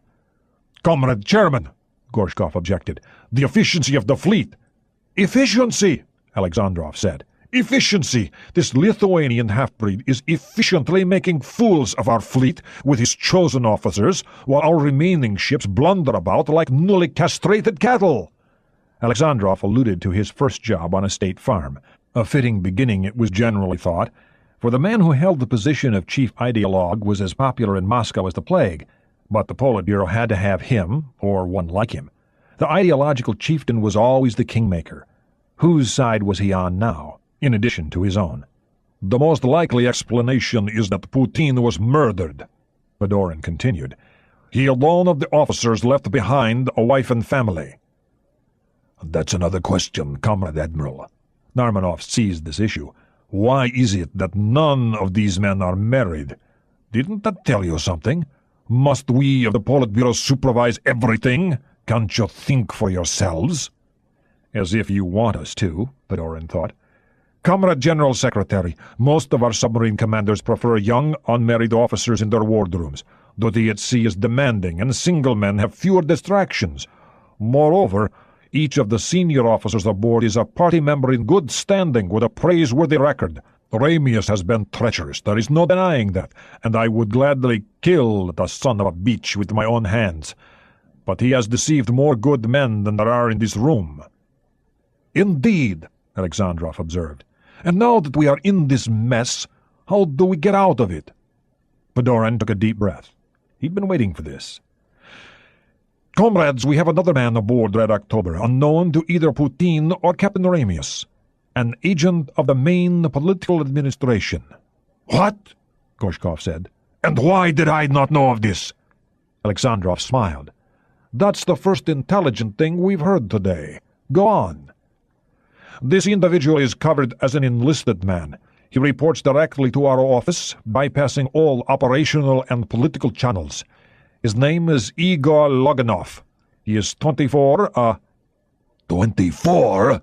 Narmanov shouted. "You trust a child with this responsibility?" "Comrade, Loganov's mission is to blend in with the conscripted crewmen, to listen in on conversations, to identify likely traitors, spies, and saboteurs. In truth, he looks younger still. He serves alongside young men, and he must be young himself. He is in fact a graduate of the Higher Naval School for Political Officers at Kiev and the GRU Intelligence Academy. He is the son of Arkady Ivanovich Loganov, chief of the Lenin steel plant at Kazan. Many of you here know his father." Narmanov was among those who nodded, a flickering of interest in his eyes. "Only an elite few are chosen for this duty. I have met and interviewed this boy myself. His record is clear. He is a Soviet patriot without question." "I know his father," Narmanov confirmed. "Arkady Ivanovich is an honorable man who has raised several good sons. What are these boys' orders?" "As I said, Comrade General Secretary, his ordinary duties are to observe the crewmen and report on what he sees. He's been doing this for 2 years, and he's good at it. He does not report to the Zampolit aboard, but only to Moscow or to one of my representatives. In a genuine emergency, his orders are to report to the Zampolit. If Putin is alive, and I do not believe this, comrades, he would be part of the conspiracy, and Loganov would know not to do this. In a true emergency, therefore, his orders are to destroy the ship and make his escape." "This is possible?" Narmanov asked. "Gorshkov?" "Comrades, all of our ships carry powerful scuttling charges, submarines especially. Unfortunately," Fedorin said, "these are generally not armed, and only the captain can activate them. Ever since the incident on the Storozhavoy, we in the main political administration have had to consider that an incident such as this one was indeed a possibility, and that its most damaging manifestation would involve a missile-carrying submarine." "Ah," Narmanov observed. "He is a missile mechanic." "No, comrade.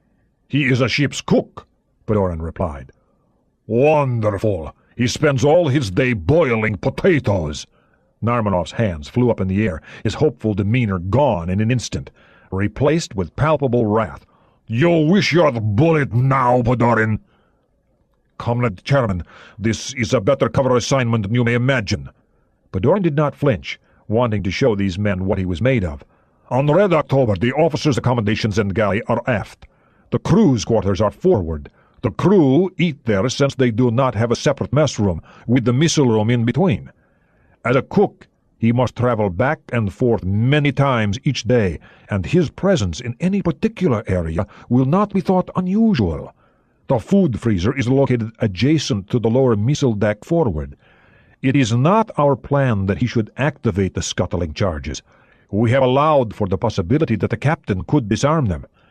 Comrades, these measures have been carefully thought out. Gone, Narmanov grunted. As Comrade Gorshkov explained earlier, Red October carries 26 Seahawk missiles. These are solid fuel rockets, and one has a range safety package installed. Range safety? Narmanov was puzzled. Up to this point, the other military officers at the meeting, none of them Politburo members, had kept their peace. Padorin was surprised when General V.M. Vishenkov, commander of the Strategic Rocket Forces, spoke up. Comrades, these details were worked out through my office some years ago. As you know, when we test our missiles, we have safety packages aboard to explode them if they go off course. Otherwise, they might land on one of our own cities. Our operational missiles do not ordinarily carry them, for the obvious reason the imperialists might learn a way to explode them in flight. So, our young GRU comrade will blow up the missile. What of the warheads? Narmanov asked. An engineer by training, he could always be distracted by a technical discourse, always impressed by a clever one. Comrade, Vishenkov went on, the missile warheads are armed by accelerometers. Thus they cannot be armed until the missile reaches its full programmed speed. The Americans use the same system, and for the same reason, to prevent sabotage. These safety systems are absolutely reliable. You could drop one of the re-entry vehicles from the top of the Moscow television transmitter onto a steel plate and it would not fire. The general referred to the massive TV tower whose construction Narmanov had personally supervised while head of the Central Communications Directorate. Vishenkov was a skilled political operator.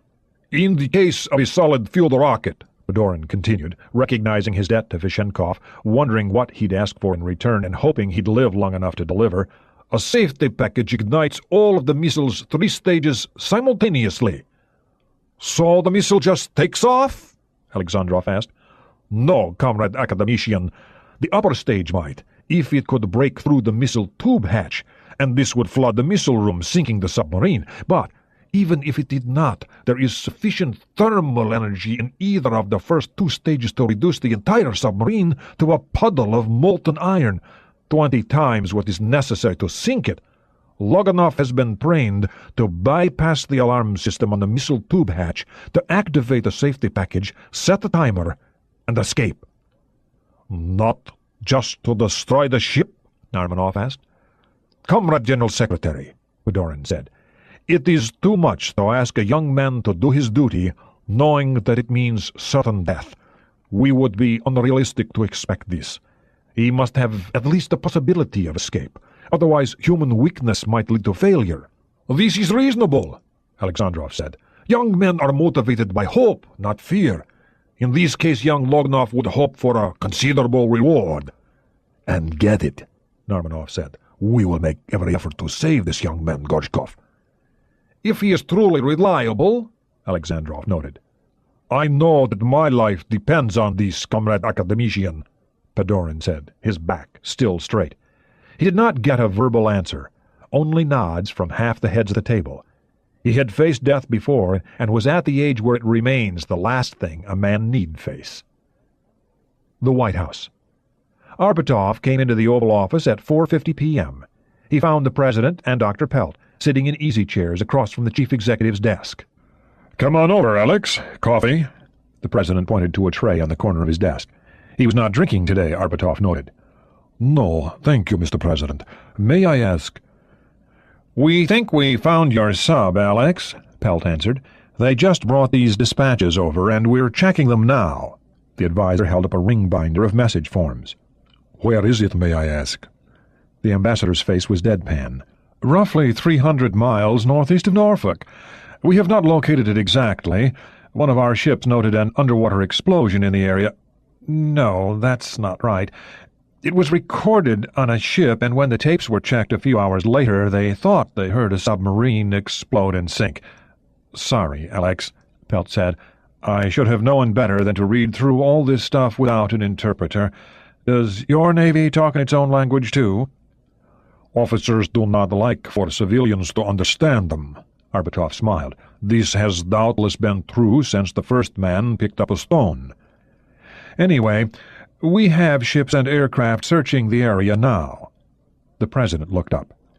Alex, I talked to the Chief of Naval Operations, Dan Foster, a few minutes ago. He said not to expect any survivors. The water there is over 1,000 feet deep, and you know what the weather is like. They said it's right on the edge of the continental shelf. The Norfolk Canyon, sir, Pelt added. We are conducting a thorough search, the President continued.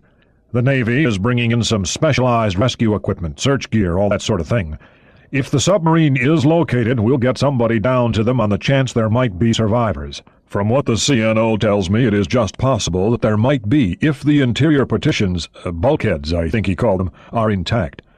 The other question is their air supply, he said. Time is very much against us, I'm afraid.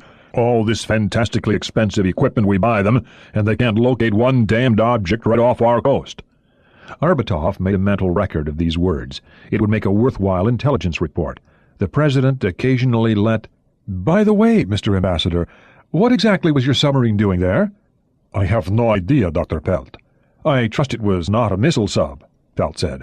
We have an agreement to keep those 500 miles offshore. The wreck will, of course, be inspected by our rescue craft. Were we to learn that it is indeed a missile sub... Your point is noted. Still, those are international waters. The President turned and spoke softly. So is the Gulf of Finland, Alex, and I believe the Black Sea. He let this observation hang in the air for a moment. I sincerely hope that we are not heading back to that kind of situation. Are we talking about a missile submarine, Alex? Truly, Mr. President, I have no idea. Certainly, I should hope not. The President could see how carefully the lie was phrased. He wondered if the Russians would admit that there was a captain out there who had disregarded his orders. No, they would probably claim a navigation error. Very well. In any case, we will be conducting our own search and rescue operation.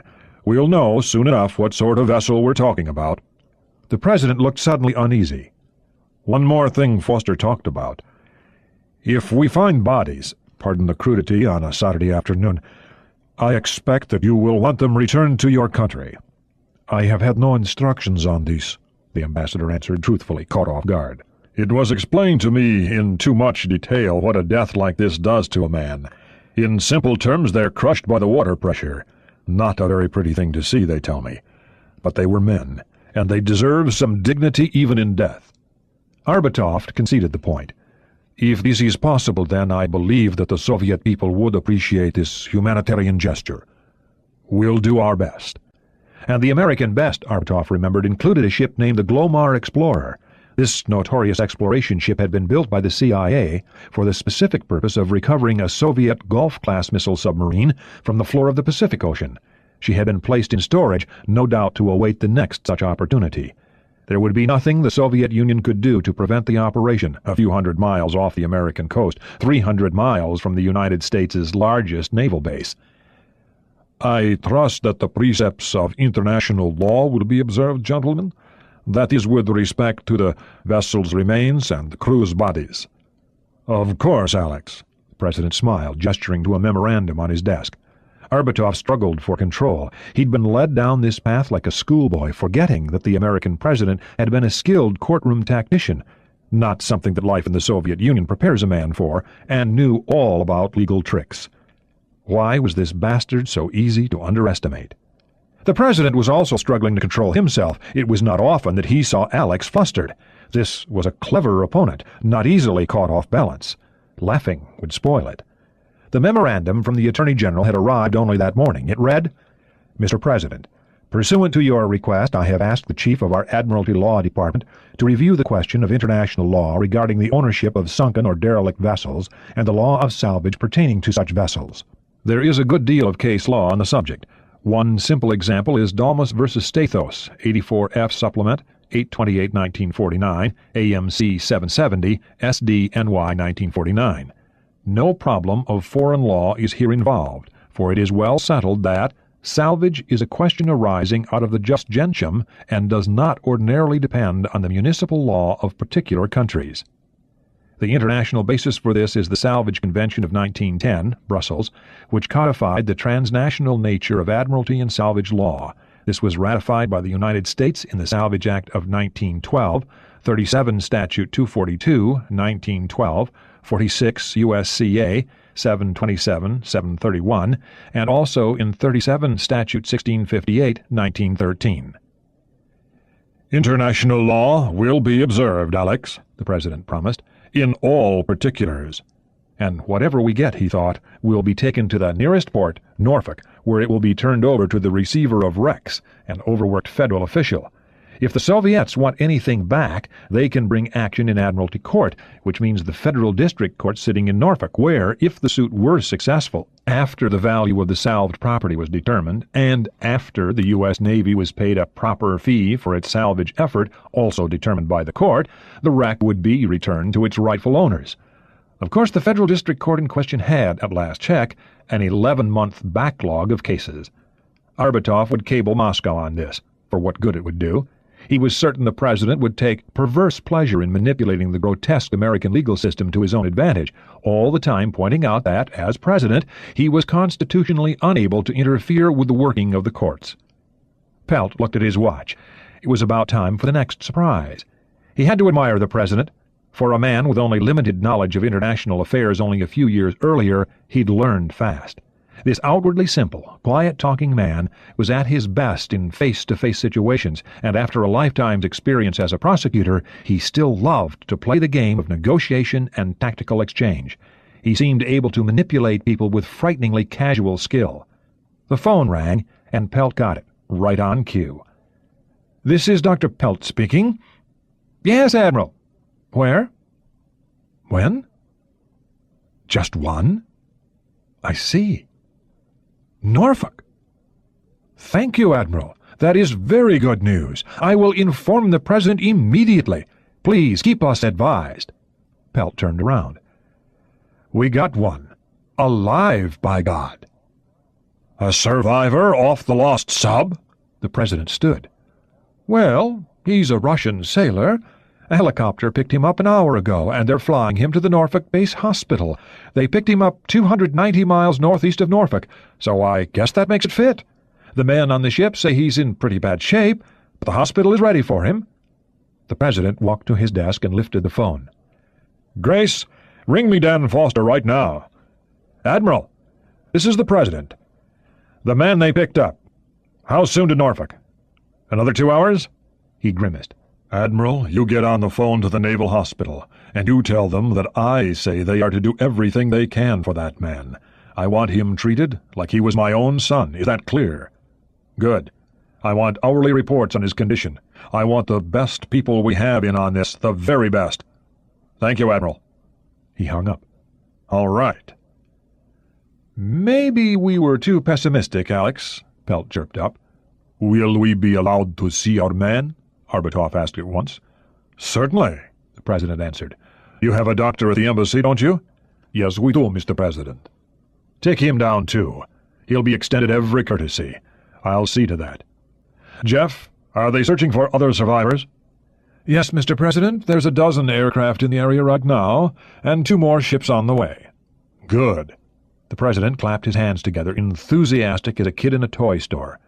"Now, if we can find some more survivors, maybe we can give your country a meaningful Christmas present, Alex. We will do everything we can. You have my word on that." "That is very kind of you, Mr. President. I will communicate this happy news to my country at once." "And not so fast, Alex." The Chief Executive held his hand up. "I'd say this calls for a drink." The 10th day, Sunday, 12 December. Sosa's control. At Sosa's control in Norfolk, the picture was becoming increasingly difficult. The United States simply did not have the technology to keep track of submarines in the deep ocean basins. The Sosa's receptors were principally laid at shallow water choke points on the bottom of undersea ridges and highlands. The strategy of the NATO countries was a direct consequence of this technological limitation.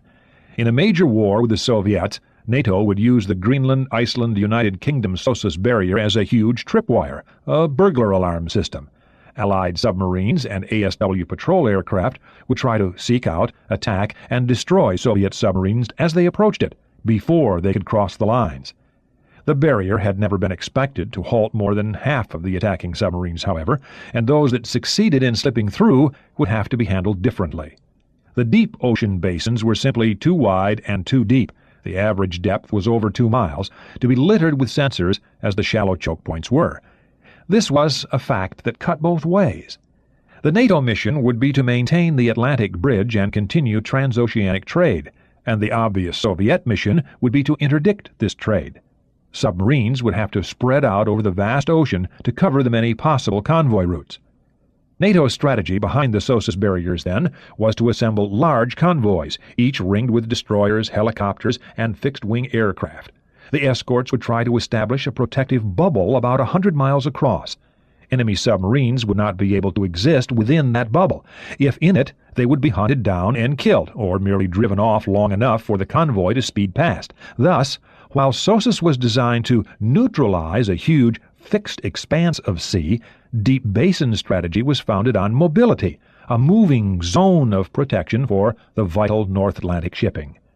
This was an altogether sensible strategy, but one that could not be tested under realistic conditions, and, unfortunately, one that was largely useless at the moment. With all of the Soviet Alphas and Victors already on the coast, and the last of the Charlies, Echoes, and Novembers just arriving on their stations, the master screen Commander Quinton was staring at was no longer filled with discrete little red dots, but rather with large circles. Each dot or circle designated the position of a Soviet submarine. A circle represented an estimated position, calculated from the speed with which a sub could move without giving off enough noise to be localized by the many sensors being employed. Some circles were 10 miles across, some as much as 50. An area anywhere from 78 to 2,000 square miles had to be searched if the submarine were again to be pinned down, and there were just too damned many of the boats. Hunting the submarines was principally the job of the P-3C Orion. Each Orion carried sonobuoys, air-deployable active and passive sonar sets that were dropped from the belly of the aircraft. On detecting something, a sonobuoy reported to its mother aircraft and then automatically sank, lest it fall into unfriendly hands. The sonobuoys had limited electrical power and thus limited range. Worse, their supply was finite. The sonobuoy inventory was already being depleted alarmingly, and soon they would have to cut back on expenditures. Additionally, each P-3C carried FLIRs, forward-looking infrared scanners, to identify the heat signature of a nuclear sub, and MADS, magnetic anomaly detectors, that located the disturbance in the Earth's magnetic field caused by a large chunk of ferrous metal like a submarine. MAD gear could only detect a magnetic disturbance 600 yards to the left and right of an aircraft's course track, and to do this, the aircraft had to fly low, consuming fuel and limiting the crew's visual search range. FLIR had roughly the same limitation. Thus, the technology used to localize a target first detected by SOSUS or to delouse a discrete piece of ocean preparatory to the passage of a convoy simply was not up to a random search of the deep ocean. Quinton leaned forward. A circle had just changed to a dot. A P-3C had just dropped an explosive sounding charge and localized an Echo-class attack sub 500 miles south of the Grand Banks. For an hour they had a near-certain shooting solution on that Echo. Her name was written on the Orion's Mark 46 ASW torpedoes.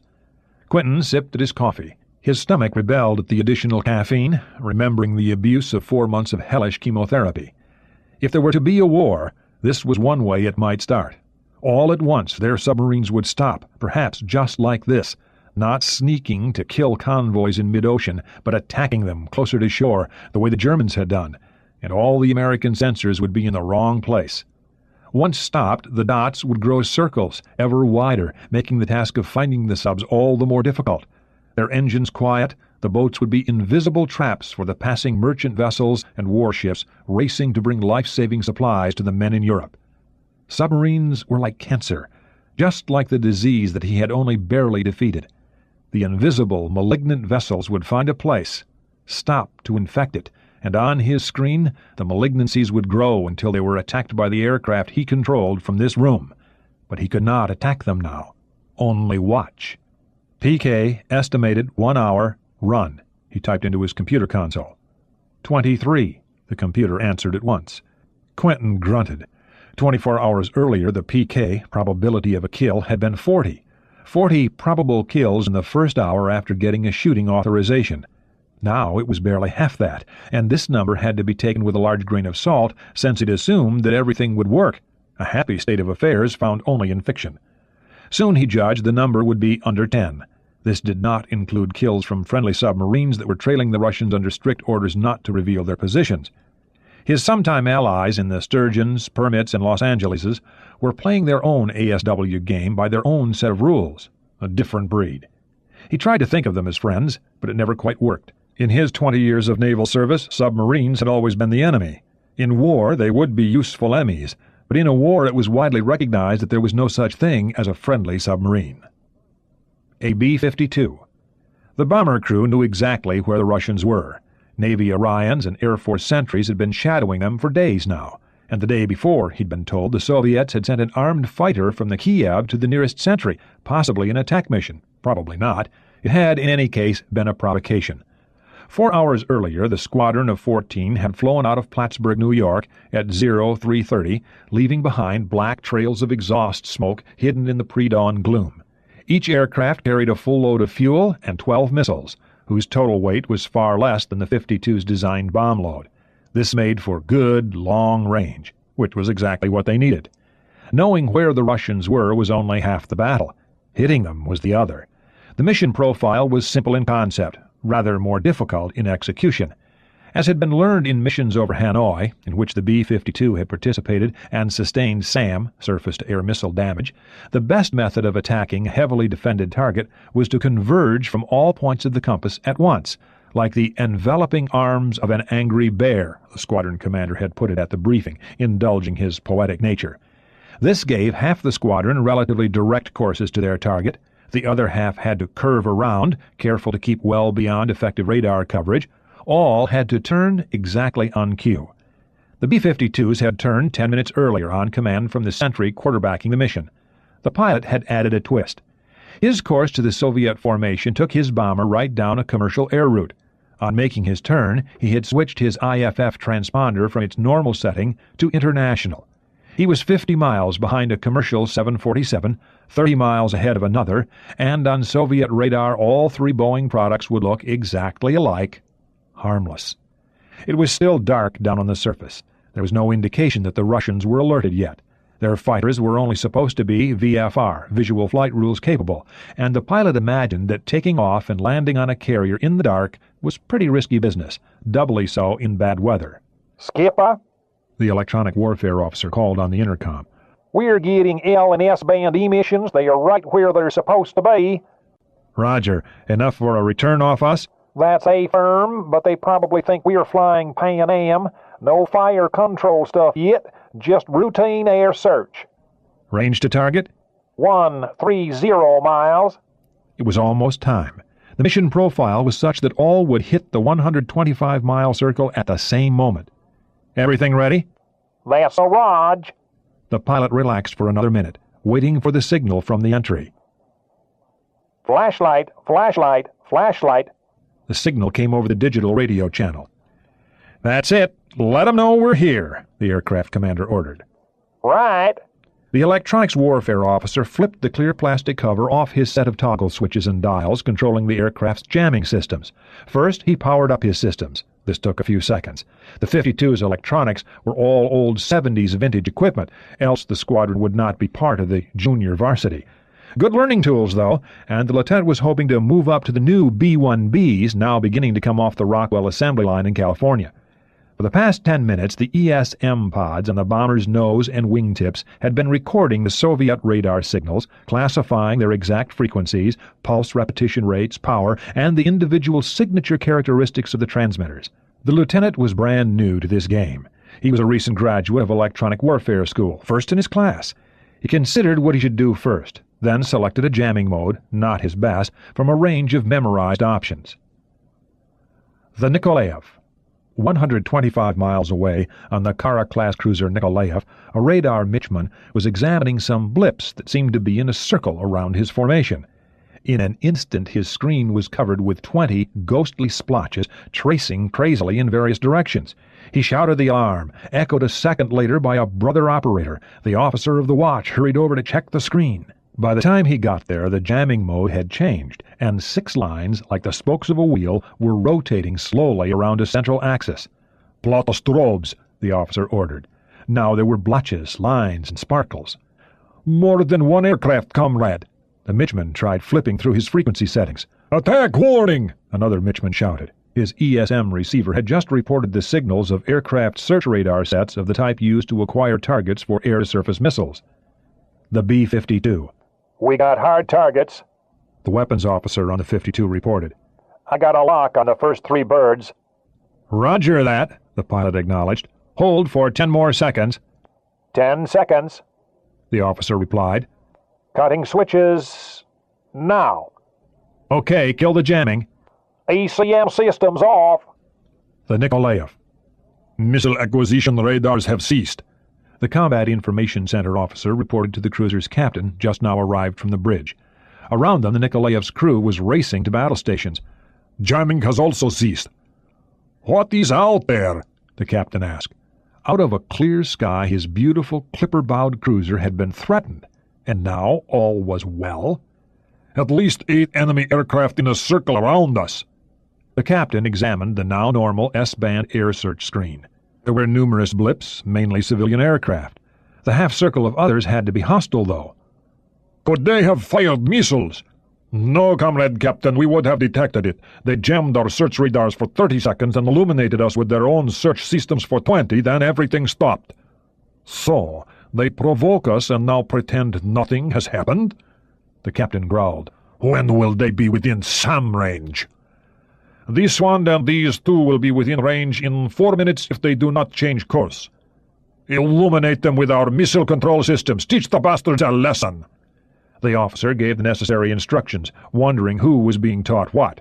2,000 feet above one of the B-52s was an EC-135 whose computerized electronic sensors were recording all signals from the Soviet cruiser and taking them apart, the better to know how to jam them. It was the first good look at the new SA-N-8 missile system. 2 F-14 Tomcats. The 00 code number on its fuselage marked the Tomcat as the squadron commander's personal bird. The black ace of spades and the twin-rudder tail indicated his squadron, Fighting 41, the Black Aces. The pilot was Commander Robbie Jackson, and his radio call sign was Spade 1. Jackson was leading a 2-plane section under the direction of one of the Kennedy's E-2C Hawkeyes, the Navy's more diminutive version of the Air Force's AWACS, and a close brother to the COD, a twin-prop aircraft whose radome makes it look like an airplane being terrorized by a UFO. The weather was bad, depressingly normal for the North Atlantic in December, but was supposed to improve as they headed west. Jackson and his wingman, Lieutenant J.G. Bud Sanchez, were flying through nearly solid clouds, and they had eased their formation out somewhat. In the limited visibility, both remembered that each Tomcat had a crew of 2 and a price of over $30 million. They were doing what the Tomcat does best, an all-weather interceptor. The F-14 has transoceanic range, Mach 2 speed, and a radar computer fire control system that can lock onto and attack 6 separate targets with long-range Phoenix air-to-air missiles.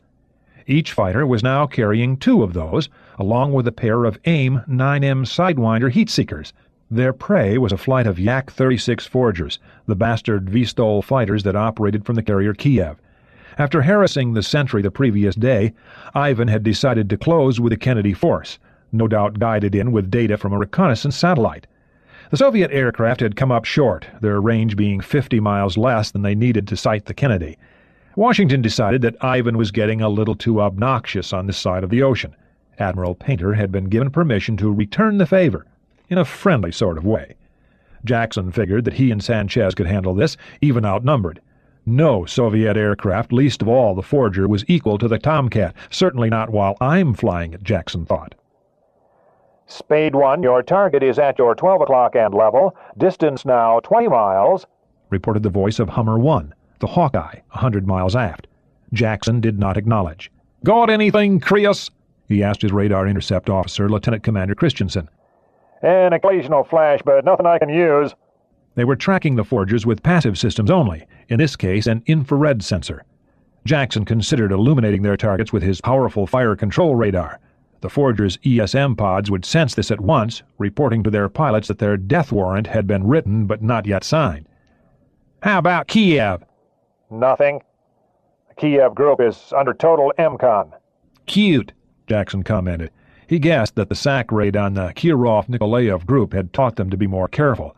It was not generally known that warships often made no use whatever of their radar systems, a protective measure called MCON, for emission control.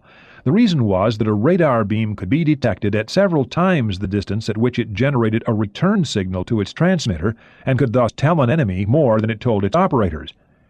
You suppose these guys can find their way home without help? If they don't, you know who's going to get blamed. Christensen chuckled. That's a Raj, Jackson agreed. Okay, I got infrared acquisition. Clouds must be thinning out some. Christensen was concentrating on his instruments, oblivious of the view out of the canopy. Spade 1, this is Hummer 1. Your target is 12 o'clock at your level. Range now 10 miles. The report came over the secure radio circuit. Not bad, picking up the Forger's heat signature through this slop, Jackson thought, especially since they had small, inefficient engines. Radar coming on, Skipper, Christensen advised. Kiev has an S-band air search just come on. They have us for sure. Right. Jackson thumbed his mic switch. Spade 2, illuminate targets now. Roger, lead, Sanchez acknowledged. No point hiding now. Both fighters activated their powerful AN AWG-9 radars. It was now 2 minutes to intercept. The radar signals received by the ESM threat receivers on the Forger's tail fin set off a musical tone in the pilot headsets, which had to be turned off manually, and lit up a red warning light on each control panel. The Kingfisher flight. Kingfisher flight, this is Kiev, called the carrier's air operations officer. We show 2 American fighters closing you at high speed from the rear. Acknowledged. The Russian flight leader checked his mirror. He'd hoped to avoid this, though he hadn't expected to. His orders were to take no action unless fired upon. They had just broken into the clear. Too bad. He'd have felt safer in the clouds.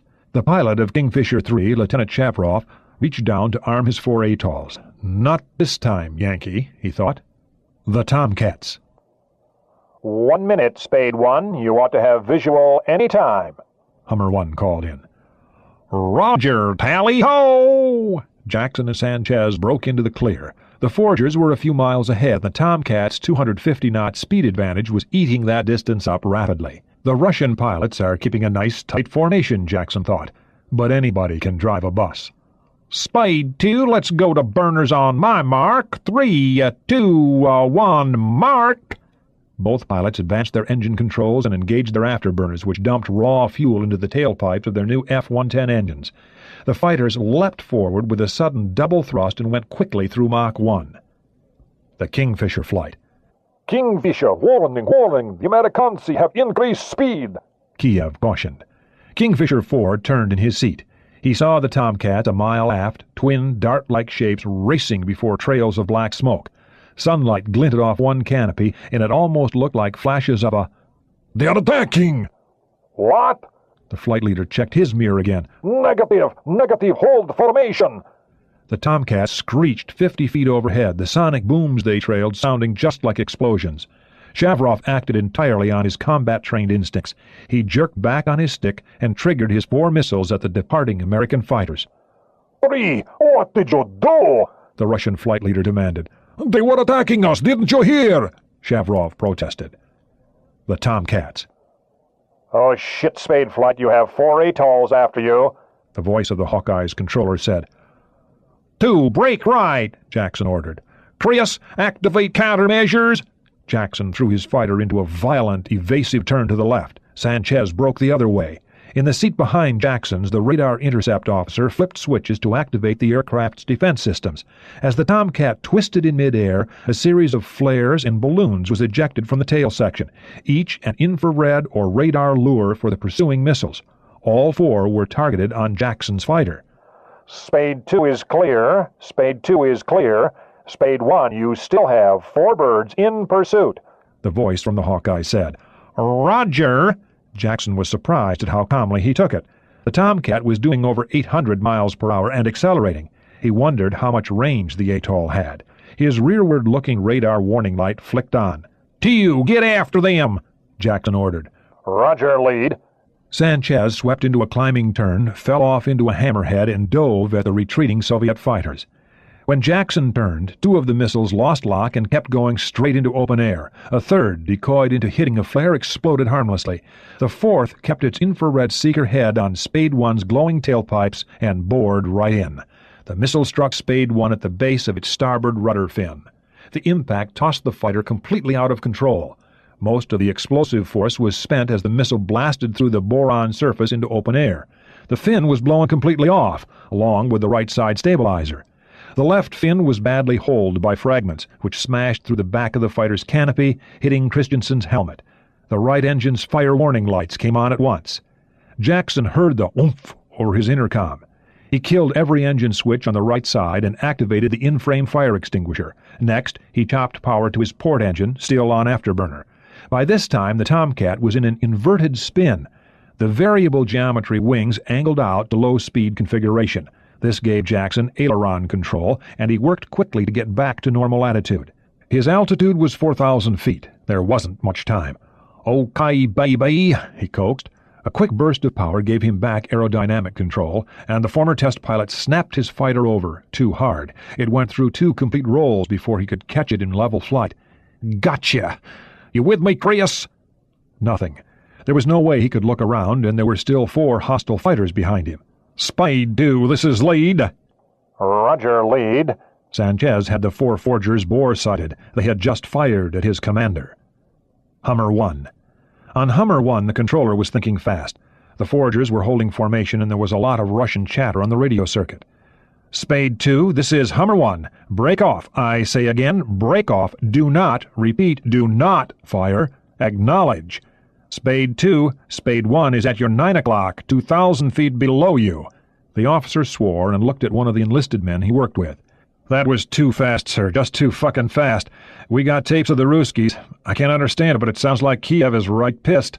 "They're not the only ones," the controller said, wondering if he had done the right thing calling Spade 2 off. It sure as hell didn't feel that way. The Tomcats. Sanchez's head jerked in surprise. "Roger, breaking off."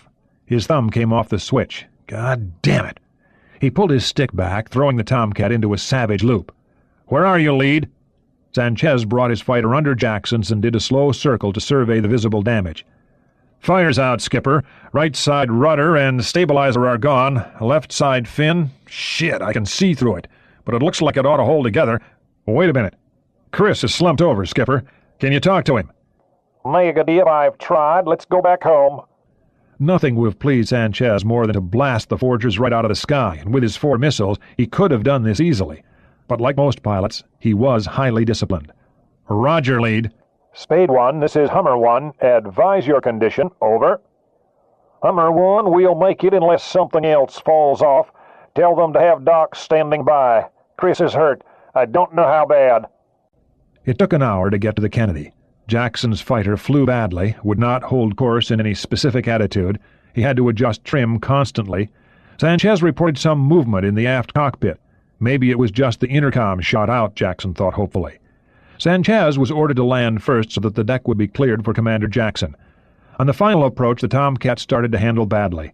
The pilot struggled with his fighter, planting it hard on the deck and catching the number 1 wire. The right side landing gear collapsed at once, and the $30 million fighter slid sideways into the barrier that had been erected. 100 men with firefighting gear raced toward it from all directions. The canopy went up on emergency hydraulic power. After unbuckling himself, Jackson fought his way around and tried to grab for his backseater. They had been friends for many years. Chris was alive. It looked like a quart of blood had poured down the front of his flight suit, and when the first corpsman took the helmet off, He saw that it was still pumping out. The second corpsman pushed Jackson out of the way and attached a cervical collar to the wounded airman. Christensen was lifted gently and lowered onto a stretcher whose bearers ran towards the island. Jackson hesitated a moment before following it. Norfolk Naval Medical Center. Captain Randall Tate of the Navy Medical Corps walked down the corridor to meet with the Russians. He looked younger than his 45 years because his full head of black hair showed not the first sign of gray. Tate was a Mormon, educated at Brigham Young University and Stanford Medical School, who had joined the Navy because he had wanted to see more of the world than one could from an office at the foot of the Wasatch Mountains.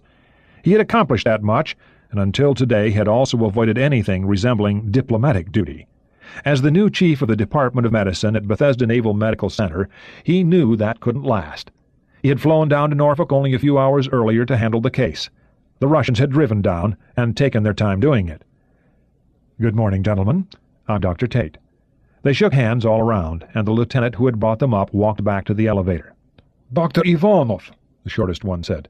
"I am physician to the embassy." "Captain Smirnov." Tate knew him to be Assistant Naval Attaché, a career intelligence officer. The doctor had been briefed on the helicopter trip down by a Pentagon intelligence officer who was now drinking coffee in the hospital commissary. "Vasily Pechkin, doctor. I am second secretary to the embassy." This one was a senior KGB officer, a legal spy with a diplomatic cover. "May we see our man?" "Certainly. Will you follow me, please?" Tate led them back down the corridor. He'd been on the go for 20 hours. This was part of the territory as chief of service at Bethesda. He got all the hard calls. One of the first things a doctor learns is how not to sleep. The whole floor was set up for intensive care, Norfolk Naval Medical Center having been built with war casualties in mind. Intensive Care Unit Number 3 was a room 25 feet square. The only windows were on the corridor wall, and the curtains had been drawn back. There were 4 beds, only one occupied. The young man in it was almost totally concealed. The only thing not hidden by the oxygen mask covering his face was an unruly clump of wheat-colored hair. The rest of his body was fully draped. An IV stand was next to the bed, its 2 bottles of fluid merging in a single line that led under the covers. A nurse, dressed like Tate in surgical greens, was standing at the foot of the bed, her green eyes locked on the electrocardiograph readout over the patient's head, dropping momentarily to make a notation on his chart. On the far side of the bed was a machine whose function was not immediately obvious. The patient was unconscious. "His condition?" Ivanov asked. "Critical," Tate replied. "It's a miracle he got here alive at all. He was in the water for at least 12 hours, probably more like 20. Even accounting for the fact that he was wearing a rubber exposure suit, given the ambient air and water temperatures, there's just no way he ought to have been alive. On admission, his core temperature was 23.8 degrees Celsius. Tate shook his head. "I've read about worse hypothermia cases in the literature, but this is by far the worst I've ever seen." "Prognosis?" Ivanov looked into the room. Tate shrugged. "Hard to say. Maybe as good as 50-50, maybe not. He's still extremely shocky. He's a fundamentally healthy person. You can't see it from here, but he's in superb physical shape, like a track and field man. He has a particularly strong heart. That's probably what kept him alive long enough to get here. We have the hypothermia pretty much under control now. The problem is, with hypothermia, so many things go wrong at once. We have to fight a number of separate but connected battles against different systemic enemies to keep them from overwhelming his natural defenses. If anything's going to kill him, it'll be the shock. We're treating that with electrolytes, the normal routine, but he's going to be on the edge for several days at least. Tate looked up. Another man was pacing down the hall. Younger than Tate and taller, he had a white lab coat over his greens. He carried a metal chart. "Gentlemen, this is Dr. Lieutenant Jameson. He's the physician of record on the case. He admitted your man. What do you have, Jamie?" "The sputum sample showed pneumonia. Bad news. Worse, his blood chemistry isn't getting any better, and his white count is dropping." "Great." Tate leaned against the window frame and swore to himself. "Here's the printout from the blood analyzer." Jameson handed the chart over. "May I see these, please?" Ivanov came around. "Sure." Tate flipped the metal cloud chart open and held it so that everyone could see it. Ivanov had never worked with a computerized blood analyzer, and it took several seconds for him to orient himself. "This is not good." "Not at all," Tate agreed. "We're going to have to jump on that pneumonia hard," Jameson said. "This kid's got too many things going wrong. If the pneumonia really takes hold—" He shook his head. Keflin? Tate asked. Yeah. Jameson pulled a vial from his pocket. As much as he'll handle. I'm guessing that he had a mild case before he got dumped in the water, and I hear that some penicillin-resistant strains have been cropping up in Russia. You use mostly penicillin over there, right? Jameson looked down at Ivanov. Correct. What is this Keflin? It's a big gun, a synthetic antibiotic, and it works well on resistant strains. Right now, Jamie, Tate ordered. Jameson walked around the corner to enter the room. He injected the antibiotic into a 100cc piggyback IV bottle and hung it on a stand. He's so young, Ivanov noted. He treated our man initially? His name's Albert Jameson. We call him Jamie. He's 29, graduated Harvard, third in his class, and he's been with us ever since. He's board-certified in internal medicine and virology. He's as good as they come. Tate suddenly realized how uncomfortable he was dealing with the Russians. His education and years of naval service taught him that these men were the enemy. That didn't matter. Years before, he had sworn an oath to treat patients without regard to outside considerations. Would they believe this, or did they think he'd let their man die because he was a Russian? Gentlemen, I want you to understand this. We're giving your man the very best care we can. We're not holding anything back. If there's a way to give him back to you alive, we'll find it. But I can't make any promises. The Soviets could see that. While waiting for instructions from Moscow, Petchkin had checked up on Tate and found him to be, though a religious fanatic, an efficient and honorable physician, one of the best in government service.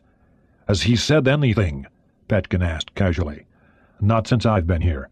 Jamie said that right after they started warming him up, he was semi-conscious and babbled for a few minutes. We taped it, of course, and had a Russian-speaking officer listen to it. Something about a girl with brown eyes. Didn't make any sense. Probably his sweetheart. He's a good-looking kid. He probably has a girl at home. It was totally incoherent, though. A patient in his condition has no idea what's going on. Can we listen to the tape? Petchkin said. Certainly. I'll have it sent up. Jameson came around the corner. Done. A gram of Keflin every 6 hours. Hope it works. How about his hands and feet? Smirnov asked. The captain knew something about frostbite. We're not even bothering with that, Jameson answered. We have cotton around the digits to prevent maceration. If he survives the next few days, we'll get blebs and maybe have some tissue loss, but that's the least of our problems. You guys know what his name is? Petchkin's head snapped around. He wasn't wearing any dog tags when he arrived. His clothes didn't have the ship's name. No wallet, no identification, not even any coins in the pockets.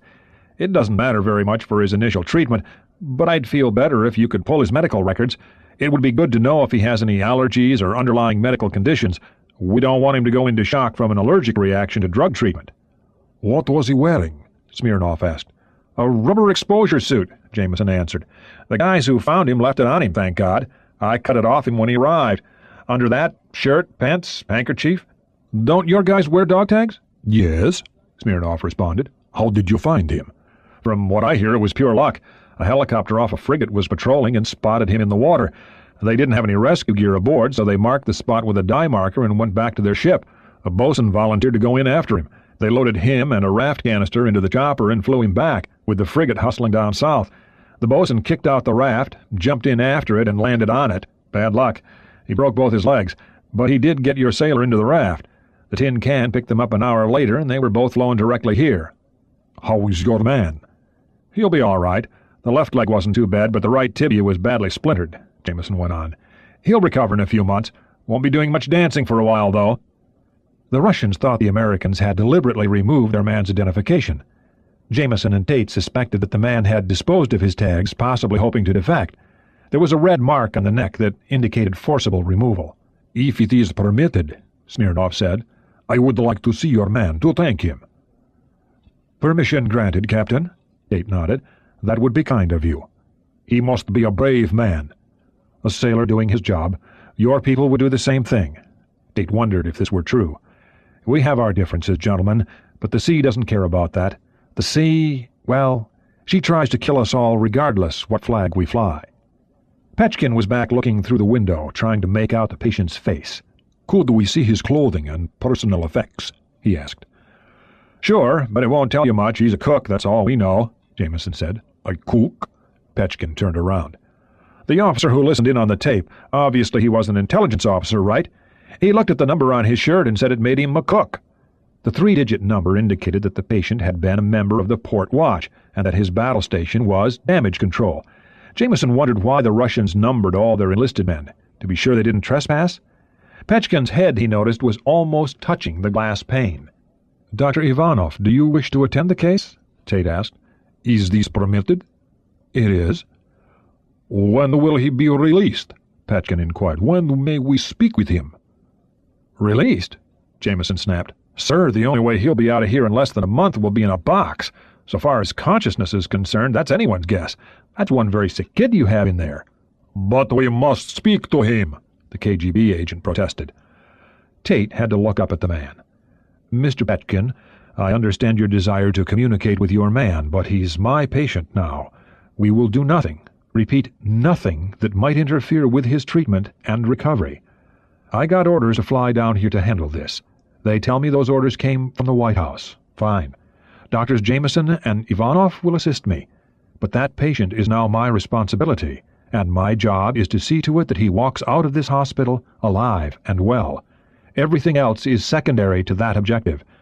You will be extended every courtesy, but I make the rules here." Tate paused. Diplomacy was not something he was good at. "Tell you what, you want to sit in there yourselves in relays, that's fine with me. But you have to follow the rules. That means you scrub, change into sterile clothing, and follow the instructions of the duty nurse. Fair enough?" Petchkin nodded. "American doctors think they are gods," he said to himself. Jameson, busy re-examining the blood analyzer printout, had ignored the sermon. "Can you gentlemen tell us what kind of sub he was on?" "No," Petchkin said at once. "What are you thinking, Jamie?" "The dropping white count and some of these other indicators are consistent with radiation exposure. The gross symptoms would have been masked by the overlying hypothermia." Suddenly, Jameson looked at the Soviets. "Gentlemen, we have to know this. Was he on a nuclear sub?" "Yes," Smirnov answered. "He was on a nuclear-powered submarine." "Jamie, take his clothing to radiology. Have them check the buttons, zipper, anything metal for evidence of contamination." "Right." Jameson went to collect the patient's effects. "May we be involved in this?" Smirnov asked. "Yes, sir," Tate responded, wondering what sort of people these were.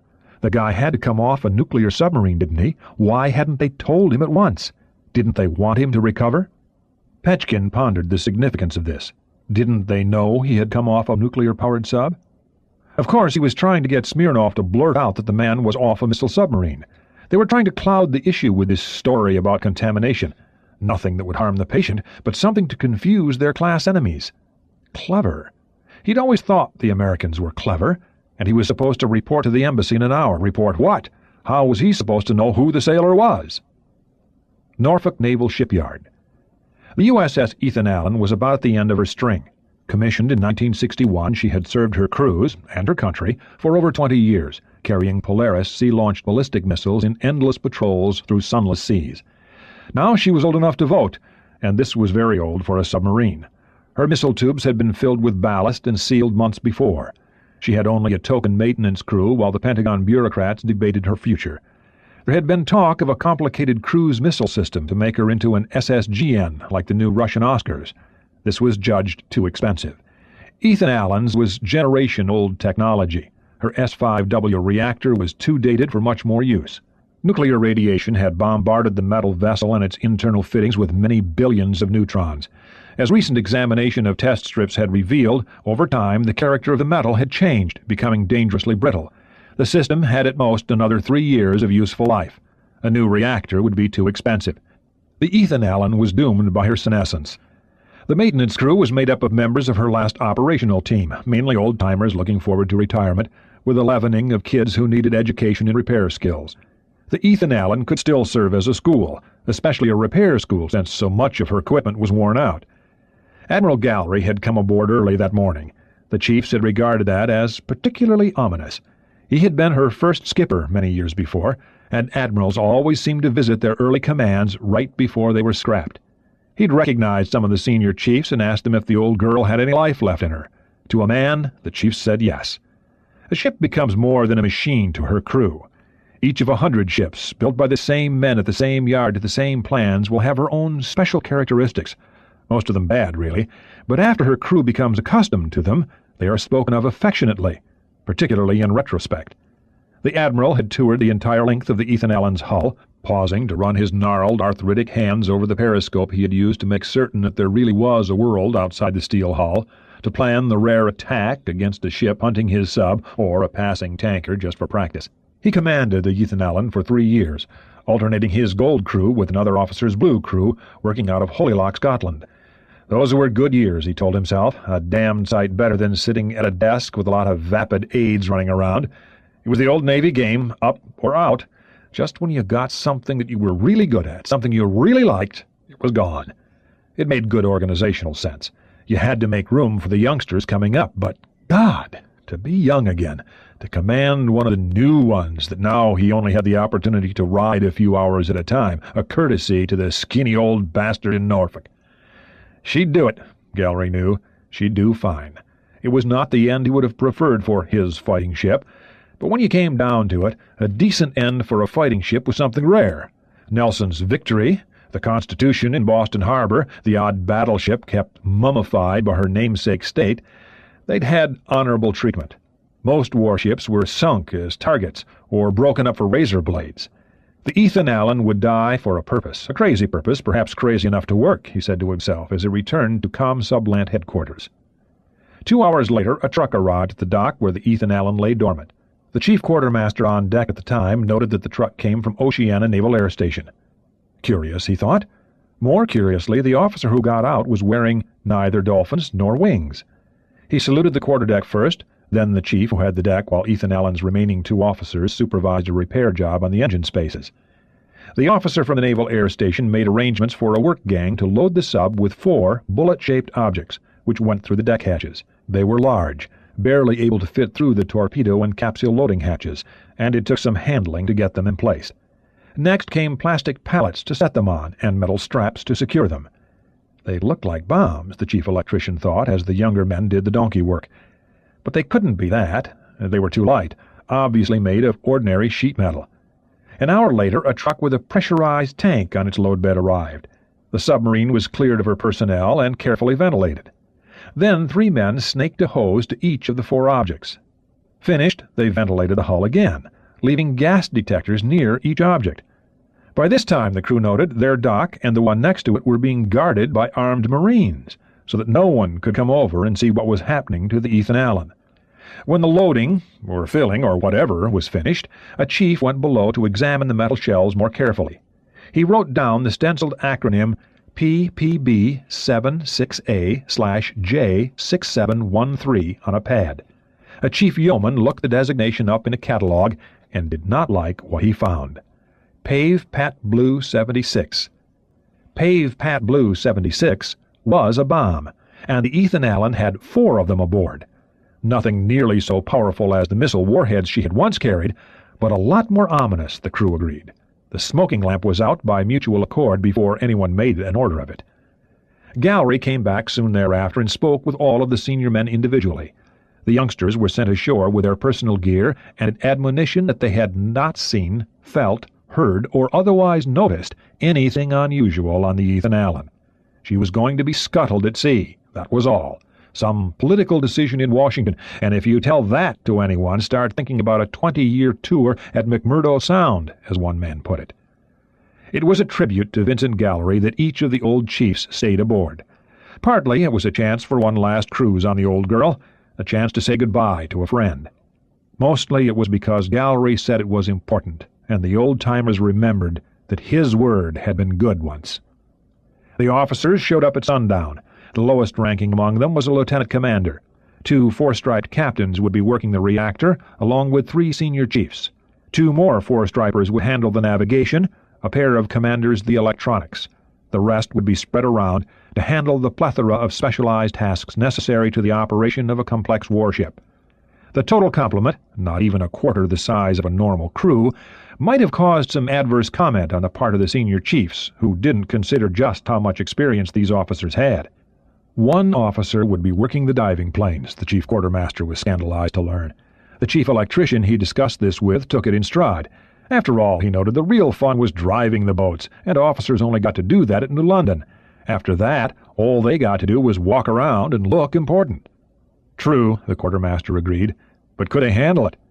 If not, the electrician decided, they would take care of things. What else were chiefs for but to protect officers from their mistakes? After that, they argued good-naturedly over who would be chief of the boat. Both men had nearly identical experience and time in rate. The USS Ethan Allen sailed for the last time at 23:45 hours. No tug helped her away from the dock.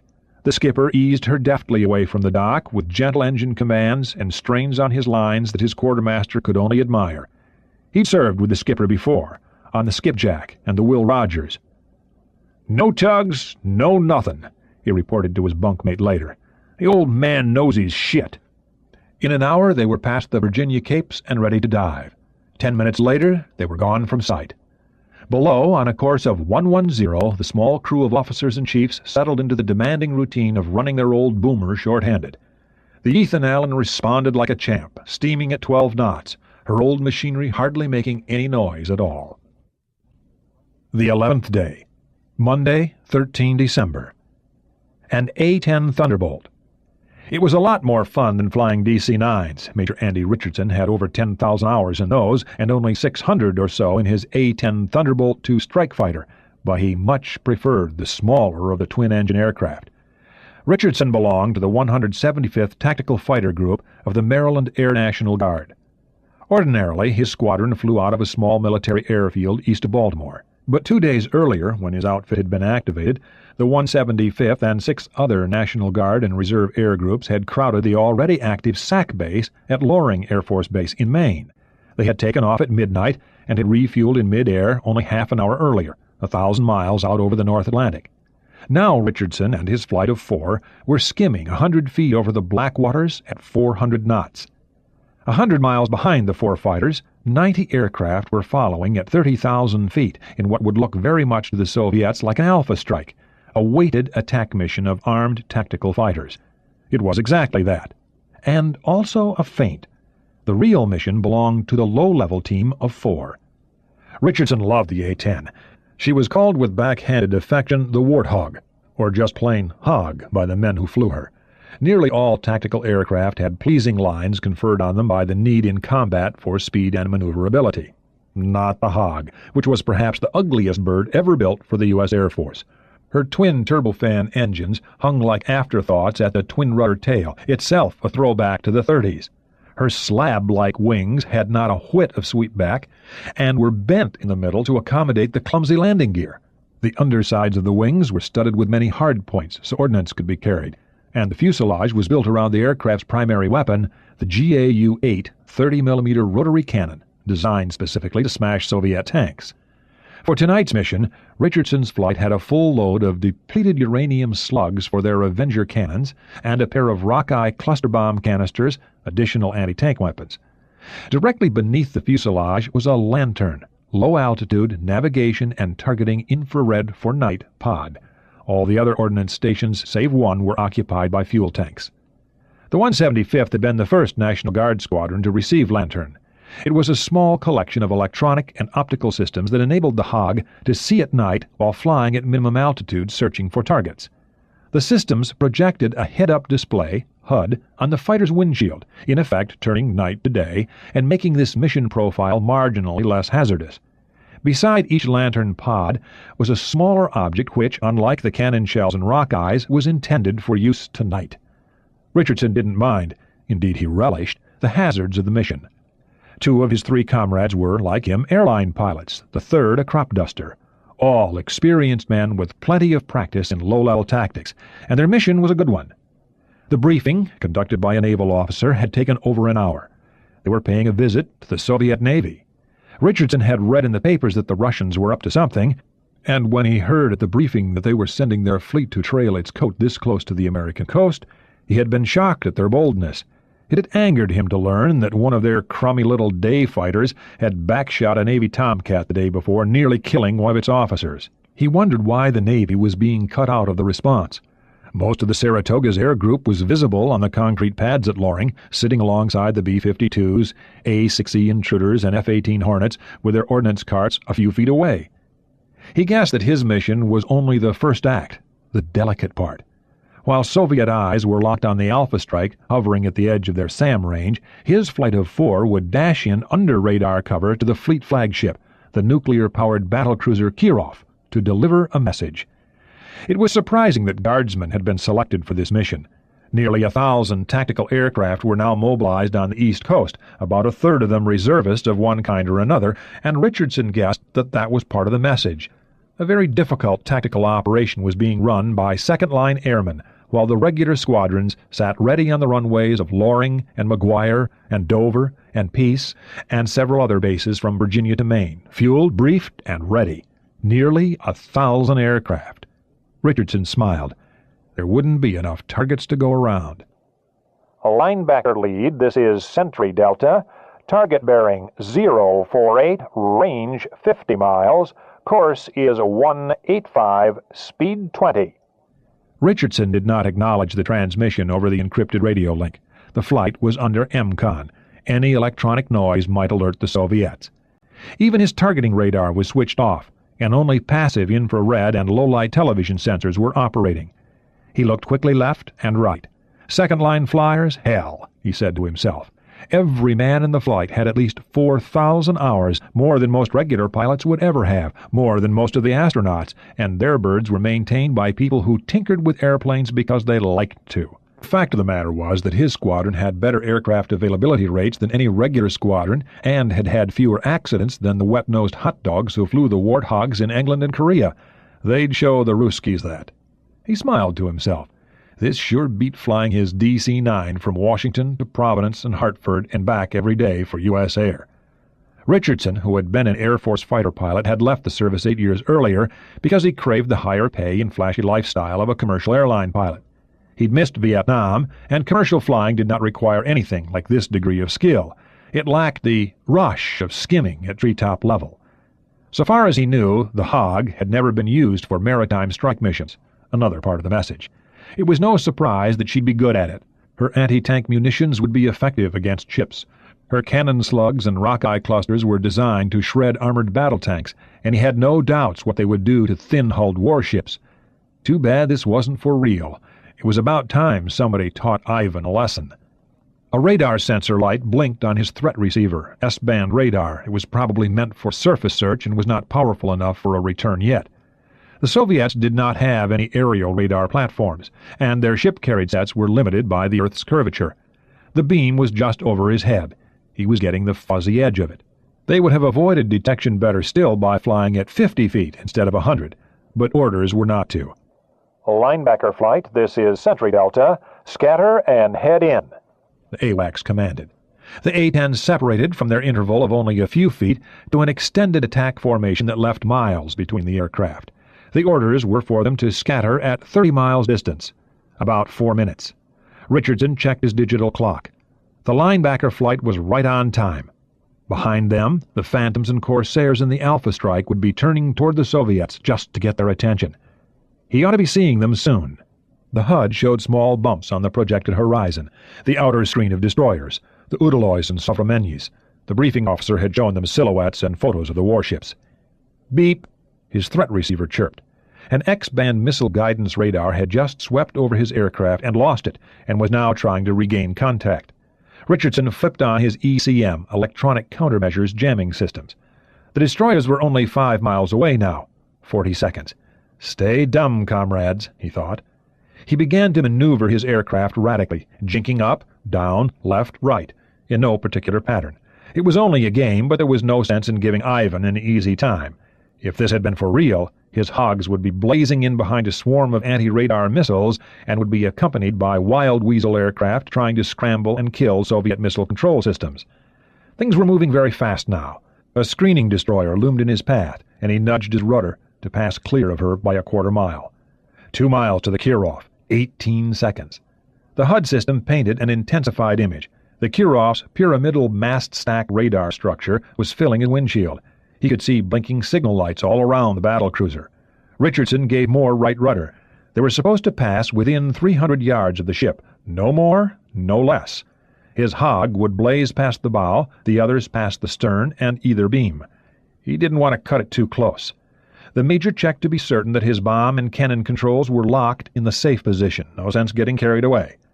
About now, in a real attack, he'd trigger his cannon and a stream of solid slugs would lance the light armor of the Kirov's forward missile magazines, exploding the SAM and cruise missiles in a huge fireball and slicing through the superstructure as if it were thin as newsprint. At 500 yards, the captain reached down to arm the flare pod, attached next to the lantern. Now, he flipped the switch which deployed half a dozen high-intensity magnesium parachute flares.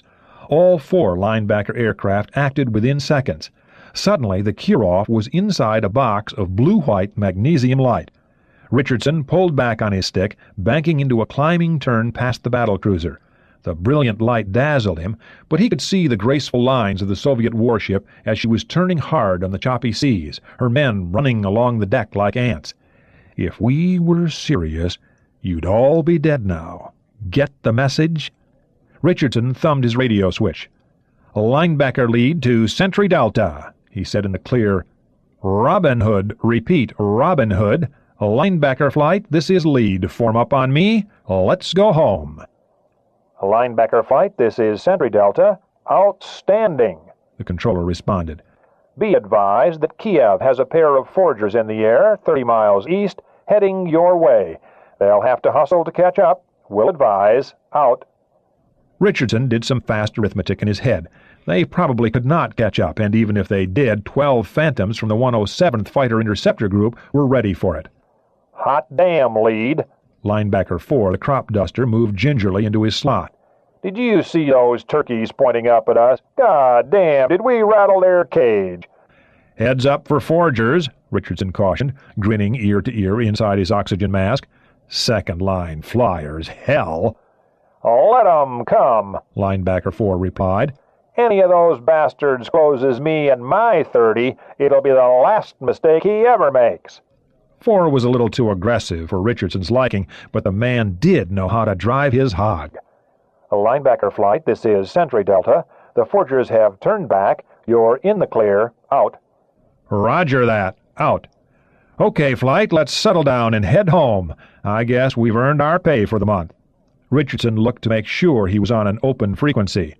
"Ladies and gentlemen, this is Captain Barry Friendly," he said, using the in-house U.S. Air public relations joke that had become a tradition in the 175th. "I hope you have enjoyed your flight, and thank you for flying Warthog Air." The Kirov.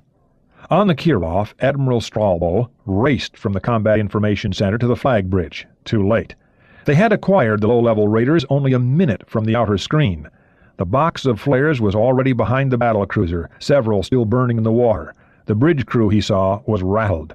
60 to 70 seconds before they were on us, Comrade Admiral, the flag captain reported. We were tracking the orbiting attack force, and these 4, we think 4, raced in under our radar coverage. We had missile lock on 2 of them despite their jamming. Stralbo frowned. That performance was not nearly good enough. If the strike had been real, the Kirov would have been badly damaged at the least. The Americans would gladly trade a pair of fighters for a nuclear-powered cruiser. If all American aircraft attacked like this... "The arrogance of the Americans is fantastic," the fleet Zampolit swore. "It was foolish to provoke them," Stralbo observed sourly. "I knew that something like this would happen, but I expected it from Kennedy." "That was a mistake, a pilot error," the political officer replied. "Indeed, Vasily. And this was no mistake. They just sent us a message telling us that we are 1,500 kilometers from their shore without useful air cover, and that they have over 500 fighters waiting to pounce on us from the west.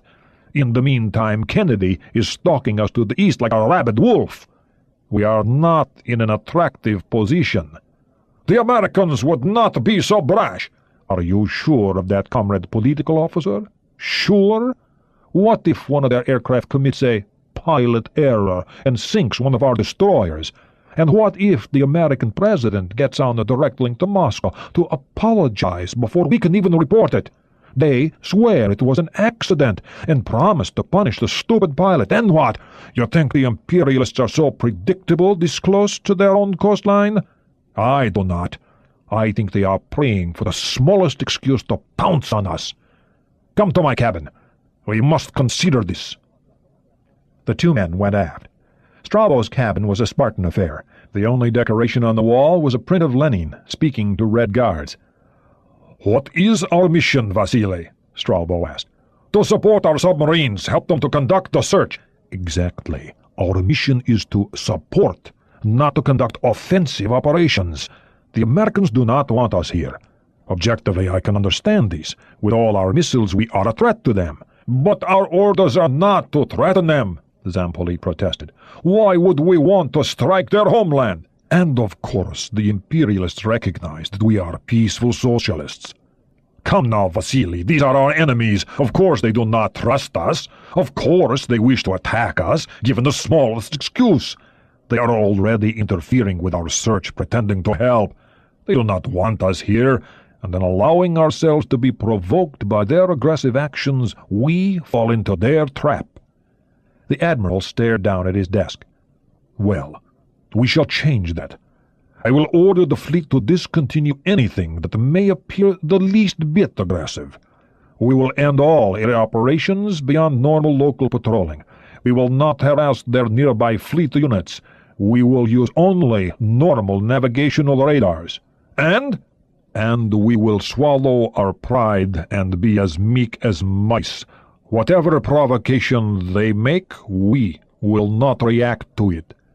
"Some will call this cowardice, Comrade Admiral," the Zampolit warned. Stralbo had expected that. "Vasily, don't you see? In pretending to attack us, they have already victimized us. They force us to activate our newest and most secret defense systems so they can gather intelligence on our radars and fire control systems. They examine the performance of our fighters and helicopters, the maneuverability of our ships, and most of all, our command and control. We shall put an end to that. Our primary mission is too important. If they continue to provoke us, we will act as though our mission is indeed peaceful, which it is as far as they are concerned, and protest our innocence, and we make them the aggressors. If they continue to provoke us, we shall watch to see what their tactics are, and give them nothing in return. Or would you prefer that they prevent us from carrying out our mission?" The Zampolit mumbled his consent. If they failed in their mission, the charge of cowardice would be a small matter indeed. If they found the renegade submarine, they'd be heroes, regardless of what else happened. The Dallas. How long had he been on duty, Jones wondered. He could have checked easily enough by punching the button on his digital watch, but the sonar men didn't want to. It would be too depressing. Me and my big mouth. "You bet, Skipper." My yes, he swore to himself. He'd detected the sub at a range of about 20 miles, maybe. Had just barely gotten her, and the fucking Atlantic Ocean was 3,000 miles across, at least 60 footprint diameters. He'd need more than luck now. Well, he did get a Hollywood shower out of it. Ordinarily a shower on a freshwater poor ship meant a few seconds of wetting down and a minute or so of lathering, followed by a few more seconds of rinsing the suds off. It got you clean, but was not very satisfying. This was an improvement over the old days, the old-timers liked to say. But back then, Jones often responded, the sailors had to pull oars or run off diesel and batteries, which amounted to the same thing. A Hollywood shower is something a sailor starts thinking about after a few days at sea. You leave the water running, a long, continuous stream of wonderfully warm water. Commander Mancuso was given to awarding this sensuous pastime in return for above-average performance. It gave people something tangible to work for. You couldn't spend extra money on a sub, and there was no beer or women. Old movies, they were making an effort on that score. The boat's library wasn't bad, when you had time to sort through the jumble. And the Dallas had a pair of Apple computers and a few dozen game programs for amusement. Jones was the boat champion at Choplifter and Zork. The computers were also used for training purposes, of course, for practice exams and programmed learning texts that ate up most of the use time. The Dallas was quartering an area east of the Grand Banks. Any boat transiting Route 1 tended to come through here. They were moving at 5 knots, trailing out the BQR-15 towed array sonar. They'd had all kinds of contacts. First, half the submarines in the Russian Navy had whipped by at high speed, many trailed by American boats. An Alpha had burned past them at over 40 knots, not 3,000 yards away. It would have been so easy, Jones had thought at the time. The Alpha had been making so much noise that one could have heard it with a glass against the hull, and he'd had to turn his amplifiers down to minimums to keep the noise from ruining his ears.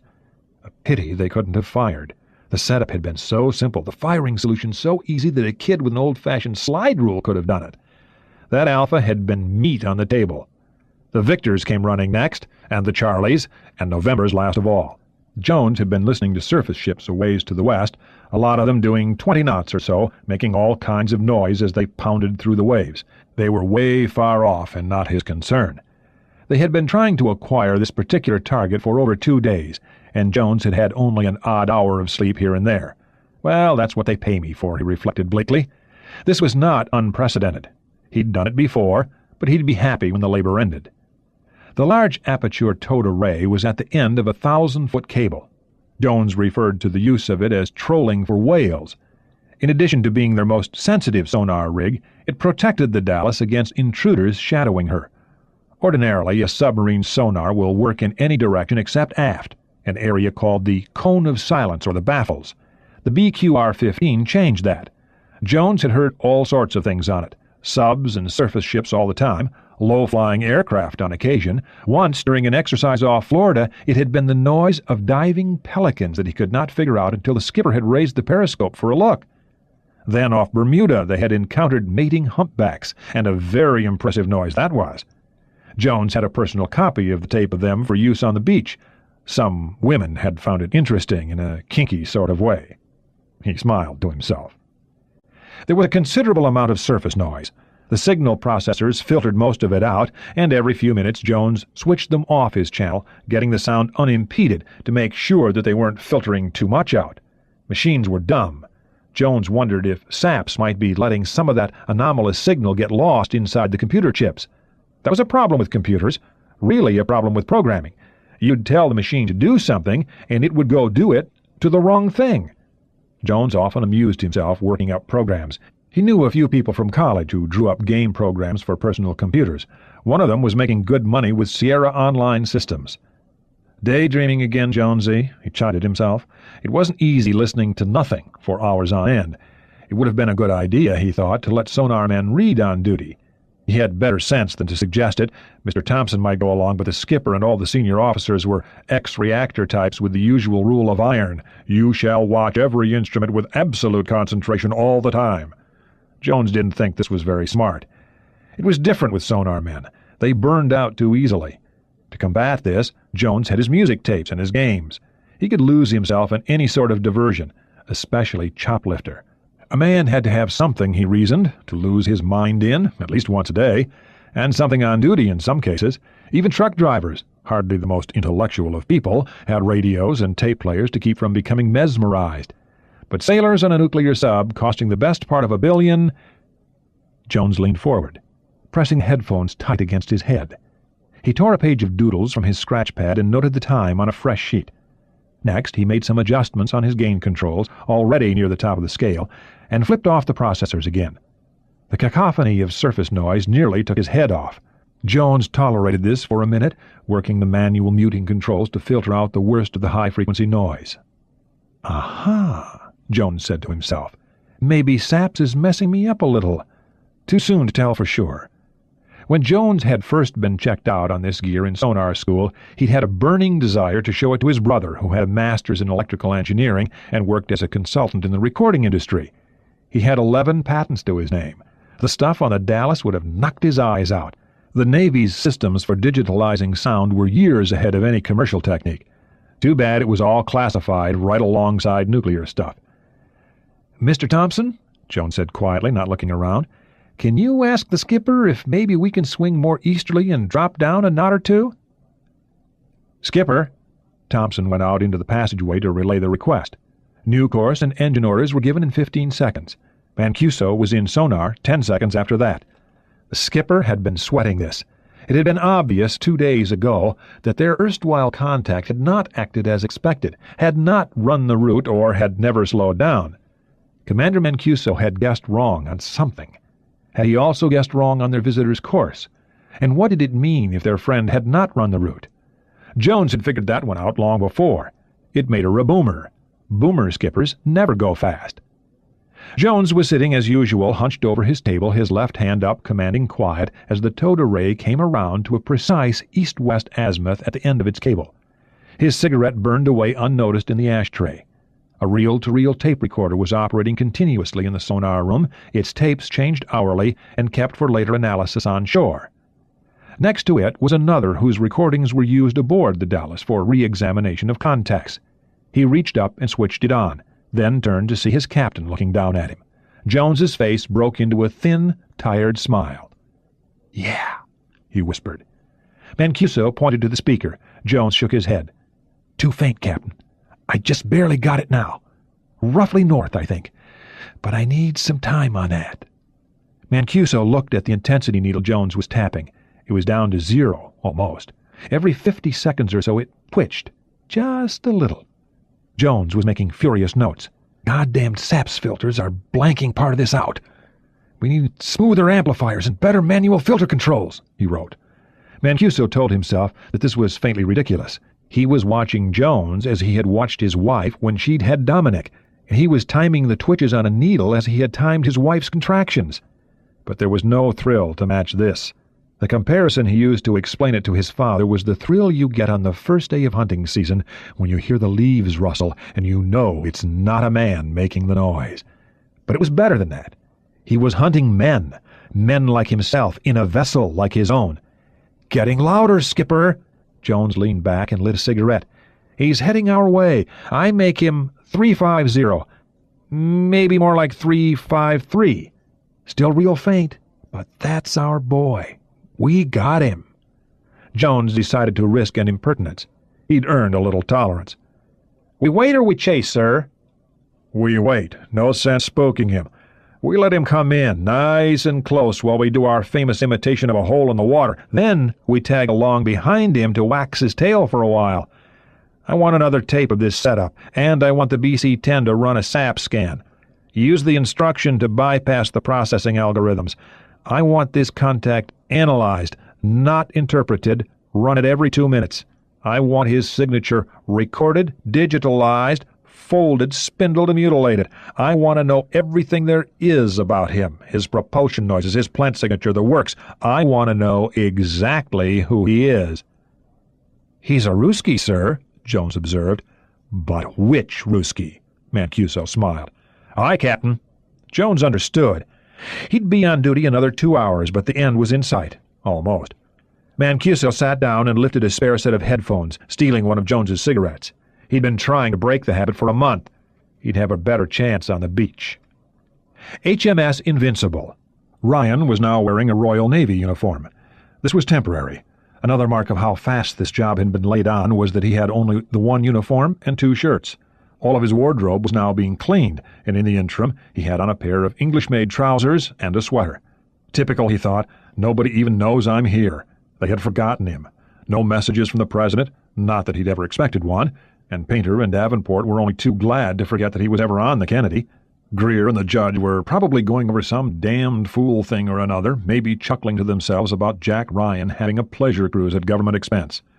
It was not a pleasure cruise.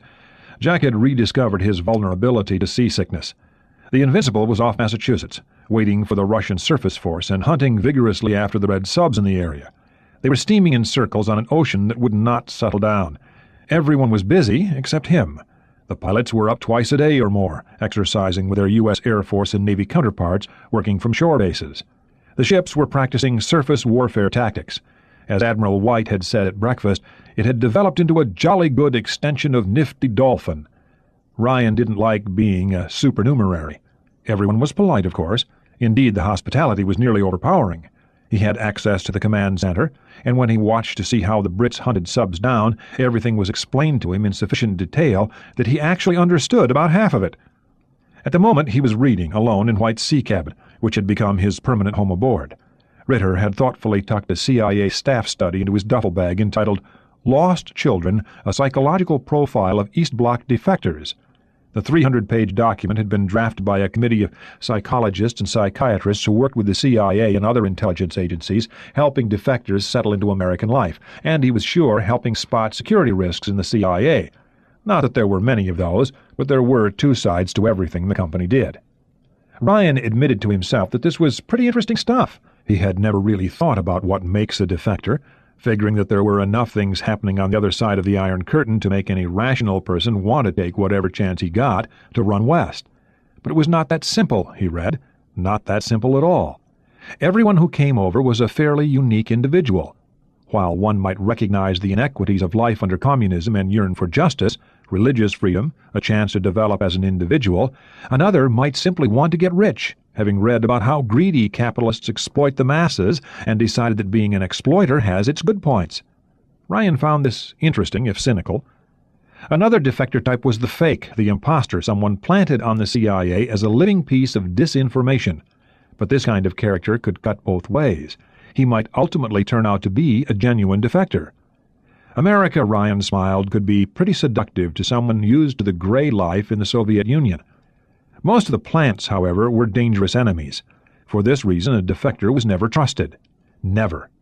A man who had changed countries once could do it again. Even the idealists had doubts, great pangs of conscience at having deserted their motherland. In a footnote, a doctor commented that the most wounding punishment for Alexander Solzhenitsyn was exile. As a patriot, being alive, far from his home, was more of a torment than living in a gulag. Ryan found that curious, but enough so to be true. The rest of the document addressed the problem of getting them settled. Not a few Soviet defectors had committed suicide after a few years.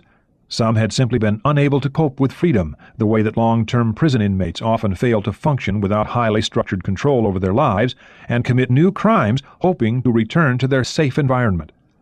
Over the years, the CIA had developed a protocol for dealing with this problem, and a graph in an appendix showed that the severe maladjustment cases were trending dramatically down. Ryan took his time reading. While getting his doctorate in history at Georgetown University, he had used a little free time to audit some psychology classes. He had come away with the gut suspicion that shrinks didn't really know much of anything, that they got together and agreed on random ideas they would all use. He shook his head. His wife occasionally said that, too. A clinical instructor in ophthalmic surgery on an exchange program at St. Guy's Hospital in London, Carolyn Ryan regarded everything as cut and dried. If someone had eye trouble, she would either fix it or not fix it.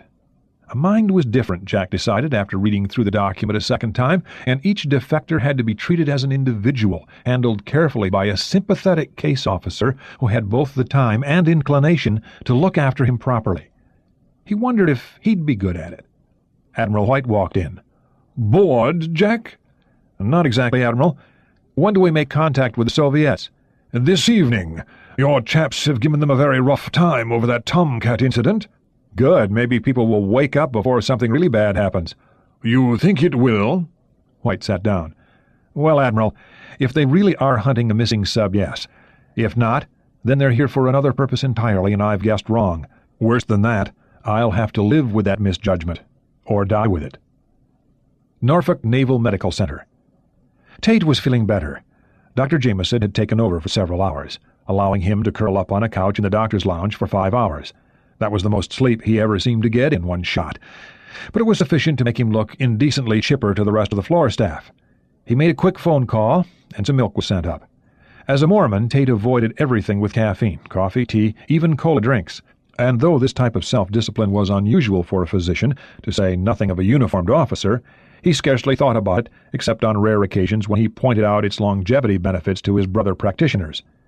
Tate drank his milk and shaved in the restroom, emerging ready to face another day.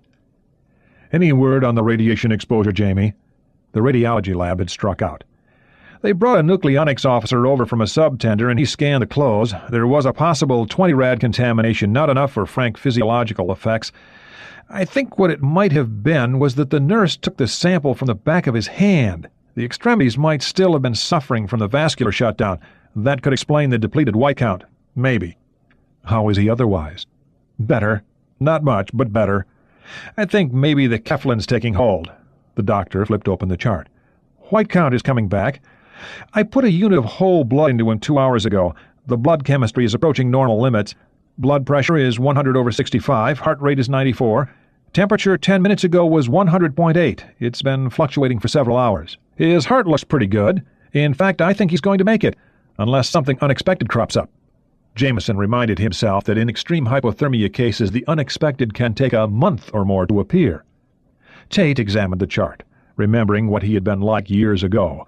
A bright young doc just like Jamie, certain that he could cure the world. It was a good feeling. A pity that experience, in his case 2 years at Da Nang, beat that out of you. Jamie was right, though. There was enough improvement here to make the patient's chances appear measurably better. "What are the Russians doing?" Tate asked. "Petchkin has the watch at the moment. When it came his turn and he changed into scrubs, you know he has that Captain Smirnov holding onto his clothes like he expects us to steal them or something?" Tate explained that Petchkin was a KGB agent. "No kidding. Maybe he has a gun tucked away," Jameson chuckled. "If he does, he better watch it. We got 3 Marines up here with us." "Marines? What for?" "Forgot to tell you. Some reporter found out we had our Ruski up here and tried to bluff his way onto the floor. A nurse stopped him. Admiral Blackburn found out and went ape. The whole floor is sealed off. What's the big secret, anyway?" Beats me, but that's the way it is. What do you think of this Petchkin guy? "I don't know. I've never met any Russians before. They don't smile a whole lot. The way they're taking turns watching the patient, you'd think they expect us to make off with him." Or maybe that he'll say something they don't want us to hear? Tate wondered. Did you get the feeling that they might not want him to make it? I mean, when they didn't want to tell us about what his sub was? Jameson thought about that. "No. The Russians are supposed to make a secret of everything, aren't they? Anyway, Smirnov did come through with it." "Get some sleep, Jimmy." "Aye, Captain." Jameson walked off toward the lounge. We asked them what kind of a sub the captain thought, meaning whether it was a nuke or not. What if they thought we were asking if it was a missile sub? Well, that makes sense, doesn't it? Yeah, a missile sub right off our coast, and all this activity in the North Atlantic. Christmas season. Dear God, if they were going to do it, they'd do it right now, wouldn't they? He walked down the hall. A nurse came out of the room with a blood sample to be taken down to the lab. This was being done hourly, and it left Petchkin alone with the patient for a few minutes. Tate walked around the corner and saw Petchkin through the window, sitting in a chair at the corner of the bed and watching his countryman, who was still unconscious. He had on green scrubs. Made to be put on in a hurry, these were reversible, with a pocket on both sides, so a surgeon didn't have to waste a second to see if they were inside out. As Tate watched, Petchkin reached for something through the low collar. Oh, God. Tate raced around the corner and shot through the swinging door. Petchkin's look of surprise changed to amazement as the doctor batted a cigarette and lighter from his hand, then to outrage as he was lifted from his chair and flung towards the door. Tate was the smaller of the two, but his sudden burst of energy was sufficient to eject the man from the room. "Security!" Tate screamed. "What is the meaning of this?" Petchkin demanded. Tate was holding him in a bear hug. Immediately he heard feet racing down the hall from the lobby. "What is it, sir?" A breathless Marine lance corporal with a .45 Colt in his right hand skidded to a halt on the tile floor. "This man just tried to kill my patient." "What?" Petchkin's face was crimson.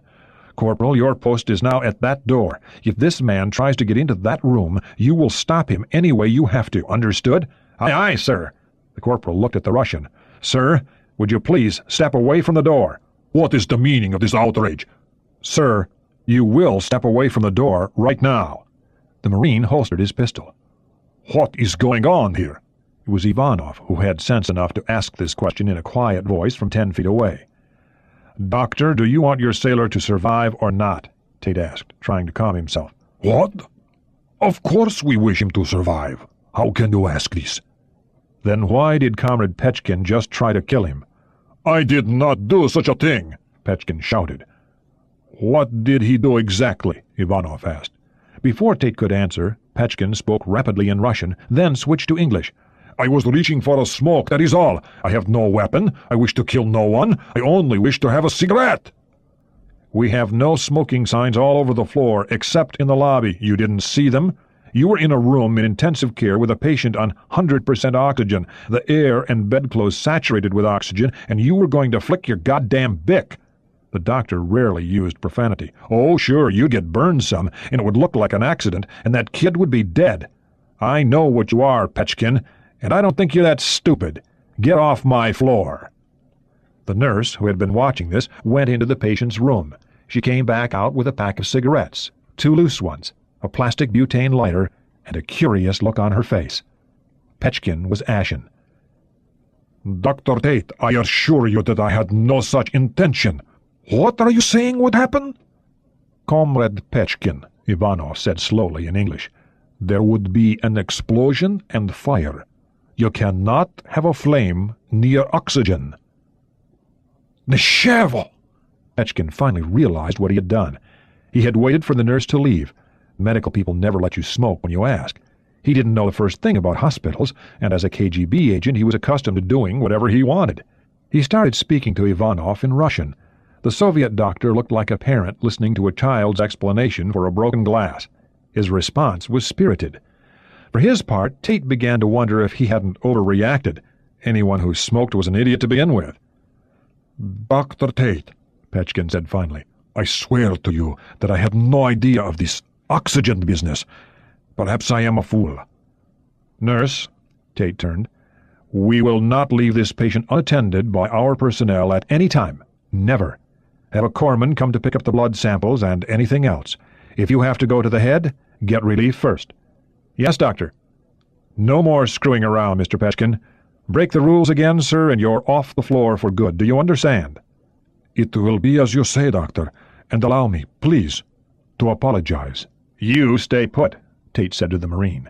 He walked away, shaking his head angrily, mad at the Russians, embarrassed with himself, wishing he were back at Bethesda where he belonged, and wishing he knew how to swear coherently. He took the service elevator down to the first floor and spent 5 minutes looking for the intelligence officer who had flown down with him. Ultimately, he found him in a game room playing Pac-Man. They conferred in the hospital administrator's vacant office.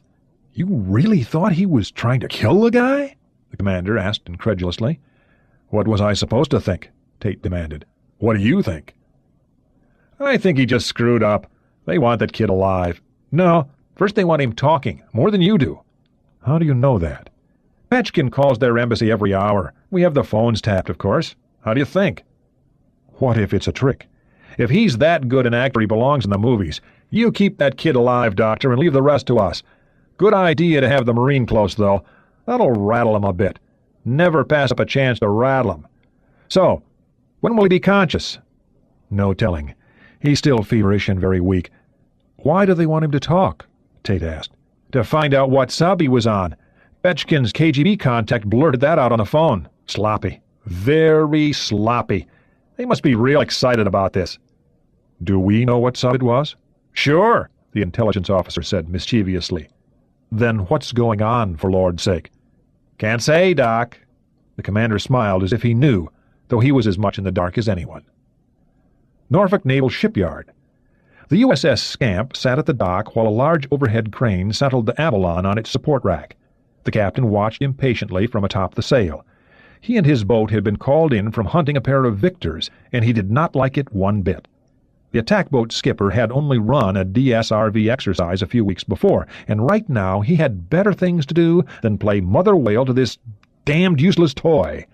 Besides, having the mini-sub perched on his after-escape trunk would knock 10 knots off his top speed, and there'd be 4 more men to bunk and feed. The Scamp was not all that large. At least they'd get good food out of this. The Scamp had been out 5 weeks when the recall order arrived. Their supply of fresh vegetables was exhausted, and they availed themselves of the opportunity to have fresh food trucked down to the dock. A man tires quickly of 3-bean salad.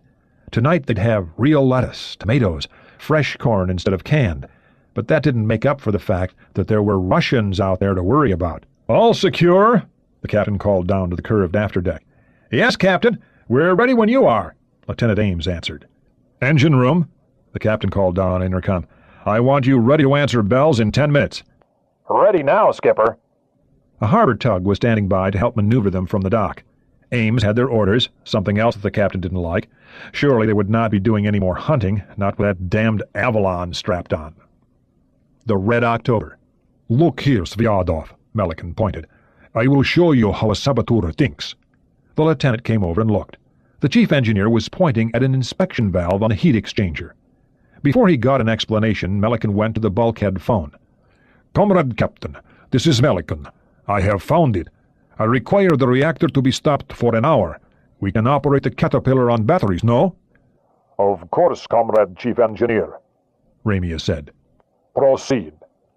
Melican turned to the assistant engineering officer. You will shut the reactor down and connect the batteries to the Caterpillar motors. At once, comrade! The officer began to work the controls. The time taken to find the leak had been a burden on everyone. Once they had discovered that the Geiger counters were sabotaged, and Melican and Borodin had repaired them, they had begun a complete check of the reactor spaces, a devilishly tricky task. There had never been a question of a major steam leak, else Sviatov would have gone looking for it with a broomstick. Even a tiny leak could easily shave off an arm. They reasoned that it had to be a small leak in the low-pressure part of the system, didn't it? It was the not knowing that had troubled everyone. The check made by the chief engineer and executive officer had lasted no less than 8 hours, during which the reactor had again been shut down.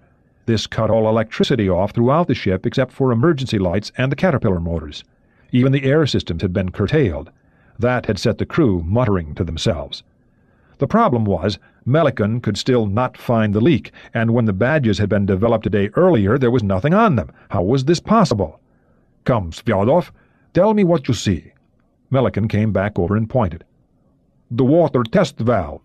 Opened only in port when the reactor was cold, it was used to flush the cooling system and to check for unusual water contamination.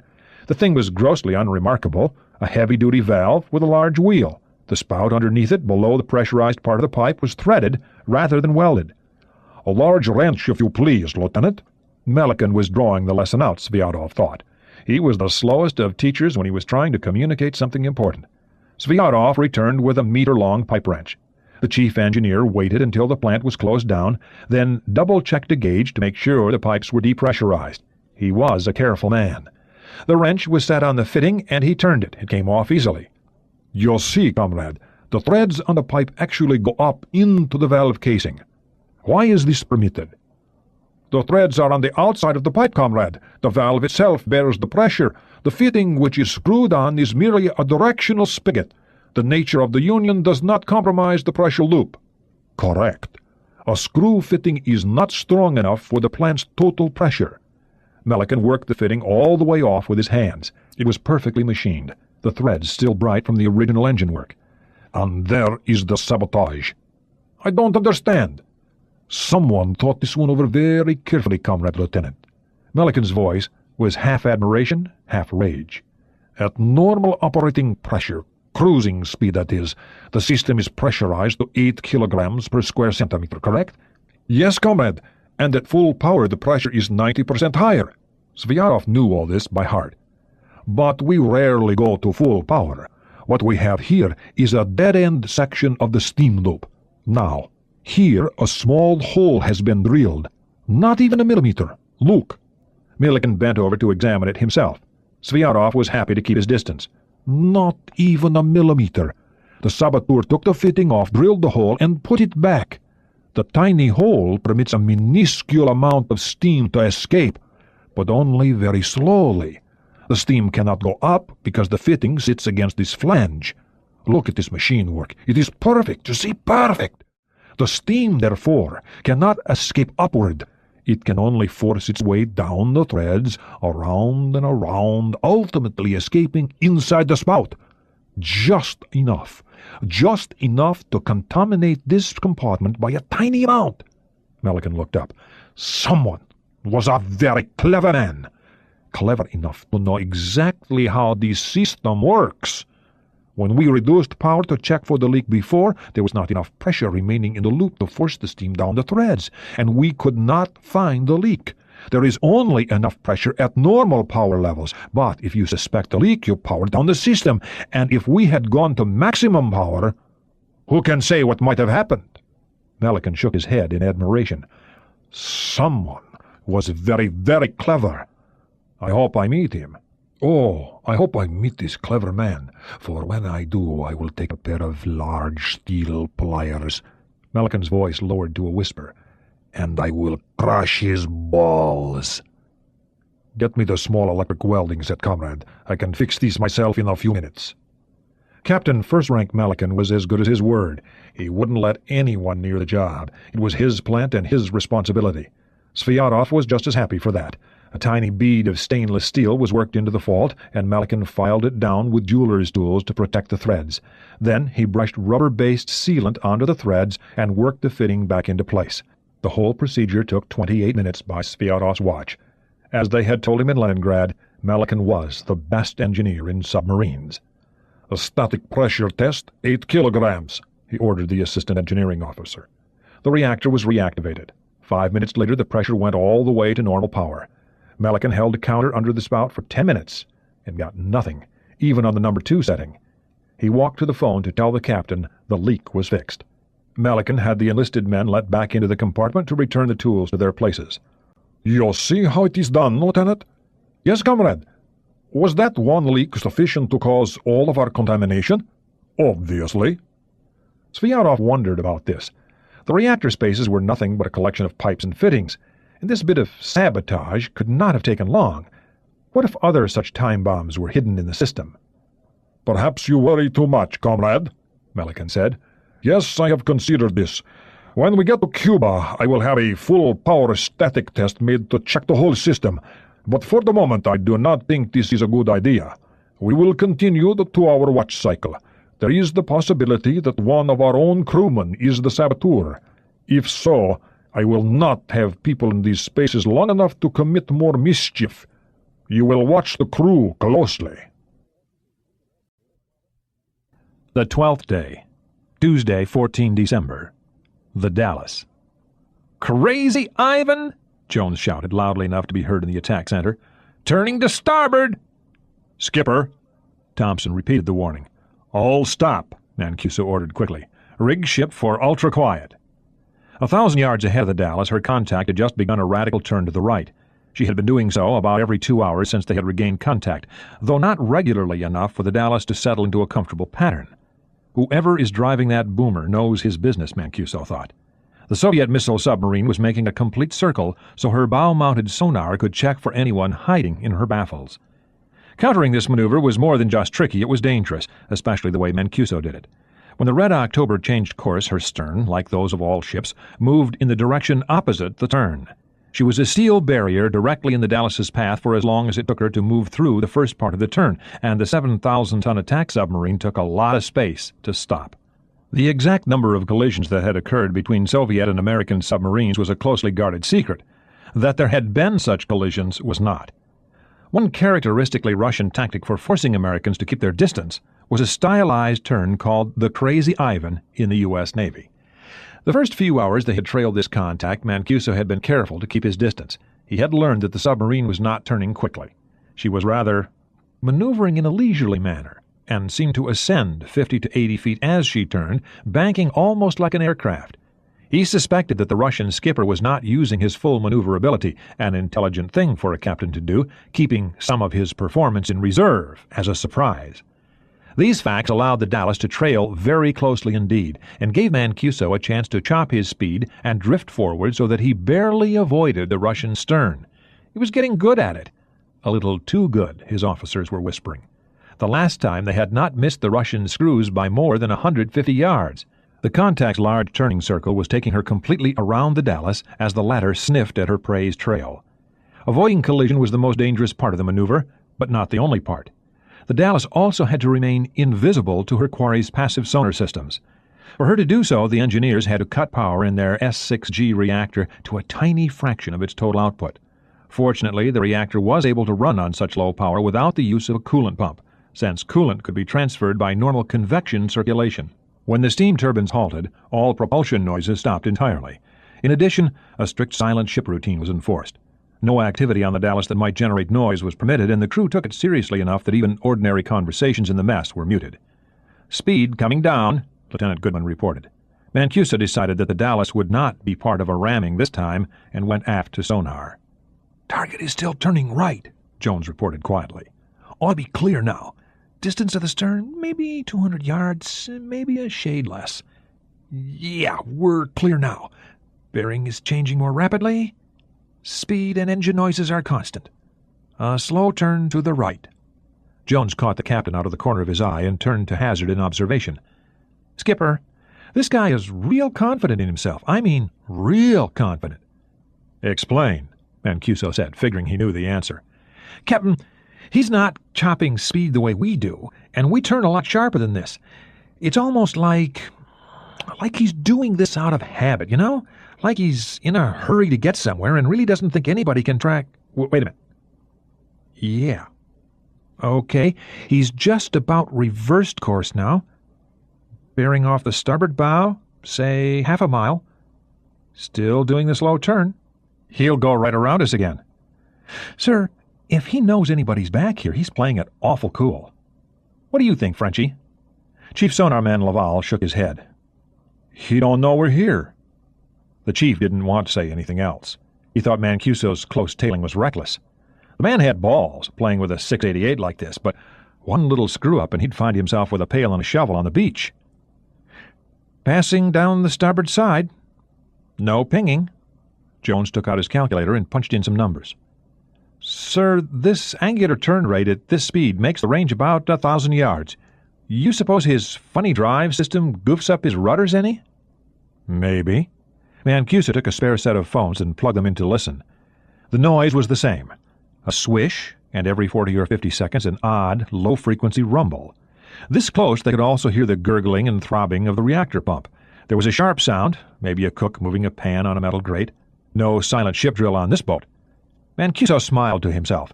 It was like being a cat burglar, hanging this close to an enemy submarine. No, not an enemy, not exactly. Hearing everything. In better acoustical conditions, they could have heard conversations, not well enough to understand them, of course, but as if they were at a dinner party listening to the gabble of a dozen couples at once. Passing aft and still circling. His turning radius must be a good 1,000 yards, Mancuso observed. Yes, Captain, about that, Jones agreed. He just can't be using all his rudder, and you're right, Jonesy. He is very damned casual about this. The Russians are all supposed to be paranoid. Not this boy. So much the better, Mancuso thought. If he were going to hear the Dallas, it would be now, with the bow-mounted sonar pointed almost directly at them. Mancuso took off his headphones to listen to his boat. The Dallas was a tomb. The words Crazy Ivan had been passed, and within seconds his crew had responded. How do you reward a whole crew? Mancuso wondered. He knew he worked them hard, sometimes too hard, but damn, did they deliver. Port beam, Jones said. Exactly abeam now. Speed unchanged. Traveling a little straighter, maybe. Distance about 1,100, I think. The sonar man took a handkerchief from his back pocket and used it to wipe his hands. There's tension, all right, but you'd never know it listening to the kid, the captain thought. Everyone in his crew was acting like a professional. He's passed us, on the port bow, and I think the turn has stopped. Betcha he's settled back down on 190. Jones looked up with a grin. We did it again, Skipper. Okay. Good work, you men. Mancuso went back to the attack center. Everyone was waiting expectantly. The Dallas was dead in the water, drifting slowly downward with her slight negative trim. Let's get the engines turned back on. Build her up slowly to 13 knots. A few seconds later, an almost imperceptible noise began as the reactor plant increased power.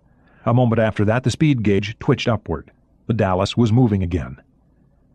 Attention, this is the captain speaking, Mancuso said into the sound-powered communications system. The electrically powered speakers were turned off, and his word would be relayed by watchstanders in all compartments. They circled us again without picking us up. Well done, everybody. We can all breathe again. He placed the handset back in its holder. Mr. Goodman, let's get back on our tail. Aye, Skipper. Left 5 degrees rudder, helm. Left 5 degrees rudder, aye. The helmsman acknowledged the order, turning his wheel as he did so. 10 minutes later, the Dallas was back astern of her contact. A constant fire control solution was set up on the attack director. The Mark 48 torpedoes would barely have sufficient distance to arm themselves before striking the target in 29 seconds. Ministry of Defense, Moscow. And how are you feeling, Misha? Mikhail Semyonovich Filatov looked up from a large pile of documents. He looked flushed and feverish still. Dmitry Ustinov, the defense minister, worried about his old friend. He should have stayed in the hospital another few days, as the doctors had advised. But Misha had never been one to take advice, only orders.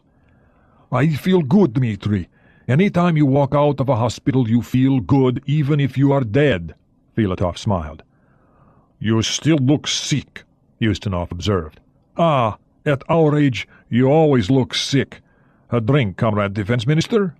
Filatov hoisted a bottle of Stolichnaya vodka from a desk drawer. You drink too much, my friend, Ustinov chided. I do not drink enough. A bit more antifreeze and I would not have caught cold last week. He poured 2 tumblers half full and held one out to his guest. Here, Dmitri, it is cold outside. Both men tipped their glasses, took a gulp of the clear liquid, and expelled their breath with an explosive "Ah!" I feel better already. Filatov's laugh was hoarse. Tell me, what became of that Lithuanian renegade? We're not sure, Ustinov said. Still? Can you tell me now what his letter said? Ustinov took another swallow before explaining. When he finished the story, Filatov was leaning forward at his desk, shocked. Mother of God, and he has still not been found? How many heads? Admiral Korov is dead. He was arrested by the KGB, of course, and died of a brain hemorrhage soon thereafter. A 9mm hemorrhage, I trust, Filatov observed coldly. How many times have I said it? What goddamned use is a navy? Can we use it against the Chinese? Or the NATO armies that threaten us? No. How many rubles does it cost to build and fuel those pretty barges for Gorishkov? And what do we get for it? Nothing. Now he loses one submarine and the whole fucking fleet cannot find it. It is a good thing that Stalin is not alive. Ustinov agreed. He was old enough to remember what happened then to anyone who reported results short of total success. In any case, Padorin may have saved his skin. There is one extra element of control on the submarine. Padorin. Filatov took another gulp of his drink. That eunuch. I've only met him, 3 times? A cold fish, even for a commissar. He never laughs, even when he drinks. Some Russian he is. Why is it, Dmitri, that Gorshkov keeps so many old farts like that around? Ustinov smiled into his drink. The same reason I do, Misha. Both men laughed. So, how will Comrade Padorin save our secrets and keep his skin? Invent a time machine? Ustinov explained to his old friend. There weren't many men whom the defense minister could speak to and feel comfortable with. Filatov drew the pension of a full colonel of tanks and still wore the uniform proudly. He had faced combat for the first time on the 4th day of the Great Patriotic War, as the fascist invaders were driving east. Lieutenant Filatov had met them southeast of Brest-Litovsk with a troop of T-34-76 tanks. A good officer, he had survived his first encounter with Guderian's panzers, retreated in good order, and fought a constant mobile action for days before being caught in the great encirclement at Minsk. He had fought his way out of that trap, and later another at Vyazma, and had commanded a battalion spearheading Zhukov's counterblow from the suburbs of Moscow. In 1942, Filatov had taken part in the disastrous counteroffensive toward Kharkov, but again escaped, this time on foot, leading the battered remains of regiment from that dreadful cauldron on the Dnieper River. With another regiment later that year, he had led the drive that shattered the Italian army on the flank of Stalingrad and encircled the Germans. He'd been wounded twice in that campaign. Filatov had acquired the reputation of a commander who was both good and lucky. That luck had run out at Kursk, where he had battled the troopers of SS Division Das Reich. Leading his men into a furious tank battle, Filatov and his vehicle had run straight into an ambush of 88mm guns. That he had survived at all was a miracle. His chest still bore the scars from the burning tank, and his right arm was next to useless. This was enough to retire a charging tactical commander who had won the Gold Star of the Hero of the Soviet Union no less than 3 times, and a dozen other decorations. After months of being shuttled from one hospital to another, he had become a representative of the Red Army in the armament factories that had been moved to the Urals east of Moscow. The drive that made him a premier combat soldier would come to serve the state even better behind the lines. A born organizer, Filatov learned to run roughshod over factory bosses to streamline production, and he cajoled design engineers to make the small but often crucial changes in their products that would save crews and win battles. It was in these factories that Filatov and Ustinov first met, the scarred combat veteran and the gruff apparatchik detailed by Stalin to produce enough tools to drive the hated invaders back. After a few clashes, the young Ustinov came to recognize that Filatov was totally fearless and would not be bullied on a question involving quality control or fighting efficiency. In the midst of one disagreement, Filatov had practically dragged Ustinov into the turret of a tank and taken it through a combat training course to make his point. Ustinov was the sort who only had to be shown something once, and they soon became fast friends. He could not fail to admire the courage of a soldier who could say no to the People's Commissar of Armaments. By mid-1944, Filatov was a permanent part of his staff, a special inspector, in short, a hatchet man. When there was a problem at a factory, Filatov saw that it was settled quickly. The 3 gold stars and the crippling injuries were usually enough to persuade the factory bosses to mend their ways, and, if not, Misha had the booming voice and vocabulary to make a sergeant major wince. Never a high party official, Filatov gave his boss valuable input from people in the field. He still worked closely with the tank design and production teams, often taking a prototype or randomly chosen production model through a test course with a team of picked veterans to see for himself how well things worked. Crippled arm or not, it was said that Filatov was among the best gunners in the Soviet Union, and he was a humble man. In 1965, Ustinov thought to surprise his friend with general stars and was somewhat angered by Filatov's reaction. He had not earned them on the field of battle, and that was the only way a man could earn stars. A rather impolitic remark, as Ustinov wore the uniform of a marshal of the Soviet Union, earned for his party work and industrial management, it nevertheless demonstrated that Filatov was a true new Soviet man, proud of what he was and mindful of his limitations. It is unfortunate, Ustinov thought, that Misha has been so unlucky otherwise. He had been married to a lovely woman, Elena Filatova, who had been a minor dancer with the Kirov when the youthful officer had met her. Ustinov remembered her with a trace of envy. She had been the perfect soldier's wife. She had given the state 2 fine sons. Both were now dead. The elder had died in 1956, still a boy, an officer cadet sent to Hungary because of his political reliability and killed by counter-revolutionaries before his 17th birthday. He was a soldier who had taken a soldier's chance. But the younger had been killed in a training accident, blown to pieces by a faulty breech mechanism in a brand-new T-55 tank in 1959. That had been a disgrace, and Elena had died soon thereafter, of grief more than anything else. Too bad. Filatov had not changed all that much. He drank too much, like many soldiers, but he was a quiet drunk. In 1961 or so, Ustinov remembered, he had taken to cross-country skiing. It made him healthier and tired him out, which was probably what he really wanted, along with the solitude. He was still a fine listener. When Ustinov had a new idea to float before the Politburo, he usually tried it out on Filatov first to get his reaction. Not a sophisticated man, Filatov was an uncommonly shrewd one who had a soldier's instinct for finding weaknesses and exploiting strengths. His value as a liaison officer was unsurpassed. Few men living had 3 gold stars won on the field of battle. That got him attention, and it still made officers far his senior listen to him. So, Dmitri Fedorovich, do you think this would work? Can one man destroy a submarine? Filatov asked. You know rockets, I don't. Certainly, it's merely a question of mathematics. There is enough energy in the rocket to melt the submarine. And what of our man? Filatov asked. Always the combat soldier, he would be the type to worry about a brave man alone in enemy territory. We will do our best, of course, but there is not much hope. He must be rescued, Dmitri, must! You forget young men like that have a value beyond their deeds. They are not mere machines who perform their duties. They are symbols for our other young officers, and alive they are worth 100 new tanks or ships. Combat is like that, comrade. We have forgotten this, and look what has happened in Afghanistan. You are correct, my friend, but only a few 100 kilometers from the American coast, if that much. Gorshkov talks so much about what his navy can do. Let him do this. Filatov poured another glass. One more, I think. You are not going skiing again, Misha. Ustinov noted that he often fortified himself before driving his car to the woods east of Moscow. I will not permit it. Not today, Dmitri, I promise, though I think it would do me good. Today I will go to the banya to take steam and sweat the rest of the poisons from this old carcass. Will you join me? I have to work late. The banya is good for you, Filatov persisted. It was a waste of time, and both knew it. Ustinov was a member of the nobility and would not mingle in the public steam baths. Misha had no such pretensions. The Dalles.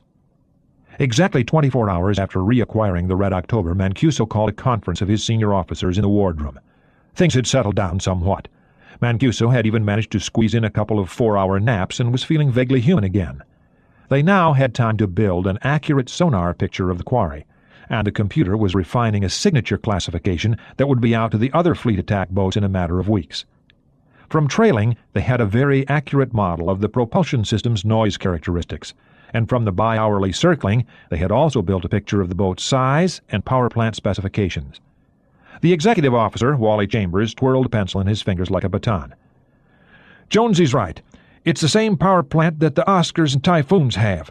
They've quieted it down, but the gross signature characteristics are virtually identical.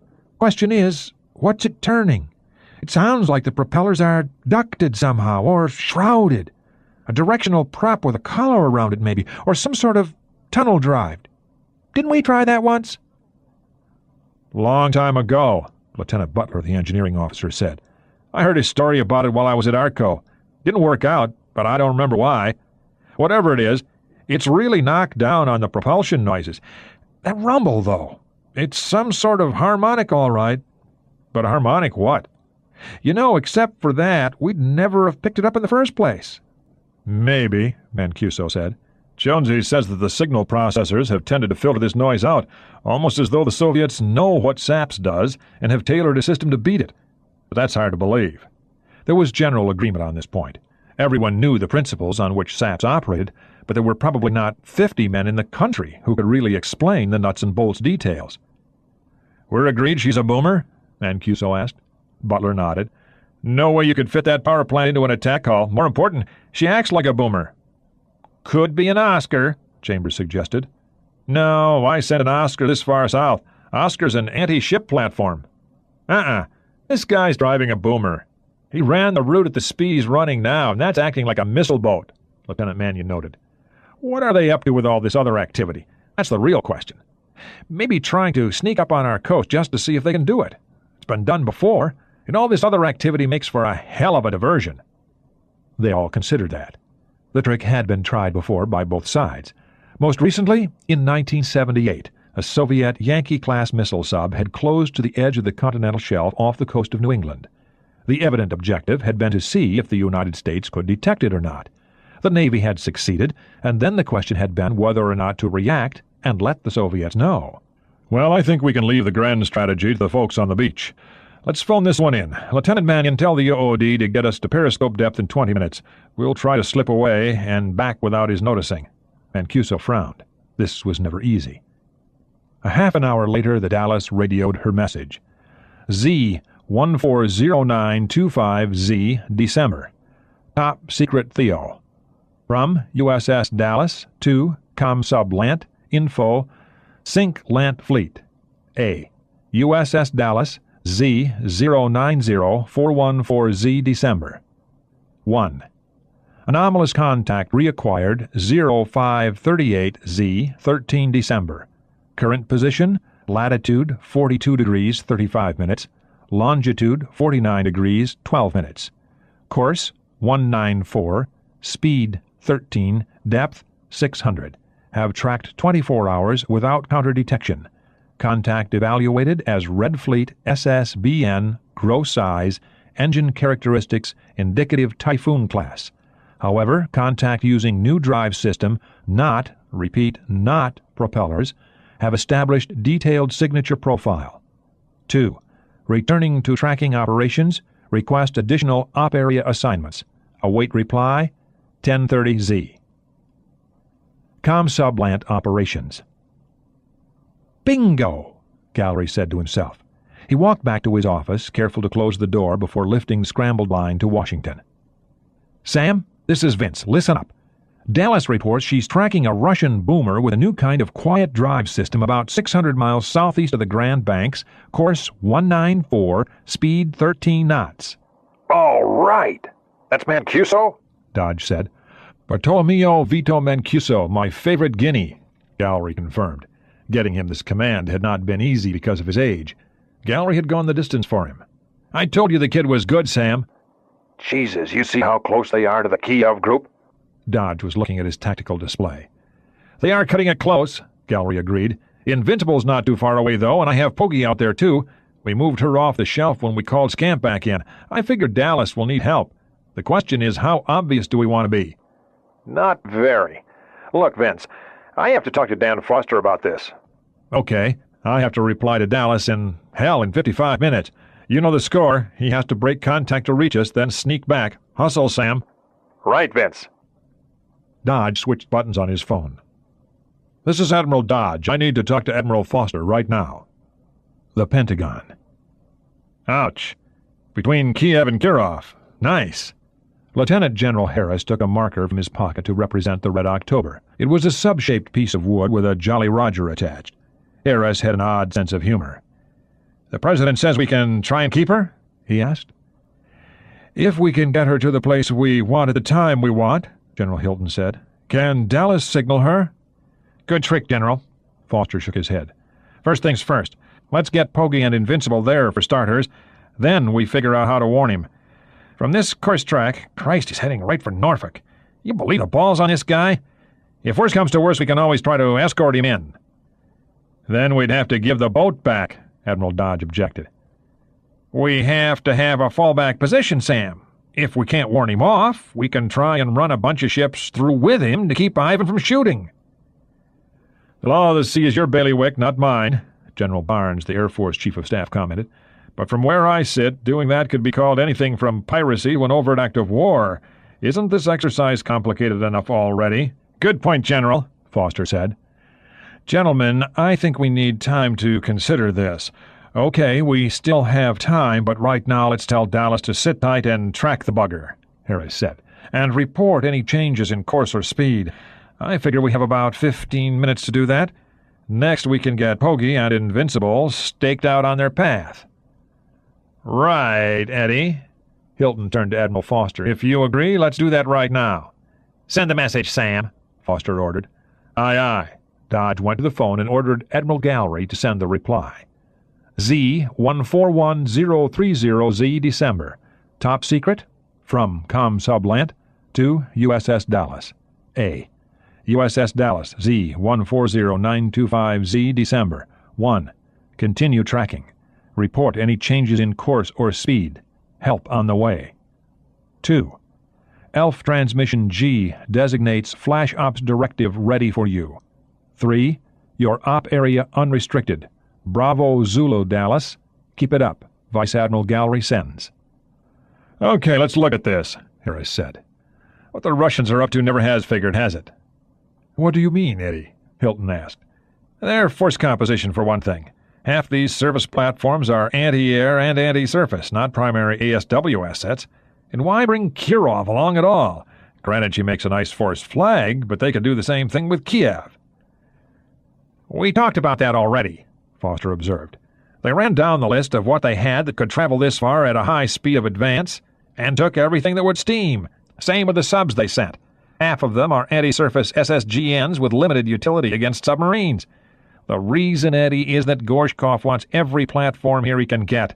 A half-capable ship is better than nothing. Even one of the old Echoes might get lucky. And Sergei is probably hitting the knees every night praying for luck. Even so, they've split their surface groups into 3 forces, each with anti-air and anti-surface elements. And they're kind of thin on ASW hulls. Nor have they sent their ASW aircraft to stage out of Cuba. Now that is curious, Harris pointed out. It would blow their cover story. You don't look for a dead sub with aircraft. Well, they might, but if they started using a wing of bears out of Cuba, the president would go ape, Foster said. We'd harass them so much they'd never accomplish anything. For us, this would be a technical operation, but they factor politics into everything they do. Fine, but that still doesn't explain it. What ASW ships and choppers they do have are pinging away like mad. You might look for a dead sub that way, but October ain't dead, is she? I don't understand, Eddie, Hilton said. How would you look for a stray sub given these circumstances? Harris asked Foster. Not like this, Foster said after a moment. Using surface, active sonar would warn a boat off long before they could get a hard contact. Boomers are fat on passive sonar. She'd hear them coming and skedaddle out of the way. You're right, Eddie. It's a sham. So what the hell are their surface ships up to? Barnes asked, puzzled. Soviet naval doctrine is to use surface ships to support submarine operations, Harris explained. Gorshkov is a decent tactical theoretician and occasionally a very innovative gent. He said years ago that for submarines to operate effectively, they have to have outside help, air or surface assets in direct or proximate support. They can't use air this far from home without staging out of Cuba, and at best, finding a boat in open ocean that doesn't want to be found would be a difficult assignment. On the other hand, they know where she's heading, a limited number of discrete areas, and those are staked out with 58 submarines. The purpose of the surface forces, therefore, is not to participate in the hunt itself, though if they get lucky they wouldn't mind. The purpose of the surface forces is to keep us from interfering with their submarines. They can do that by staking out the areas we're likely to be with their surface assets and watching what we're doing. Harris paused for a moment. That's smart. We have to cover them, right? And since they're on a rescue mission, we have to do more or less what they're doing, so we ping away also, and they can use our own ASW expertise against us for their own purposes. We play right into their hands. Why? Barnes asked again. We're committed to helping in the search. If we find their boat, they're close enough to find out, acquire, localize, and shoot. And what can we do about it? Not a thing. Like I said, they figure to locate and shoot with their submarines. A surface acquisition would be pure luck, and you don't plan for luck. So, the primary objective for the surface fleet is to ride shotgun for and draw our forces away from their subs. Secondarily, they can act as beaters, driving the game to the shooters, and again, since we're pinging, we're helping them. We're providing an additional stalking horse. Harris shook his head in grudging admiration. Not too shabby, is it? If Red October hears them coming, she runs a little harder for whatever port the skipper wants, right into a nice tight trap. Dan, what are the chances they can bag her coming into Norfolk, say? Foster looked down at the chart. Russian submarines were staked out on every port from Maine to Florida. They have more subs than we have ports. Now we know that this guy can be picked up, and there's only so much area to cover off each port, even outside the territorial limit. You're right, Eddie. They have too good a chance of making the kill. Our surface groups are too far away to do anything about it. Our subs don't know what's happening. We have orders not to tell them. And even if we could, how could they interfere? Fire at the Russian subs before they could shoot and start a war? Foster let out a long breath. We gotta warn him off. How? Hilton asked. Sonar. A Gertrude message, maybe, Harris suggested. Admiral Dodd shook his head. You can hear that through the hull. If we continue to assume that only the officers are in on this, well, the crew might figure out what's happening, and there's no predicting the consequences. Think we can use Nimitz in America to force them off the coast? They'll be close enough to enter the operation soon. Damn, I don't want this guy to get this close, then get blown away right off our coast. Not a chance, Harris said. Ever since the raid on Kirov, they've been acting too docile. That's pretty cute, too. I bet they had that figured out. They know that having so many of their ships operating off our coast is bound to provoke us. So they make the first move, we up the ante, they just plain fold, so now if we keep leaning on them, we're the bad guys. They're just doing a rescue operation, not threatening anybody. A Post reported this morning that we have a Russian survivor in the Norfolk Naval Hospital. Anyway, the good news is that they've miscalculated October's speed. These two groups will pass her left and right, and with their 7-knot speed advantage, they'll just pass her by. Disregard the surface groups entirely? Maxwell asked. No, Hilton said. That tells them we are no longer buying the cover story. They'd wonder why, and we still have to cover their surface groups. They're a threat whether they're acting like honest merchants or not. What we can do is pretend to release Invincible. With Nimitz and America ready to enter the game, we can send her home. As they pass October, we can use that to our advantage. We put Invincible to seaward of their surface groups as though she's heading home and interpose her on October's course. We still have to figure out a way to communicate with her, though. I can see how to get the assets in place, but that hurdle remains, gentlemen. For the moment, are we agreed to position Invincible and Poggy for the intercept? The Invincible. How far is she from us? Ryan asked. 200 miles. We can be there in 10 hours. Captain Hunter marked the position on the chart. USS Poggy is coming east, and she ought to be able to rendezvous with the Dallas an hour or so after we do. This will put us about 100 miles east of this surface group when October arrives. Bloody hell! Kiev and Kirov are 100 miles east and west of her. You suppose her captain knows? Ryan looked at the chart, measuring the distances with his eyes. Unlikely. He's deep, and their passive sonars are not as good as ours. Sea conditions are against it also. A 20-knot surface wind can play havoc with sonar, even that deep. We have to warn him off, Admiral White looked at the ops dispatch, without using acoustical devices. How the hell do you do that? You can't reach down that far with a radio, Ryan noted. Even I know that. My God, this guy's come 4,000 miles and he's going to get killed within sight of his objective. How to communicate with a submarine? Commander Barclay straightened up. Gentlemen, we are not trying to communicate with a submarine. We are trying to communicate with a man. What are you thinking? Hunter asked. What do we know about Marco Ramius? Barclay's eyes narrowed. He's a cowboy, typical submarine commander, thinks he can walk on water, Captain Carsters said. Who spent most of his time in attack submarines, Barclay added. Marco's bet his life that he could sneak into an American port undetected by anyone. We have to shake that confidence to warn him off." "We have to talk to him first," Ryan said sharply. "And so we shall," Barclay smiled, the thought now fully formed in his mind. "He's a former attack submarine commander. He'll still be thinking about how to attack his enemies. And how does a sub-commander do that?" "Well?" Ryan demanded. Barclay's answer was the obvious one. They discussed his idea for another hour, then Ryan transmitted it to Washington for approval. A rapid exchange of technical information followed. The Invincible would have to make the rendezvous in daylight, and there was not time for that. The operation was set back 12 hours. The Pogey joined formation with the Invincible, standing as sonar sentry 20 miles to her east. An hour before midnight, the ELF transmitter in northern Michigan transmitted a message. G. 20 minutes later, the Dallas approached the surface to get her orders. The 13th day, Wednesday, 15 December. The Dallas. "Crazy Ivan, Jones called out again. turning to port." "Okay, all stop," Mancuso ordered, holding a dispatch in his hand, which he had been rereading for hours. He was not pleased with it. "All stop, sir," the helmsman responded. "All back full." "All back full, sir." The helmsman dialed in the command and turned, his face a question. Throughout the Dallas, the crew heard noise, too much noise, as poppet valves opened to vent steam onto the reverse turbine blades, trying to spin the propeller the wrong way. It made for instant vibration and cavitation noises aft. "Right full rudder. Right full rudder, aye." "Con, sonar, we are cavitating." Jones spoke over the intercom. "Very well, sonar," Mancuso answered sharply.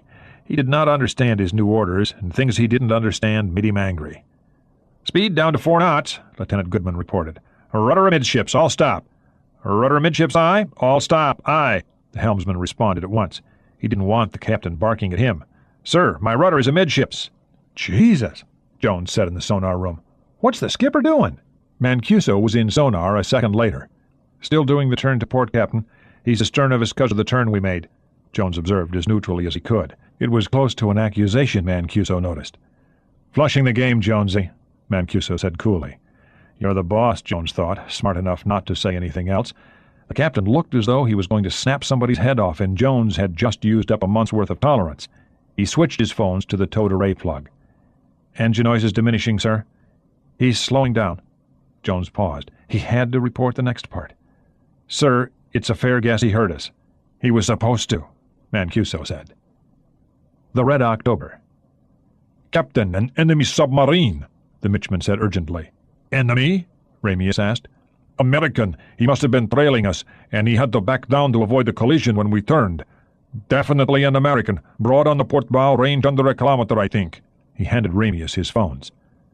688, Ramius said to Borodin. "Damn. He must have stumbled across us in the past 2 hours. Bad luck." The Dallas. "Okay, Jonesy. Yankee search him." Mancuso gave the order for an active sonar search personally. The Dallas had slewed further around before coming to a near halt. Jones hesitated for a moment, still reading the reactor plant noise on his passive systems. Reaching, he powered up the active transducers in the BQQ-5's main sphere at the bow. Ping! A wave front of sound energy was directed at the target. Pong! The wave was reflected back off the hard steel hull and returned to the Dallas. "Range to target 1,050 yards, Jones said. The returning pulse was processed through the BC-10 computer and showed some rough details. "Target configuration is consistent with a Typhoon-class boomer. Angle on the bow 70 or so, no Doppler. He's stopped." 6 more pings confirmed this. "Secure pinging," Mancuso said. There was some small satisfaction in learning that he had evaluated the contact correctly, but not much. Jones killed power to the system. What the hell did I have to do that for, he wondered. He'd already done everything but read the number off her stern. The Red October. Every man on the October knew now that they had been found. The lash of the sonar waves had resounded through the hull. It was not a sound a submariner liked to hear. Certainly not on top of a troublesome reactor, Ramius thought. Perhaps he could make use of this. The Dallas. "Somebody on the surface," Jones said suddenly. "Where the hell did they come from?" Skipper, there was nothing a minute ago, and now I'm getting engine sounds. 2, maybe more. Make that 2 cans, and something bigger. Like they were sitting up there waiting for us. A minute ago they were sitting still. Damn! I didn't hear a thing! The Invincible. We timed that rather nicely, Admiral White said. Lucky, Ryan observed. Luck is part of the game, Jack. HMS Bristol was the first to pick up the sound of the 2 submarines and of the turn the Red October had made. Even at 5 miles, the subs were barely readable. The Crazy Ivan maneuver had terminated 3 miles away, and the surface ships had been able to get good position fixes by reading off the Dallas's active sonar emissions. 2 helicopters en route, sir, Captain Hunter reported. They'll be on station in another minute.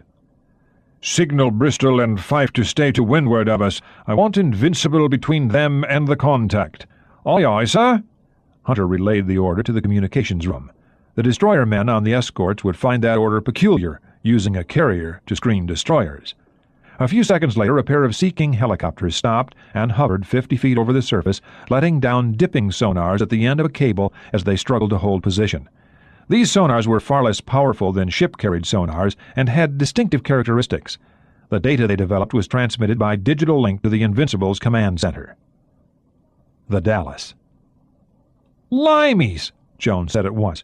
"That's a helicopter set, the 195, I think. That means the big ship off to the south is one of their baby carriers, sir, with a 2-can escort." Mancuso nodded. HMS Invincible. She was over our side of the lake for Nifty Dolphin. That means the Brit Varsity, their best ASW operators. "The big one's moving this way, sir. Turns indicate 10 knots. The choppers, 2 of them, have both of us. No other subs around that I hear." The Invincible. Positive sonar contact, said the metal speaker. 2 submarines range 2 miles from Invincible, bearing 020. "Now for the hard part," Admiral White said. Ryan and the 4 Royal Navy officers who were privy to the mission were on the flag bridge, with the Fleet ASW officer in the command center below, as the Invincible steamed slowly north, slightly to the left of the direct course to the contacts. All 5 swept the contact area with powerful binoculars. "Come on, Captain Ramius," Ryan said quietly. "You're supposed to be a hot shot. Prove it." The Red October. Ramius was back in his control room scowling at his chart. A stray American Los Angeles stumbling onto him was one thing, but he had run into a small task force. English ships at that. Why?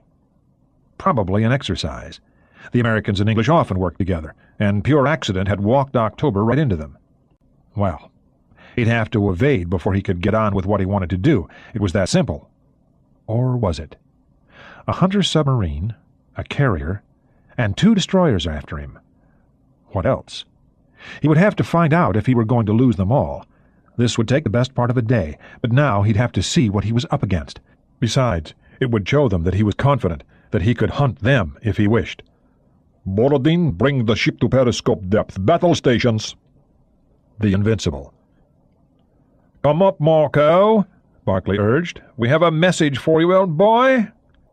Helicopter, 3 reports contact is coming up, the speaker said. "All right." Ryan pounded his hand on the rail. White lifted a phone. "Recall one of the helicopters." The distance to the Red October was down to 1.5 miles. One of the Sea Kings lifted up and circled around, reeling in its sonar transducer. Contact depth is 500 feet, coming up slowly. The Red October. Borodin was pumping water slowly from the October's trim tanks. The missile submarine increased speed to 4 knots, and most of the force required to change her depth came from the diving planes. The Starpom was careful to bring her up slowly, and Ramius had her heading directly towards the Invincible. The Invincible. "Hunter, are you up on your moors?" Admiral White inquired. "I believe so, Admiral," Hunter answered. Everyone was getting excited. What a chance this was. Ryan swallowed hard. In the past few hours, while the Invincible had been lying still on the rolling sea, his stomach had really gone bad. The pills the ship's doctor had given him helped, but now the excitement was making it worse. There was an 80-foot sheer drop from the flag bridge to the sea. Well, he thought, if I have to puke, there's nothing in the way. Screw it. The Dallas. "Hull-popping noises, sir," Jones said. "Think he's heading up." "Up?" Mancuso wondered for a second. "Yeah, that fits. He's a cowboy. He wants to see what he's up against before he tries to evade. That fits. I bet he doesn't know where we've been the past 2 days." The captain went forward to the attack center. "Looks like he's going up, Skipper," Mannion said, watching the attack director. "Dumb."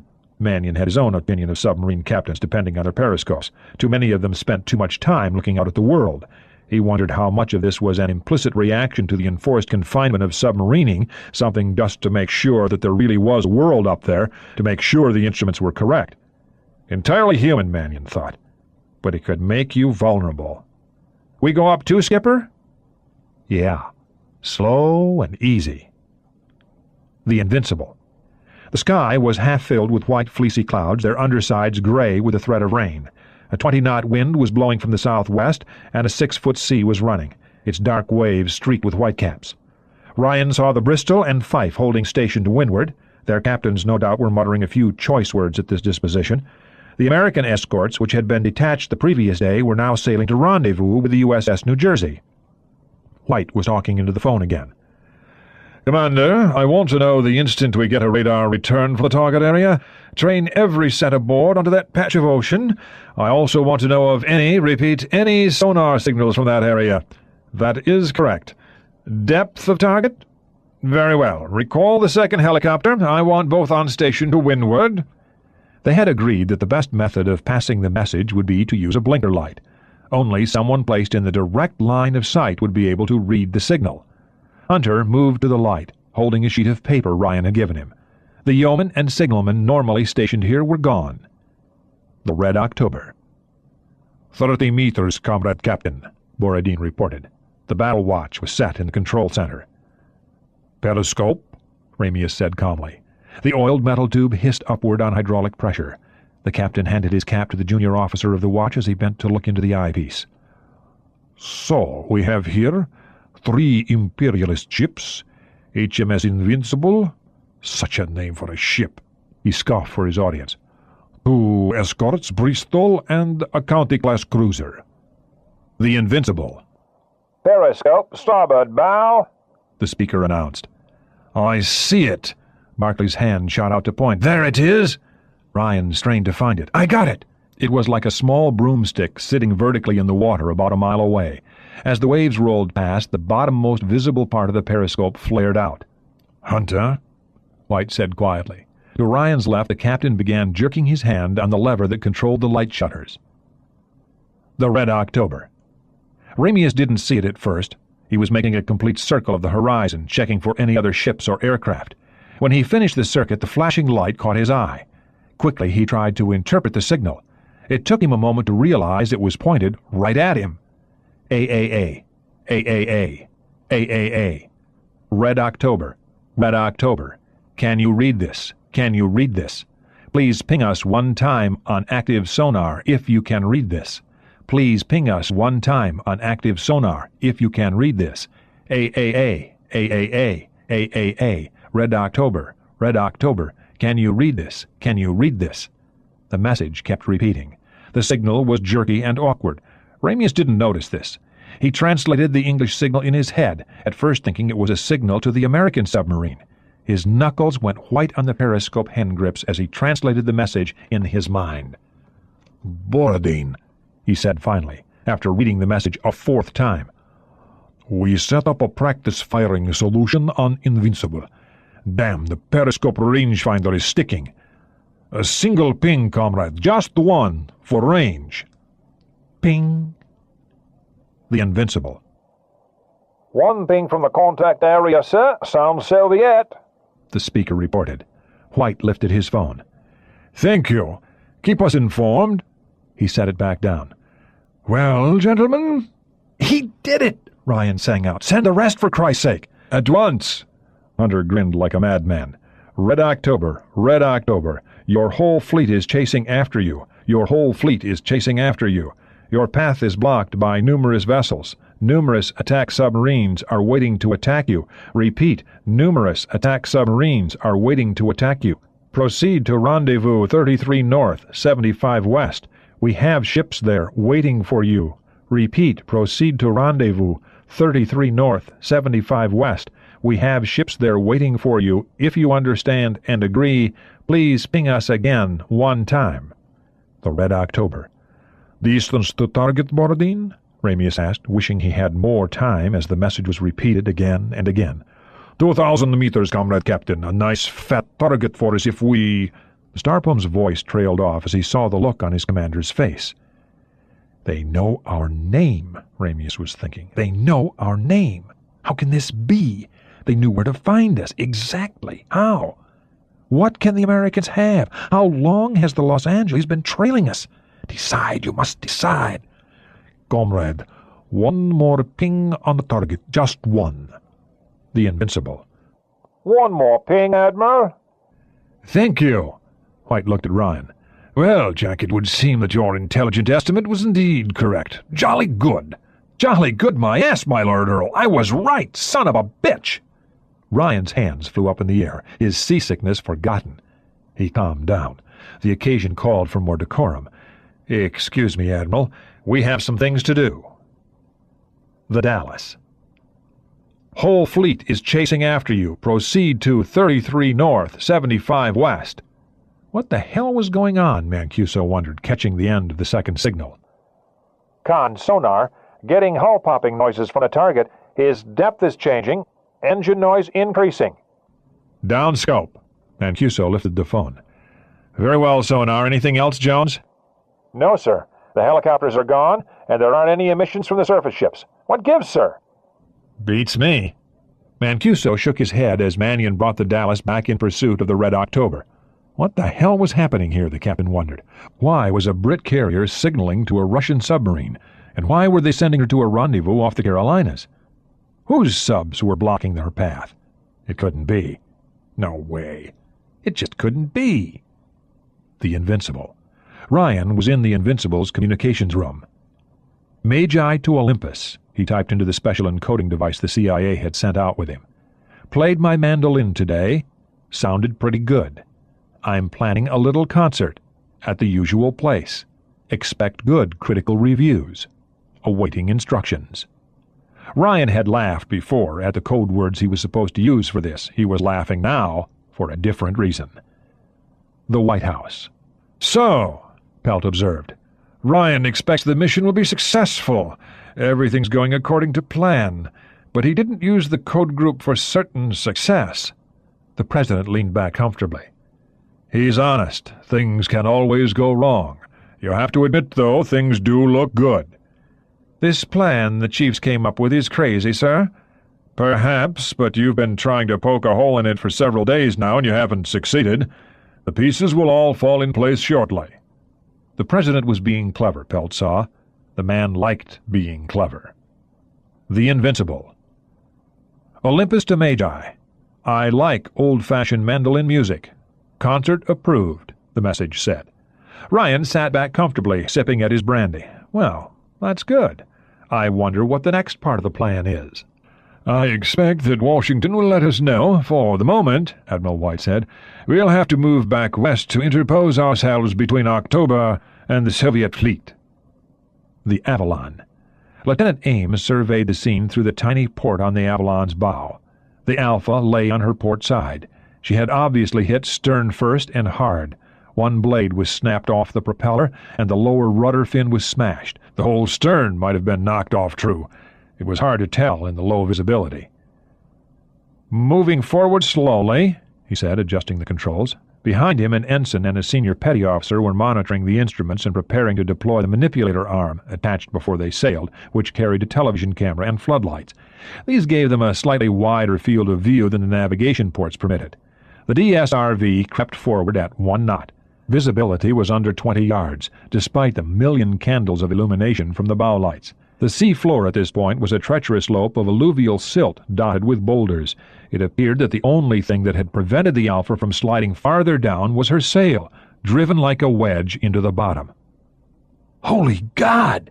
The petty officer saw it first. There was a crack in the Alpha's hull. Or was there? Reactor accident, Ames said, his voice detached and clinical. Something burned through the hull. Lord, and that's titanium.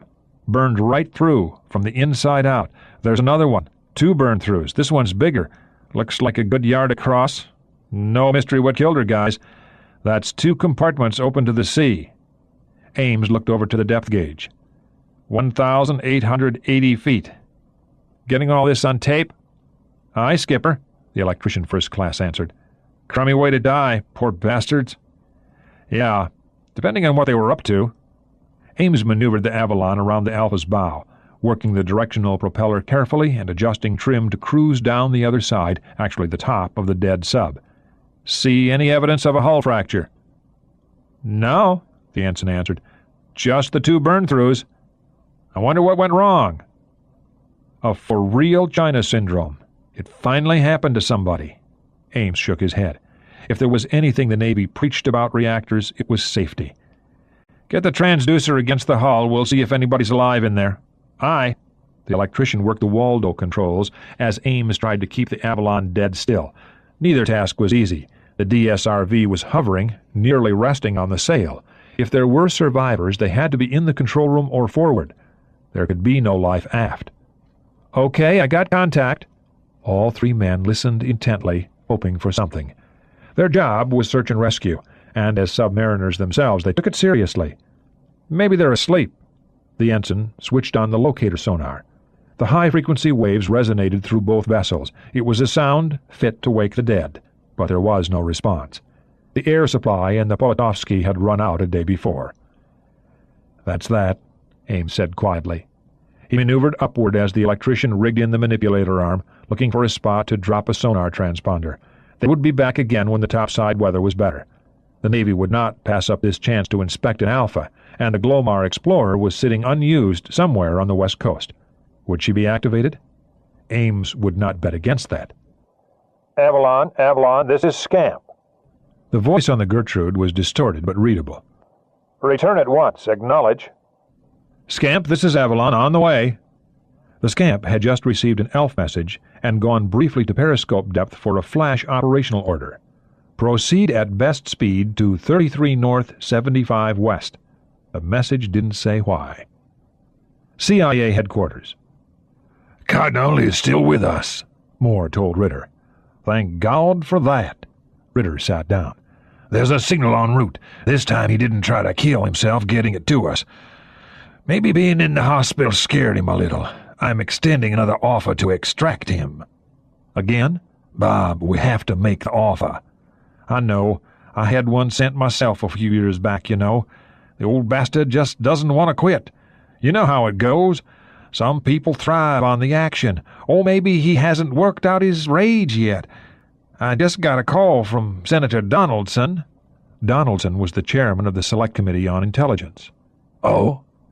He wants to know what we know about what's going on. He doesn't buy the cover story about a rescue mission and thinks we know something different. Judge Moore leaned back. I wonder who planted that idea in his head. Yeah, I have a little idea we might try. I think it's time, and this is a dandy opportunity. The two senior executives discussed this for an hour before Ritter left for the Hill. They cleared it with the president. Washington, D.C. Donaldson kept Ritter waiting in his outer office for 15 minutes while he read the paper. He wanted Ritter to know his place. Some of the DDO's remarks about leaks from the Hill had touched a sore spot with the senator from Connecticut, and it was important for appointed and civil service officials to understand the difference between themselves and the elected representatives of the people. Sorry to keep you waiting, Mr. Ritter. Donaldson did not rise, nor did he offer to shake hands. Quite all right, sir. Took the chance to read a magazine. Don't get to do that much, what with the schedule I work. They fenced with each other from the first moment. So what are the Soviets up to? Senator, before I address that subject, I must say this. I had to clear this meeting with the President. This information is for you alone. No one else may hear it, sir. No one. That comes from the White House. There are other men on my committee, Mr. Ritter. Sir, if I do not have your word as a gentleman, Ritter added with a smile, I will not reveal this information. Those are my orders. I work for the executive branch, Senator. I take my orders from the President. Ritter hoped his recording device was getting all of this. Agreed, Donaldson said reluctantly. He was angry because of the foolish restrictions, but pleased that he was getting to hear this. Go on. Frankly, sir, we are not sure exactly what's going on, Ritter said. Oh, so you've sworn me to secrecy so that I can't tell anyone that, again, the CIA doesn't know what the hell is going on? I said we don't know exactly what's happening. We do know a few things. Our information comes mainly from the Israelis and some from the French. From both channels we have learned that something has gone very wrong with the Soviet Navy. I gathered that they've lost a sub, at least one. But that's not what's going on. Someone we think has played a trick on the Operations Directorate of the Soviet Northern Fleet. I can't say for sure, but I think it was the Poles. Why the Poles? I don't know for sure that it is, but both the French and Israelis are well connected with the Poles, and the Poles have a long-standing beef with the Soviets. I do know, at least I think I know, that whatever this is did not come from a Western intelligence agency. So what's happening? Donaldson demanded. Our best guess is that someone has committed at least one forgery, possibly as many as 3, all aimed at raising hell in the Soviet Navy. But whatever it was, it's gotten far out of hand. A lot of people are working hard to cover their asses, the Israelis say. As a guess, I think they managed to alter a submarine's operational orders, then forged a letter from her skipper threatening to fire his missiles.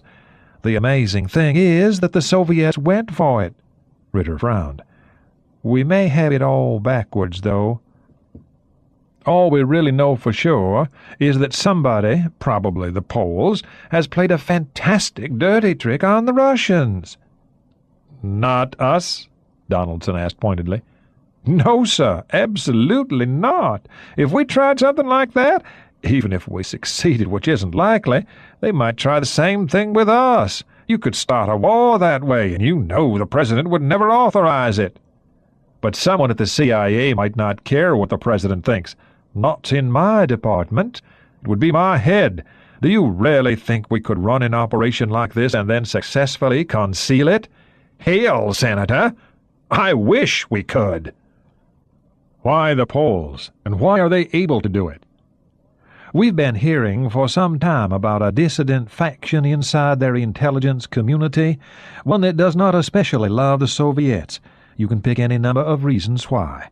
There's the fundamental historical enmity, and the Russians seem to forget that the Poles are Polish first, Communists second.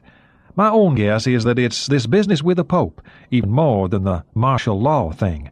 We know that our old friend Andropov initiated a replay of the Henry II Becket business. The Pope has given Poland a great deal of prestige, done things for the country that even party members feel good about. Ivan went and spit on their whole country when he did that. You wonder that they're mad?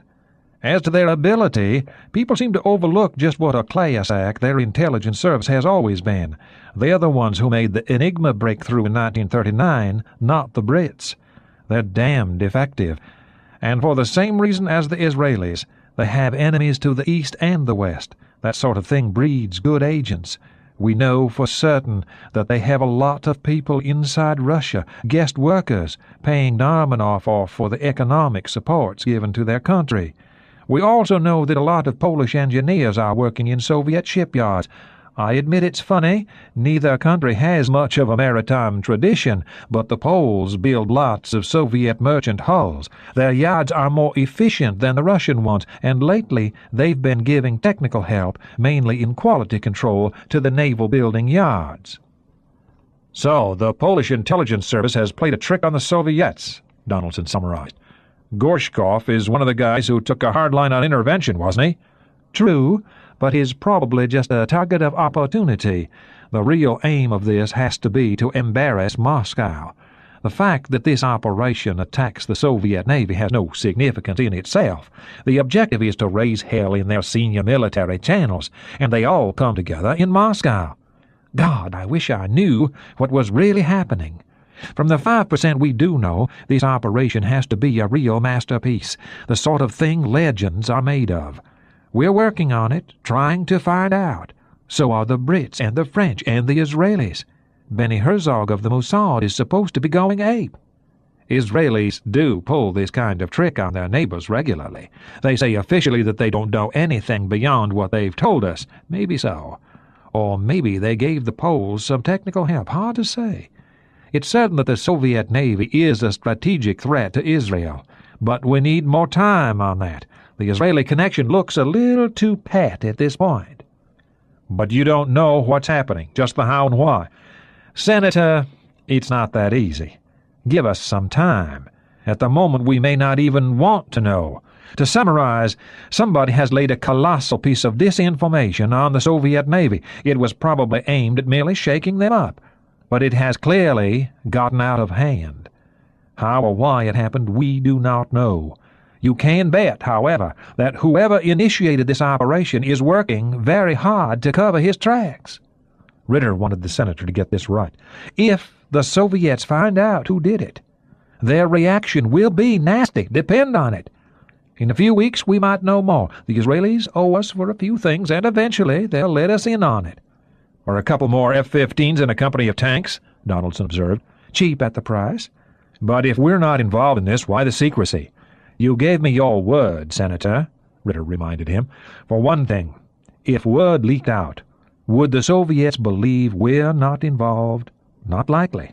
We're trying to civilize the intelligence game. I mean, we're still enemies, but having the various intelligence services in conflict uses up too many assets, and it's dangerous to both sides. For another, well, if we ever do find out how all this happened, we just might want to make use of it ourselves. Those reasons are contradictory. Ritter smiled.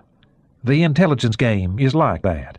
If we find out who did this, we can use that information to our advantage. In any case, Senator, you gave me your word, and I will report that to the President on my return to Langley. Very well. Donaldson rose. The interview was at an end. I trust you will keep us informed of future developments. That's what we have to do, sir. Ritter stood. Indeed. Thank you for coming down. They did not shake hands this time either. Ritter walked into the hall without passing through the anteroom. He stopped to look down into the atrium of the Hart Building. It reminded him of the local Hyatt. Uncharacteristically, he took the stairs instead of the elevator down to the first floor. With luck, he had just settled a major score. His car was waiting for him outside, and he told the driver to head for the FBI building. Not a CIA operation? Peter Henderson, the senator's chief aide, asked. No, I believe him, Donaldson said. He's not smart enough to pull something like that. I don't know why the president doesn't get rid of him, Henderson commented. Of course, the kind of person he is, maybe it's better that he's incompetent, the senator agreed. When he returned to his office, Henderson adjusted the Venetian blinds on his window, though the sun was on the other side of the building. An hour later, the driver of a passing black-and-white taxicab looked up at the window and made a mental note. Henderson worked late that night. The Hart Building was nearly empty, with most of the senators out of town. Donaldson was there only because of personal business and to keep an eye on things. As chairman of the Select Committee on Intelligence, he had more duties than he would have liked at this time of year. Henderson took the elevator down to the main lobby, looking every inch the senior congressional aide, a three-piece gray suit, an expensive leather attaché case, his hair just so, and his stride jaunty as he left the building. A black-and-white cab came around the corner and stopped to let out a fare. Henderson got in. "Watergate," he said. Not until the taxi had driven a few blocks did he speak again. Henderson had a modest one-bedroom condo in the Watergate complex, an irony that he himself had considered many times. When he got to his destination, he did not tip the driver. A woman got in as he walked to the main entrance. Taxis in Washington are very busy in the early evening. "Georgetown University, please," she said, a pretty young woman with auburn hair and an armload of books. "Night school?" the driver asked, checking the mirror. "Exams," the girl said, her voice a trace uneasy. "Psych." "Best thing to do with exams is relax," the driver advised. Special Agent Hazel Loomis fumbled with her books. Her purse dropped to the floor.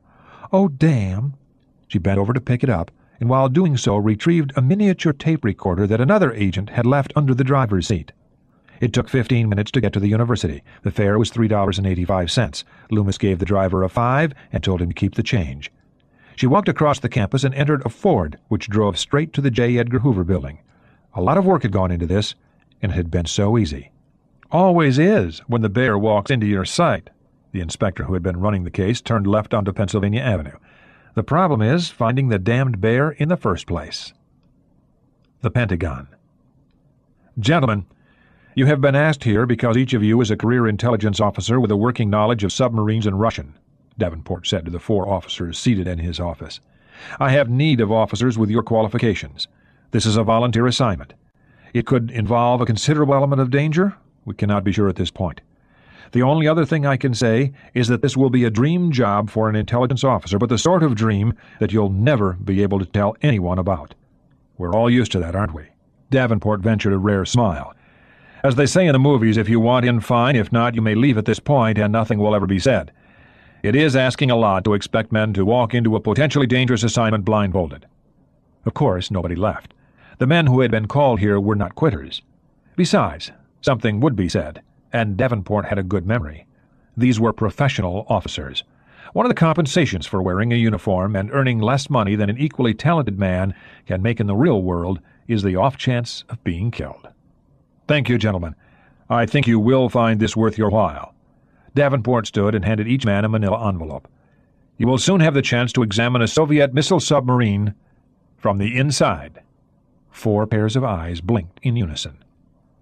33 north, 75 west. The USS Ethan Allen had been on station now for more than 30 hours. She was cruising in a 5-mile circle at a depth of 200 feet. There was no hurry. The submarine was making just enough speed to maintain steerage way, her reactor producing only 10% of rated power.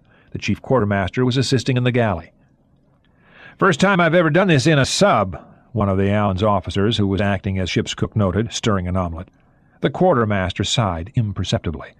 They ought to have sailed with a proper cook, but theirs had been a kid, and every enlisted man aboard now had over 20 years of service. The chiefs were all technicians, except the quartermaster, who could handle a toaster on a good day. "You cook much at home, sir?" "Some. My parents used to have a restaurant down at Pass Christian. This is my mama's special Cajun omelet. Shame we don't have any bass. I can do some nice things with bass and a little lemon. You fish much, Chief?" "No, sir." The small complement of officers and senior chiefs was working in an informal atmosphere, and the quartermaster was a man accustomed to discipline and status boundaries. "Commander, can I ask what the hell we're doing?" "Wish I knew, Chief. Mostly we're waiting for something." "But what, sir?" "Damned if I know." "You want to hand me those ham cubes? And could you check the bread in the oven? Ought to be about done." The New Jersey. Commodore Eaton was perplexed. His battle group was holding 20 miles south of the Russians. If it hadn't been dark, he could have seen the Kirov's towering superstructure on the horizon from his perch on the flag bridge. Her escorts were in a single, broad line ahead of the battlecruiser, pinging away in the search for a submarine. Since the Air Force had staged its mock attack, the Soviets had been acting like sheep. This was out of character, to say the least. The New Jersey and her escorts were keeping the Russian formation under constant observation, and a pair of sentry aircraft were watching for good measure. The Russian redeployment had switched Eaton's responsibility to the Kirov group. This suited him. His main battery turrets were trained in, but the guns were loaded with 8-inch guided rounds, and the fire control stations were fully manned. The Tarawa was 30 miles south, her armed strike force of Harriers sitting ready to move at 5-minute notice. The Soviets had to know this, even though their ASW helicopters had not come within 5 miles of an American ship for 2 days. The Bear and Backfire bombers, which were passing overhead in shuttle rounds to Cuba, only a few, and those returning to Russia as quickly as they could be turned around, could not fail to report what they saw. The American vessels were in extended attack formation, the missiles on the New Jersey and her escorts being fed continuous information from the ship's sensors, and the Russians were ignoring them. Their only electronic emissions were routine navigation radars. Strange. The Nimitz was now within air range after a 5,000-mile dash from the South Atlantic. The carrier and her nuclear-powered escorts, the California, Bainbridge, and Truxton, were now only 400 miles to the south, with the America battle group half a day behind them. The Kennedy was 500 miles to the east. The Soviets would have to consider the danger of 3 carrier air wings at their backs and hundreds of land-based Air Force birds gradually shifting south from one base to another. Perhaps this explained their docility.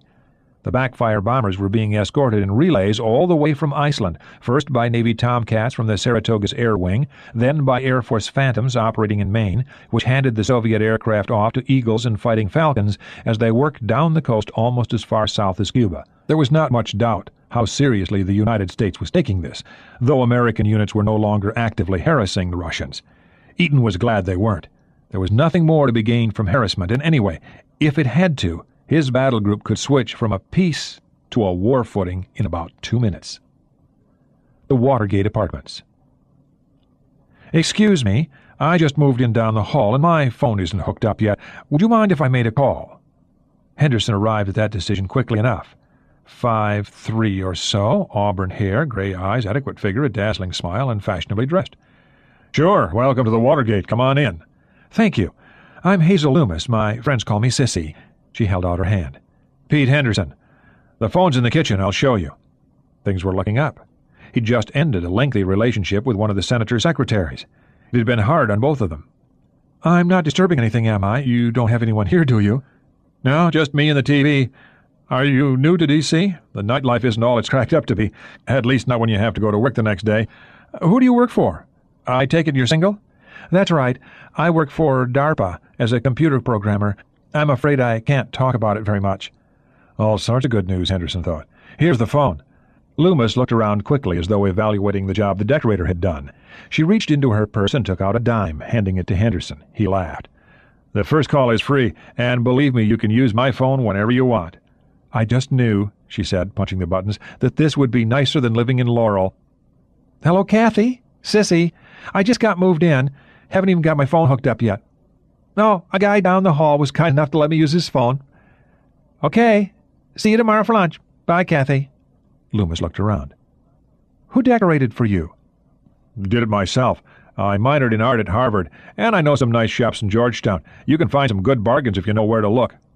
"Oh, I'd just love to have my place look like this. Could you show me around?" "Sure. The bedroom first?" Henderson laughed to show that he had no untoward intentions, which of course he did, though he was a patient man in such matters. The tour, which lasted several minutes, assured Loomis that the condo was indeed empty.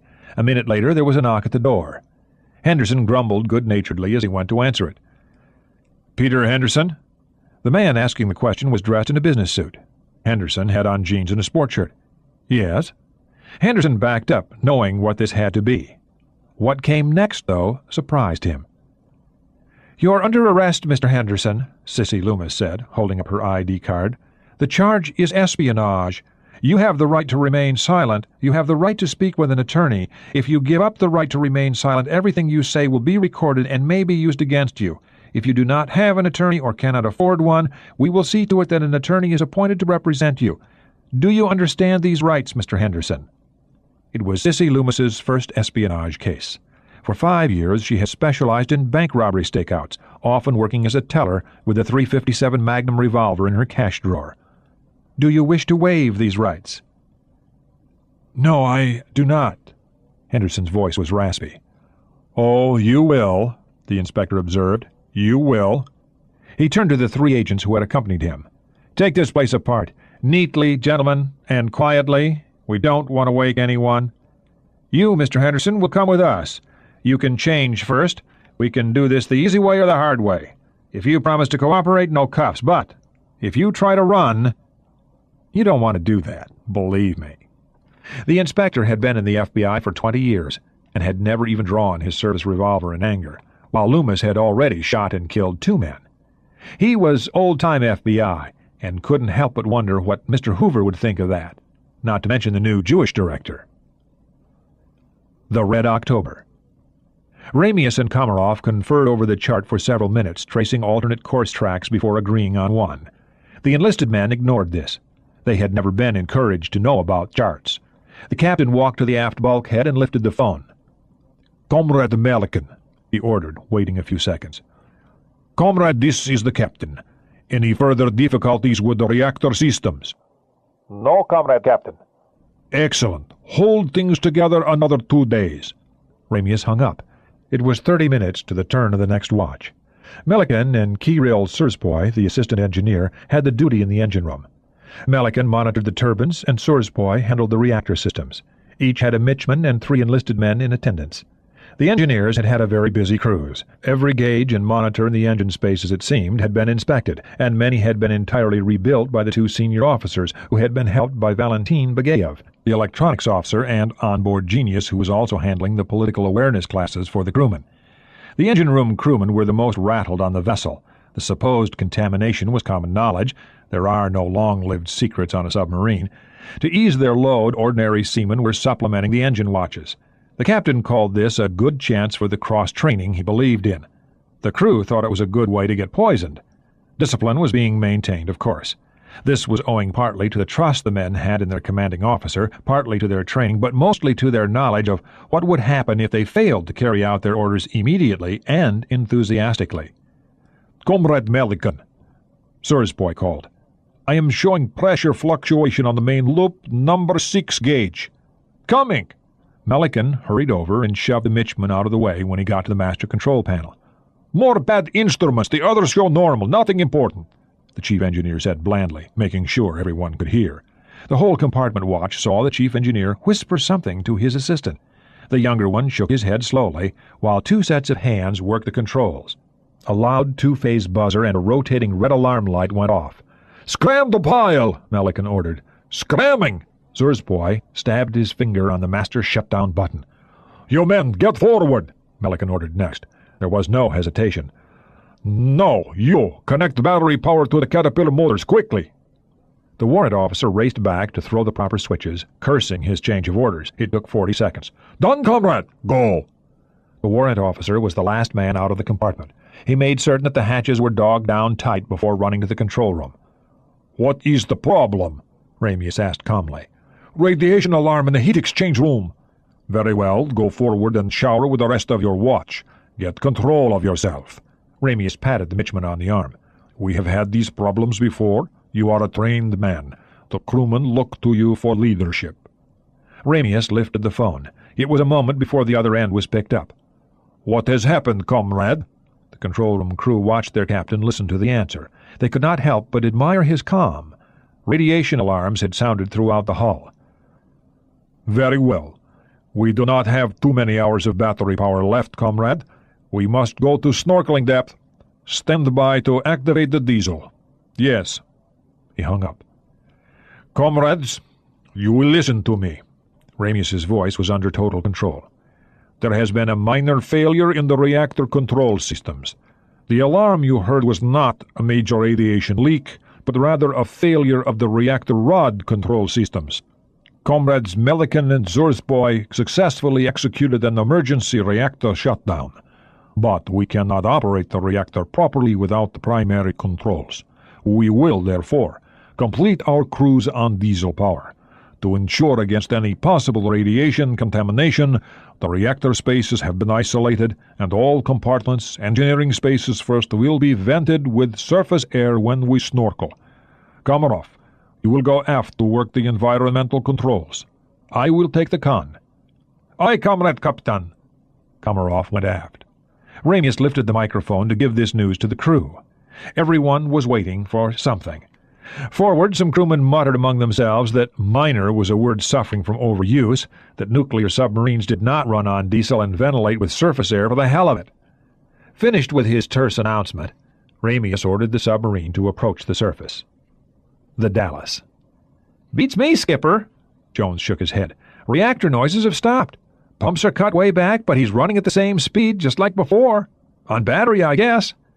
"Must be a hell of a battery system to drive something that big this fast," Mancuso observed. "I did some computations on that a few hours ago." Jones held up his pad. "This is based on the Typhoon hull, with a nice slick hull coefficient, so it's probably conservative." "Where did you learn to do this, Jonesy?" "Mr. Thompson looked up the hydrodynamic stuff for me. The electrical end is fairly simple. He might have something exotic, fuel cells maybe. If not, if he's running ordinary batteries, he has enough raw electrical power to crank every car in L.A. Mancuso shook his head. "Can't last forever." Jones held up his hand. "Hull creaking. Sounds like he's going up some." The Red October. "Raise snorkel," Ramius said. Looking through the periscope, he verified that the snorkel was up. "Well, no other ships in view. That is good news. I think we have lost our imperialist hunters. Raise the ESM antenna. Let's be sure no enemy aircraft are lurking about with their radars." "Clear, Comrade Captain." Bugayev was manning the ESM board. "Nothing at all, not even airliner sets." "So, we have indeed lost our rat pack." Ramius lifted the phone again. "Melican, you may open the main induction and vent the engine spaces, then start the diesel." A minute later, everyone aboard felt the vibration as the October's massive diesel engine cranked on battery power. This sucked up all the air from the reactor spaces, replacing it with air drawn through the snorkel and ejecting the contaminated air into the sea. The engine continued to crank for 2 minutes, and throughout the hull men waited for the rumble that would mean the engine had caught and could generate power to run the electric motors. It didn't catch. After another 30 seconds, the cranking stopped. The control room phone buzzed. Ramius lifted it. "What is wrong with the diesel, Comrade Chief Engineer?" the captain asked sharply. "I see. I'll send men back. Oh, stand by." Ramius looked around, his mouth a thin, bloodless line. The junior engineering officer, Sviadov, was standing at the back of the compartment. "I need a man who knows diesel engines to help Comrade Melican." "I grew up on a state farm," Bugayev said. "I started playing with tractor engines as a boy." "There is an additional problem." Bugayev nodded knowingly. "So I gather, Comrade Captain, but we need the diesel, do we not?" "I will not forget this, comrade," Ramius said quietly. "Then you can buy me some rum in Cuba, comrade." Bugayev smiled courageously. "I wish to meet a Cuban comrade, preferably one with long hair." "May I accompany you, comrade?" Sviadov asked anxiously. He had just been going on watch approaching the reactor room hatch when he'd been knocked aside by escaping crewmen. "Let us assess the nature of the problem first," Bugayev said, looking at Ramius for confirmation. "Yes, there is plenty of time. Bugayev, report to me yourself in 10 minutes. Aye, aye, Comrade Captain. Sviadov, take charge of the lieutenant's station." Ramius pointed to the ESM board. "Use the opportunity to learn some new skills." The lieutenant did as he was ordered. The captain seemed very preoccupied. Sviadov had never seen him like this before. The 14th day. Thursday, 16 December. A super stallion. They were traveling at 150 knots, 2,000 feet over the darkened sea. The super stallion helicopter was old, built towards the end of the Vietnam War. She had first seen service clearing mines off Haiphong Harbor. That had been her primary duty, pulling a sea sled and acting as a flying minesweeper. Now the big Sikorsky was used for other purposes, mainly long-range, heavy-lift missions. The 3 turbine engines, perched atop the fuselage, packed a considerable amount of power and could carry a platoon of armed combat troops a great distance. Tonight, in addition to her normal flight crew of 3, she was carrying 4 passengers, and a heavy load of fuel in the outrigger tanks. The passengers were clustered in the aft corner of the cargo area, chatting among themselves or trying to over the racket of the engines. Their conversation was animated. The intelligence officers had dismissed the danger implicit in their mission, no sense dwelling on that, and were speculating on what they might find aboard an honest-to-God Russian submarine. Each man considered the stories that would result and decided it was a shame that they would never be able to tell them. None voiced this thought, however. At most, a handful of people would ever know the entire story. The others would only see disjointed fragments that later might be thought parts of any number of other operations. Any Soviet agent trying to determine what this mission had been would find himself in a maze with dozens of blank walls. The mission profile was a tight one. The helicopter was flying on a specific track to HMS Invincible, from which they would fly to the USS Pigeon aboard a Royal Navy Sea King. The Stallion's disappearance from Oceana Naval Air Station for only a few hours would be viewed merely as a matter of routine. The helicopter's turboshaft engines, running at maximum cruising power, were gulping down fuel. The aircraft was now 400 miles off the U.S. coast and had another 80 miles to go. Their flight to the Invincible was not direct. It was a dogleg course, intended to fool whoever might have noticed their departure on radar. The pilots were tired. 4 hours is a long time to sit in a cramped cockpit, and military aircraft are not known for their creature comforts. The flight instruments glowed a dull red. Both men were especially careful to watch their artificial horizon. A solid overcast denied them a fixed reference point aloft, and flying over water at night was mesmerizing. It was by no means an unusual mission, however. The pilots had done this many times, and their concern was not unlike that of an experienced driver on a slick road. The dangers were real, but routine. Juliet 6, your target is bearing 080, range 75 miles. The sentry called in. Thinks we're lost? Commander John Marks wondered over the intercom. Air Force, his co-pilot replied. They don't know much about flying over water. They think you get lost without roads to follow. Uh-huh, Marks chuckled. Who do you like in the Eagles game tonight? Oilers, by 3.5. 6.5. Philly's fullback is still hurt. 5. Okay, $5. I'll go easy on you. Marks grinned. He loved to gamble. The day after Argentina had attacked the Falklands, he'd asked if anyone in the squadron wanted to take Argentina in 7 points. A few feet above their heads and a few feet aft, the engines were racing at thousands of RPM, turning gears to drive the 7-bladed main rotor. They had no way of knowing that a fracture was developing in the transmission casing near the fluid test port. Juliet 6, your target has just launched a fighter to escort you in. We'll rendezvous in 8 minutes. Approaching you at 11 o'clock, Angels 3. Nice of them, Marks said. Harrier 2-0. Lieutenant Parker was flying the Harrier that would escort the Super Stallion.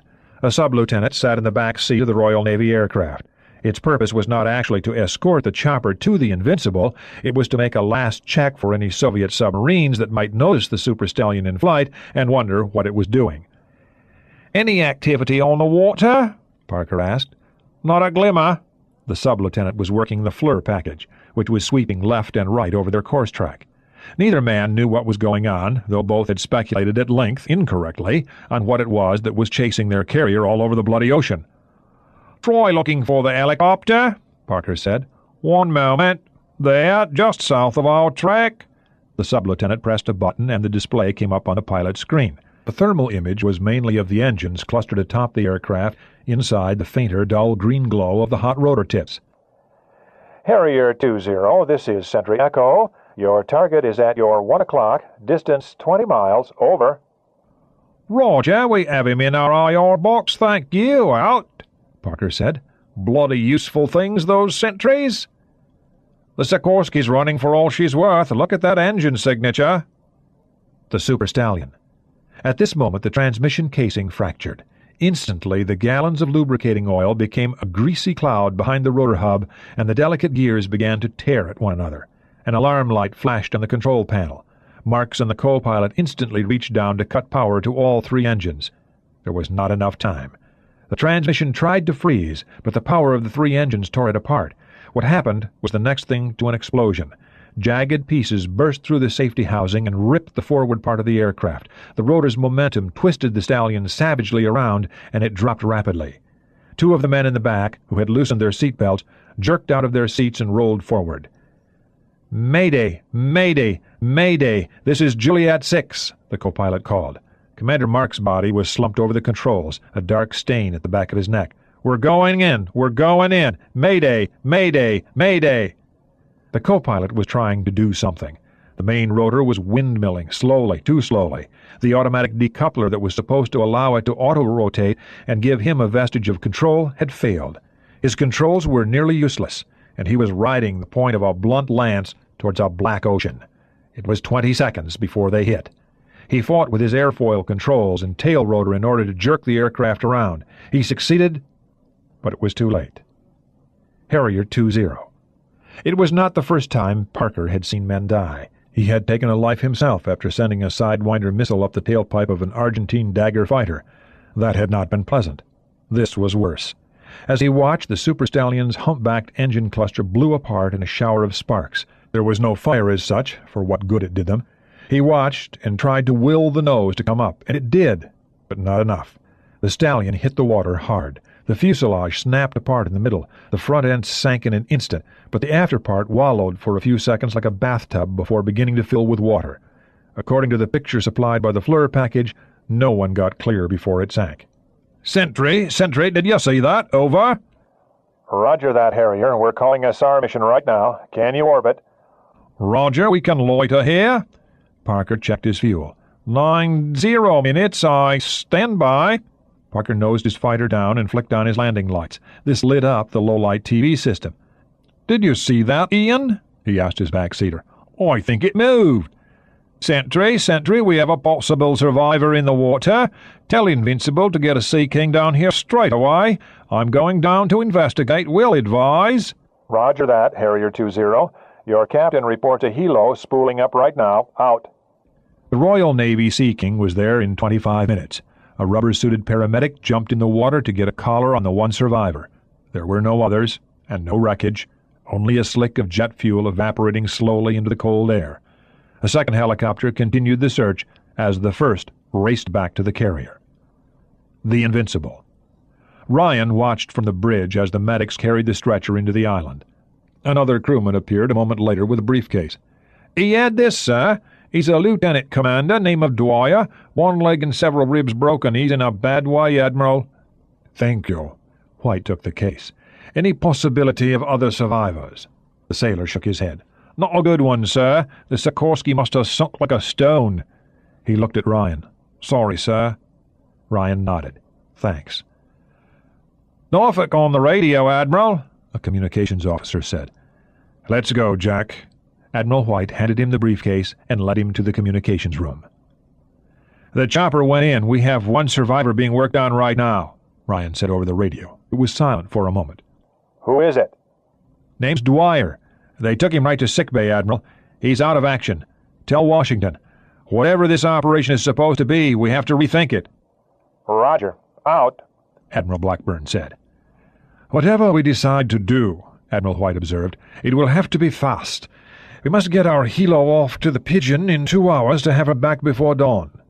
Ryan knew exactly what that would mean. There were only 4 men at sea who both knew what was going on and were close enough to do anything. He was the only American among them. The Kennedy was too far away. The Nimitz was close enough, but using her would mean getting the data to her by radio, and Washington was not enthusiastic about that. The only other alternative was to assemble and dispatch another intelligence team. There just wasn't enough time. "Let's get this case open, Admiral. I need to see what this plan is." They picked up a machinist's mate on the way to White's cabin. He proved to be an excellent locksmith. "Dear God," Ryan breathed, reading the contents of the case. "You better see this." "Well," White said a few minutes later, "that is clever." "It's cute, all right," Ryan said. "I wonder what genius thought it up. I know I'm going to be stuck with this. I'll ask Washington for permission to take a few officers along with me." 10 minutes later, they were back in communications. White had the compartment cleared. Then Jack spoke over the encrypted voice channel. Both hoped the scrambling device worked. "I hear you fine, Mr. President. You know what happened to the helicopter?" Yes, Jack. Most unfortunate. I need you to pinch hit for us. "Yes, sir, I anticipated that." I can't order you, but you know what the stakes are. Will you do it? Ryan closed his eyes. "Affirmative." I appreciate it, Jack. "Sure you do." "Sir, I need your authorization to take some help with me, a few British officers." 1. The President said. "Sir, I need more than that." 1. "Understood, sir. We'll be moving in an hour." You know what's supposed to happen. "Yes, sir. The survivor had the ops orders with him. I've already read them over." Good luck, Jack. "Thank you, sir. Out." Ryan flipped off the satellite channel and turned to Admiral White. "Volunteer once, just one time, and see what happens?" "Frightened?" White did not appear amused. "Damned right I am. Can I borrow an officer? A guy who speaks Russian, if possible. You know what this may involve." "We'll see. Come on." 5 minutes later, they were back in White's cabin awaiting the arrival of 4 officers. All turned out to be lieutenants, all under 30. "Gentlemen," the Admiral began, "this is Commander Ryan. He needs an officer to accompany him on a voluntary basis for a mission of some importance. Its nature is secret and most unusual, and there may be some danger involved. You 4 have been asked here because of your knowledge of Russian. That is all I can say." "Going to talk to a Sov submarine?" the oldest of them chirped up. "I'm your man. I have a degree in the language, and my first posting was aboard HMS Dreadnought." Ryan weighed the ethics of accepting the man before telling him what was involved. He nodded, and White dismissed the others. "I'm Jack Ryan." He extended his hand. "Owen Williams. So what are we up to?" "The submarine is named Red October." "Krasny Oktyabr," Williams smiled. "And she's attempting to defect to the United States." "Indeed. So that's what we've been mucking about for. Jolly decent of her, C.O. Just how certain are we of this? Ryan took several minutes to detail the intelligence information. We blinkered instructions to him, and he seems to have played along, but we won't know for sure until we get aboard. Defectors have been known to change their minds. It happens a lot more often than you might imagine. Still want to come along? Miss a chance like this? Exactly how do we get aboard, Commander? The name's Jack. I'm CIA, not Navy. He went on to explain the plan. Excellent. Do I have time to pack some things? Be back here in 10 minutes, White said. Aye, aye, sir. Williams drew to attention and left. White was on the phone. Send Lieutenant Sinclair in to see me?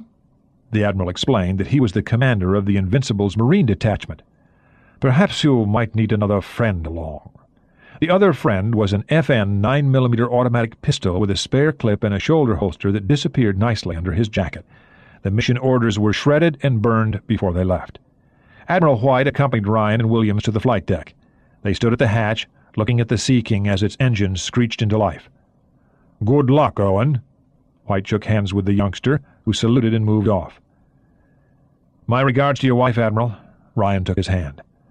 5.5 days to England. You'll probably see her before I do.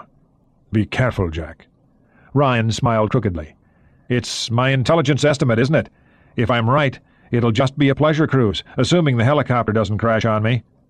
The uniform looks good on you, Jack. Ryan hadn't expected that. He drew himself to attention and saluted as he'd been taught at Quantico. Thank you, Admiral. Be seeing you. White watched him enter the chopper. The crew chief slid the door shut, and a moment later the Sea King's engines increased power. The helicopter lifted unevenly for a few feet before its nose dipped to port and began a climbing turn to the south. Without flying lights, the dark shape was lost to sight in less than a minute. 33 north, 75 west. The Scamp rendezvoused with the Ethan Allen a few minutes after midnight. The attack sub took up station 1,000 yards astern of the old missile boat, and both cruised in an easy circle as their sonar operators listened to the approach of a diesel-powered vessel, the USS Pigeon. 3 of the pieces were now in place. 3 more were to come. The Red October. There is no choice, Melican said. I must continue to work on the diesel. Let us help you, Sviatov said. And what do you know of diesel fuel pumps? Melican asked in a tired but kind voice. No, comrade. Zorsboy Bagayev and I can handle it alone. There is no reason to expose you also. I will report back in an hour. Thank you, comrade. Ramius clicked the speaker off. This cruise has been a troublesome one. Sabotage. Never in my career has something like this happened. If we cannot fix the diesel, we have only a few hours more of battery power, and the reactor requires a total overhaul and safety inspection. I swear to you, comrades, if we find the bastard who did this to us— Shouldn't we call for help? Ivanov asked. This close to the American coast, and perhaps an imperialist submarine still on our tail? What sort of help might we get, eh? Comrades, perhaps our problem is no accident. Have you considered that? Perhaps we have become pawns in a murderous game. He shook his head. No, we cannot risk this. The Americans must not get their hands on this submarine. CIA headquarters. Thank you for coming on such short notice, Senator. I apologize for getting you up so early. Judge Moore met Donaldson at the door and led him into his capacious office. You know Director Jacobs, don't you? Of course. And what brings the heads of the FBI and CIA together at dawn? Donaldson asked with a smile. This had to be good. Heading the Select Committee was more than a job. It was fun. Real fun to be one of the few people who were really in the know. The third person in the room, Ritter, helped a fourth person out of a high-backed chair that had blocked him from view. It was Peter Henderson, Donaldson saw to his surprise. His aide's suit was rumpled as though he'd been up all night. Suddenly it wasn't fun anymore. Judge Moore waxed solicitous. You know Mr. Henderson, of course. What is the meaning of this? Donaldson asked, his voice more subdued than anyone expected. You lied to me, Senator, Ritter said. You promised that you would not reveal what I told you yesterday, knowing all the time that you'd tell this man. I did no such thing. Who then told a fellow KGB agent, Ritter went on. Emil? Jacob set his coffee down. We've been on to Mr. Henderson for some time. It was his contact that had us stumped. Some things are just too obvious. A lot of people in D.C. have regular cab pickup. Henderson's contact was a cab driver. We finally got it right. The way we found out about Henderson was through you, Senator, Moore explained. We had a very good agent in Moscow a few years ago, a colonel in their strategic rocket forces. He'd been giving us good information for 5 years, and we were about to get him and his family out. We tried to do that, you know. You can't run agents forever, and we really owed this man. But I made the mistake of revealing his name to your committee. 1 week later, he was gone. Vanished. He was eventually shot, of course. His wife and 3 daughters were sent to Siberia. Our information is that they live in a lumber settlement east of the Urals. Typical sort of place, no plumbing, lousy food, no medical facilities available, and since they're the family of a convicted traitor, you can probably imagine what sort of hell they must endure. A good man dead, and a family destroyed. Try thinking about that, Senator. This is a true story, and these are real people. We didn't know at first who had leaked it. It had to be you, or 1 or 2 others. So we began to leak information to individual committee members. It took 6 months, but your name came up 3 times. After that, we had Director Jacobs check out all your staffers. Emil? When Henderson was an assistant editor of the Harvard Crimson in 1970, he was sent to Kent State to do a piece on the shooting. You remember the days of rage thing after the Cambodian incursion and that awful screw-up with the National Guard? I was in on that too, as luck would have it. Evidently it turned Henderson's stomach. Understandable. But not his reaction. When he graduated and joined your staff, he started talking with his old activist friends about his job. This led to a contact from the Russians, and they asked for some information. That was during the Christmas bombing. He really didn't like that. He delivered. It was low-level stuff at first, nothing they couldn't have gotten a few days later from the Post. That's how it works. They offered the hook, and he nibbled at it. A few years later, of course, they struck the hook nice and hard, and he couldn't get away. We all know how the game works. Yesterday, we planted a tape recorder in his taxi. You'd be amazed how easy it was. Agents get lazy too, just like the rest of us. To make a long story short, we have you on tape promising not to reveal the information to anyone, and we have Henderson here spilling that data not 3 hours later to a known KGB agent also on tape. You have violated no laws, Senator, but Mr. Henderson has. He was arrested at 9 last night. The charge is espionage, and we have the evidence to make it stick. I had no knowledge whatever of this, Donaldson said. We hadn't the slightest thought that you might, Ritter said. Donaldson faced his aide.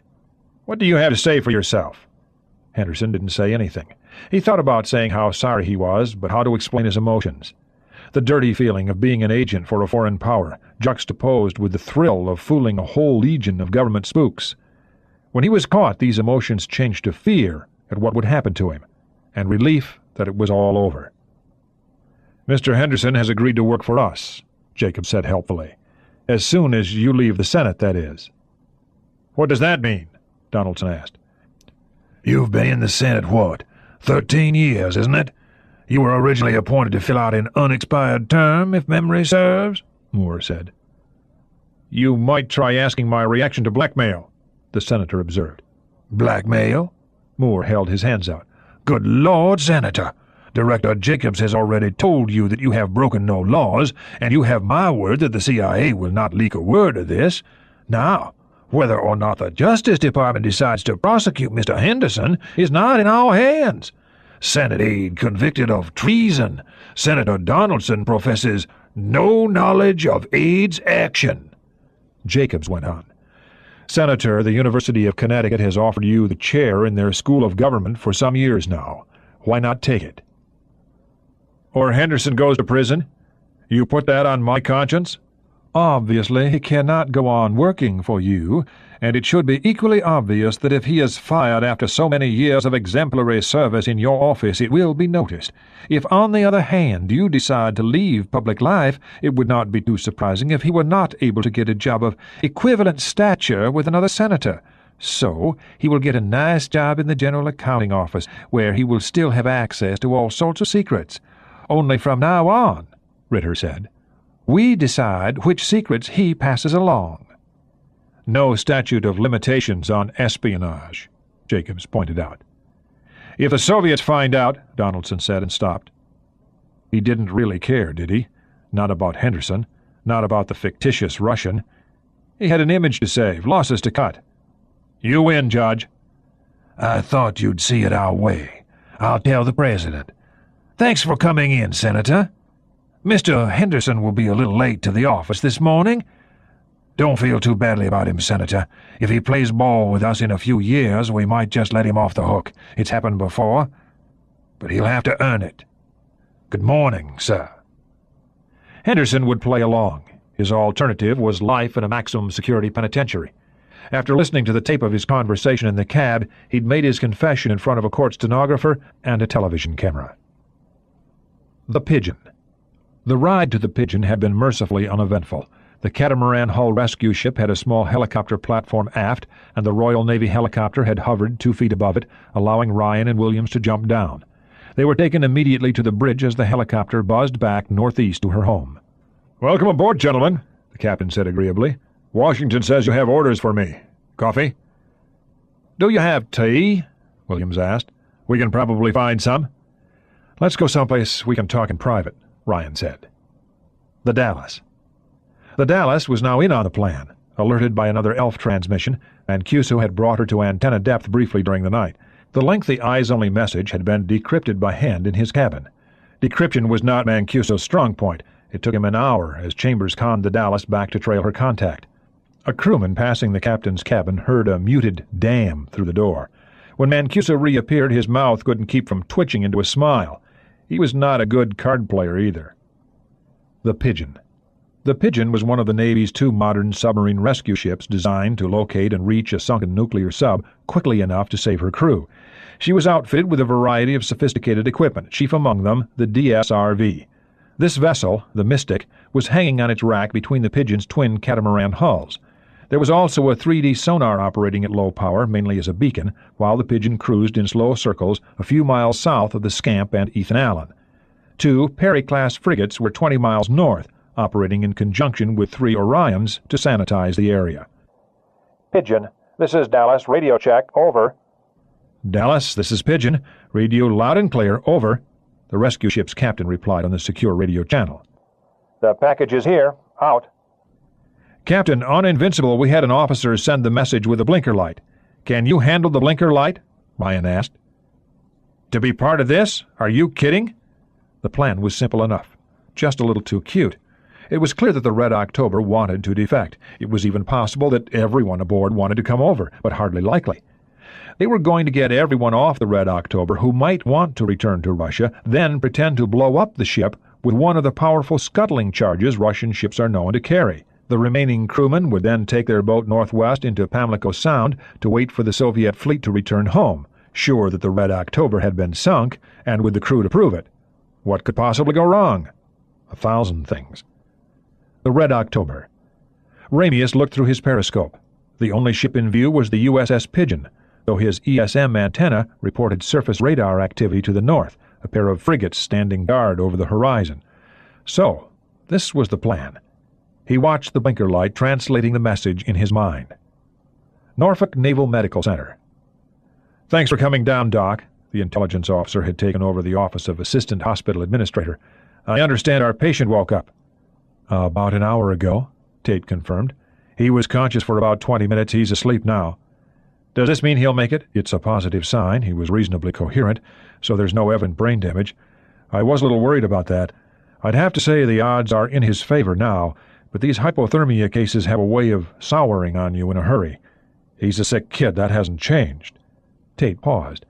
I have a question for you, Commander. Why aren't the Russians happy? What makes you think that? Kind of hard to miss. Besides, Jamie found a doctor on staff who understands Russian, and we have him attending the case. Why didn't you let me know about that? The Russians don't know either. That was a medical judgment, Commander. Having a physician around who speaks the patient's language is simply good medical practice. Tate smiled, pleased with himself for having thought up his own intelligence ploy while at the same time adhering to proper medical ethics and naval regulations. He took a file card from his pocket. Anyway, the patient's name is Andrei Katiskin. He's a cook, like we thought, from Leningrad. The name of his ship was the Polatovsky. My compliments, Doctor. The intelligence officer acknowledged Tate's maneuver, though he wondered why it was that amateurs had to be so damned clever when they butted into things that didn't concern them. So, why are the Russians unhappy? Tate did not get an answer. And why don't you have a guy up there? You knew all along, didn't you? You knew what ship he escaped from, and you knew why she sank. So, if they wanted most of all to know what ship he came from, and if they don't like the news they got, does that mean they have another missing sub out there? CIA headquarters. Moore lifted his phone. James, you and Bob get in here right now. What is it, Arthur? Greer asked a minute later. The latest from Cardinal. Moore handed Xeroxed copies of a message to both men. How quick can we get word out? That far out? Means a helicopter. A couple of hours at least. We have to get this out quicker than that, Greer urged. We can't endanger Cardinal, period. Draw up a message and get the Navy or Air Force to relay it by hand. Moore didn't like it, but he had no choice. It'll take too long, Greer objected loudly. I like the boy too, James. Talking about it doesn't help. Get moving. Greer left the room cursing like the 50-year sailor he was. The Red October. Comrades, officers and men of Red October. This is the captain speaking. Ramius's voice was subdued, the crewman noticed. The incipient panic that had started a few hours earlier had driven them to the brittle edge of riot. Efforts to repair our engines have failed. Our batteries are nearly flat. We are too far from Cuba for help, and we cannot expect help from the Rodina. We do not have enough electrical power even to operate our environmental control systems for more than a few hours. We have no choice. We must abandon ship. It is no accident that an American ship is now close to us, offering what they call assistance. I will tell you what has happened, comrades. An imperialist spy has sabotaged our ship, and somehow they knew what our orders were. They were waiting for us, comrades, waiting and hoping to get their dirty hands on our ship. They will not. The crew will be taken off. They will not get our Red October. The senior officers and I will remain behind to set off the scuttling charges. The water here is 5,000 meters deep. They will not have our ship. All crewmen, except those on duty, will assemble in their quarters. That is all. Ramius looked around the control room. We have lost, comrades. Bagayev, make the necessary signals to Moscow and to the American ship. We will then dive to 100 meters. We will take no chance that they will seize our ship. I take full responsibility for this disgrace. Mark this well, comrades. The fault is mine alone. The Pigeon. Signal received, SSS, the radio man reported. Ever been on a submarine before, Ryan? Cook asked. Nope. I hope it's safer than flying. Ryan tried to make a joke of it. He was deeply frightened. Well, let's get you down to Mystic. The Mystic. The DSRV was nothing more than 3 metal spheres welded together with a propeller on the back and some boiler plating all around to protect the pressure-bearing parts of the hull. Ryan was first through the hatch, then Williams. They found seats and waited. A crew of 3 was already at work. The Mystic was ready for operation. On command, the Pigeon's winches lowered her to the calm water below. She dived at once, her electric motors hardly making any noise. Her low-power sonar system immediately acquired the Russian submarine, half a mile away at a depth of 300 feet. The operating crew had been told that this was a straightforward rescue mission. They were experts. The Mystic was hovering over the missile's sub-forward escape trunk within 10 minutes. The directional propellers worked them carefully into place, and a petty officer made certain that the mating skirt was securely fastened. The water in the skirt between Mystic and Red October was explosively vented into a low-pressure chamber on the DSRV. This established a firm seal between the 2 vessels, and the residual water was pumped out. Your ball now, I guess. The lieutenant motioned Ryan to the hatch in the floor of the middle segment. I guess. Ryan knelt by the hatch and banged a few times with his hand. No response. Next, he tried a wrench. A moment later, 3 clangs echoed back, and Ryan turned the locking wheel in the center of the hatch. When he pulled the hatch up, he found another that had already been opened from below. The lower perpendicular hatch was shut. Ryan took a deep breath and climbed down the ladder of the white-painted cylinder, followed by Williams. After reaching the bottom, Ryan knocked on the lower hatch. The Red October. It opened at once.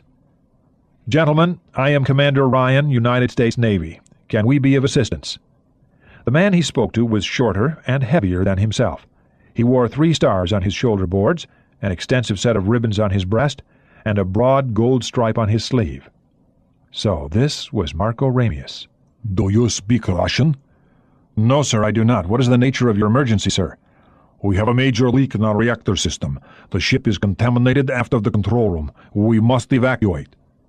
At the words leak and reactor, Ryan felt his skin crawl. He remembered how positive he had been that his scenario was correct. On land, 900 miles away, in a nice warm office, surrounded by friends. Well, not enemies. The looks he was getting from the 20 men in this compartment were lethal. Dear God! Okay, let's get moving then. We can take off 25 men at a time, sir. Not so fast, Commander Ryan. What will become of my men? Ramius asked loudly. They will be treated as our guests, of course. If they need medical attention, they will get it. They will be returned to the Soviet Union as quickly as we can arrange it. Did you think we'd put them in prison? Ramius grunted and turned to speak with the others in Russian. On the flight from the Invincible, Ryan and Williams had decided to keep the latter's knowledge of Russian secret for a while, and Williams was now dressed in an American uniform. Neither thought a Russian would notice the different accent. Dr. Petrov, Ramius said, you will take the first group of 25. Keep control of the men, Comrade Doctor. Do not let the Americans speak to them as individuals, and let no man wander off alone. You will behave correctly. No more, no less. Understood, Comrade Captain. Ryan watched Petrov count the men off as they passed through the hatch and up the ladder. When they were finished, Williams secured first the Mystic's hatch and then the one on the October's escape truck. Ramius had a Mitchman check it. They heard the DSRV disengage and motor off. The silence that ensued was as long as it was awkward. Ryan and Williams stood in one corner of the compartment, Ramius and his men opposite them. It made Ryan think back to high school dances where the boys and girls gathered in separate groups and there was a no-man's land in the middle. When an officer fished out a cigarette, he tried breaking the ice. "May I have a cigarette, sir?" Borodin jerked the pack, and a cigarette came part way out. Ryan took it, and Borodin lit it with a paper match. "Thanks. I gave it up, but underwater in the sub with a bad reactor, I don't think it's too dangerous to you." Ryan's first experience with a Russian cigarette was not a happy one. The black, coarse tobacco made him dizzy, and it added an acrid smell to the air around them, which was already thick with the odor of sweat, machine oil, and cabbage. "How did you come to be here?" Ramius asked. "We were heading towards the coast of Virginia, Captain. A Soviet submarine sank there last week." "Oh?" Ramius admired the cover story. "A Soviet submarine?" "Yes, Captain. The boat was what we call an Alpha. That's all I know for sure. They picked up a survivor, and he's in the Norfolk Naval Hospital. May I ask your name, sir?" "Marco Alexandrovich Ramius." "Jack Ryan." "Owen Williams." They shook hands all around. "You have a family, Commander Ryan?" Ramius asked. "Yes, sir. A wife, a son, and a daughter. You, sir?" "No. No family." He turned and addressed a junior officer in Russian. "Take the next group. You heard my instructions to the doctor?" "Yes, Comrade Captain," the young man said. They heard the Mystic's electric motors overhead. A moment later came the metallic clang of the mating collar gripping the escape trunk. It had taken 40 minutes, but it had seemed like a week. God, what if the reactor really was bad, Ryan thought. The Scamp. 2 miles away, the Scamp had halted a few hundred yards from the Ethan Allen. Both submarines were exchanging messages on their Gertrudes. The Scamp's sonar men had noted the passage of the 3 submarines an hour earlier. The Poggy and Dallas were now between the Red October and the other 2 American subs, their sonar operators listening intently for any interference, any vessel that might come their way. The transfer area was far enough offshore to miss the coastal traffic of commercial freighters and tankers, but that might not keep them from meeting a stray vessel from another port. The Red October. When the 3rd set of crewmen left under the control of Lieutenant Sviatov, a cook at the end of the line broke away, explaining that he wanted to retrieve his cassette tape machine, something he had saved months for. No one noticed when he didn't return. Not even Ramius. His crewmen, even the experienced Mitchmanier, jostled one another to get out of their submarine. There was only one more group to go. The Pigeon. On the Pigeon, the Soviet crewmen were taken to the crew's mess. The American sailors were observing their Russian counterparts closely, but no words passed. The Russians found the table set with a meal of coffee, bacon, eggs, and toast. Petrov was happy for that. It was no problem keeping control of the men when they ate like wolves. With a junior officer acting as an interpreter, they asked for, and got, plenty of additional bacon. The cooks had orders to stuff the Russians with all the food they could eat. It kept everyone busy as a helicopter landed from shore with 20 new men, one of whom raced to the bridge. The Red October. Last group, Ryan murmured to himself. The Mystic mated again. The last trip had taken an hour. When the pair of hatches was opened, the lieutenant from the DSRV came down. "Next trip will be delayed, gentlemen. Our batteries have about had it. It'll take 90 minutes to recharge. Any problem?" "It will be as you say," Ramius replied. He translated for his men, and then ordered Ivanov to take the next group. "The senior officers will stay behind. We have work to do." Ramius took the young officer's hand. "If something happens, tell them in Moscow that we have done our duty." "I will do that, Comrade Captain." Ivanov nearly choked on his answer. Ryan watched the sailors leave. The Red October's escape trunk hatch was closed, then the Mystic's. 1 minute later there was a clanging sound as the mini-sub lifted free. He heard the electric motors whirring off, fading rapidly away, and felt the green-painted bulkheads closing in on him. Being on an airplane was frightening, but at least the air didn't threaten to crush you. Here he was, underwater, 300 miles from shore in the world's largest submarine with only 10 men aboard who knew how to run her. "Commander Ryan," Ramius said, drawing himself to attention. "My officers and I request political asylum in the United States, and we bring you this small present." Ramius gestured toward the steel bulkheads. Ryan had already framed his reply. "Captain, on behalf of the President of the United States, it is my honor to grant your request. Welcome to freedom, gentlemen." No one knew that the intercom system in the compartment had been switched on. The indicator light had been unplugged hours before. 2 compartments forward, the cook listened, telling himself that he had been right to stay behind, wishing he had been wrong. Now what will I do, he wondered. His duty. That sounded easy enough, but would he remember how to carry it out? "I don't know what to say about you guys." Ryan shook everyone's hand again. "You pulled it off. You really pulled it off." "Excuse me, Commander," Komarov said. "Do you speak Russian?" "Sorry, Lieutenant Williams here does, but I do not. A group of Russian-speaking officers was supposed to be here in my place, but their helicopter crashed at sea last night." Williams translated this. 4 of the officers had no knowledge of English. "And what happens now?" "In a few minutes a missile submarine will explode 2 miles from here. One of ours, an old one. I presume that you told your men you were going to scuttle it. Jesus, I hope you didn't say what you were really doing." "And have a war aboard my ship?"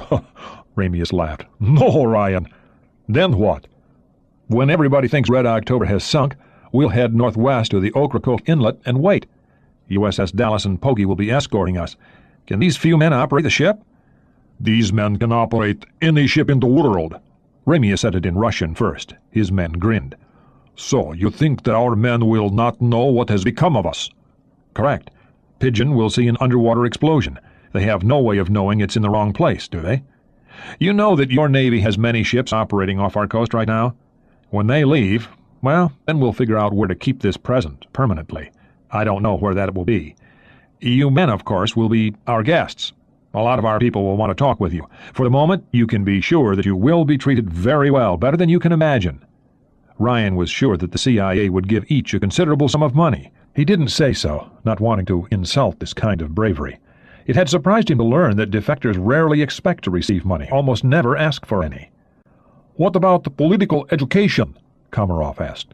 Ryan laughed. "Lieutenant, somewhere along the line, somebody will take you aside to explain how our country works. That will take about 2 hours. After that, you can immediately start telling us what we do wrong. Everybody else in the world does, why shouldn't you? But I can't do that now. Believe this, you will love it. Probably more than I do. I have never lived in a country that was not free, and maybe I don't appreciate my home as much as I should. For the moment, I suppose you have work to do." "Correct," Ramius said. "Come, my new comrades, we will put you to work also." Ramius led Ryan aft through a series of watertight doors. In a few minutes he was in the missile room, a vast compartment with 26 dark green tubes towering through 2 decks. The business end of a boomer, with 200-plus thermonuclear warheads. The menace in this room was enough to make hair bristle at the back of Ryan's neck. These were not academic abstractions, these were real. The upper deck he walked on was a grating. The lower deck, he could see, was solid. After passing through this and another compartment, they were in the control room. The interior of the submarine was ghostly quiet. Ryan sensed why sailors are superstitious. You will sit here. Ramius pointed Ryan to the helmsman's station on the port side of the compartment. There was an aircraft-style wheel and a gang of instruments. "What do I do?" Ryan asked, sitting. You will steer the ship, Commander. Have you never done this before? "No, sir, I've never been on a submarine before." But you are naval officer. Ryan shook his head. "No, Captain. I work for the CIA." CIA? Ramius hissed the acronym as if it were poisonous. I know. Ryan dropped his head on the wheel. "They call us the Dark Forces. Captain, this is one dark force who's probably going to wet his pants before we're finished here.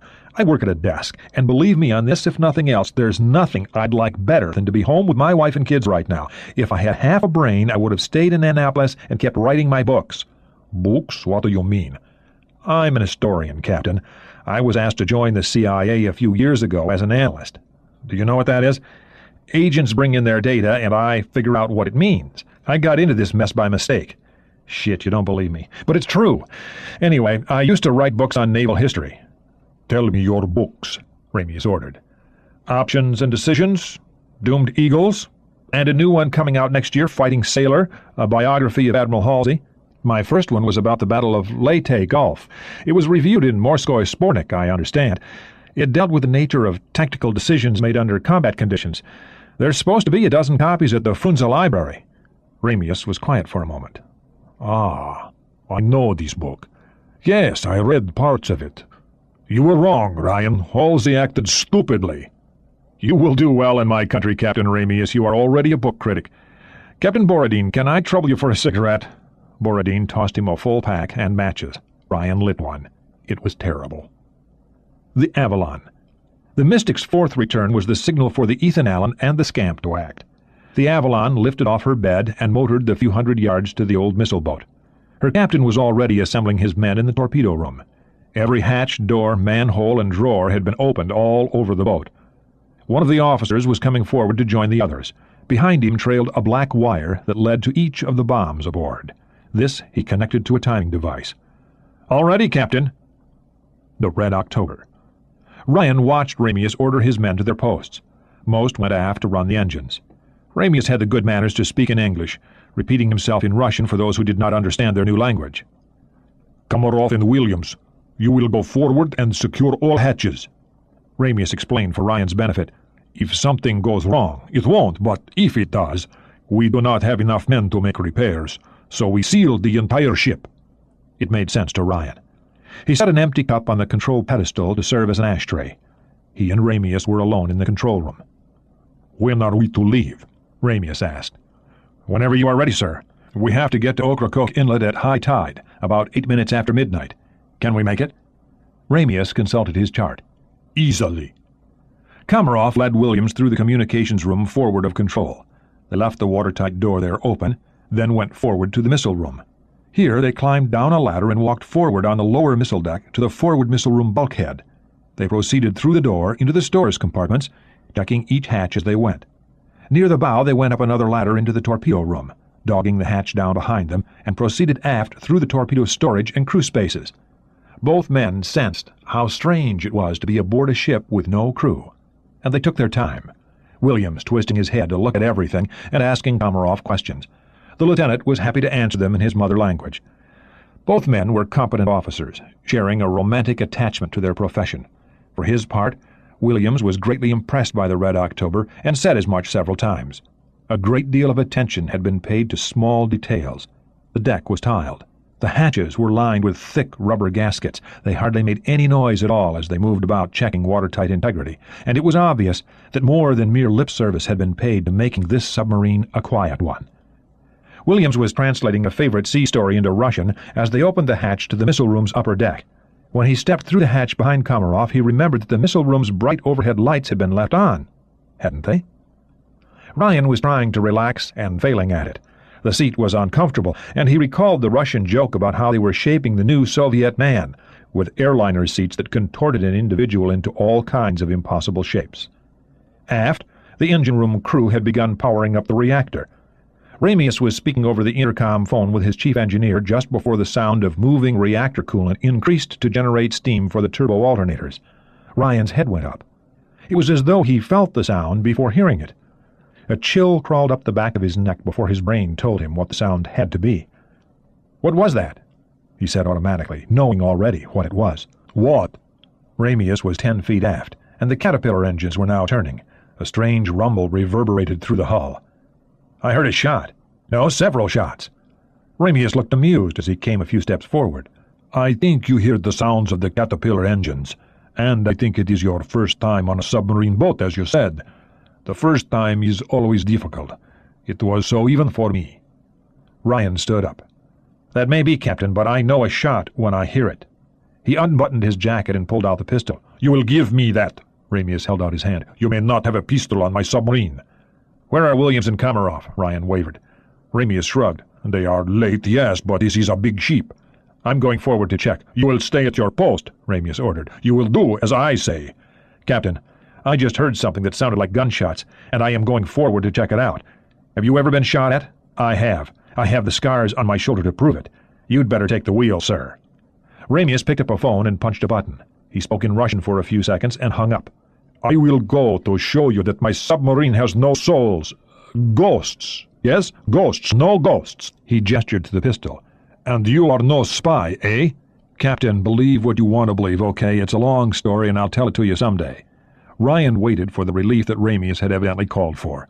The rumble of the tunnel drive made the sub sound like the inside of a drum. An officer, whose name he did not remember, came into the control room. Ramius said something that drew a laugh, which stopped when the officer saw Ryan's pistol. It was obvious that neither Russian was happy he had one. "With your permission, Captain?" Ryan gestured forward. "Go on, Ryan." The watertight door between control and the next space had been left open. Ryan entered the radio room slowly, eyes tracing left and right. It was clear. He went forward to the missile room door, which was dog-tight. The door, 4 feet or so high and about 2 across, was locked in place with a central wheel. Ryan turned the wheel with one hand. It was well oiled. So were the hinges. He pulled the door open slowly and peered around the hatch combing. "Oh, shit!" Ryan breathed, waving the captain forward. The missile compartment was a good 200 feet long, lit only by 6 or 8 small glow lights. Hadn't it been brightly lit before? At the far end was a splash of bright light, and the far hatch had 2 shapes sprawled on the gratings next to it. Neither moved. The light Ryan saw them by was flickering next to a missile tube. "Ghosts, Captain," he whispered. "It is Komarov." Ramius said something else under his breath in Russian. Ryan pulled the slide back on his FN automatic to make sure a round was in the chamber. Then he stepped out of his shoes. "Better let me handle this. Once upon a time I was a lieutenant in the Marines. And my training at Quantico, he thought to himself, had damned little to do with this." Ryan entered the compartment. The missile room was almost a third of the submarine's length and 2 decks high. The lower deck was solid metal.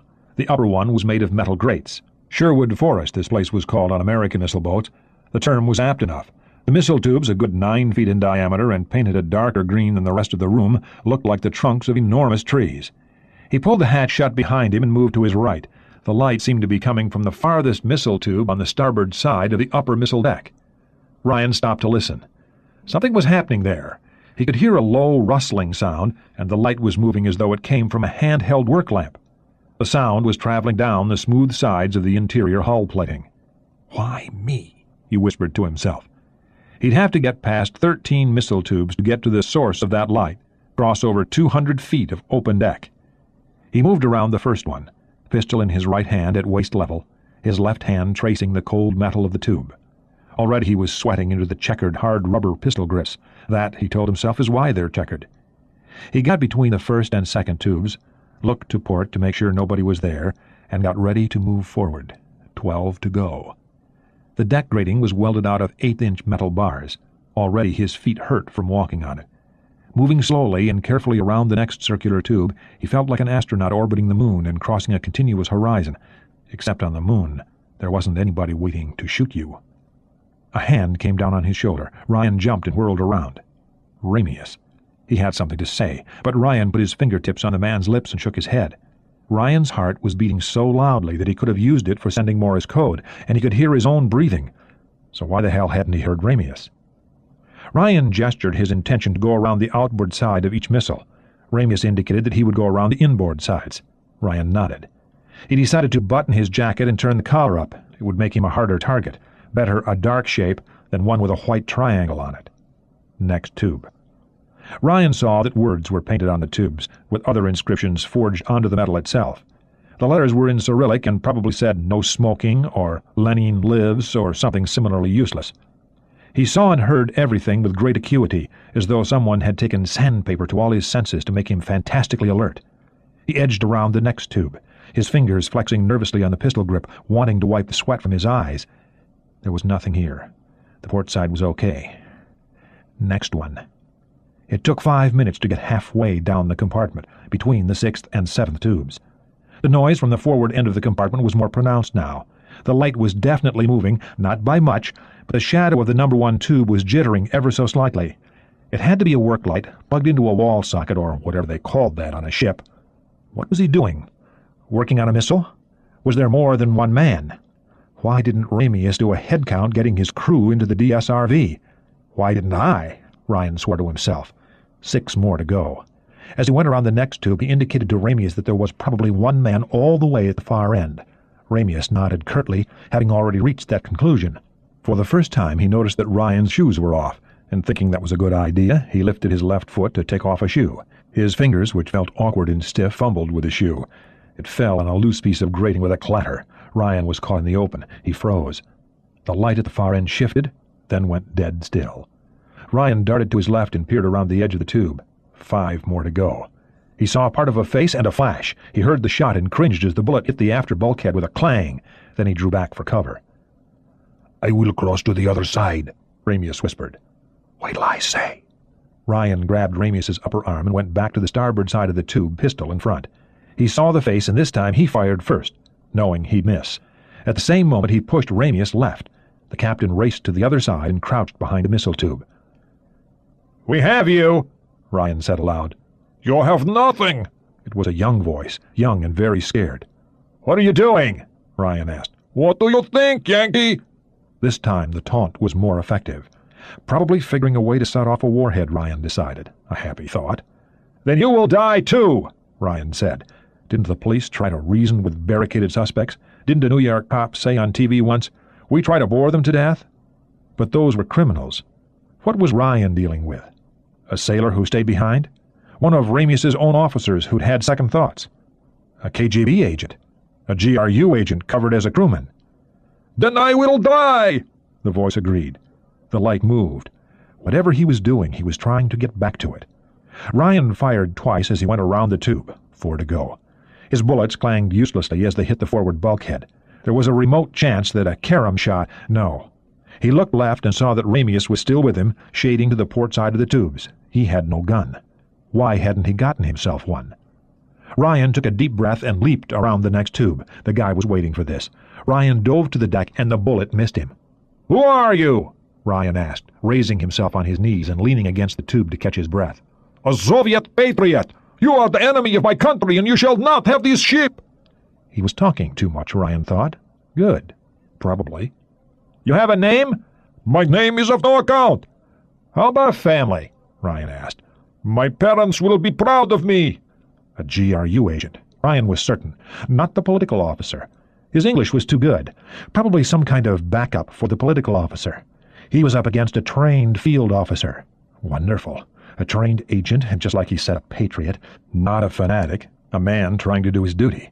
He was scared, but he'd do it. And blow this whole fucking ship up with me on it. Still, Ryan knew he had an edge. The other guy had something he had to do. Ryan only had to stop him or delay him long enough. He went to the starboard side of the tube and looked around the edge with just his right eye. There was no light at all at his end of the compartment. Another edge. Ryan could see him more easily than he could see Ryan. "You don't have to die, my friend, if you just set the gun down." And what? End up in a federal prison? More likely just disappear. Moscow could not learn that the Americans had their sub. "And CIA will not kill me, eh?" The voice sneered, quavering. "I am no fool. If I am to die, it will be to my purpose, my friend." Then the light clicked off. Ryan had wondered how long that would take. Did it mean that he was finished, whatever the hell he was doing? If so, in an instant they'd all be gone. Or maybe the guy just realized how vulnerable the light made him. Trained field officer or not, he was a kid, a frightened kid, and probably had as much to lose as Ryan had. Like hell, Ryan thought. I have a wife and 2 kids, and if I don't get to him fast, I'll sure as hell lose them. Merry Christmas, kids. Your daddy just got blown up. Sorry, there's no body to bury, but you see... It occurred to Ryan to pray briefly. But for what? For help in killing another man? It's like this, Lord. Still with me, Captain? He called out. "Da." That would give the GRU agent something to worry about. Ryan hoped the captain's presence would force the man to shade more to the port side of his tube. Ryan ducked and rushed around the port side of his, 3 to go. Ramius followed suit on his side. He drew a shot, but Ryan heard it miss. He had to stop to rest. He was hyperventilating. It was the wrong time for that. He had been a Marine lieutenant for 3 whole months before the chopper crash, and he was supposed to know what to do. He had led men. But it was a whole lot easier to lead 40 men with rifles than it was to fight all by himself. Think. Maybe we can make a deal, Ryan suggested. "Ah, yes, we can decide which ear the shot comes in." Maybe you'd like being an American. "And my parents, Yankee, what of them?" Maybe we can get them out, Ryan said from the starboard side of his tube, moving left as he waited for a reply. He jumped again. Now there were 2 missile tubes separating him from his friend in the GRU, who was probably trying to crosswire the warheads and make half a cubic mile of ocean turn to plasma. "Come, Yankee, we will die together. Now only one Puskadal separates us." Ryan thought quickly. He couldn't remember how many times he'd fired, but the pistol held 13 rounds. He'd have enough. The extra clip was useless. He could toss it one way and move the other, creating a diversion. Would it work? Shit. It worked in the movies. It was for damn sure that doing nothing wasn't going to work. Ryan took the gun in his left hand and fished in his coat pocket for the spare clip with his right. He put the clip in his mouth while he switched the gun back. A poor highwayman's shift. He took the clip in his left hand. Okay. He had to toss the clip right and move left. Would it work? Right or wrong, he didn't have a hell of a lot of time. At Quantico, he was taught to read maps, evaluate terrain, call in air and artillery strikes, maneuver his squads and fire teams with skill, and here he was, stuck in a goddamn steel pipe 300 feet underwater, shooting it out with pistols in a room with 200 hydrogen bombs. It was time to do something. He knew what that had to be. But Ramius moved first. Out the corner of his eye, he caught the shape of the captain running toward the forward bulkhead. Ramius leaped at the bulkhead and flicked a light switch on as the enemy fired at him. Ryan tossed the clip to the right and ran forward. The agent turned to his left to see what the noise was, sure that a cooperative move had been planned. As Ryan covered the distance between the last 2 missile tubes, he saw Ramius go down. Ryan dove past the number 1 missile tube. He landed on his left side, ignoring the pain that set his arm on fire as he rolled to line up his target. The man was turning as Ryan jerked off 6 shots. Ryan didn't hear himself screaming. 2 rounds connected. The agent was lifted off the deck and twisted halfway around from the impact. His pistol dropped from his hand as he fell limp to the deck. Ryan was shaking too badly to get up at once. The pistol, still tight in his hand, was aimed at his victim's chest. He was breathing hard and his heart was racing. Ryan closed his mouth and tried to swallow a few times. His mouth was as dry as cotton. He got slowly to his knees. The agent was still alive, lying on his back, eyes open and still breathing. Ryan had to use his hand to stand up. He'd been hit twice, Ryan saw, once in the upper left chest and once lower down, about where the liver and spleen are. The lower wound was a wet red circle which the man's hands clutched. He was in his early 20s, if that, and his clear blue eyes were staring at the overhead while he tried to say something. His face was rigid with pain as he mouthed words, but all that came out was an unintelligible gurgle. "Captain," Ryan called. "You okay?" "I am wounded, but I think I shall live, Ryan. Who is it?" "How the hell should I know?" The blue eyes fixed on Jack's face. Whoever he was, he knew death was coming for him. The pain on the face was replaced by something else. Sadness. An infinite sadness. He was still trying to speak. A pink froth gathered at the corners of his mouth. Lung shot.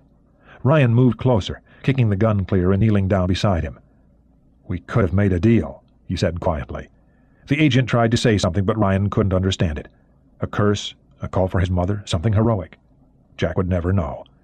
The eyes went wide with pain one last time. The last breath hissed out through the bubbles, and the hands on the belly went limp. Ryan checked for a pulse at the neck. There was none. "I'm sorry." Ryan reached down to close his victim's eyes. He was sorry. Why? Tiny beads of sweat broke out all over his forehead, and the strength he had drawn upon in the shootout deserted him. A sudden wave of nausea overpowered him. "Oh, Jesus, He dropped to all fours and threw up, violently, his vomit spilling through the grates onto the lower deck 10 feet below. For a whole minute his stomach heaved, well past the time he was dry. He had to spit several times to get the worst of the taste from his mouth before standing. Dizzy from the stress and the quart of adrenaline that had been pumped into his system, he shook his head a few times, still looking at the dead man at his feet. It was time to come back to reality. Ramius had been hit in the upper leg. It was bleeding. Both his hands, covered with blood, were placed on the wound, but it didn't look that bad. If the femoral artery had been cut, the captain would already have been dead. Lieutenant Williams had been hit in the head and chest. He was still breathing, but unconscious. The head wound was only a crease. The chest wound close to the heart made a sucking noise. Komarov was not so lucky. A single shot had gone straight through the top of his nose, and the back of his head was a bloody wreckage. "Jesus, why didn't somebody come and help us?" Ryan said when the thought hit him. "The bulkhead doors are closed, Ryan. There is... how do you say it?" Ryan looked where the captain pointed. It was the intercom system. "Which button?" The captain held up 2 fingers. "Control room, this is Ryan. I need help here. Your captain has been shot." The reply came in excited Russian, and Ramius responded loudly to make himself heard. Ryan looked at the missile tube. The agent had been using a work light, just like an American one, a light bulb in a metal holder with wire across the front. A door into the missile tube was open. Beyond it, a smaller hatch, evidently leading into the missile itself, was also open. "What was he doing, trying to explode the warheads?" "Impossible," Ramius said in obvious pain. "The rocket warheads, we call this special safe. The warheads cannot not fire." "So what was he doing?" Ryan went over to the missile tube. A sort of rubber bladder was lying on the deck. "What's this?" He hefted the gadget in his hand. It was made of rubber or rubberized fabric with a metal or plastic frame inside, a metal nipple on one corner, and a mouthpiece. "He was doing something to the missile, but he had an escape device to get off the sub," Ryan said. "Oh, Christ! A timing device!" He bent down to pick up the work light and switched it on, then stood back and peered into the missile compartment. "Captain, what's in here?" "That is the guidance compartment. It has a computer that tells the rocket how to fly. The door," Ramius's breaths were coming hard, "is a hatch for the officer." Ryan peered into the hatch. He found a mass of multicolored wires and circuit boards connected in a way he'd never seen before. He poked through the wires, half expecting to find a ticking alarm clock wired to some dynamite sticks. He didn't. Now what should he do? The agent had been up to something, but what? Did he finish? How could Ryan tell? He couldn't. One part of his brain screamed at him to do something. The other part said that he'd be crazy to try. Ryan put the rubber-coated handle of the light between his teeth and reached into the compartment with both hands. He grabbed a double handful of wires and yanked back. Only a few broke loose. He released one bunch and concentrated on the other. A clump of plastic and copper spaghetti came loose. He did it again for the other bunch. "Ah!" he gasped, receiving an electric shock. An eternal moment followed while he waited to be blown up. It passed. There were more wires to pull. In under a minute he'd ripped out every wire he could see, along with 6 small breadboards.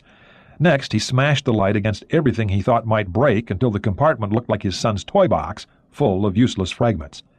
He heard people running into the compartment. Borodin was in front. Ramius motioned him over to Ryan and the dead agent. "So that's," Borodin said, "so that's..." He looked at Ryan. "This is Cook." Ryan took the pistol from the deck. "Here's his recipe file. I think he was a GRU agent. He was trying to blow us up. Captain Ramius, how about we launch this missile? Just jettison the goddamn thing, okay?"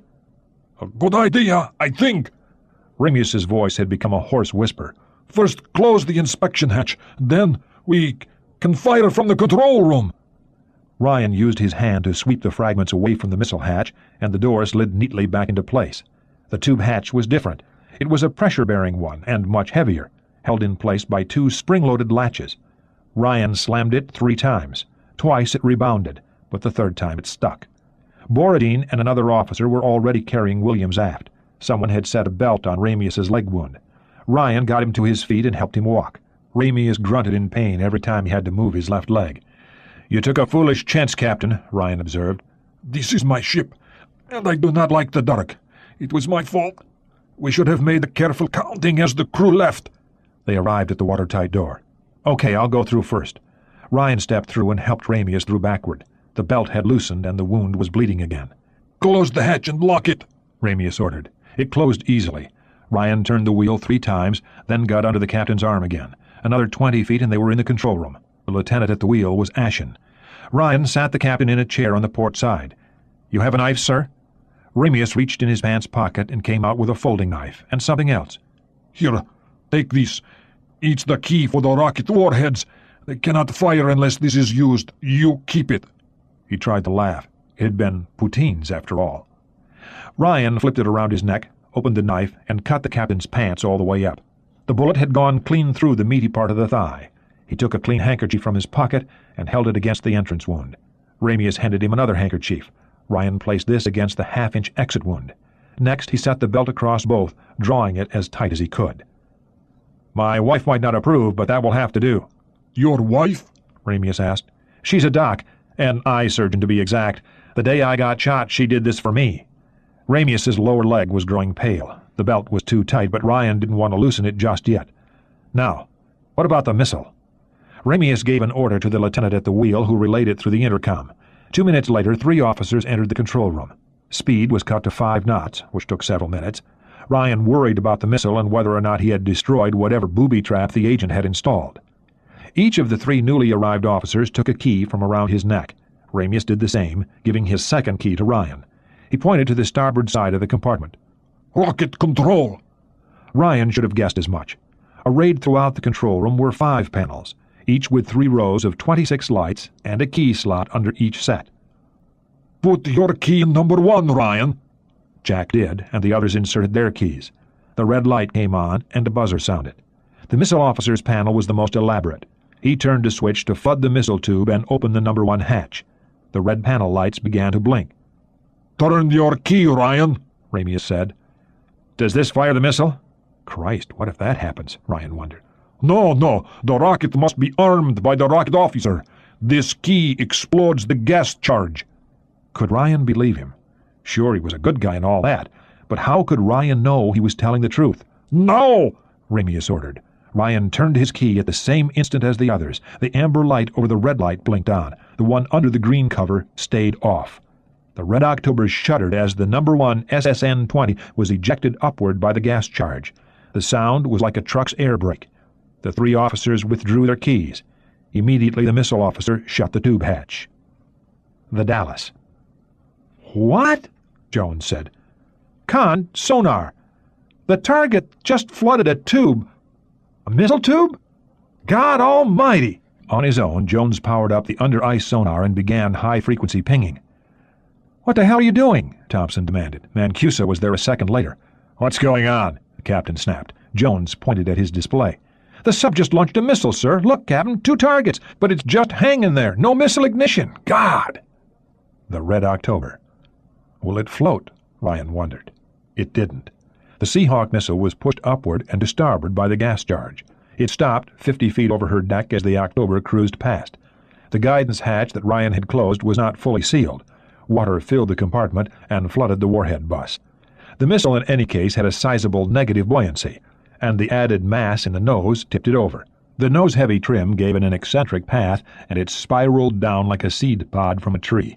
At 10,000 feet, water pressure crushed the seal over the missile blast cones, but the Seahawk, otherwise undamaged, retained its shape all the way to the bottom. The Ethan Allen. The only thing still operating was the timer. It had been set for 30 minutes, which had allowed the crew plenty of time to board the Scamp, now leaving the area at 10 knots. The old reactor had been completely shut down. It was stone cold. Only a few emergency lights remained on from residual battery power.